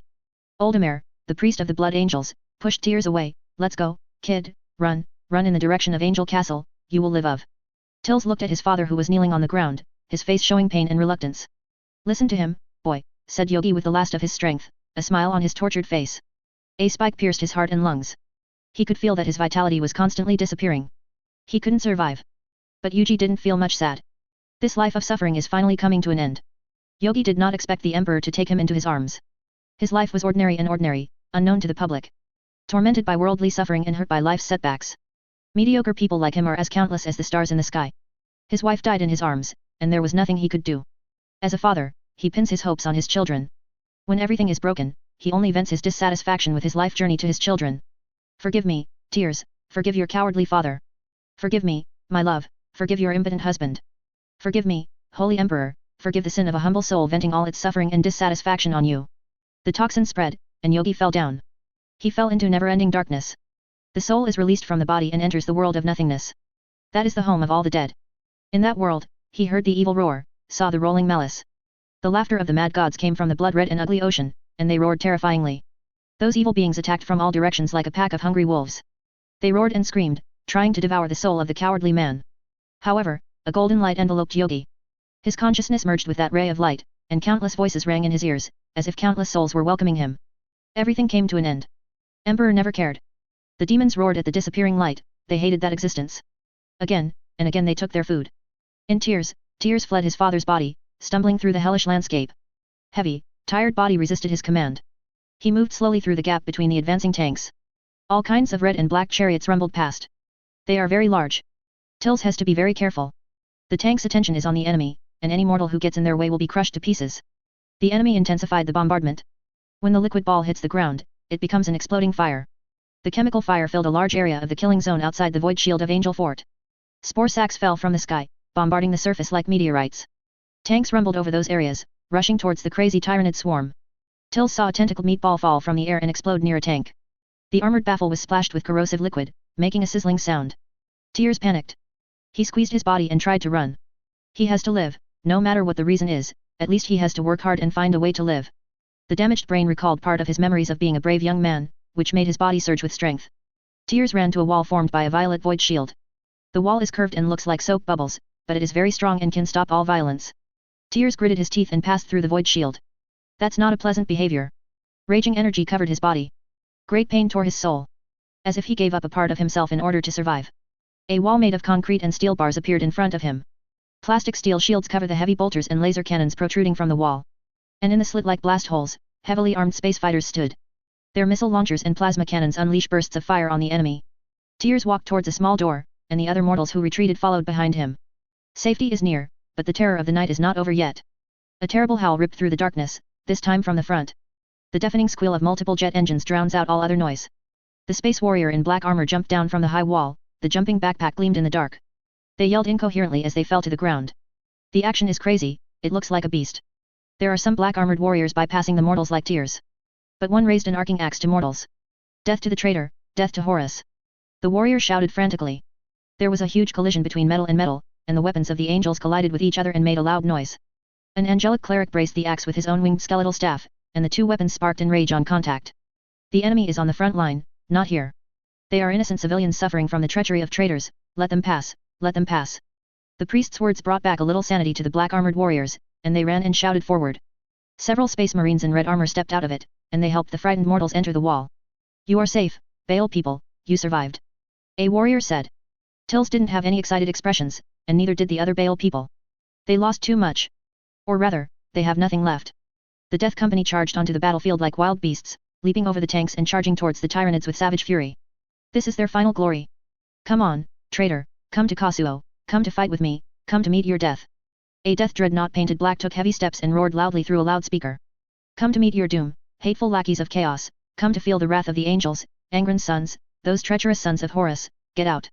Whether you scream or remain silent, Kasuo will throw your heart at the feet of Saint Kailas, the walls of the palace stand still, the gates of eternity will never be opened to you, and the spines of your corpses will be smashed before the Emperor's throne. The priest of the Blood Angels chapter, Aldemir, looked sadly at the metal sarcophagus that had fallen into madness and rushed towards the giant Tyranid creature not far away. He recognized the fearless owner, Kasuo. Kasuo was once one of the best fighters of the Blood Angels.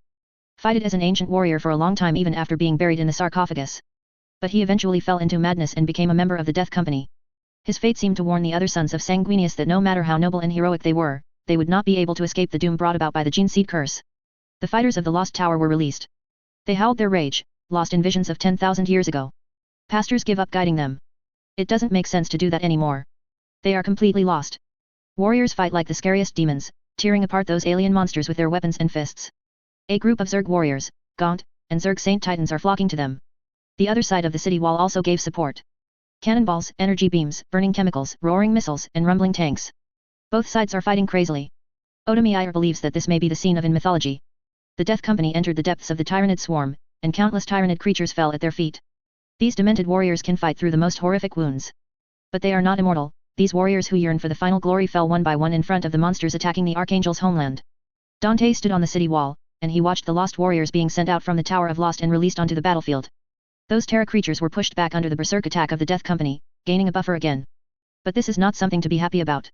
How many sacrifices do you have to make in exchange for victory? Dante stared at the crazy battlefield and said in a low voice. A bright light suddenly fell from the sky. It was so fast that people had no time to react. The bright beam of light instantly connected the sky and the earth, and a huge shock wave formed hundreds of meters around the landing point, and the Tyrone at the center was directly vaporized. Dante fell into a momentary shock, then looked to the sky. The space defense in low Earth orbit should have been destroyed when Tyrone hit the surface. How could there be bombing in low Earth orbit? As if in response to his bewilderment, hundreds of lights simultaneously lit up in the dark sky, lighting up the sky. More intensive orbital bombardment fell on the bug swarm. Crazy. Like raindrops. My lord, we have won. The Tyranid fleets on Skyrim have failed, and they are fleeing. The Imperial Regent, Primarch Guilliman of the Ultramarines, has returned. By God, the Emperor, my lord, you can't imagine. Their fleet is too grand, and in less than an hour, the main force of the Tyranids was defeated, and all other biological ships were fleeing Baal. A priority communication appeared in front of Dante, and he chose to answer it. The voice in the communication was full of excitement. Dante couldn't sort out the confusion for a while, so he won inexplicably like this? Didn't wait for him to think deeply. The sound of the horn echoed on Baal, like the roar of a war beast. Rays of light lit up on the surface of Baal, forming a teleportation light gate. The scale is huge, and troops holding the banner of the imperial double-headed eagle filed out of it, killing the tyrannid swarm that was on the verge of collapse. A great hero also appeared surrounded by many warriors. Chapter 229 Who can guarantee his loyalty? Seeking subscription. Odomier watched the troops coming out of the light.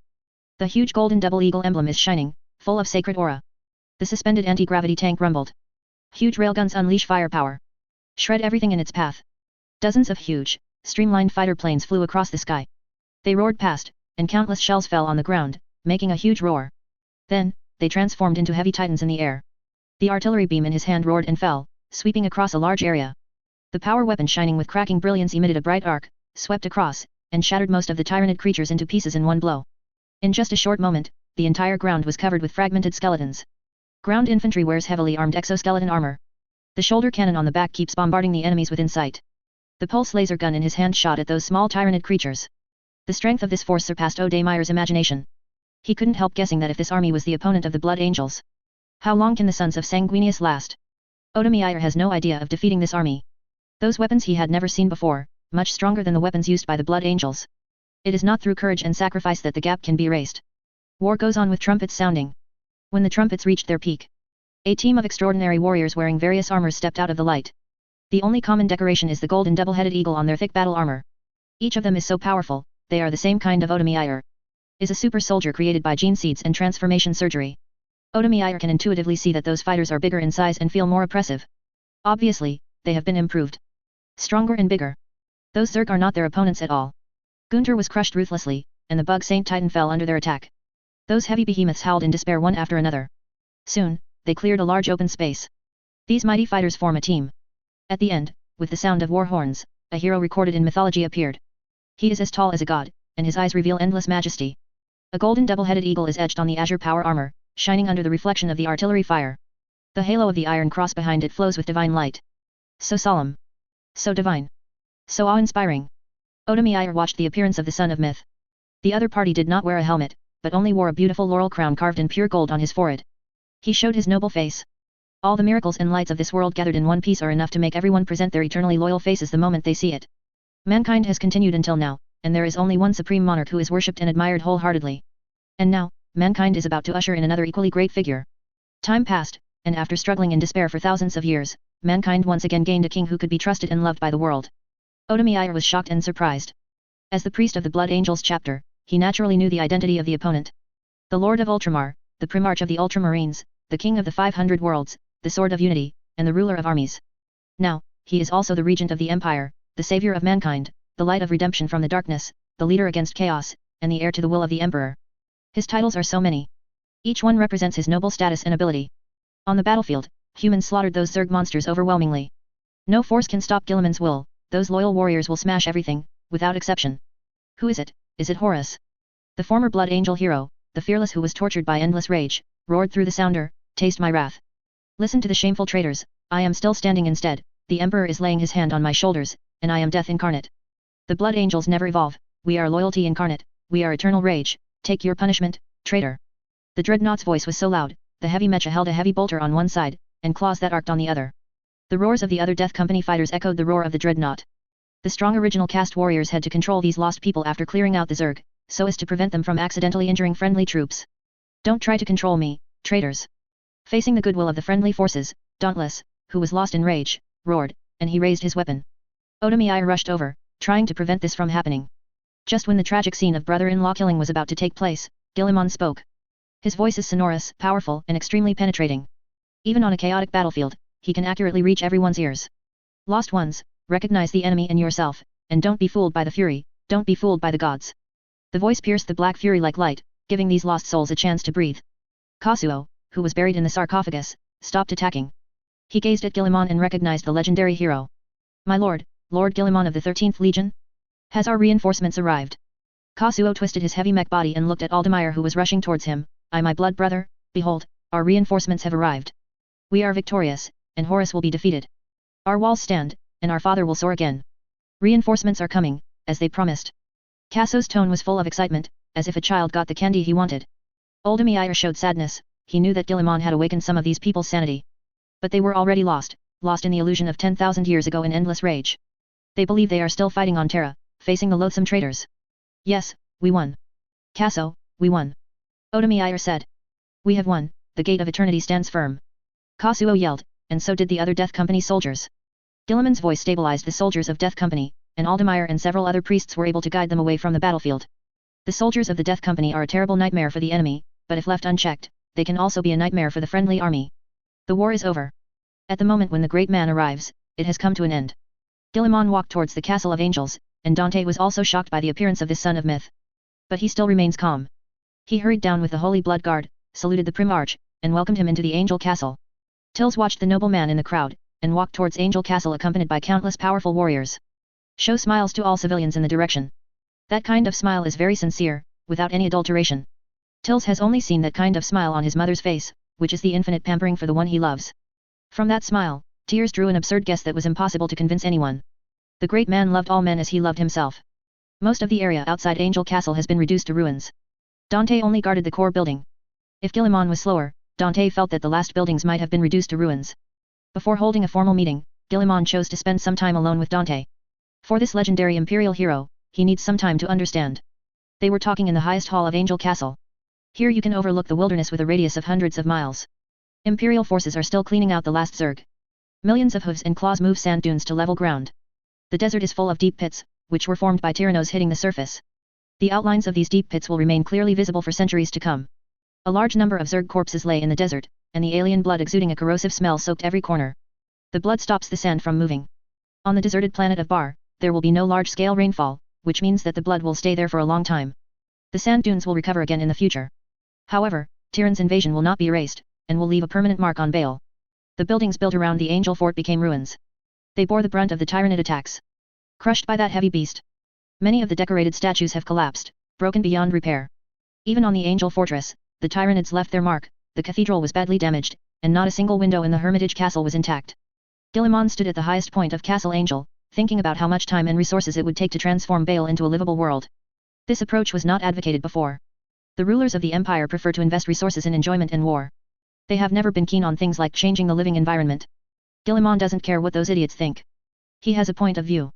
In a war that does not know how long it will last, the most important thing is to develop the basic disc. Don't be led by the nose by the enemy. Don't try to use blitzkrieg to gain any strategic victory.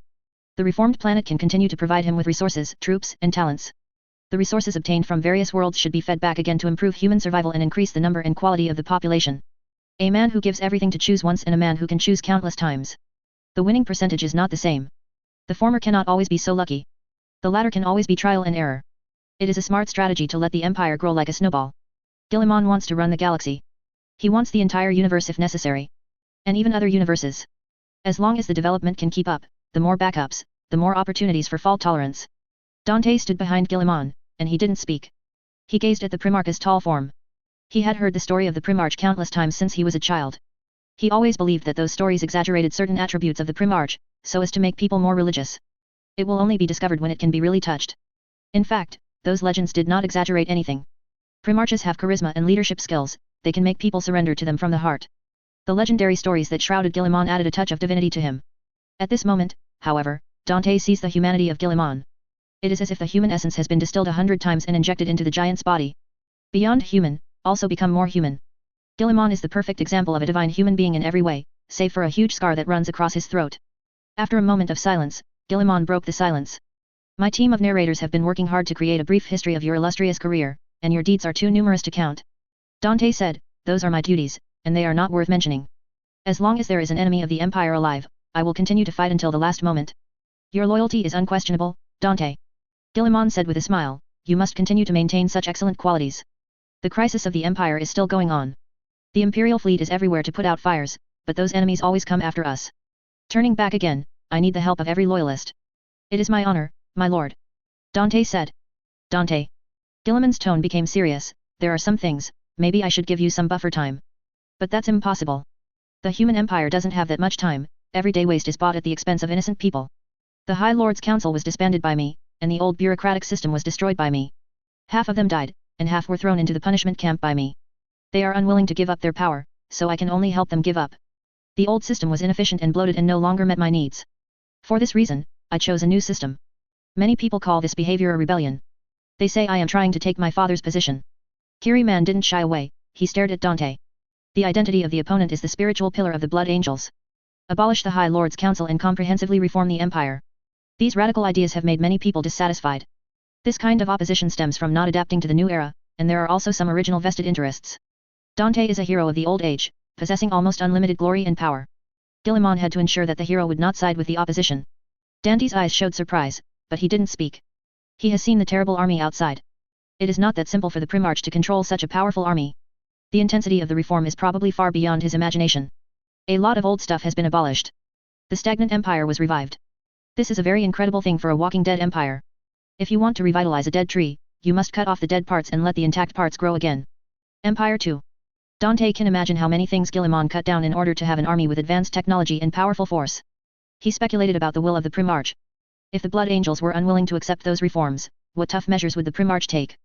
Guillemot reached out and slid a few times, and several holographic projections emerged between the two of them. Dante stared at these holographic projections, which displayed brand new warships and original cast warriors, as well as various weapons. I admit that what I have done is almost a rebellion. I have abolished many traditional prohibitions and asked those people to make changes so that I can get a strong enough army. The gods are laughing in the dark universe, and the aliens are eroding mankind territory, everything is going from bad to worse. In such a dark universe, there is no means that should not be used. As long as the survival of mankind can be guaranteed, I can do anything. Dante, it is time to make a choice, embrace change, or maintain tradition. I don't force you to be loyal to me, I just hope that you don't become an obstacle, you can become a neutral person, and then live a happy life of an ordinary person with my efforts. Your father's bloodline is very strong, they occupy an important space in my plan, sanguineous bloodline will be strengthened, get new battleships, new technologies, new weapons, and equipment, with those, you can crush those worms like crushing ants. You are very important to them, Dante. You are their belief and the embodiment of sanguineous they think.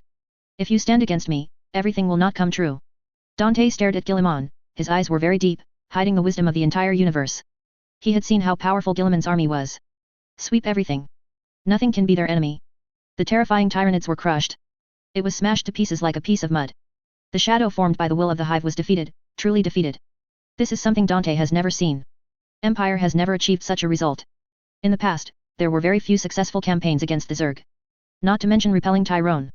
After hesitating for a moment, Dante made his own decision. He looked at Guillemot and said sincerely, I am very confused and tired, but I will not be stingy in serving you. The universe is changing, and human beings have stagnated for too long, like a pool of stagnant water. I agree with you, my lord.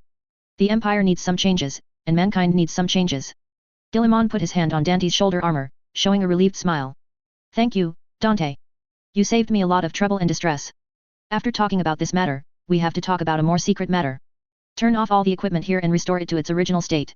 Dante hesitated for a moment, but he did it anyway. As the final buzz slowly disappeared, the highest level of Angel Castle was isolated in the wasteland without technology. This time, I came to bail. Besides saving you, I have another more important purpose. My brother, your holy father, Sanguinius was killed in the Battle of Horus. But that kind of killing, it wasn't that easy to die, his soul was broken. As Primarches, we have the essence of the subspace, are immortal, and can be resurrected like demons. Some people will take a long time to resurrect, and some people can be resurrected quickly. My brother, Fire Fukin, Primarch of the Lizards, he can regenerate in just a few days, while others take much longer. In any case, we shall be resurrected and walk the world again. The other Primarches have begun to return slowly, and they will gather on Terra in the last days of declaring war on the gods. However, your father appeared some. The problem is that his soul is fragmented, and only by finding his soul can he be resurrected. When Dante heard this, he immediately stayed where he was. After a while, he spoke, his tone hesitated, and he couldn't believe what he heard. Can it really be resurrected? Guillemot nodded, if there are no accidents. If there is an accident, Guillemot will have to consider cloning Sanguinius. After all, the system mission is there, if there is no way to get Sanguinius back to Terra. What about his mission? The second stage gave him the technology and knowledge reserves to build a subspace firewall. But these are just defenses. Humans need means and power to attack. Then what can I do about it? Dante asked excitedly. The only fragments known so far are the vengeful spirit, and this Sanguinius mask on your head, I need to get it. Guillemot said, this is the only one, know that Sanguinius. I'm still looking for other words, and I believe there will be results soon. The layout for the spirit of vengeance has already begun on Scarlet Earth. The glory of Macridge will stay in Bale. The will of the blood is watching here. Chaos will notice my arrival, but they will not notice my departure. Abaddon will get the wrong information, and when he attacks Crimson Earth, that's when he falls into a trap. Dante couldn't hide his excitement. Hearing that Sanguinius could be resurrected made it difficult for him to keep calm. He took off the mask, revealing an old face, and the years have left traces on his face. Dante handed the mask to Guilliman, and he stared at Guilliman with expectation in his eyes. Please be sure to bring him back, my lord. Guilliman nodded, and he turned his head to look outside Bale, looking at those desolate places and the panicked Bale people. In addition to letting the son of Sanguinius accept the reform. Dante, I have a secondary task to give. What mission? Dante asked. These planets are hell.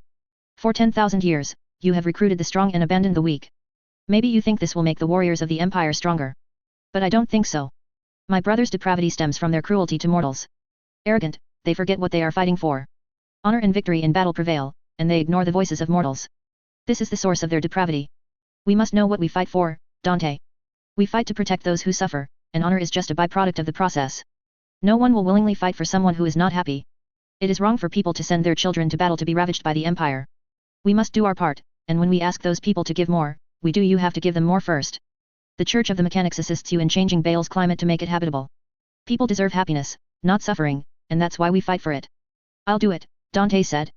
Guilliman nodded, then let us go out now, those fighters and commanders are waiting for us, after that, I have to leave secretly and return to Red Earth Star. When Abaddon thought I was still in Bale sometimes, he will show his arrogance and flaws, then he will fail, and we will get the soul fragment of Sanguinius. In the shelter of Angel Castle, the rising sun injected a bit of warmth into this cold place. The surviving mortals are placed here. Everything they experienced during this period was enough to overshadow the first half of their lives. They held weapons, manipulated cannons against the Zerg, and witnessed the space warriors rushing to death. Witnessed the miracle. A living Primarch saves Bale. He is as perfect and powerful as the myths and legends. The armies that obeyed him were invincible, crushing the tyranids that Bale had despaired of. People were talking to each other, and the noisy voice echoed in the corridor of the hall. When several angels walked over with the servants, they fell silent. The armor of those angels shone like there was no war. Their emblems are simpler and more primitive than those of other angels. They move carefully among the poor refugees, afraid of stepping on them. The power of the battle armor is powerful, even an accidental injury is enough to disable a person. Behind them, human servants in uniform help them. Younger children were singled out and taken away. What are you doing? A man asked. An angel stopped in his tracks. I was ordered to conduct a comprehensive assessment of them. The Blood War Regiment suffered heavy casualties, and we need a batch of new blood. The Imperial Regent brought brand new technology, and he lifted the ban. Expansion in order to defend other human worlds. Tears was also picked out, and a white-robed angel saw the scar on his forehead. How did this come about? Tears was a little scared. Old injury. I participated in the selection of angels, fell down, and there is an old injury. The angel stretches out his left arm. A device inflates the armor, and a small light transmitting device pops out of the armor. The angel pressed Tears' head, and purple light emitted from his fingertips. The device hums. Tears wanted to be brave, but his lips trembled uncontrollably, and his eyes were filled with tears. Son, you have some flaws, but it can be repaired, and you will have the qualifications to become an angel. In the past, this is an impossible thing. The battle group is broken, and they need a lot of new blood. Kid Master Lyman has brought a new technology, which can minimize the risk of becoming an angel. Congratulations. Tills's face showed astonishment, and his frightened eyes lit up. Is this true? Yes, child, don't question it. The angel said. Tears shed tears. It would be great if his father was still there, so that he could share the joy of the moment. It's a pity that what is lost will never come back. This is the cruelty of fate. Everything can only go forward. At the meeting, Guilliman announced several reforms. Shocked many of the surviving commanders. Some people think it couldn't be more perfect. Some people think this is an act of betraying the way of the Empire. Dante is Guilliman's platform, which makes many warbands only choose to accept. However, several war groups chose to leave on the spot as a protest against Guilliman's actions. The leader of the Meteorers, Seth, is one of them. He roared angrily in the underground tomb of Angel Castle, as if he wanted to summon those sleeping heroic spirits to put pressure on Guilliman. When Dante came down, he was still very angry, roaring that this was a betrayal of the Empire, of the Emperor. He brings deliverance. Dante tries to convince an enraged Seth. Today, he can change the system left by the Emperor. After a while, what will you use to guarantee that he will not take the position of the Emperor? Seth growled. He changed the Adeptus Astartes, he changed the Mechanicum, he changed the Empire system, everything changed, the traces of the Emperor were erased, he became the only voice in the Empire people. Lord Bale, can you guarantee that he will never ascend the golden throne of Terra? Can you guarantee that he will never become the new Lord of mankind? Seth, your words are too radical, anger should not dominate you, use your reason to think about this matter. Dante said. This is my reason, Lord Bale. Seth roared, he will take the position of Emperor of mankind, and he will become the new Lord of mankind. Just watch, Lord Bale, my words will one day become a reality. Chapter 230 Abaddon's Ambition, for subscription. Seth, you've gone too far. Dante raised his voice with anger in his tone. The impact of such remarks is unimaginable. Seth waved his hand, his attitude nonchalant. Open your eyes and see, Dante. Look at those original caste warriors, except for their names, they have the same thing as us. They are not the sons of Sanguinius, but a group of people who bear the name of the sons of Sanguinius. Liar with a head. Guilliman wants us all to be ultramarines in red armor so he can control the empire. Seth looked at the dead blood angels in the tomb. A red candle is burning.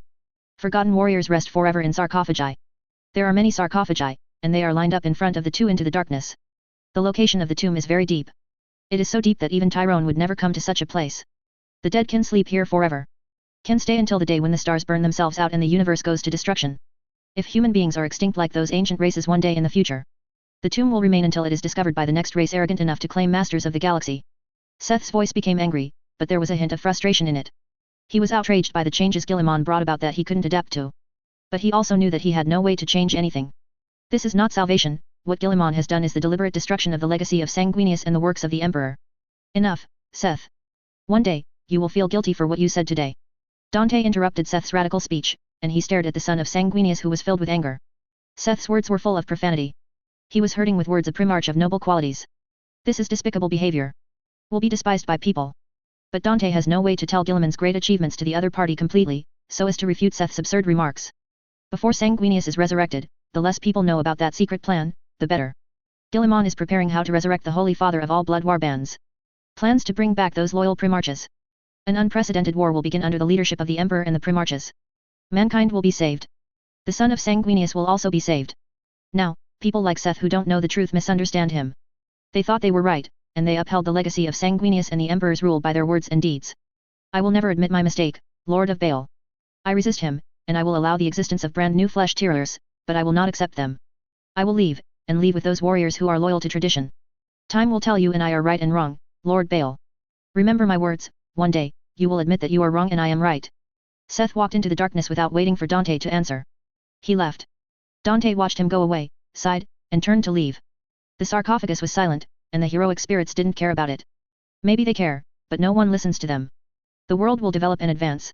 Everything is rolling forward like a wheel, and no one can shake it. Cleanup went fast. The Zerg on the 3 planets of Void, Ba'i, Ba'i 2, and Baal were scattered. The will of the hive collapsed. Many of the surviving tyrannid creatures were reduced to mindless beasts. They acted according to their instincts and could not cause any crisis. Those tyrannid creatures with independent minds are lurking, and it will take a long time to kill them. This is no easy task. The Kabanda that landed on Ba'i has disappeared. He was expelled. No one knows how fierce the fighting took place. The scale of the battle can only be guessed from the collapsed surface and broken limbs. People found Joel, the chapter master of the Blood Knight chapter on the battlefield. He died. Kneeling on one knee on the battlefield strewn with corpses, one hand still clutching the weapon tightly. The battle armor was shattered, the weapons were all split, and the eyes were wide open, extremely angry, as if staring at the eternal enemy. His unyielding will lives forever in his flesh. His gaze was fixed on everything, filled with endless anger. Gives people the illusion that they will get up at any time and join the battle again. All Blood Knights are dead. Sacrifice among swarms and demons. They were once limited by their flaws, misunderstood and considered traitors. And at the last moment, they prove themselves. The Blood Knight will always be the son of the noble Sanguinius. Even in their rage, they will not succumb to chaos. The Blood Angels collected their corpses and buried them in the tomb under the Angel Castle. Dante made a decision, he wants to rebuild the Blood Knight again. The chapter master will inherit the name of Joel. Blood Knights are tortured by bloodthirst and black anger. They go astray, lose control in the war, and slaughter the enemy and ourselves indiscriminately. But from the beginning to the end, they did not betray the Empire, let alone live up to the blood of Sanguinius. They endured everything in silence. And finally prove himself by sacrifice. They are sad and noble. Blood Knight is worth remembering and even more worthy of inheritance. Dante stood on the wall of Angel Castle, watching the brand new spaceships coming and going, transporting the dead bodies from all over the place back to Angel Castle, putting them into the sarcophagus, and sending them underground. The priests of the state religion prayed the Emperor's psalms and led the heroes to the Emperor's realm. Reconstruction work has begun. The mechanician has built a huge environmental machine to control Baal's climate, and prepares to transform Baal into a livable world. People are rebuilding their homes in the ruins, with sadness and joy on their faces. Grief over the loss of a loved one. Rejoice in the new age that is brought. Everything is over, but everything is just beginning. Dante watched all this and looked at the other brothers in the battle group. Mephiston climbed out of Krull Mountain, and this legendary think tank created another legend. The chief blood priest, the commanders of the companies, and the commanders of other chapters are by his side. Seth, those who objected have left. They resist change. This happens everywhere. Guilliman has no way to make everyone recognize him. He doesn't have time to convince the opponents one by one, because the rewards and sacrifices are not equal. It is the beginning of a new life, and it is also the end of our generation," said Fladak, the chapter master of Angel Glory. Mephiston said, "Today is a historic moment. When we gather again next time, it may be an even more glorious moment." The regent has lifted the ban, and he allows the major groups to expand according to the actual situation. Number in order to defend the Imperium of Man. Everything is changing, and we will be the last of the Blood Angels Space Marines. In the future, the Blood Angels Primaris will replace us until we cease to exist. The inheritance of Sanguinius will lies in the spirit, not the external flesh and blood. Our successors have changed, but their will has not been changed. Dante said, he welcomed this, and the human empire needed a new one. Change, let Seth's old-fashioned wrath go. They eyed the Primaris warriors in red armor, who would be added to the various warbands. Replaces those chapters warriors who died in this campaign. These original cast warriors have brand new equipment. Their armor is more complete than the old armor, with better life support system, power system, and strategy system. It can also connect auxiliary equipment such as servo skulls and cherubs, and use the brain to conduct strategic deduction and assistance. In addition, these new fighters are also supported by anti-gravity tank groups, astral troops, Knights Mecha support and Titan army support. They can adapt to more battlefield environments and accomplish larger strategic goals. Guilliman is reshaping an army that is better than that of the Great Crusade to meet his own needs. They are the hope of the future. Omidal said, in this dark age, humanity is about to usher in a new chapter, the old days are over, the era of space warriors is over, Primaris holds the key to the survival of mankind. Yes, this change is good. Dante looked up to the sky, he knew what happened there. A large rift appeared. The northern half of the Milky Way is cut off by it. Guilliman is trying to build a new navigation system, bypassing the dependence on the Astro Torch. Another act of rebellion. Dante doesn't care, the Empire has been trapped in the stagnant force field created by itself for 10,000 years, and it's time to change. The old imperial system has completed its mission, and it is time for the new system to play its role. This system will help mankind usher in disaster in that war. As one of the few people who can see Sanguiner, Dante has received many prophecies. A prophecy revealed his destination. The battle 10,000 years ago is not over. The Emperor was not completely defeated, and the four gods were not completely victorious. Both sides are just truce to accumulate strength. The real crisis will be revealed at the last moment. If Guilliman can bring the Holy Father back as he promised, the final battle will inevitably start. And he will stand beside Sanguinius. Guilliman didn't stay for long, and soon he left with a small fleet. He asked Dante to keep the matter a secret. There are many ways to detect intelligence in subspace. The less people know about Jitixing's operations, the less chance of exposure. New ships of the Empire generally have anti-psychic and anti-warp force field devices. A device like this would make it impossible for demons to use those sorceries to see human ships. They only see black holes one by one, and they don't know what's inside the black holes. Guilliman used this method to hide the secret operations of the Imperial forces. Such methods made the Chaos Traders lose their overall vision. Demons can no longer help them monitor the actions of the Empire. The Baal system is also recovering, and the skeleton of a brand new orbital station and shipyard has been laid. The ships of the Adeptus Mechanicus recovered the wreckage and ruins of the starry sky, and recast them to obtain materials to rebuild the Baal galaxy. The harsh living environment has also been improved. The corrosive red rust mist disappeared, and green plants grew on the desolate desert. The ice in the void is led to the various planets of Baal to supplement the water sources of the planets.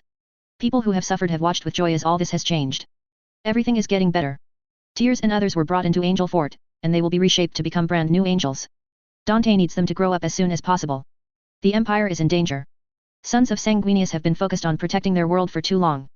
They ignored the cries for help from other worlds. Dante needs to make amends for this. He will set sail after the first batch of new blood is born to join the indomitable crusade. The enemies of humanity will once again face the wrath of the sons of Sanguinius. The vengeful spirit. Calgar will definitely pay the price. Abaddon roared angrily, and the Horus claw in his hand pierced the wizard's body fiercely, and lifted him up to vent his anger. Another force is annihilated by Calgar. Abaddon achieved a strategic victory. But on local battlefields, the Black Legion kept losing and lost a lot of worlds.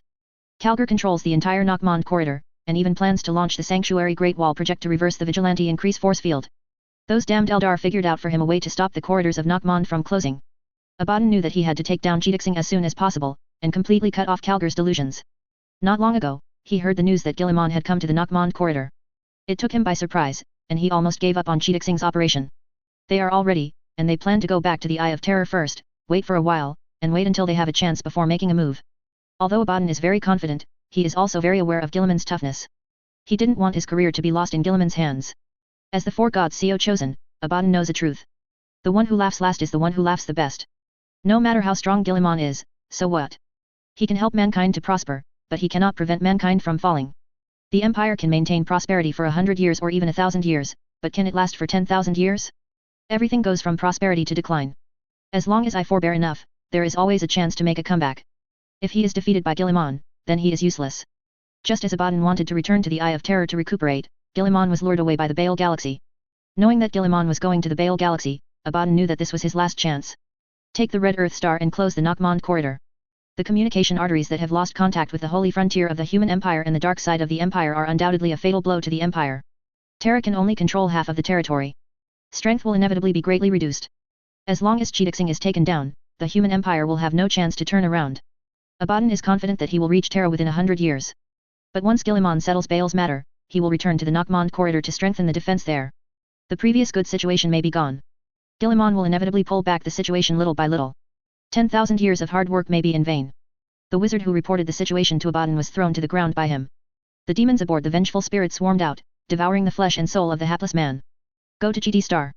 Abaddon said, let the planet killer get ready, we must use the fastest speed to destroy GD Star, we must ensure that when Guilliman returns, all he sees is the broken GD planet star. The age of the human empire is over, and the age of the gods has come.